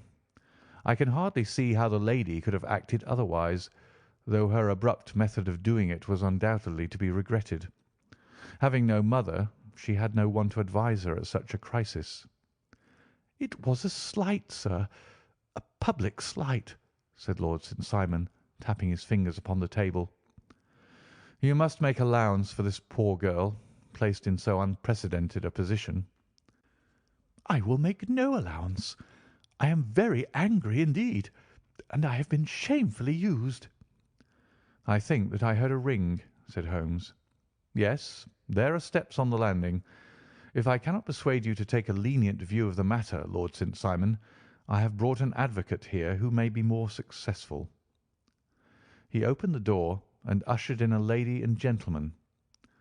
"Lord St. Simon," said he, "allow me to introduce you to Mr. and Mrs. Francis Hay Moulton. The lady, I think, you have already met." At the sight of these newcomers our client had sprung from his seat and stood very erect, with his eyes cast down and his hand thrust into the breast of his frock-coat, a picture of offended dignity.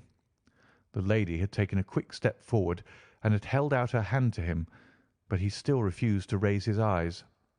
It was as well for his resolution, perhaps, for her pleading face was one which it is hard to resist. "You're angry, Robert," said she. "Well, I guess you have every cause to be." "Pray make no apology to me," said Lord Simon bitterly.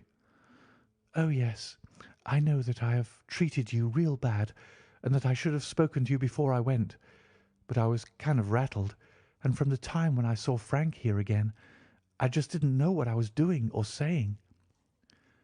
I only wonder I didn't fall down and do a faint right there before the altar."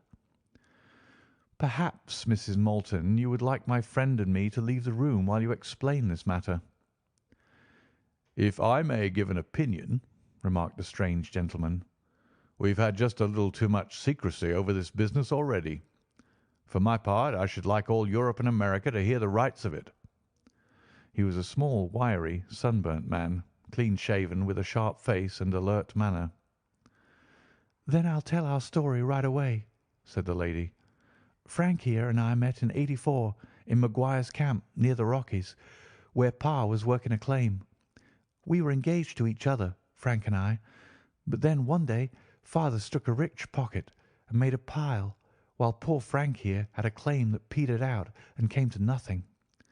The richer Pa grew, the poorer was Frank. So at last Pa wouldn't hear of our engagement lasting any longer, and he took me away to Frisco. Frank wouldn't throw up his hand, though, so he followed me there, and he saw me without Pa knowing anything about it.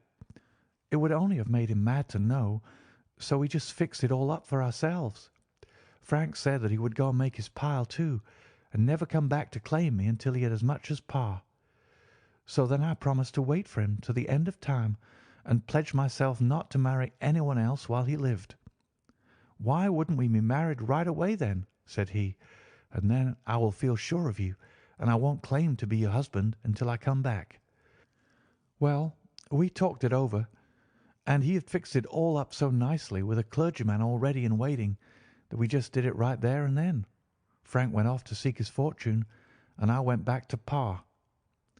The next I heard of Frank was that he was in Montana, and then he went prospecting in Arizona, and then I heard of him from New Mexico. After that came a long newspaper story about how a miners' camp had been attacked by Apache Indians, and there was my Frank's name among the killed. I fainted dead away, and I was very sick for months after. Pa thought I had a decline and took me to half the doctors in Frisco. Not a word of news came for a year and more, so that I never doubted that Frank was really dead. Then Lord St. Simon came to Frisco, and we came to London, and a marriage was arranged, and Pa was very pleased, but I felt all the time that no man on this earth would ever take the place in my heart that had been given to my poor Frank. Still, if I had married Lord St. Simon, of course I'd have done my duty by him. We can't command our love, but we can our actions. I went to the altar with him with the intention to make him just as good a wife as it was in me to be. But you may imagine what I felt when, just as I came to the altar rails, I glanced back and saw Frank standing and looking at me out of the first pew. I thought it was his ghost at first, but when I looked again, there he was still, with a kind of question in his eyes, as if to ask me whether I was glad or sorry to see him. I wonder I didn't drop. I know that everything was turning round, and the words of the clergyman were just like the buzz of a bee in my ear. I didn't know what to do. Should I stop the service and make a scene in the church? I glanced at him again, and he seemed to know what I was thinking, for he raised his finger to his lips to tell me to be still. Then I saw him scribble on a piece of paper, and I knew that he was writing me a note. As I passed his pew on the way out, I dropped my bouquet over to him, and he slipped the note into my hand when he returned me the flowers. It was only a line asking me to join him when he made the sign to me to do so. Of course, I never doubted for a moment that my first duty was now to him, and I determined to do just whatever he might direct. When I got back, I told my maid, who had known him in California and had always been his friend. I ordered her to say nothing, but to get a few things packed and my ulster ready. I know I ought to have spoken to Lord St. Simon, but it was dreadful hard before his mother and all those great people. I just made up my mind to run away and explain afterwards. I hadn't been at the table 10 minutes before I saw Frank out of the window at the other side of the road. He beckoned to me and then began walking into the park. I slipped out, put on my things and followed him. Some woman came talking something or other about Lord St. Simon to me. Seemed to me from the little I heard as if he had had a little secret of his own before marriage also. But I managed to get away from her and soon overtook Frank. We got into a cab together, and away we drove to some lodgings he had taken in Gordon Square. And that was my true wedding after those years of waiting. Frank had been a prisoner among the Apaches, had escaped, came on to Frisco, found that I had given him up for dead and had gone to England, followed me there, and had come upon me at last on the very morning of my second wedding. "I saw it in a paper," explained the American. "It gave the name and the church, but not where the lady lived." Then we had a talk as to what we should do, and Frank was all for openness. But I was so ashamed of it all that I felt as if I should like to vanish away and never see any of them again, just sending a line to Pa, perhaps, to show him that I was alive. It was awful to me to think of all those lords and ladies sitting round that breakfast table and waiting for me to come back. So Frank took my wedding clothes and things and made a bundle of them so that I should not be traced, and dropped them away somewhere where no one could find them. It is likely that we should have gone on to Paris tomorrow, only that this good gentleman, Mr. Holmes, came round to us this evening, though how he found us is more than I can think, and he showed us very clearly and kindly that I was wrong and that Frank was right, and that we should be putting ourselves in the wrong if we were so secret. Then he offered to give us a chance of talking to Lord St. Simon alone, and so we came right away round to his rooms at once. Now, Robert, you've heard it all, and I'm very sorry if I've given you pain, and I hope that you do not think very meanly of me." Lord St. Simon had by no means relaxed his rigid attitude, but had listened with a frowning brow and a compressed lip to this long narrative. "Excuse me," he said, "but it is not my custom to discuss my most intimate personal affairs in this public manner." "Then you won't forgive me? You won't shake hands before I go?" "Oh, certainly, if it would give you any pleasure." He put out his hand and coldly grasped that which she extended to him. "I had hoped," suggested Holmes, "that you would have joined us in a friendly supper." "I think that there you ask a little too much," responded his lordship. "I may be forced to acquiesce in these recent developments, but I can hardly be expected to make merry over them. I think that with your permission I will now wish you all a very good night." He included us all in a sweeping bow and stalked out of the room. "Then I trust that you will at least honour me with your company," said Sherlock Holmes.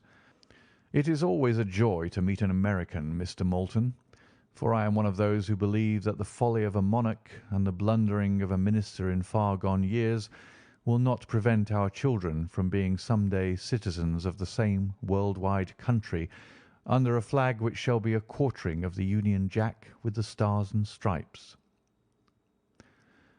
"The case has been an interesting one," remarked Holmes when our visitors had left us, "because it serves to show very clearly how simple the explanation may be of an affair which at first sight seems to be almost inexplicable. Nothing could be more natural than the sequence of events as narrated by this lady, and nothing stranger than the result when viewed, for instance, by Mr. Lestrade of Scotland Yard. You are not yourself at fault at all, then? From the first, two facts were very obvious to me. The one, that the lady had been quite willing to undergo the wedding ceremony. The other, that she had repented of it within a few minutes of returning home.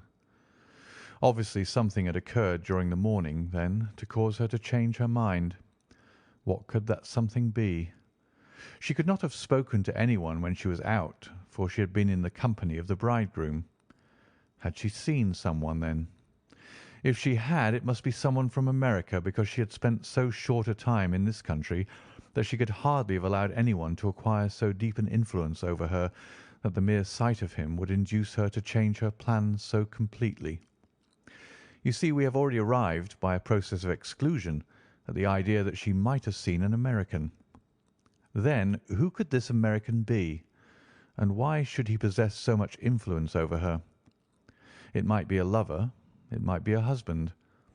Her young womanhood had, I knew, been spent in rough scenes and under strange conditions. So far I had got before I ever heard Lord St. Simon's narrative. When he told us of a man in a pew, of the change in the bride's manner, of so transparent a device for obtaining a note as the dropping of a bouquet, of her resort to her confidential maid, and of a very significant allusion to claim jumping, which in miners' parlance means taking possession of that which another person has a prior claim to, the whole situation became absolutely clear. She had gone off with a man, and the man was either a lover or was a previous husband, the chances being in the favour of the latter. And how in the world did you find them?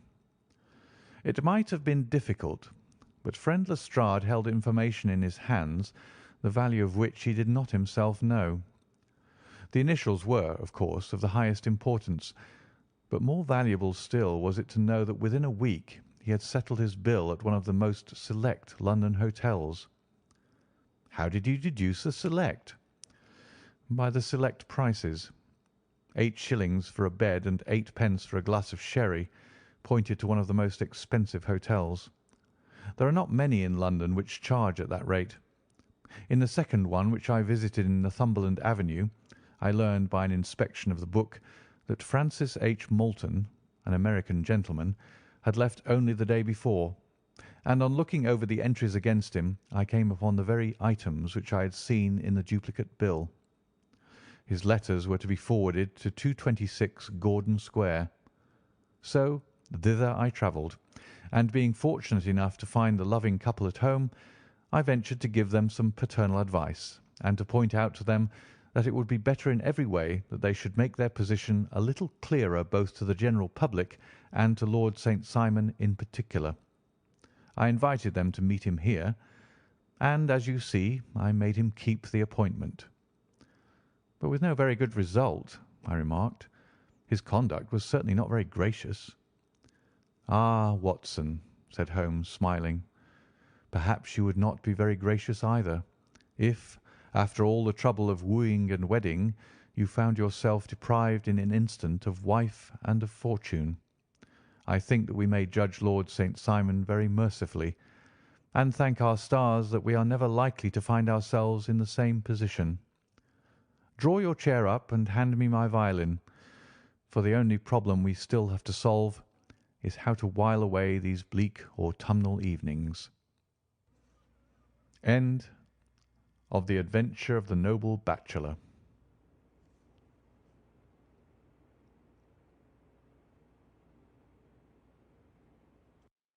The Adventure of the Beryl Coronet. "Holmes," said I, as I stood one morning in our bow window looking down the street, "here is a madman coming along. It seems rather sad that his relatives should allow him to come out alone." My friend rose lazily from his armchair and stood with his hands in the pockets of his dressing gown, looking over my shoulder. It was a bright, crisp February morning, and the snow of the day before still lay deep upon the ground, shimmering brightly in the wintry sun. Down the centre of Baker Street it had been ploughed into a brown, crumbly band by the traffic, but at either side and on the heaped-up edges of the footpaths it still lay as white as when it fell. The grey pavement had been cleaned and scraped, but was still dangerously slippery, so that there were fewer passengers than usual. Indeed, from the direction of the Metropolitan Station no one was coming save the single gentleman whose eccentric conduct had drawn my attention. He was a man of about 50, tall, portly, and imposing, with a massive, strongly marked face and a commanding figure. He was dressed in a sombre yet rich style, in black frock coat, shining hat, neat brown gaiters, and well-cut pearl-grey trousers. Yet his actions were in absurd contrast to the dignity of his dress and features, for he was running hard, with occasional little springs such as weary man gives who is little accustomed to set any tax upon his legs. As he ran he jerked his hands up and down, waggled his head, and writhed his face into the most extraordinary contortions. "What on earth can be the matter with him?" I asked. "He's looking up at the numbers of the houses." "I believe that he's coming here," said Holmes, rubbing his hands. "Here?" "Yes. I rather think he is coming to consult me professionally. I think that I recognise the symptoms." "Ha! Did I not tell you?" As he spoke, the man, puffing and blowing, rushed at our door and pulled at our bell until the whole house resounded with the clanging. A few moments later he was in our room, still puffing, still gesticulating, but with so fixed a look of grief and despair in his eyes that our smiles were turned in an instant to horror and pity. For a while he could not get his words out, but swayed his body and plucked at his hair like one who has been driven to the extreme limits of his reason. Then, suddenly springing to his feet, he beat his head against the wall with such force that we both rushed upon him and tore him away to the centre of the room. Sherlock Holmes pushed him down into the easy-chair, and, sitting beside him, patted his hand and chatted with him in the easy, soothing tones which he knew so well how to employ. "You have come to me to tell your story, have you not?" said he. "You are fatigued with your haste. Pray wait until you have recovered yourself, and then I shall be most happy to look into any little problem which you may submit to me." The man sat for a minute or more with a heaving chest, fighting against his emotion. Then he passed his handkerchief over his brow, set his lips tight, and turned his face towards us. "No doubt you think me mad," said he. "I see that you've had some great trouble," responded Holmes. "God knows I have. A trouble which is enough to unseat my reason.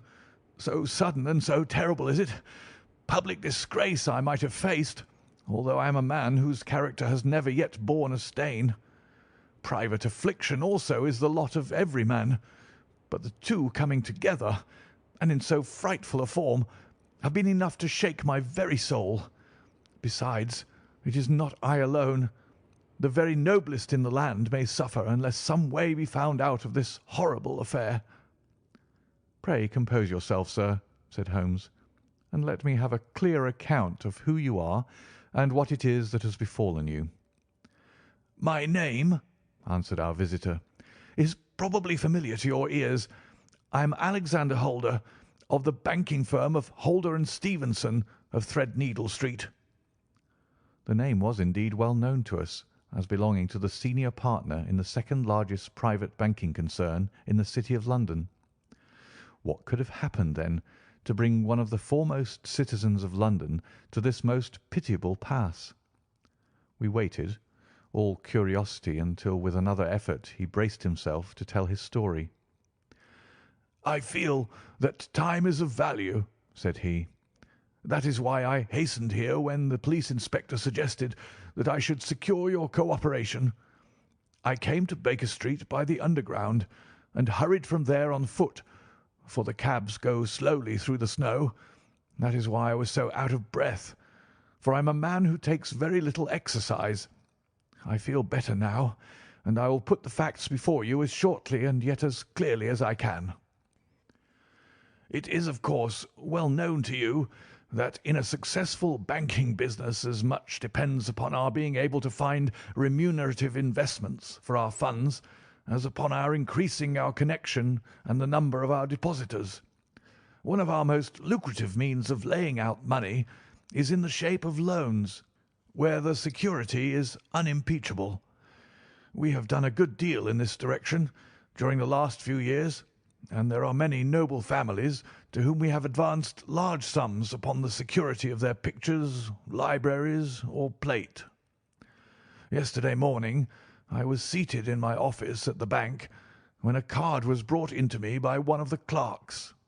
I started when I saw the name, for it was that of none other than— well, perhaps even to you I had better say no more than that it was a name which is a household word all over the earth, one of the highest, noblest, most exalted names in England. I was overwhelmed by the honour and attempted, when he entered, to say so, but he plunged at once into business with the air of a man who wishes to hurry quickly through a disagreeable task. "Mr. Holder," said he, "I have been informed that you are in the habit of advancing money." "The firm does so when the security is good," I answered. "It is absolutely essential to me," said he, "that I should have £50,000 at once. I could, of course, borrow so trifling a sum 10 times over from my friends, but I much prefer to make it a matter of business and to carry out that business myself. In my position you can readily understand that it is unwise to place oneself under obligations." "For how long, may I ask, do you want this sum?" I asked. "Next Monday I have a large sum due to me, and I shall then most certainly repay what you advance, with whatever interest you think it right to charge. But it is very essential to me that the money should be paid at once." "I shall be happy to advance it without further parley from my own private purse," said I, "were it not that the strain would be rather more than it could bear. If, on the other hand, I am to do it in the name of the firm, then in justice to my partner I must insist that, even in your case, every business-like precaution should be taken." "I should prefer to have it so," said he, raising up a square black morocco case which he had laid beside his chair. "You have doubtless heard of the beryl coronet." "One of the most precious public possessions of the empire," said I. "Precisely." He opened the case, and there, embedded in soft flesh-coloured velvet, lay the magnificent piece of jewellery which he had named. "There are 39 enormous beryls," said he, "and the price of the gold chasing is incalculable. The lowest estimate would put the worth of the coronet at double the sum which I have asked. I am prepared to leave it with you as my security." I took the precious case into my hands and looked in some perplexity from it to my illustrious client. "You doubt its value?" he asked. "Not at all. I only doubt—" "The propriety of my leaving it. You may set your mind at rest about that. I should not dream of doing so were it not absolutely certain that I should be able in 4 days to reclaim it. It is a pure matter of form. Is the security sufficient?" "Ample." "You understand, Mr. Holder, that I am giving you a strong proof of the confidence which I have in you, founded upon all that I have heard of you. I rely upon you not only to be discreet and to refrain from all gossip upon the matter, but, above all, to preserve this coronet with every possible precaution, because I need not say that a great public scandal would be caused if any harm were to befall it. Any injury to it would be almost as serious as its complete loss, for there are no beryls in the world to match these, and it would be impossible to replace them. I leave it with you, however, with every confidence, and I shall call for it in person on Monday morning."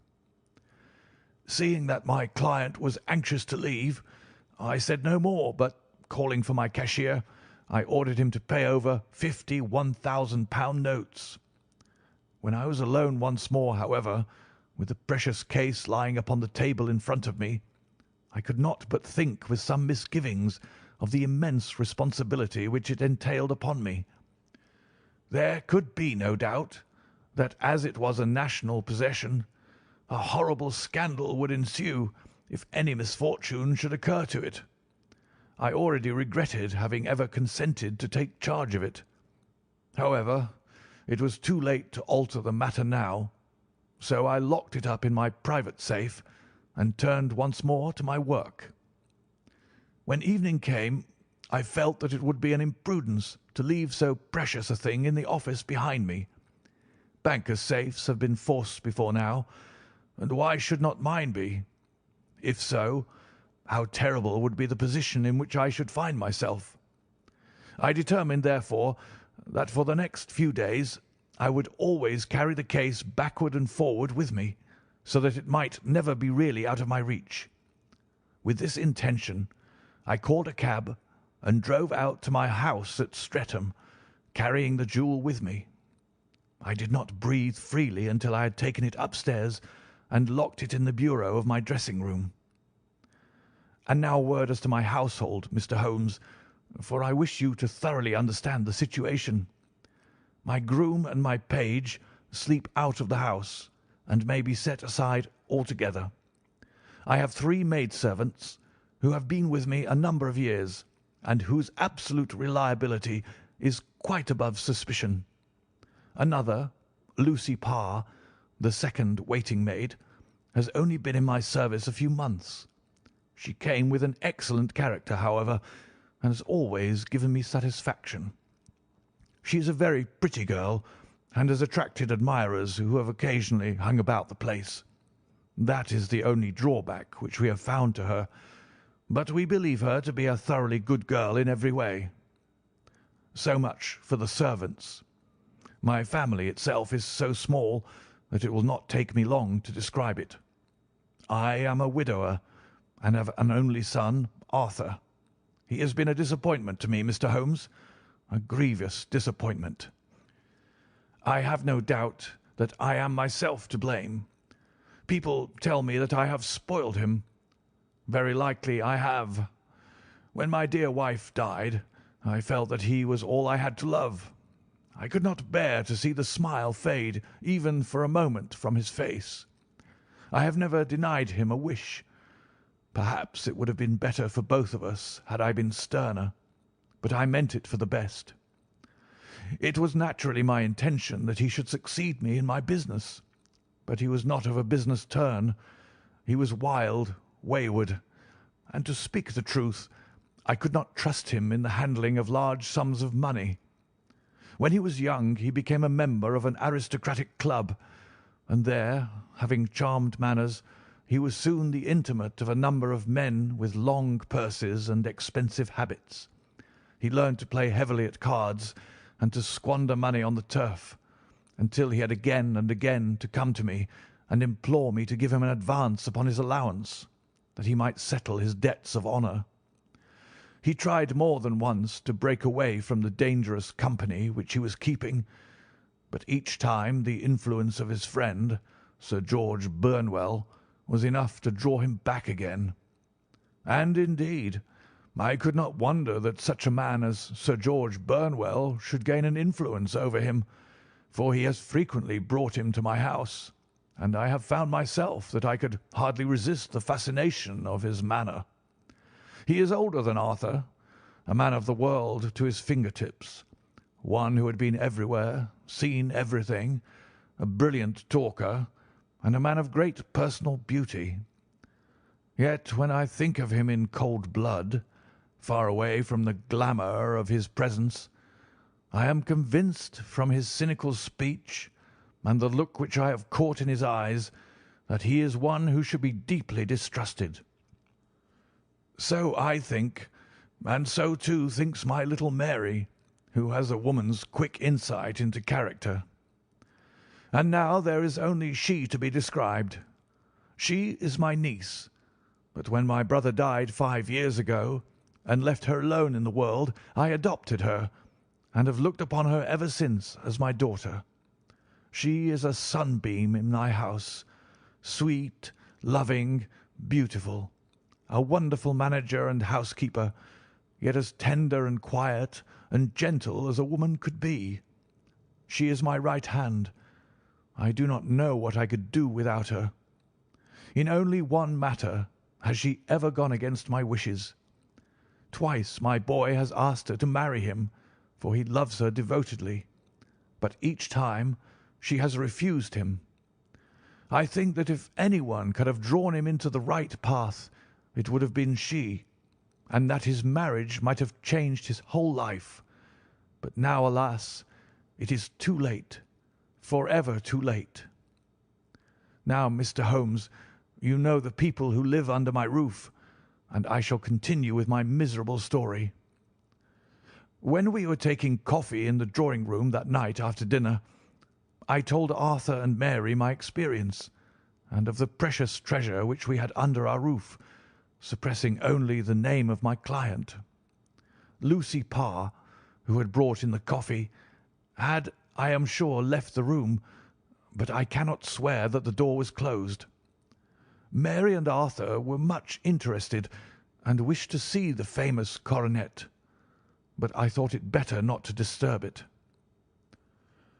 "Where have you put it?" asked Arthur. In my own bureau. "Well, I hope to goodness the house won't be burgled during the night," said he. It is locked up, I answered. "Oh, any old key will fit that bureau. When I was a youngster I have opened it myself with the key of the box-room cupboard." He often had a wild way of talking, so that I thought little of what he said. He followed me to my room, however, that night, with a very grave face. "Look here, Dad," said he, with his eyes cast down. "Can you let me have £200? "No, I cannot," I answered sharply.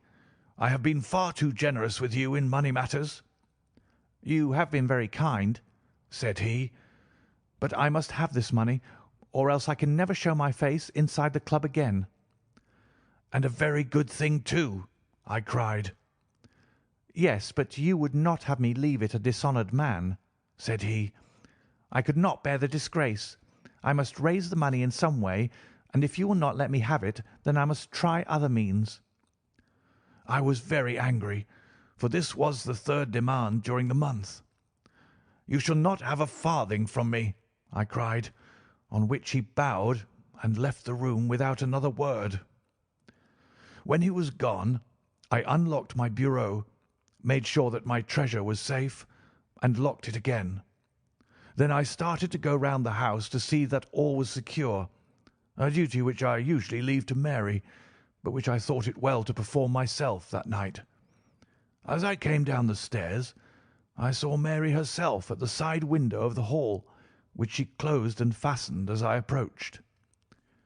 "Tell me, Dad," said she, looking, I thought, a little disturbed. "Did you give Lucy, the maid, leave to go out tonight?" "Certainly not." "She came in just now by the back door. I have no doubt that she has only been to the side gate to see someone, but I think that it is hardly safe and should be stopped." "You must speak to her in the morning, or I will if you prefer it. Are you sure that everything is fastened?" "Quite sure, Dad." "Then good night." I kissed her and went up to my bedroom again, where I was soon asleep.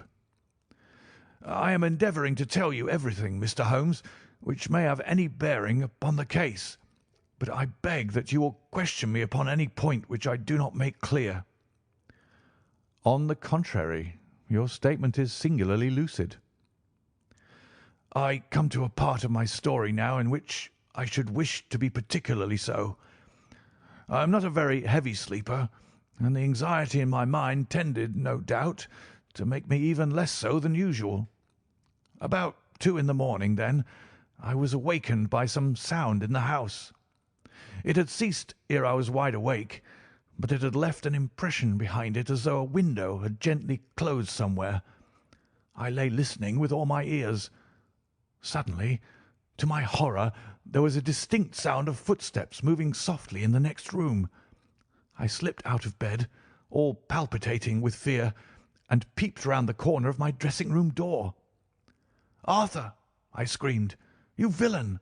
You thief! How dare you touch that coronet?" The gas was half up as I had left it, and my unhappy boy, dressed only in his shirt and trousers, was standing beside the light, holding the coronet in his hands. He appeared to be wrenching at it or bending it with all his strength. At my cry he dropped it from his grasp and turned as pale as death. I snatched it up and examined it. One of the gold corners, with 3 of the beryls in it, was missing. "You blackguard!" I shouted, beside myself with rage. "You have destroyed it! You have dishonoured me for ever! Where are the jewels which you have stolen?" "Stolen?" he cried. "Yes, thief!" I roared, shaking him by the shoulder. "There are none missing. There cannot be any missing," said he.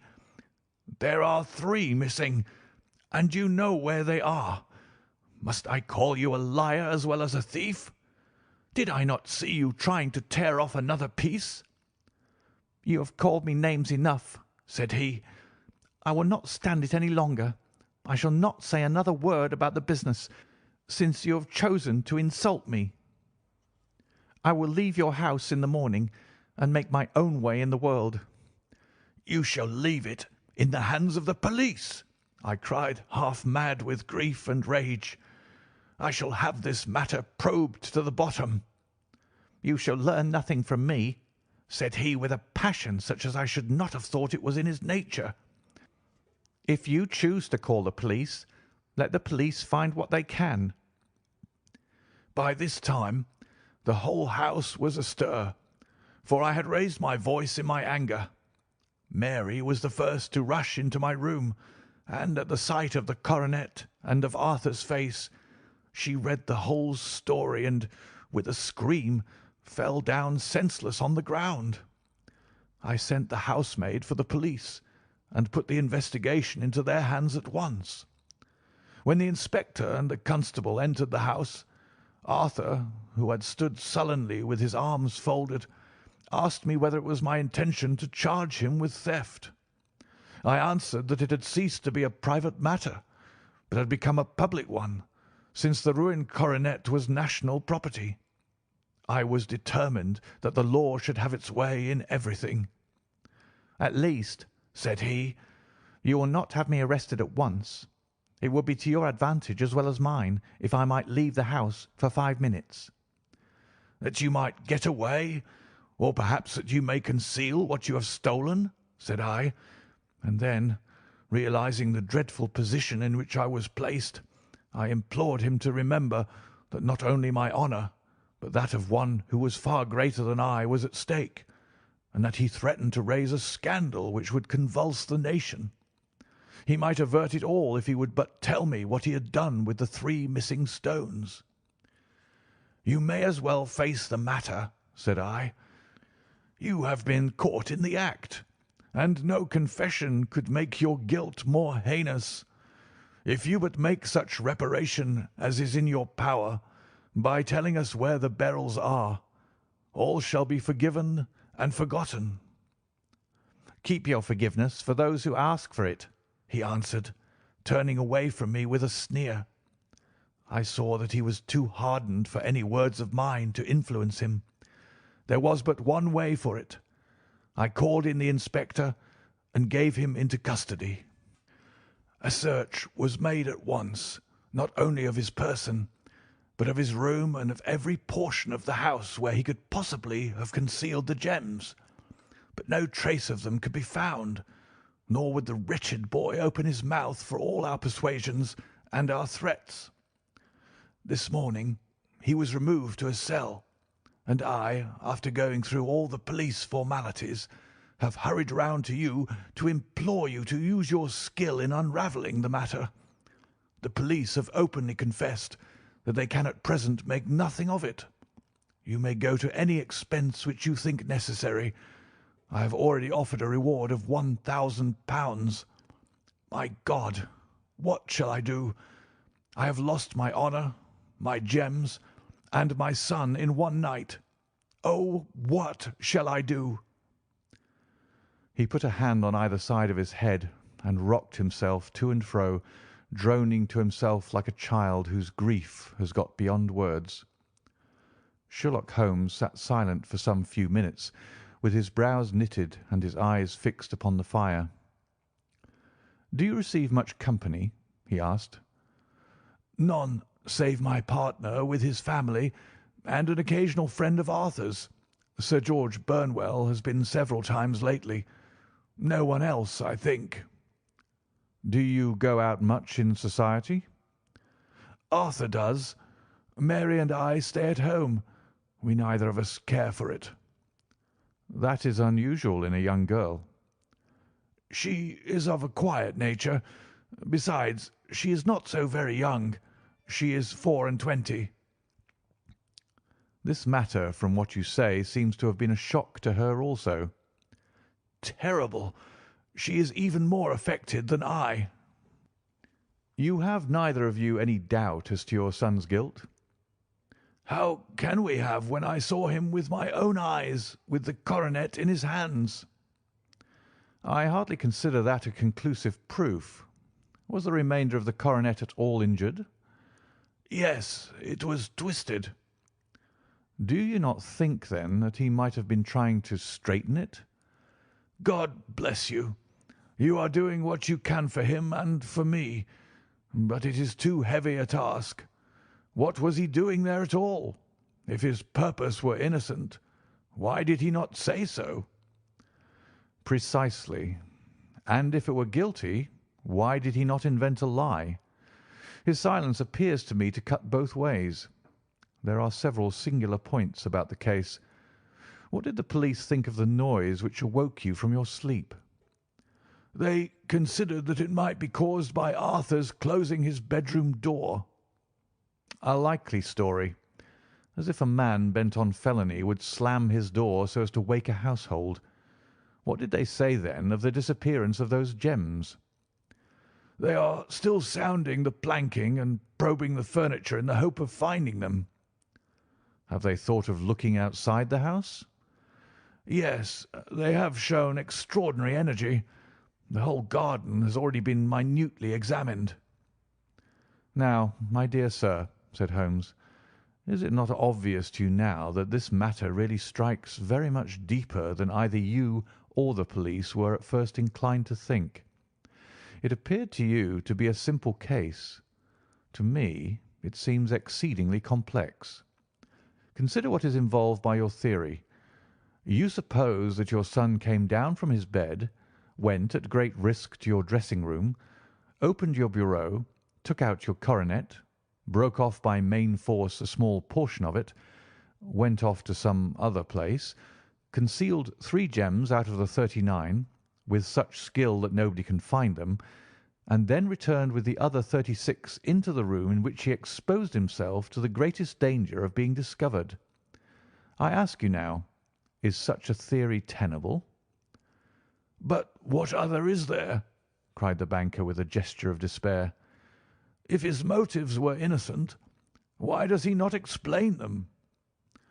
"It is our task to find that out," replied Holmes. "So now, if you please, Mr. Holder, we will set off for Streatham together, and devote an hour to glancing a little more closely into details." My friend insisted upon my accompanying them in their expedition, which I was eager enough to do, for my curiosity and sympathy were deeply stirred by the story to which we had listened. I confess that the guilt of the banker's son appeared to me to be as obvious as it did to his unhappy father, but still I had such faith in Holmes's judgment that I felt that there must be some grounds for hope as long as he was dissatisfied with the accepted explanation. He hardly spoke a word the whole way out to the southern suburb, but sat with his chin upon his breast and his hat drawn over his eyes, sunk in the deepest thought. Our client appeared to have taken fresh heart at the little glimpse of hope which had been presented to him, and he even broke into a desultory chat with me over his business affairs. A short railway journey and a shorter walk brought us to Fairbank, the modest residence of the great financier. Fairbank was a good-sized square house of white stone, standing back a little from the road. A double carriage sweep with a snow-clad lawn stretched down in front to two large iron gates which closed the entrance. On the right side was a small wooden thicket which led into a narrow path between two neat hedges stretching from the road to the kitchen door and forming the tradesmen's entrance. On the left ran a lane which led to the stables and was not itself within the grounds at all, being a public, though little used, thoroughfare. Holmes left us standing at the door and walked slowly all round the house, across the front, down the tradesmen's path, and so round by the garden behind into the stable lane. So long was he that Mr. Holder and I went into the dining-room and waited by the fire until he should return. We were sitting there in silence when the door opened, and a young lady came in. She was rather above the middle height, slim, with dark hair and eyes, which seemed the darker against the absolute pallor of her skin. I do not think that I have ever seen such deadly paleness in a woman's face. Her lips, too, were bloodless, but her eyes were flushed with crying. As she swept silently into the room, she impressed me with a greater sense of grief than the banker had done in the morning, and it was the more striking in her as she was evidently a woman of strong character, with immense capacity for self-restraint. Disregarding my presence, she went straight to her uncle and passed her hand over his head with a sweet womanly caress. "You have given orders that Arthur should be liberated, have you not, Dad?" she asked. No, no, my girl. The matter must be probed to the bottom. "But I am sure that he is innocent. You know what woman's instincts are. I know that he has done no harm, and that you will be sorry for having acted so harshly." Why is he silent, then, if he is innocent? "Who knows? Perhaps because he was so angry that you should suspect him." How could I help suspecting him when I actually saw him with the coronet in his hand? "Oh, but he had only picked it up to look at it. Oh, do take my word for it that he is innocent. Let the matter drop and say no more. It is so dreadful to think of our dear Arthur in prison." I shall never let it drop until the gems are found. Never, Mary. Your affection for Arthur blinds you as to the awful consequences to me. Far from hushing the thing up, I have brought a gentleman down from London to inquire more deeply into it." "This gentleman?" she asked, facing round to me. "No, his friend. He wished us to leave him alone. He is round in the stable lane now." "The stable lane?" She raised her dark eyebrows. "What can he hope to find there? Ah, this, I suppose, is he. I trust, sir, that you will succeed in proving what I feel sure is the truth, that my cousin Arthur is innocent of this crime." "I fully share your opinion, and I trust with you that we may prove it," returned Holmes, going back to the mat to knock the snow from his shoes. "I believe I have the honour of addressing Miss Mary Holder. Might I ask you a question or two?" "Pray do, sir, if it may help to clear this horrible affair up." "You heard nothing yourself last night?" "Nothing, until my uncle here began to speak loudly. I heard that, and I came down." "You shut up the windows and doors the night before? Did you fasten all the windows?" "Yes." "Were they all fastened this morning?" "Yes." "You have a maid who has a sweetheart. I think that you remarked to your uncle last night that she had been out to see him." "Yes, and she was the girl who waited in the drawing-room and who may have heard uncle's remarks about the coronet." "I see. You infer that she may have gone out to tell her sweetheart, and that the two may have planned the robbery." "But what is the good of all these vague theories?" cried the banker impatiently, "when I have told you that I saw Arthur with the coronet in his hands." "Wait a little, Mr. Holder. We must come back to that. About this girl, Miss Holder. You saw her return by the kitchen door, I presume?" "Yes. When I went to see if the door was fastened for the night, I met her slipping in. I saw the man, too, in the gloom." "Do you know him?" "Oh, yes. He is the greengrocer who brings our vegetables round. His name is Francis Prosper." "He stood," said Holmes, "to the left of the door. That is to say, farther up the path than is necessary to reach the door." "Yes, he did." "And he is a man with a wooden leg." Something like fear sprang up in the young lady's expressive black eyes. "Why, you are like a magician," said she. "How do you know that?" She smiled, but there was no answering smile in Holmes' thin, eager face. "I shall be very glad now to go upstairs," said he. "I shall probably wish to go over the outside of the house again. Perhaps I had better take a look at the lower windows before I go up." He walked swiftly round from one to the other, pausing only at the large one which looked from the hall onto the stable lane. This he opened and made a very careful examination of the sill with his powerful magnifying lens. "Now we shall go upstairs," said he at last. The banker's dressing-room was a plainly furnished little chamber, with a grey carpet, a large bureau, and a long mirror. Holmes went to the bureau first and looked hard at the lock. "Which key was used to open it?" he asked. "That which my son himself indicated. That of the cupboard of the lumber room." "Have you it here?" "That is it on the dressing table." Sherlock Holmes took it up and opened the bureau.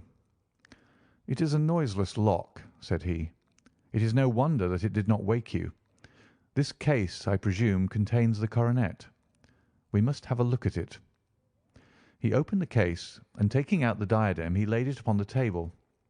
It was a magnificent specimen of the jeweller's art, and the 36 stones were the finest that I have ever seen.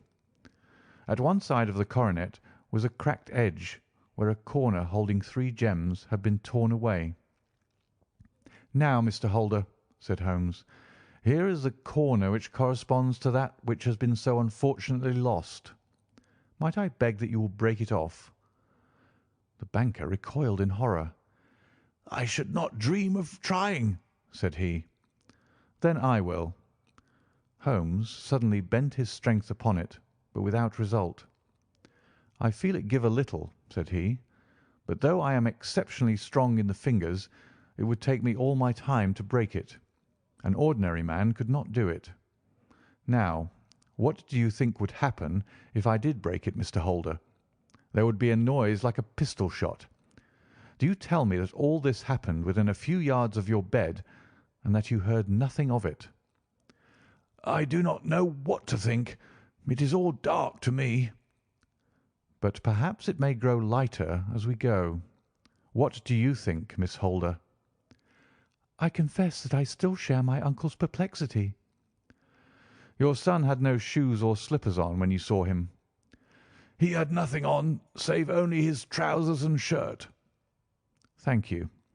We have certainly been favoured with extraordinary luck during this inquiry, and it will be entirely our own fault if we do not succeed in clearing the matter up.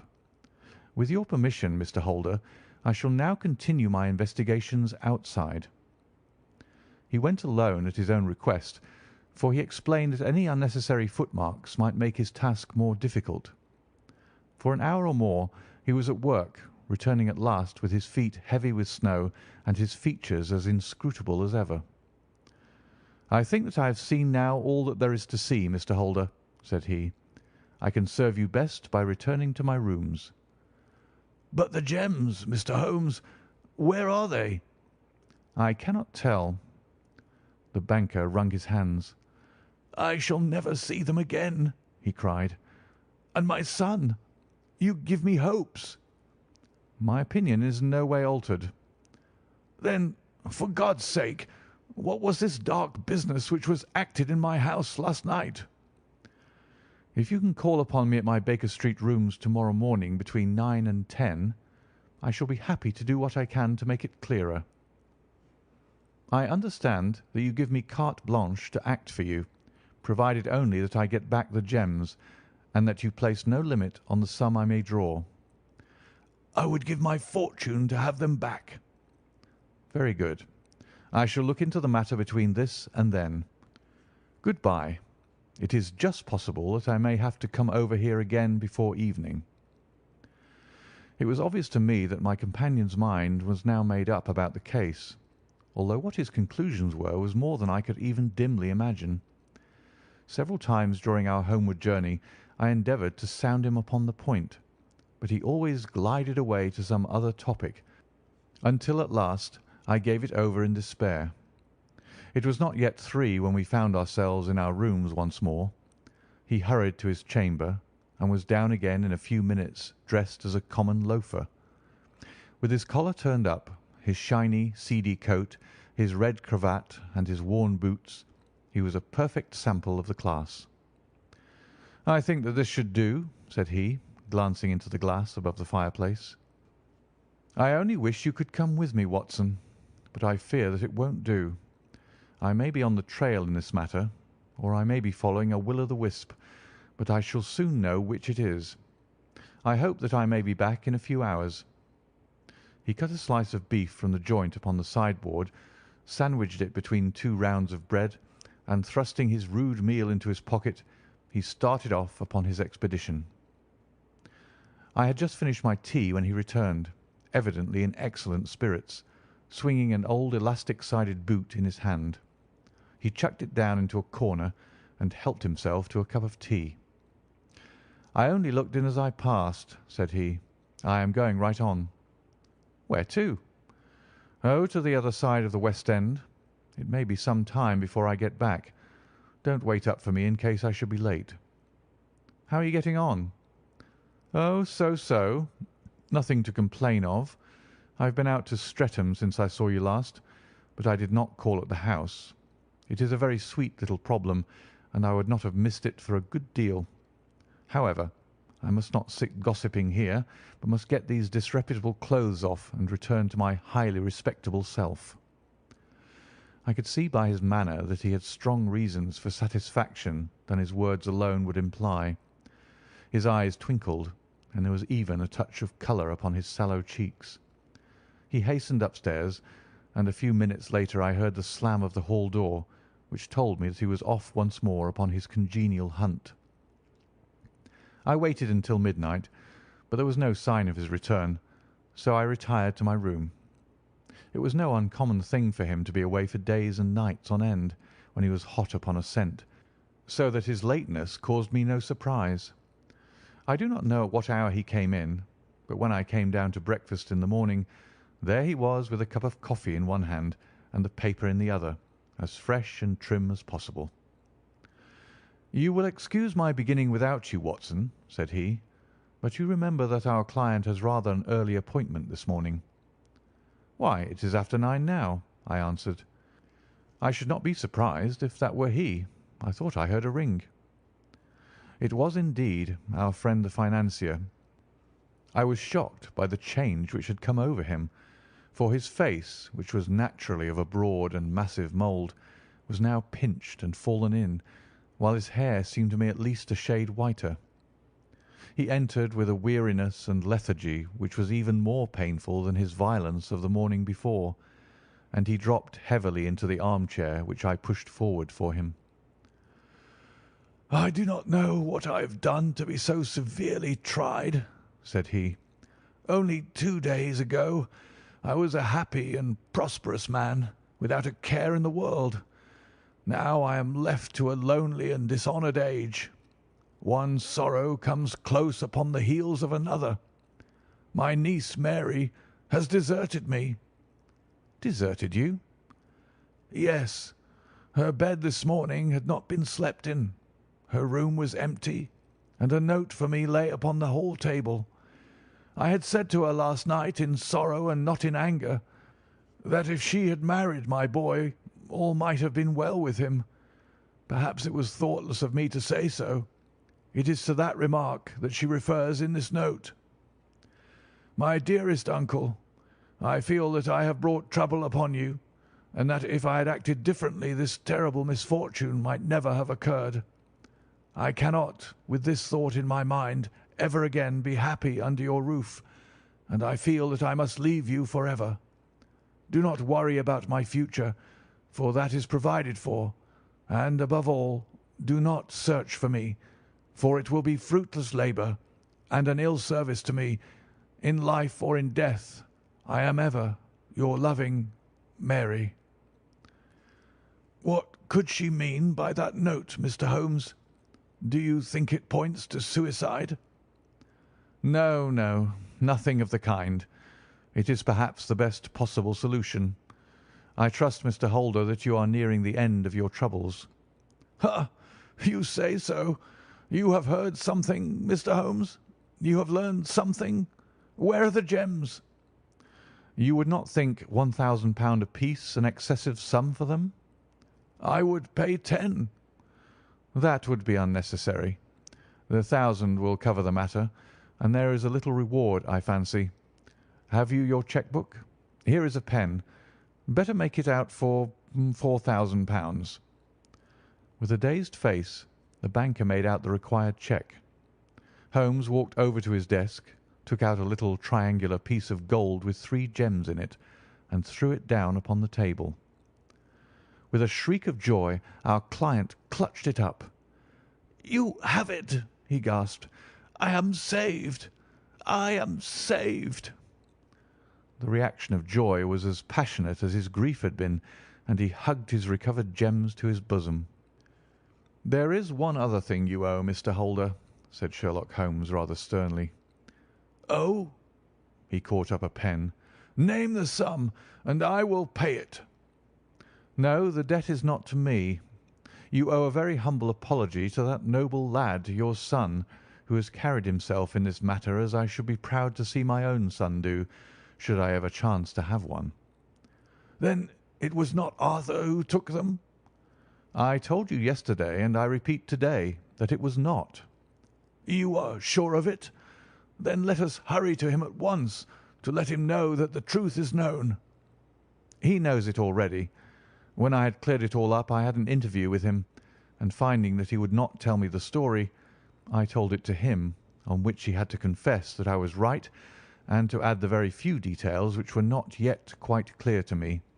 Your news of this morning, however, may open his lips." "For heaven's sake, tell me, then, what is this extraordinary mystery?"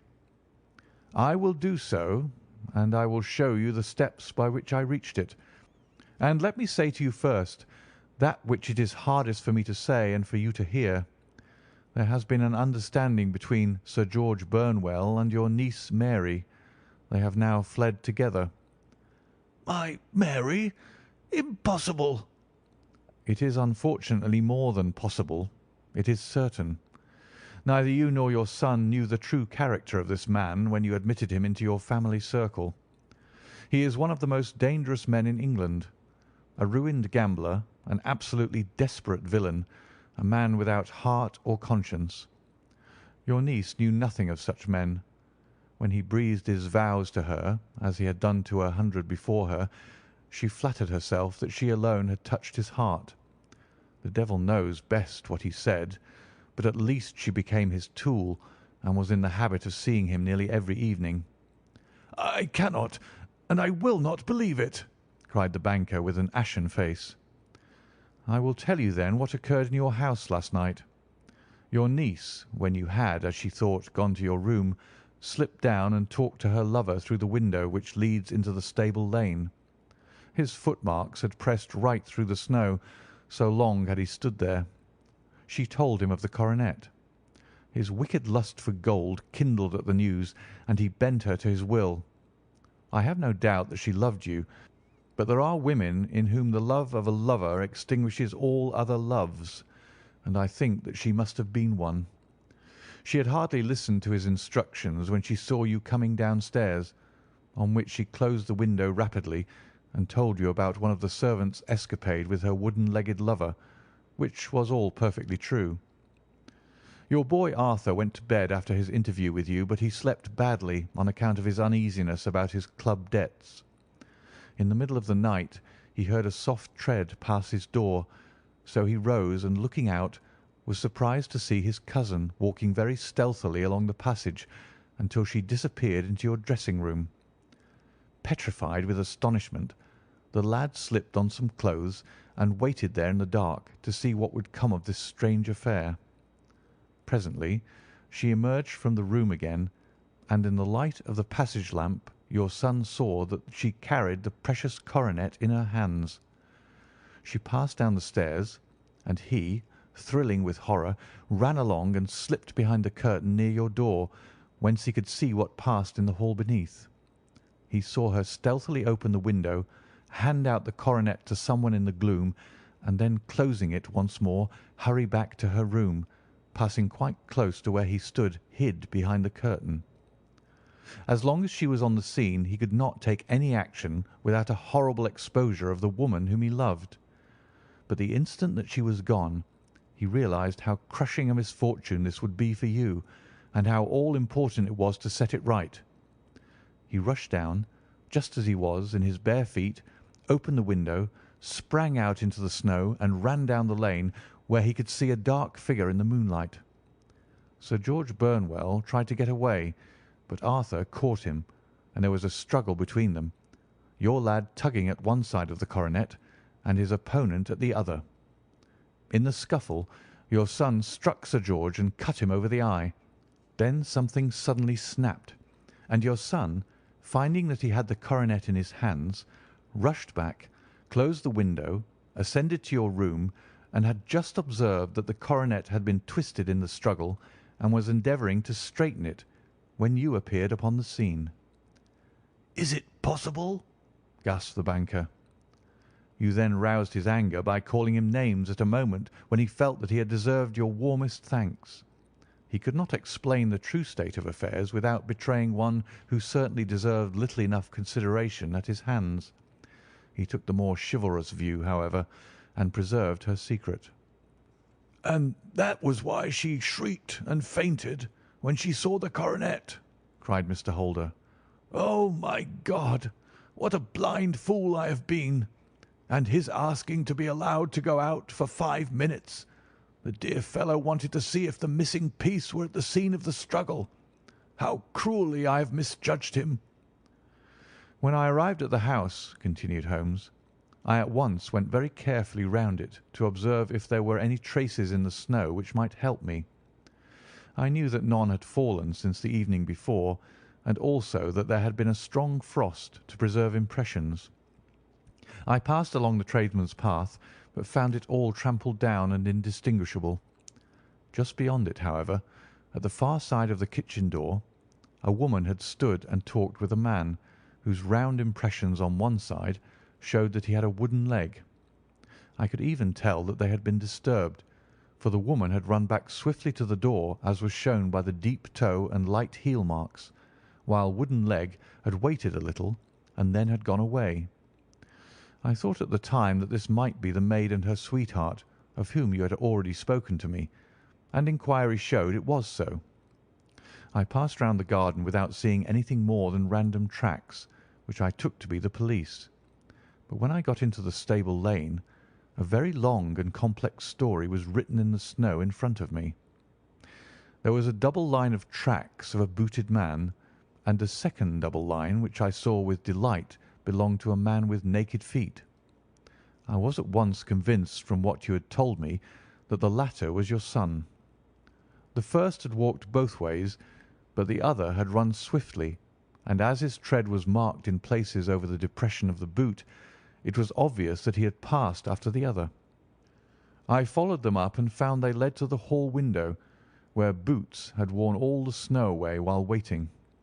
Then I walked to the other end, which was 100 yards or more down the lane. I saw where Boots had faced round, where the snow was cut up as though there had been a struggle, and finally where a few drops of blood had fallen, to show me that I was not mistaken. Boots had then run down the lane, and another little smudge of blood showed that it was he who had been hurt. When he came to the high road at the other end, I found that the pavement had been cleared, so there was an end to that clue.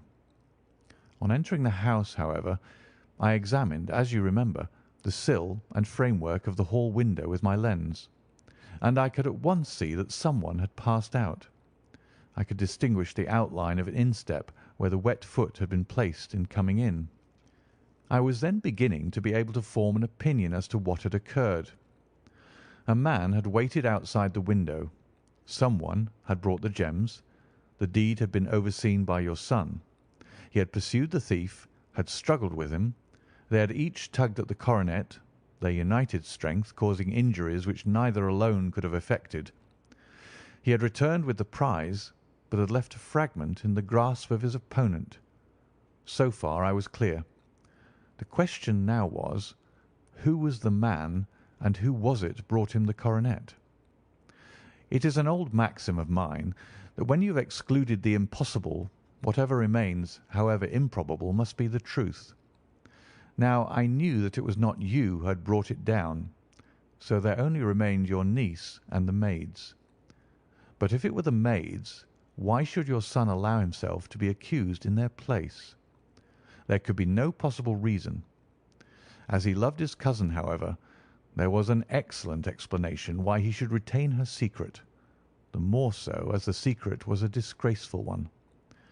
When I remembered that you had seen her at that window and how she had fainted on seeing the coronet again, my conjecture became a certainty. And who could it be who was her confederate? A lover, evidently, for who else could outweigh the love and gratitude which she must feel to you? I knew that you went out little, and that your circle of friends was a very limited one, but among them was Sir George Burnwell. I had heard of him before as being a man of evil reputation among women. It must have been he who wore those boots and retained the missing gems. Even though he knew that Arthur had discovered him, he might still flatter himself that he was safe, for the lad could not say a word without compromising his own family. Well, your own good sense will suggest what measures I took next. I went in the shape of a loafer to Sir George's house, managed to pick up an acquaintance with his valet, learned that his master had cut his head the night before, and finally, at the expense of 6 shillings, made all sure by buying a pair of his cast-off shoes. With these I journeyed down to Streatham and saw that they exactly fitted the tracks. "I saw an ill-dressed vagabond in the lane yesterday evening," said Mr. Holder. Precisely. It was I. I found that I had my man, so I came home and changed my clothes. It was a delicate part which I had to play then, for I saw that a prosecution must be avoided to avert scandal, and I knew that so astute a villain would see that our hands were tied in the matter. I went and saw him. At first, of course, he denied everything, but when I gave him every particular that had occurred, he tried to bluster and took down a life-preserver from the wall. I knew my man, however, and I clapped a pistol to his head before he could strike. Then he became a little more reasonable. I told him that we would give him a price for the stones he held, £1,000 apiece. That brought out the first signs of grief that he had shown. "Why, dash it all," said he, "I've let them go at 600 for the 3." I soon managed to get the address of the receiver who had them, on promising him that there would be no prosecution. Off I set to him, and after much chaffering, I got our stones at £1,000 apiece. Then I looked in upon your son, told him that all was right, and eventually got to my bed about 2 o'clock, after what I may recall a really hard day's work. "A day which has saved England from a great public scandal," said the banker, rising. "Sir, I cannot find words to thank you, but you shall not find me ungrateful for what you have done. Your skill has indeed exceeded all that I have heard of it, and now I must fly to my dear boy to apologize to him for the wrong which I have done him. As to what you tell me of poor Mary, it goes to my very heart. Not even your skill can inform me where she is now." "I think that we may safely say," returned Holmes, "that she is wherever Sir George Burnwell is.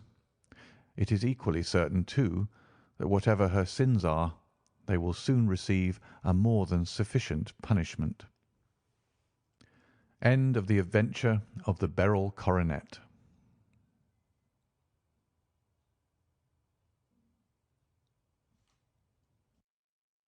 The Adventure of the Copper Beeches. "To the man who loves art for its own sake," remarked Sherlock Holmes, tossing aside the advertisement sheet of the Daily Telegraph, "it is frequently in its least important and lowliest manifestations that the keenest pleasure is to be derived.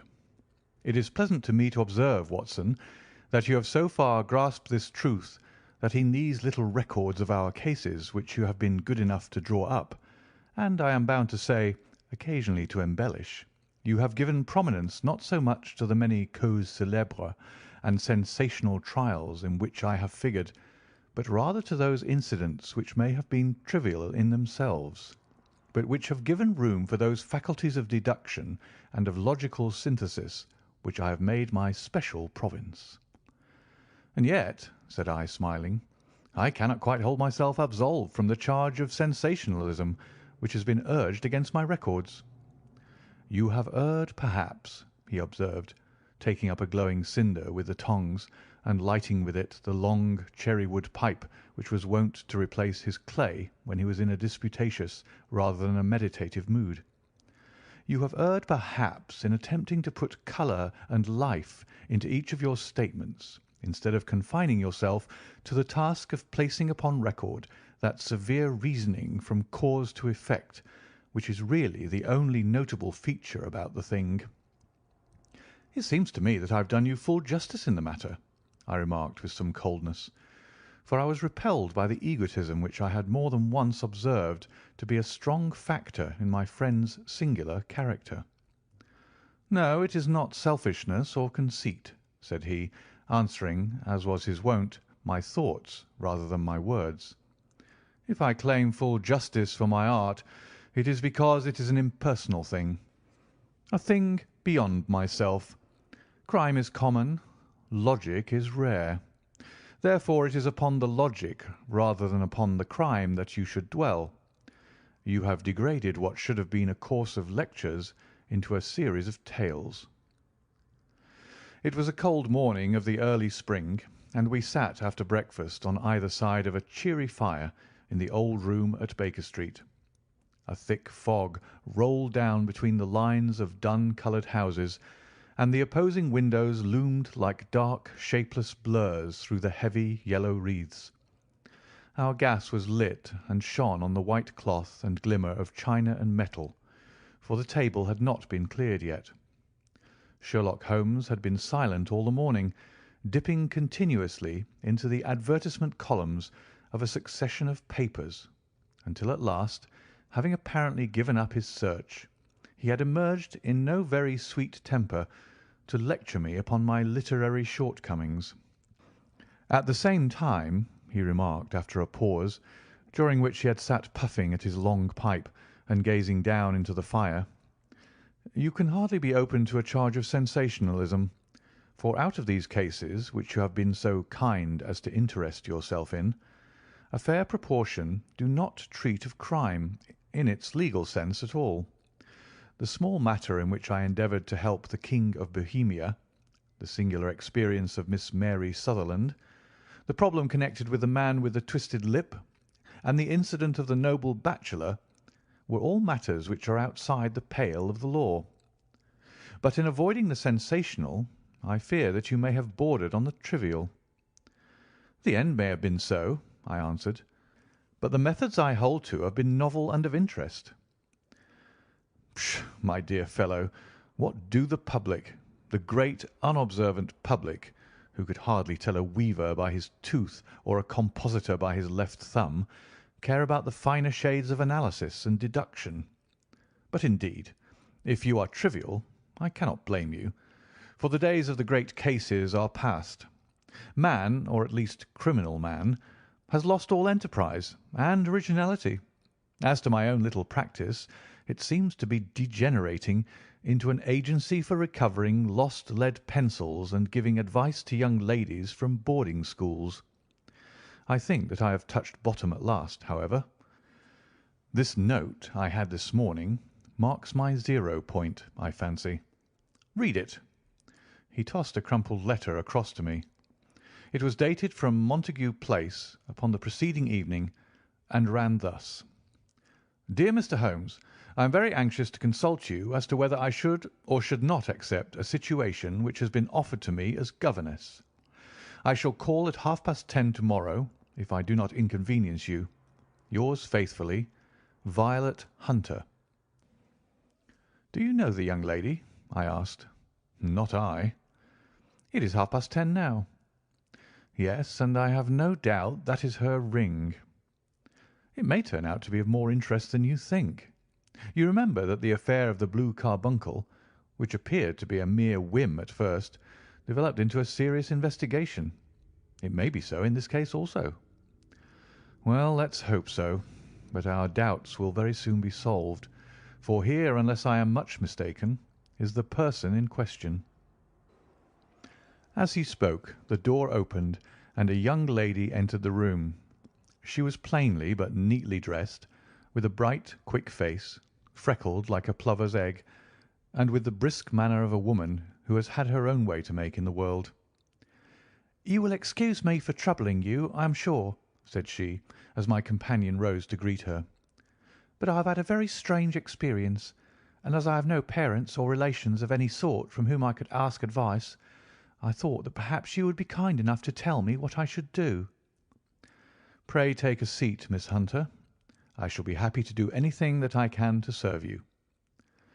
I could see that Holmes was favourably impressed by the manner and the speech of his new client. He looked her over in his searching fashion, and then composed himself, with his lids drooping and his finger-tips together, to listen to her story. "I have been a governess for 5 years," said she, "in the family of Colonel Spence Munro, but 2 months ago the colonel received an appointment at Halifax, in Nova Scotia, and took his children over to America with him, so that I found myself without a situation.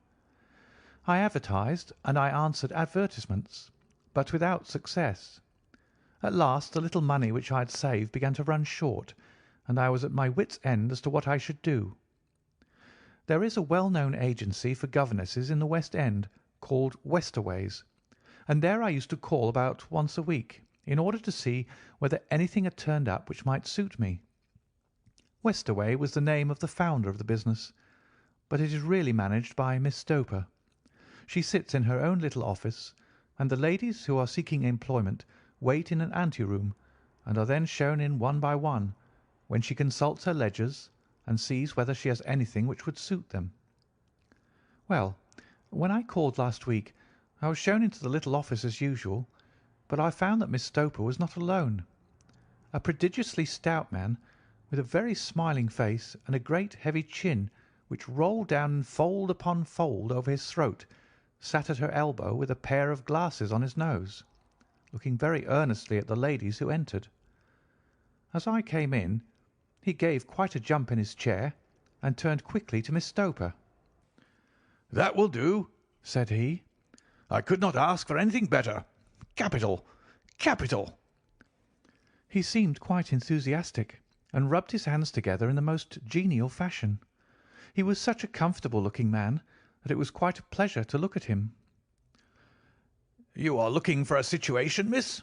he asked. "Yes, sir." "As governess?" "Yes, sir." "And what salary do you wish?" "I had £4 a month in my last place with Colonel Spence Munro." "Oh, tut, tut! Sweating, rank sweating!" he cried, throwing his fat hands out into the air like a man who is in a boiling passion. "How could anyone offer so pitiful a sum to a lady with such attractions and accomplishments?" "My accomplishments, sir, may be less than you imagine," said I. "A little French, a little German, music, and drawing." "Tut, tut!" he cried. "This is all quite beside the question. The point is, have you or have you not the bearing and deportment of a lady? There it is in a nutshell. If you have not, you are not fitted for the rearing of a child who may some day play a considerable part in the history of the country. But if you have, why, then how could any gentleman ask you to condescend to accept anything under the 3 figures? Your salary with me, madam, would commence at £100 a year." You may imagine, Mr. Holmes, that to me, destitute as I was, such an offer seemed almost too good to be true. The gentleman, however, seeing perhaps the look of incredulity upon my face, opened a pocket-book and took out a note. "It is also my custom," said he, smiling in the most pleasant fashion, until his eyes were just 2 little shining slits amid the white creases of his face, "to advance to my young ladies half their salary beforehand, so that they may meet any little expenses of their journey and their wardrobe." It seemed to me that I had never met so fascinating and so thoughtful a man. As I was already in debt to my tradesmen, the advance was a great convenience. And yet there was something unnatural about the whole transaction, which made me wish to know a little more before I quite committed myself. "May I ask you where you live, sir?" said I. "Hampshire. Charming rural place. The Copper Beeches, 5 miles on the far side of Winchester. It is the most lovely country, my dear young lady, and the dearest old country house." "And my duties, sir? I should be glad to know what they would be." "One child, one dear little romper, just 6 years old. Oh, if you could see him killing cockroaches with a slipper. Smack, smack, smack. 3 gone before you could wink." He leaned back in his chair and laughed his eyes into his head again. I was a little startled at the nature of the child's amusement, but the father's laughter made me think that perhaps he was joking. "My sole duties, then," I asked, "are to take charge of a single child?" "No, no, not the soul, not the soul, my dear young lady," he cried. "Your duty would be, as I am sure your good sense would suggest, to obey any little commands my wife might give, provided always that they were such commands as a lady might with propriety obey. You see no difficulty, eh?" "I should be happy to make myself useful." "Quite so. In dress now, for example. We are faddy people, you know. Faddy but kind-hearted. If you were asked to wear any dress which we might give you, you would not object to our little whim, eh?" "No," said I, considerably astonished at his words. "Or to sit here or sit there, that would not be offensive to you?" "Oh, no." "Or to cut your hair quite short before you come to us?" I could hardly believe my ears. As you may observe, Mr. Holmes, my hair is somewhat luxuriant, and of a rather peculiar tint of chestnut. It has been considered artistic. I could not dream of sacrificing it in this off-hand fashion. "I am afraid that this is quite impossible," said I. He had been watching me eagerly out of his small eyes, and I could see a shadow pass over his face as I spoke. "I am afraid that it is quite essential," said he. "It is a little fancy of my wife's, and ladies' fancies, you know, madam. Ladies' fancies must be consulted. And so you won't cut your hair?" "No, sir, I really could not," I answered firmly. "Oh, well, very well then. That quite settles the matter. It is a pity, because in other respects you would really have done very nicely. In that case, Miss Stoper, I had best inspect a few more of your young ladies." The manageress had sat all this while busy with her papers, without a word to either of us, but she glanced at me now with so much annoyance upon her face that I could not help suspecting that she had lost a handsome commission through my refusal. "Do you desire your name to be kept upon the books?" she asked. "If you please, Miss Stoper." "Well, really, it seems rather useless, since you refuse the most excellent offers in this fashion," said she sharply. "You can hardly expect us to exert ourselves to find another such opening for you. Good day to you, Miss Hunter." She struck a gong upon the table, and I was shown out by the page. Well, Mr. Holmes, when I got back to my lodgings and found little enough in the cupboard and 2 or 3 bills upon the table, I began to ask myself whether I had not done a very foolish thing. After all, if these people had strange fads and expected obedience on the most extraordinary matters, they were at least ready to pay for their eccentricity. Very few governesses in England are getting £100 a year. Besides, what use was my hair to me? Many people are improved by wearing it short, and perhaps I should be among the number. Next day I was inclined to think that I had made a mistake, and by the day after I was sure of it. I had almost overcome my pride so far as to go back to the agency and inquire whether the place was still open, when I received this letter from the gentleman himself. I have it here, and I will read it to you. "The Copper Beeches, near Winchester. "Dear Miss Hunter, Miss Stoper has very kindly given me your address, and I write from here to ask you whether you have reconsidered your decision. My wife is very anxious that you should come, for she has been much attracted by my description of you. We are willing to give £30 a quarter, or £120 a year, so as to recompense you for any little inconvenience which our fads may cause you. They are not very exacting after all. My wife is fond of a particular shade of electric blue, and would like you to wear such a dress indoors in the morning. You need not, however, go to the expense of purchasing one, as we have one belonging to my dear daughter Alice, now in Philadelphia, which would, I should think, fit you very well. Then, as to sitting here or there, or amusing yourself in any manner indicated, that need cause you no inconvenience. As regards your hair, it is no doubt a pity, especially as I could not help remarking its beauty during our short interview, but I am afraid that I must remain firm upon this point, and I only hope that the increased salary may recompense you for the loss.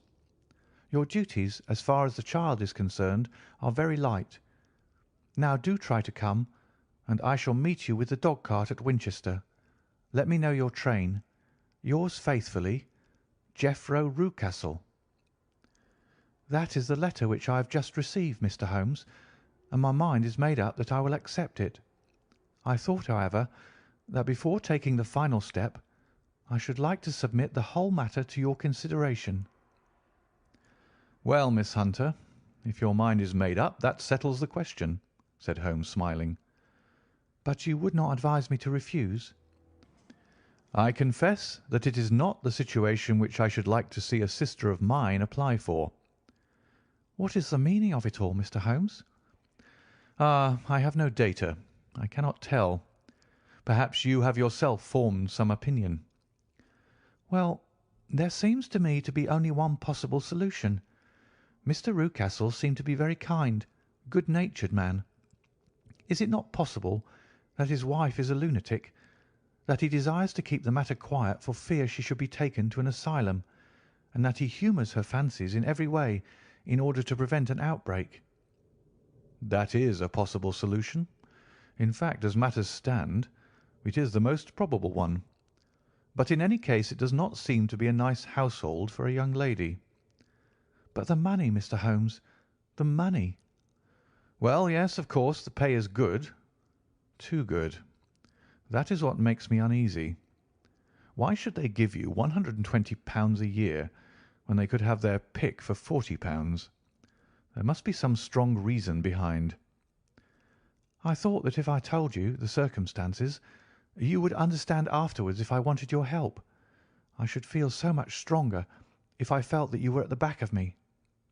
"Oh, you may carry that feeling away with you. I assure you that your little problem promises to be the most interesting which has come my way for some months. There is something distinctly novel about some of the features. If you should find yourself in doubt or in danger—" "Danger? What danger do you foresee?" Holmes shook his head gravely. "It would cease to be a danger if we could define it," said he. "But at any time, day or night, a telegram would bring me down to your help." "That is enough." She rose briskly from her chair with the anxiety all swept from her face. "I shall go down to Hampshire quite easy in my mind now. I shall write to Mr. Rucastle at once, sacrifice my poor hair to-night, and start for Winchester to-morrow." With a few grateful words to Holmes, she bade us both good night and bustled off upon her way. "At least," said I, as we heard her quick, firm steps descending the stairs, "she seems to be a young lady who is very well able to take care of herself." "And she would need to be," said Holmes gravely. "I am much mistaken if we do not hear from her before many days are past." It was not very long before my friend's prediction was fulfilled. A fortnight went by, during which I frequently found my thoughts turning in her direction, and wondering what strange side alley of human experience this lonely woman had strayed into. The unusual salary, the curious conditions, the light duties, all pointed to something abnormal, though whether a fad or a plot, or whether the man were a philanthropist or a villain, it was quite beyond my powers to determine. As to Holmes, I observed that he sat frequently for half an hour on end, with knitted brows and an abstracted air. But he swept the matter away with a wave of his hand when I mentioned it. "Data, data, data!" he cried impatiently. "I can't make bricks without clay." And yet he would always wind up by muttering that no sister of his should ever have accepted such a situation.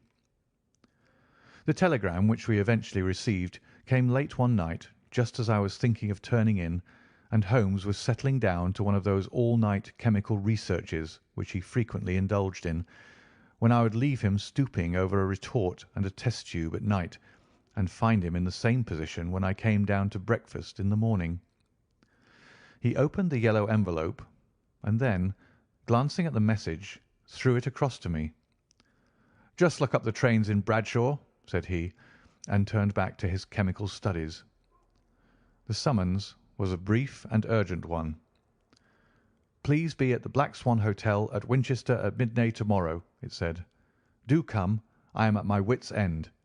Hunter." "Will you come up with me?" asked Holmes, glancing up. "I should wish to." "Just look it up, then." "There's a train at 9:30, said I, glancing over my Bradshaw. "It is due at Winchester at 11:30. "That will do very nicely. Then perhaps I had better postpone my analysis of the acetones, as we may need to be at our best in the morning."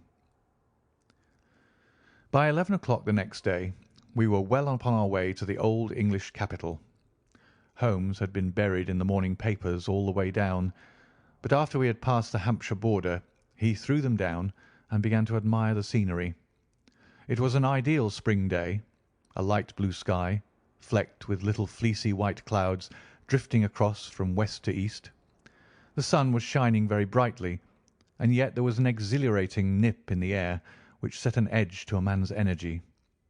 All over the countryside, away to the rolling hills around Aldershot, the little red and grey roofs of the farm-steadings peeped out from amid the light green of the new foliage. "Are they not fresh and beautiful?" I cried with all the enthusiasm of a man fresh from the fogs of Baker Street. But Holmes shook his head gravely. "Do you know, Watson," said he, "that it is one of the curses of a mind with a turn like mine that I must look at everything with reference to my own special subject. You look at these scattered houses, and you are impressed by their beauty. I look at them, and the only thought which comes to me is a feeling of their isolation and of the impunity with which crime may be committed there." "Good heavens!" I cried. "Who would associate crime with these dear old homesteads?" "They always fill me with a certain horror. It is my belief, Watson, founded upon my experience, that the lowest and vilest alleys in London do not present a more dreadful record of sin than does the smiling and beautiful countryside." "You horrify me." "But the reason is very obvious. The pressure of public opinion can do in the town what the law cannot accomplish. There is no lane so vile that the scream of a tortured child or the thud of a drunkard's blow does not beget sympathy and indignation among the neighbours, and then the whole machinery of justice is ever so close that a word of complaint can set it going, and there is but a step between the crime and the dock. But look at these lonely houses, each in its own fields, filled for the most part with poor ignorant folk who know little of the law. Think of the deeds of hellish cruelty, the hidden wickedness which may go on year in, year out in such places, and none the wiser. Had this lady who appeals to us for help gone to live in Winchester, I should never have had a fear for her. It is the 5 miles of country which makes the danger. Still, it is clear that she is not personally threatened." "No, if she can come to Winchester to meet us, she can get away." "Quite so. She has her freedom.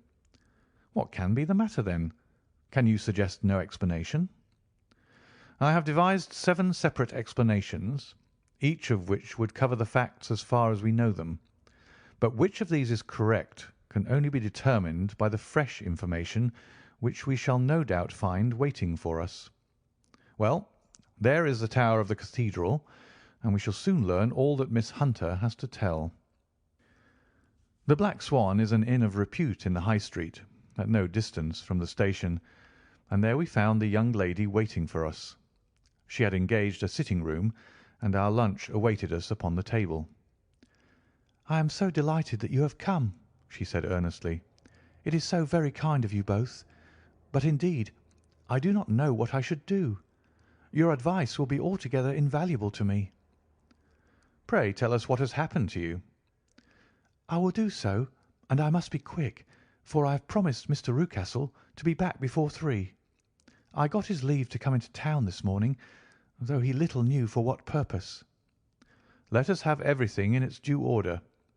Holmes thrust his long, thin legs out towards the fire and composed himself to listen.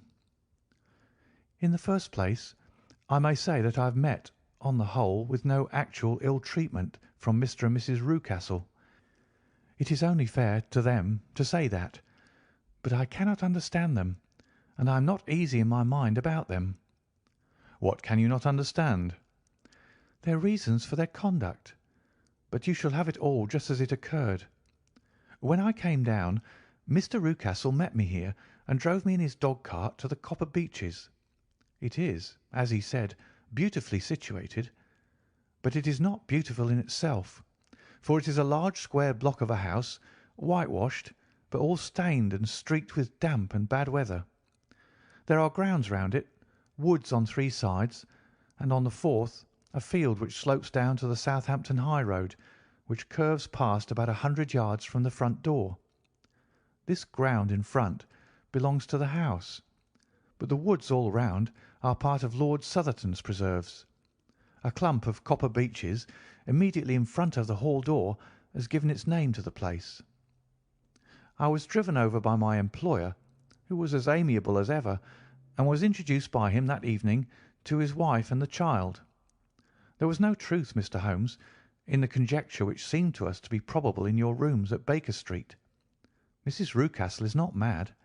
I found her to be a silent, pale-faced woman, much younger than her husband, not more than 30, I should think, while he can hardly be less than 45. From their conversation I have gathered that they have been married about 7 years, that he was a widower, and that his only child, by the first wife, was the daughter who has gone to Philadelphia.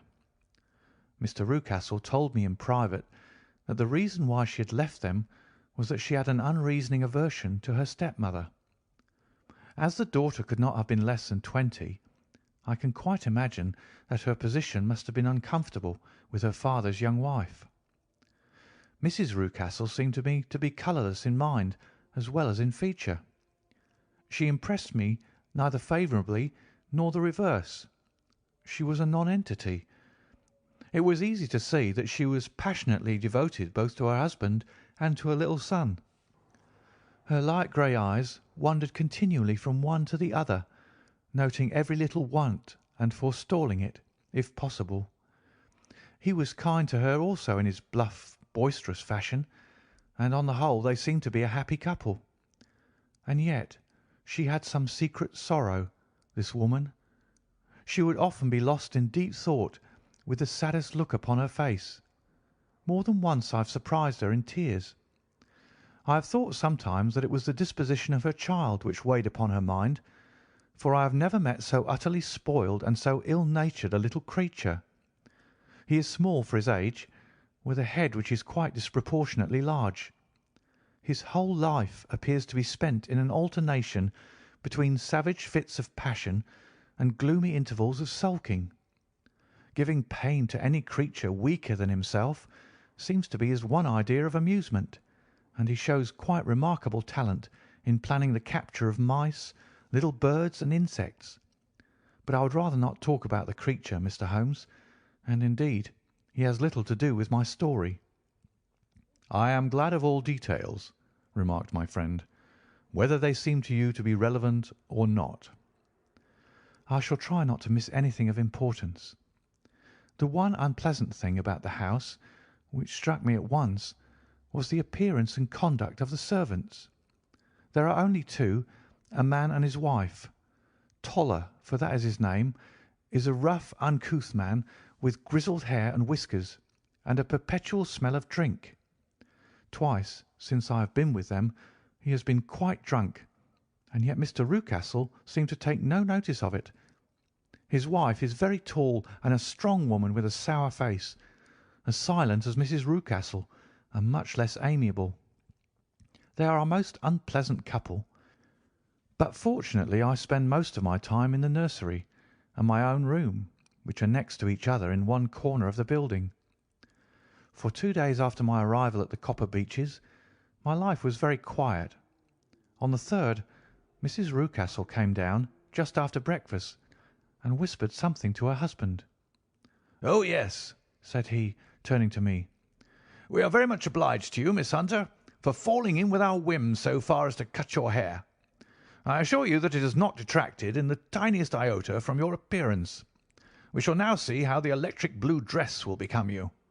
You will find it laid out upon the bed in your room, and if you would be so good as to put it on, we should both be extremely obliged." The dress which I found waiting for me was of a peculiar shade of blue. It was of excellent material, a sort of beige, but it bore unmistakable signs of having been worn before. It could not have been a better fit if I had been measured for it. Both Mr. and Mrs. Rucastle expressed a delight at the look of it, which seemed quite exaggerated in its vehemence. They were waiting for me in the drawing-room, which is a very large room, stretching along the entire front of the house, with 3 long windows reaching down to the floor. A chair had been placed close to the central window, with its back turned towards it. In this I was asked to sit, and then Mr. Rucastle, walking up and down on the other side of the room, began to tell me a series of the funniest stories that I have ever listened to. You cannot imagine how comical he was, and I laughed until I was quite weary. Mrs. Rucastle, however, who has evidently no sense of humour, never so much as smiled, but sat with her hands in her lap and a sad, anxious look upon her face. After an hour or so, Mr. Rucastle suddenly remarked that it was time to commence the duties of the day, and that I might change my dress and go to little Edward in the nursery. 2 days later, this same performance was gone through under exactly similar circumstances. Again I changed my dress, again I sat in the window, and again I laughed very heartily at the funny stories of which my employer had an immense repertoire, and which he told inimitably. Then he handed me a yellow-backed novel, and moving my chair a little sideways, that my own shadow might not fall upon the page, he begged me to read aloud to him. I read for about 10 minutes, beginning in the heart of a chapter, and then suddenly, in the middle of a sentence, he ordered me to cease and to change my dress. You can easily imagine, Mr. Holmes, how curious I became as to what the meaning of this extraordinary performance could possibly be. They were always very careful, I observed, to turn my face away from the window, so that I became consumed with the desire to see what was going on behind my back. At first it seemed to be impossible, but I soon devised a means. My hand mirror had been broken, so a happy thought seized me, and I concealed a piece of the glass in my handkerchief. On the next occasion, in the midst of my laughter, I put my handkerchief up to my eyes, and was able to, with a little management, to see all that there was behind me. I confess that I was disappointed. There was nothing. At least, that was my first impression. At the second glance, however, I perceived that there was a man standing in the Southampton Road, a small bearded man in a grey suit, who seemed to be looking in my direction. The road is an important highway, and there are usually people there. This man, however, was leaning against the railings which bordered our field, and was looking earnestly up. I lowered my handkerchief and glanced at Mrs. Rucastle to find her eyes fixed upon me with a most searching gaze.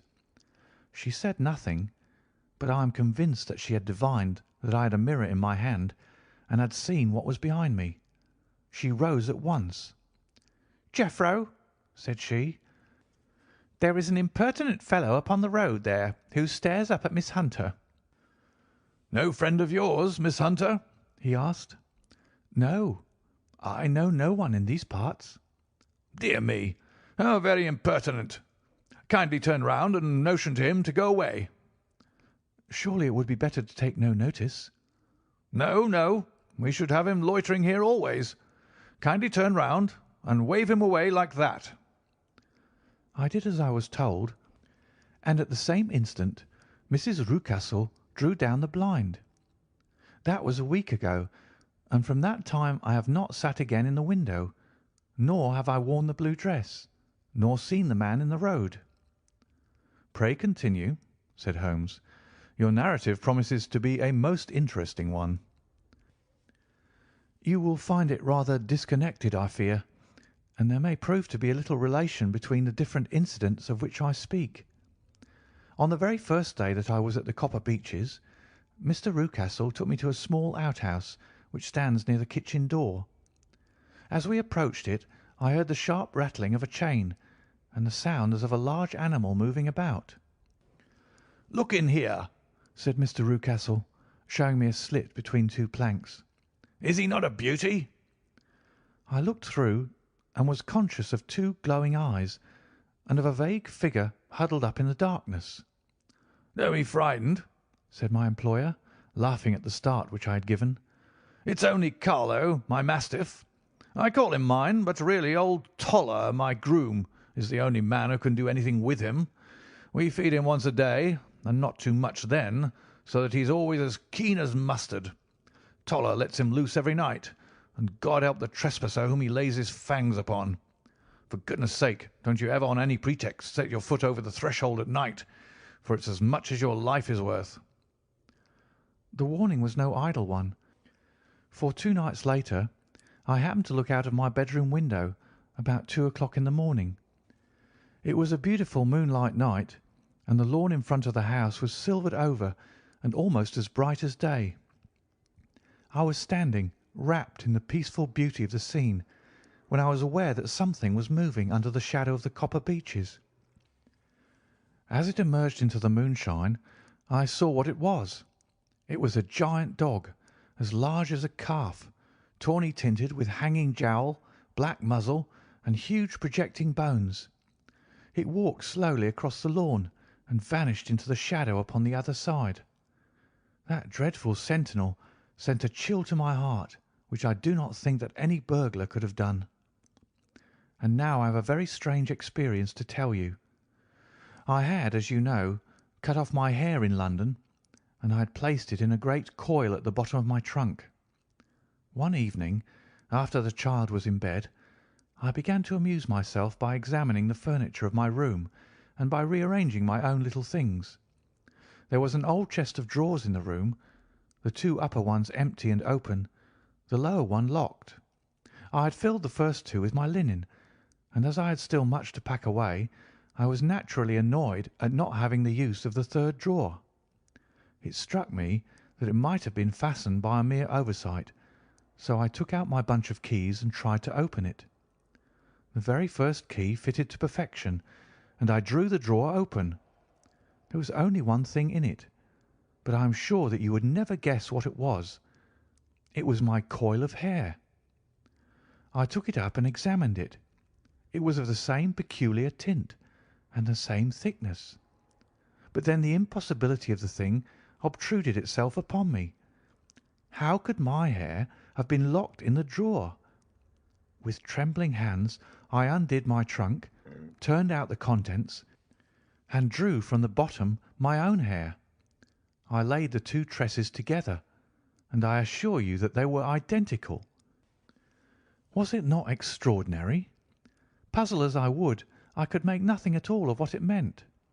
I returned the strange hair to the drawer, and I said nothing of the matter to the Rucastles, as I felt that I had put myself in the wrong by opening a drawer which they had locked. I am naturally observant, as you may have remarked, Mr. Holmes, and I soon had a pretty good plan of the whole house in my head. There was one wing, however, which appeared not to be inhabited at all. A door which faced that which led into the quarters of the Tollers opened into this suite, but it was invariably locked. One day, however, as I ascended the stair, I met Mr. Rucastle coming out through this door, his keys in his hand, and a look on his face which made him a very different person to the round, jovial man to whom I was accustomed. His cheeks were red, his brow was all crinkled with anger, and the veins stood out at his temples with passion. He locked the door and hurried past me without a word or a look. This aroused my curiosity, so when I went out for a walk in the grounds with my charge, I strolled round to the side from which I could see the windows of this part of the house. There were 4 of them in a row, 3 of which were simply dirty, while the 4th was shuttered up. They were evidently all deserted. As I strolled up and down, glancing at them occasionally, Mr. Rucastle came out to me, looking as merry and jovial as ever. "Ah," said he, "you must not think me rude if I pass you without a word, my dear young lady. I was preoccupied with business matters." I assured him that I was not offended. "By the way," said I, "you seem to have quite a suite of spare rooms up there, and one of them has the shutters up." He looked surprised and, as it seemed to me, a little startled at my remark. "Photography is one of my hobbies," said he. "I have made my dark room up there. But, dear me, what an observant young lady we have come upon. Who would have believed it? Who would have ever believed it?" He spoke in a jesting tone, but there was no jest in his eyes as he looked at me. I read suspicion there and annoyance, but no jest. "Well, Mr. Holmes, from the moment that I understood that there was something about that suite of rooms which I was not to know, I was all on fire to go over them. It was not mere curiosity, though I have my share of that. It was more a feeling of duty, a feeling that some good might come from my penetrating to this place. They talk of woman's instinct. Perhaps it was woman's instinct which gave me that feeling. At any rate, it was there, and I was keenly on the lookout for any chance to pass the forbidden door. It was only yesterday that the chance came. I may tell you that besides Mr. Rucastle, both Toller and his wife find something to do in these deserted rooms, and I once saw him carrying a large black linen bag with him through the door. Recently he has been drinking hard, and yesterday evening he was very drunk, and when I came upstairs there was the key in the door. I have no doubt at all that he had left it there. Mr. and Mrs. Rucastle were both downstairs, and the child was with them, so that I had an admirable opportunity. I turned the key gently in the lock, opened the door, and slipped through. There was a little passage in front of me, unpapered and uncarpeted, which turned at a right angle at the farther end. Round this corner were 3 doors in a line, the first and third of which were open. They each led into an empty room, dusty and cheerless, with 2 windows in the one and one in the other, so thick with dirt that the evening light glimmered dimly through them. The centre door was closed, and across the outside of it had been fastened one of the broad bars of an iron bed, padlocked at one end to a ring in the wall, and fastened at the other with stout cord. The door itself was locked as well, and the key was not there. This barricaded door corresponded clearly with the shuttered window outside, and yet I could see by the glimmer from beneath it that the room was not in darkness. Evidently there was a skylight which let in light from above. As I stood in the passage, gazing at the sinister door and wondering what secret it might veil, I suddenly heard the sound of steps within the room, and saw a shadow pass backward and forward against the little slit of dim light which shone out from under the door. A mad, unreasoning terror rose up in me at the sight, Mr. Holmes. My overstrung nerves failed me suddenly, and I turned and ran as though some dreadful hand were behind me, clutching at the skirt of my dress. I rushed down the passage, through the door, and straight into the arms of Mr. Rucastle, who was waiting outside. "So," said he, smiling, "it was you, then. I thought that it must be when I saw the door open." "Oh, I'm so frightened," I panted. "My dear young lady, my dear young lady. And what has frightened you, my dear young lady?" But his voice was just a little too coaxing. He overdid it. I was keenly on my guard against him.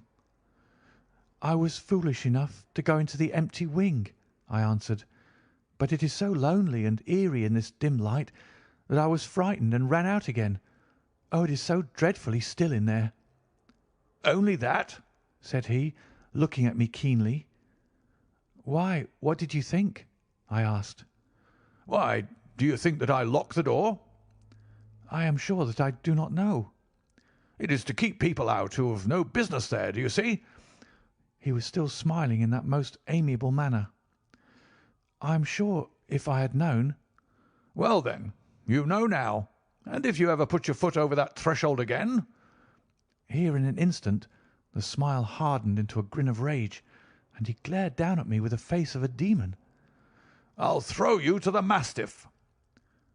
I was so terrified that I do not know what I did.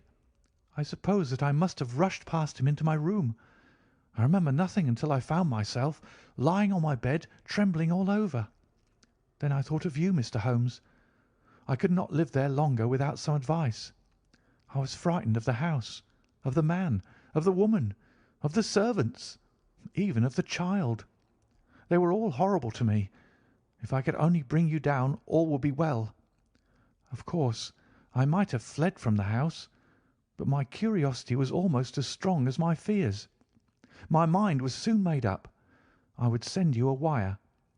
I put on my hat and cloak, went down to the office, which is about half a mile from the house, and then returned, feeling very much easier.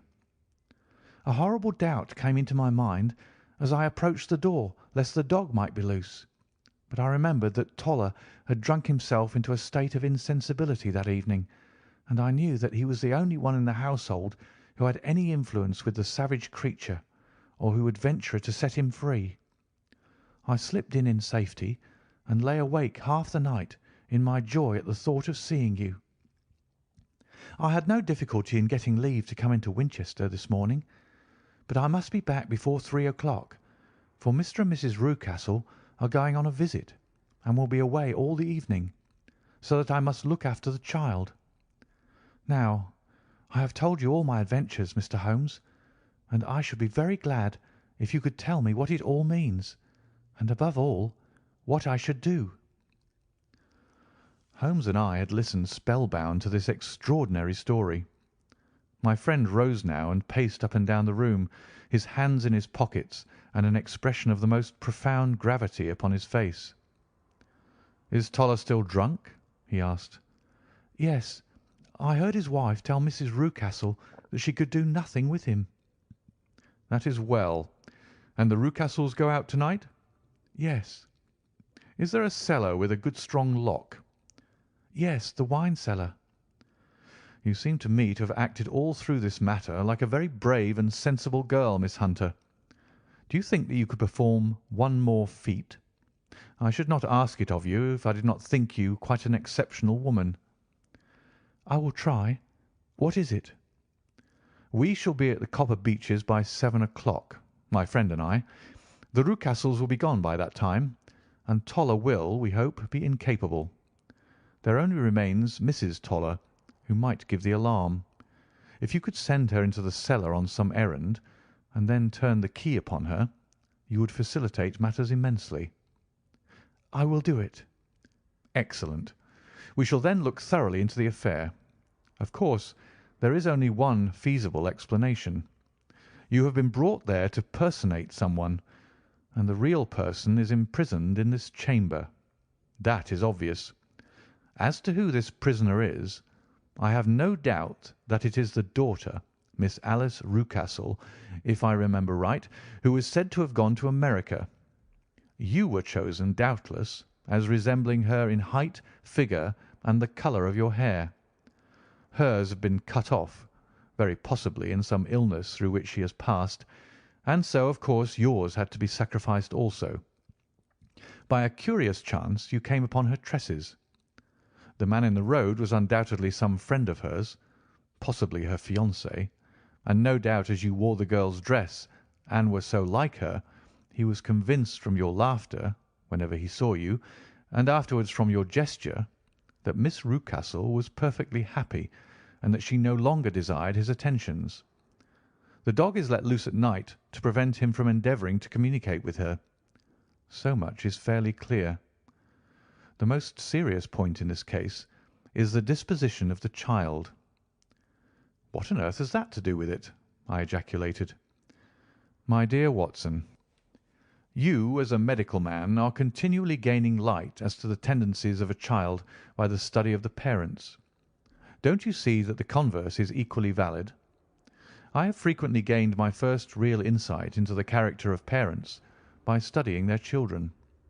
This child's disposition is abnormally cruel, merely for cruelty's sake, and whether he derives this from his smiling father, as I should suspect, or from his mother, it bodes evil for the poor girl who is in their power." "I am sure that you are right, Mr. Holmes," cried our client. "A thousand things come back to me which make me certain that you have hit it.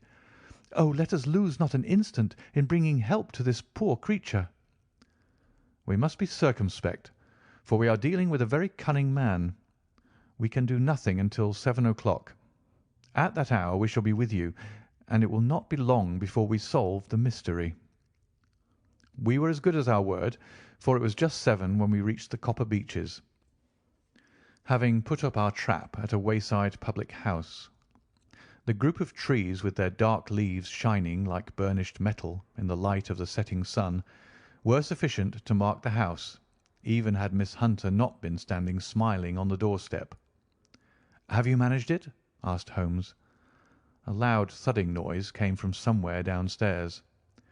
"That is Mrs. Toller in the cellar," said she. "Her husband lies snoring on the kitchen rug. Here are his keys, which are the duplicates of Mr. Rucastle's." "You have done well indeed," cried Holmes with enthusiasm. "Now lead the way, and we shall soon see the end of this black business." We passed up the stair, unlocked the door, followed on down a passage, and found ourselves in front of the barricade which Miss Hunter had described. Holmes cut the cord and removed the transverse bar. Then he tried the various keys in the lock, but without success. No sound came from within, and at the silence Holmes' face clouded over. "I trust that we are not too late," said he. "I think, Miss Hunter, that we had better go in without you. Now, Watson, put your shoulder to it, and we shall see whether we cannot make our way in." It was an old rickety door, and gave at once before our united strength. Together we rushed into the room. It was empty. There was no furniture save a little pallet bed, a small table, and a basketful of linen. The skylight above was open, and the prisoner gone. "There has been some villainy here," said Holmes. "This beauty has guessed Miss Hunter's intentions and has carried his victim off." "But how?" "Through the skylight. We shall soon see how he managed it. He swung himself up onto the roof. Ah, yes," he cried. "Here's the end of a long, light ladder against the eaves. That is how he did it." "But it is impossible," said Miss Hunter. "The ladder was not there when the Rucastles went away." "He has come back and done it. I tell you that he is a clever and dangerous man. I should not be very much surprised if this were he whose step I hear now upon the stair. I think, Watson, that it would be as well for you to have your pistol ready." The words were hardly out of his mouth before a man appeared at the door of the room, a very fat and burly man with a heavy stick in his hand. Miss Hunter screamed and shrunk against the wall at the sight of him, but Sherlock Holmes sprang forward and confronted him. "You villain!" said he. "Where's your daughter?" The fat man cast his eyes around and then up at the open skylight. "It is for me to ask you that!" he shrieked. "You thieves! Spies and thieves! I have caught you, have I? You're in my power. I'll serve you." He turned and clattered down the stairs as hard as he could go. "He's gone for the dog," cried Miss Hunter. "I have my revolver," said I. "Better close the front door," cried Holmes, and we all rushed down the stairs together. We had hardly reached the hall when we heard the baying of a hound, and then a scream of agony with a horrible worrying sound which it was dreadful to listen to. An elderly man with a red face and shaking limbs came staggering out at a side door. "My God!" he cried. "Someone has loosed the dog. It's not been fed for 2 days. Quick, quick, or it'll be too late." Holmes and I rushed out and round the angle of the house, with Toller hurrying behind us. There was the huge famished brute, its black muzzle buried in Rucastle's throat, while he writhed and screamed upon the ground. Running up, I blew its brains out, and it fell over with its keen white teeth still meeting in the great creases of his neck. With much labour we separated them and carried him, living but horribly mangled, into the house. We laid him upon the drawing-room sofa, and having dispatched the sober Toller to bear the news to his wife, I did what I could to relieve his pain. We were all assembled round him when the door opened and a tall, gaunt woman entered the room. "Mrs. Toller!" cried Miss Hunter. "Yes, miss. Mr. Rucastle let me out when he came back before he went up to you." "Ah, miss, it is a pity you didn't let me know what you were planning, for I would have told you that your pains were wasted." "Ha!" said Holmes, looking keenly at her. "It is clear that Mrs. Toller knows more about this matter than anyone else." "Yes, sir, I do, and I'm ready enough to tell what I know." "Then pray sit down and let us hear it, for there are several points on which I must confess that I am still in the dark." "I will soon make it clear to you," said she, "and I'd have done so before now if I could have got out from my cellar. If there's police court business over this, you'll remember that I was the one that stood your friend, and that I was Miss Alice's friend too. She was never happy at home, Miss Alice wasn't, from the time that her father married again. She was slighted like, and had no say in anything, but it never really became bad for her until after she met Mr. Fowler at a friend's house. As well as I could learn, Miss Alice had rights of her own by will, but she was so quiet and patient, she was, that she never said a word about them, but just left everything in Mr. Rucastle's hands. He knew he was safe with her, but when there was a chance of a husband coming forward who would ask for all that the law would give him, then her father thought it time to put a stop on it. He wanted her to sign a paper so that whether she married or not he could use her money. When she wouldn't do it, he kept on worrying her until she got brain fever, and for 6 weeks was at death's door. Then she got better at last, all worn to a shadow, and with her beautiful hair cut off, but that didn't make no change in her young man, and he stuck to her as true as a man could be." "Ah," said Holmes, "I think that what you have been good enough to tell us makes the matter fairly clear, and that I can deduce all that remains. Mr. Rucastle, then, I presume, took to this system of imprisonment." "Yes, sir." "And brought Miss Hunter down from London in order to get rid of the disagreeable persistence of Mr. Fowler." "That was it, sir." "But Mr. Fowler, being a persevering man, as a good seaman should be, blockaded the house, and having met you, succeeded by certain arguments, metallic or otherwise, in convincing you that your interests were the same as his." "Mr. Fowler was a very kind-spoken, free-handed gentleman," said Mrs. Toller serenely. "And in this way he managed that your good man should have no want of drink, and that a ladder should be ready at the moment when your master had gone out." "You have it, sir, just as it happened."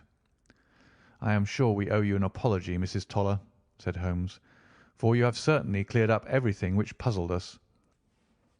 And here comes the country surgeon and Mrs. Rucastle, so I think, Watson, that we had best escort Miss Hunter back to Winchester, as it seems to me that our locus standi now is rather a questionable one." And thus was solved the mystery of the sinister house with the copper beeches in front of the door. Mr. Rucastle survived, but was always a broken man, kept alive solely through the care of his devoted wife. They still live with their old servants, who probably know so much of Rucastle's past life that he finds it difficult to part from them. Mr. Fowler and Miss Rucastle were married, by special licence, in Southampton, the day after their flight, and he is now the holder of a government appointment in the island of Mauritius. As to Miss Violet Hunter, my friend Holmes, rather to my disappointment, manifested no further interest in her when once she had ceased to be the centre of one of his problems, and she is now the head of a private school at Walsall, where I believe that she has met with considerable success. End of The Adventure of the Copper Beeches, and the last story in The Adventures of Sherlock Holmes by Sir Arthur Conan Doyle. Read by David Clarke. Thank you for listening.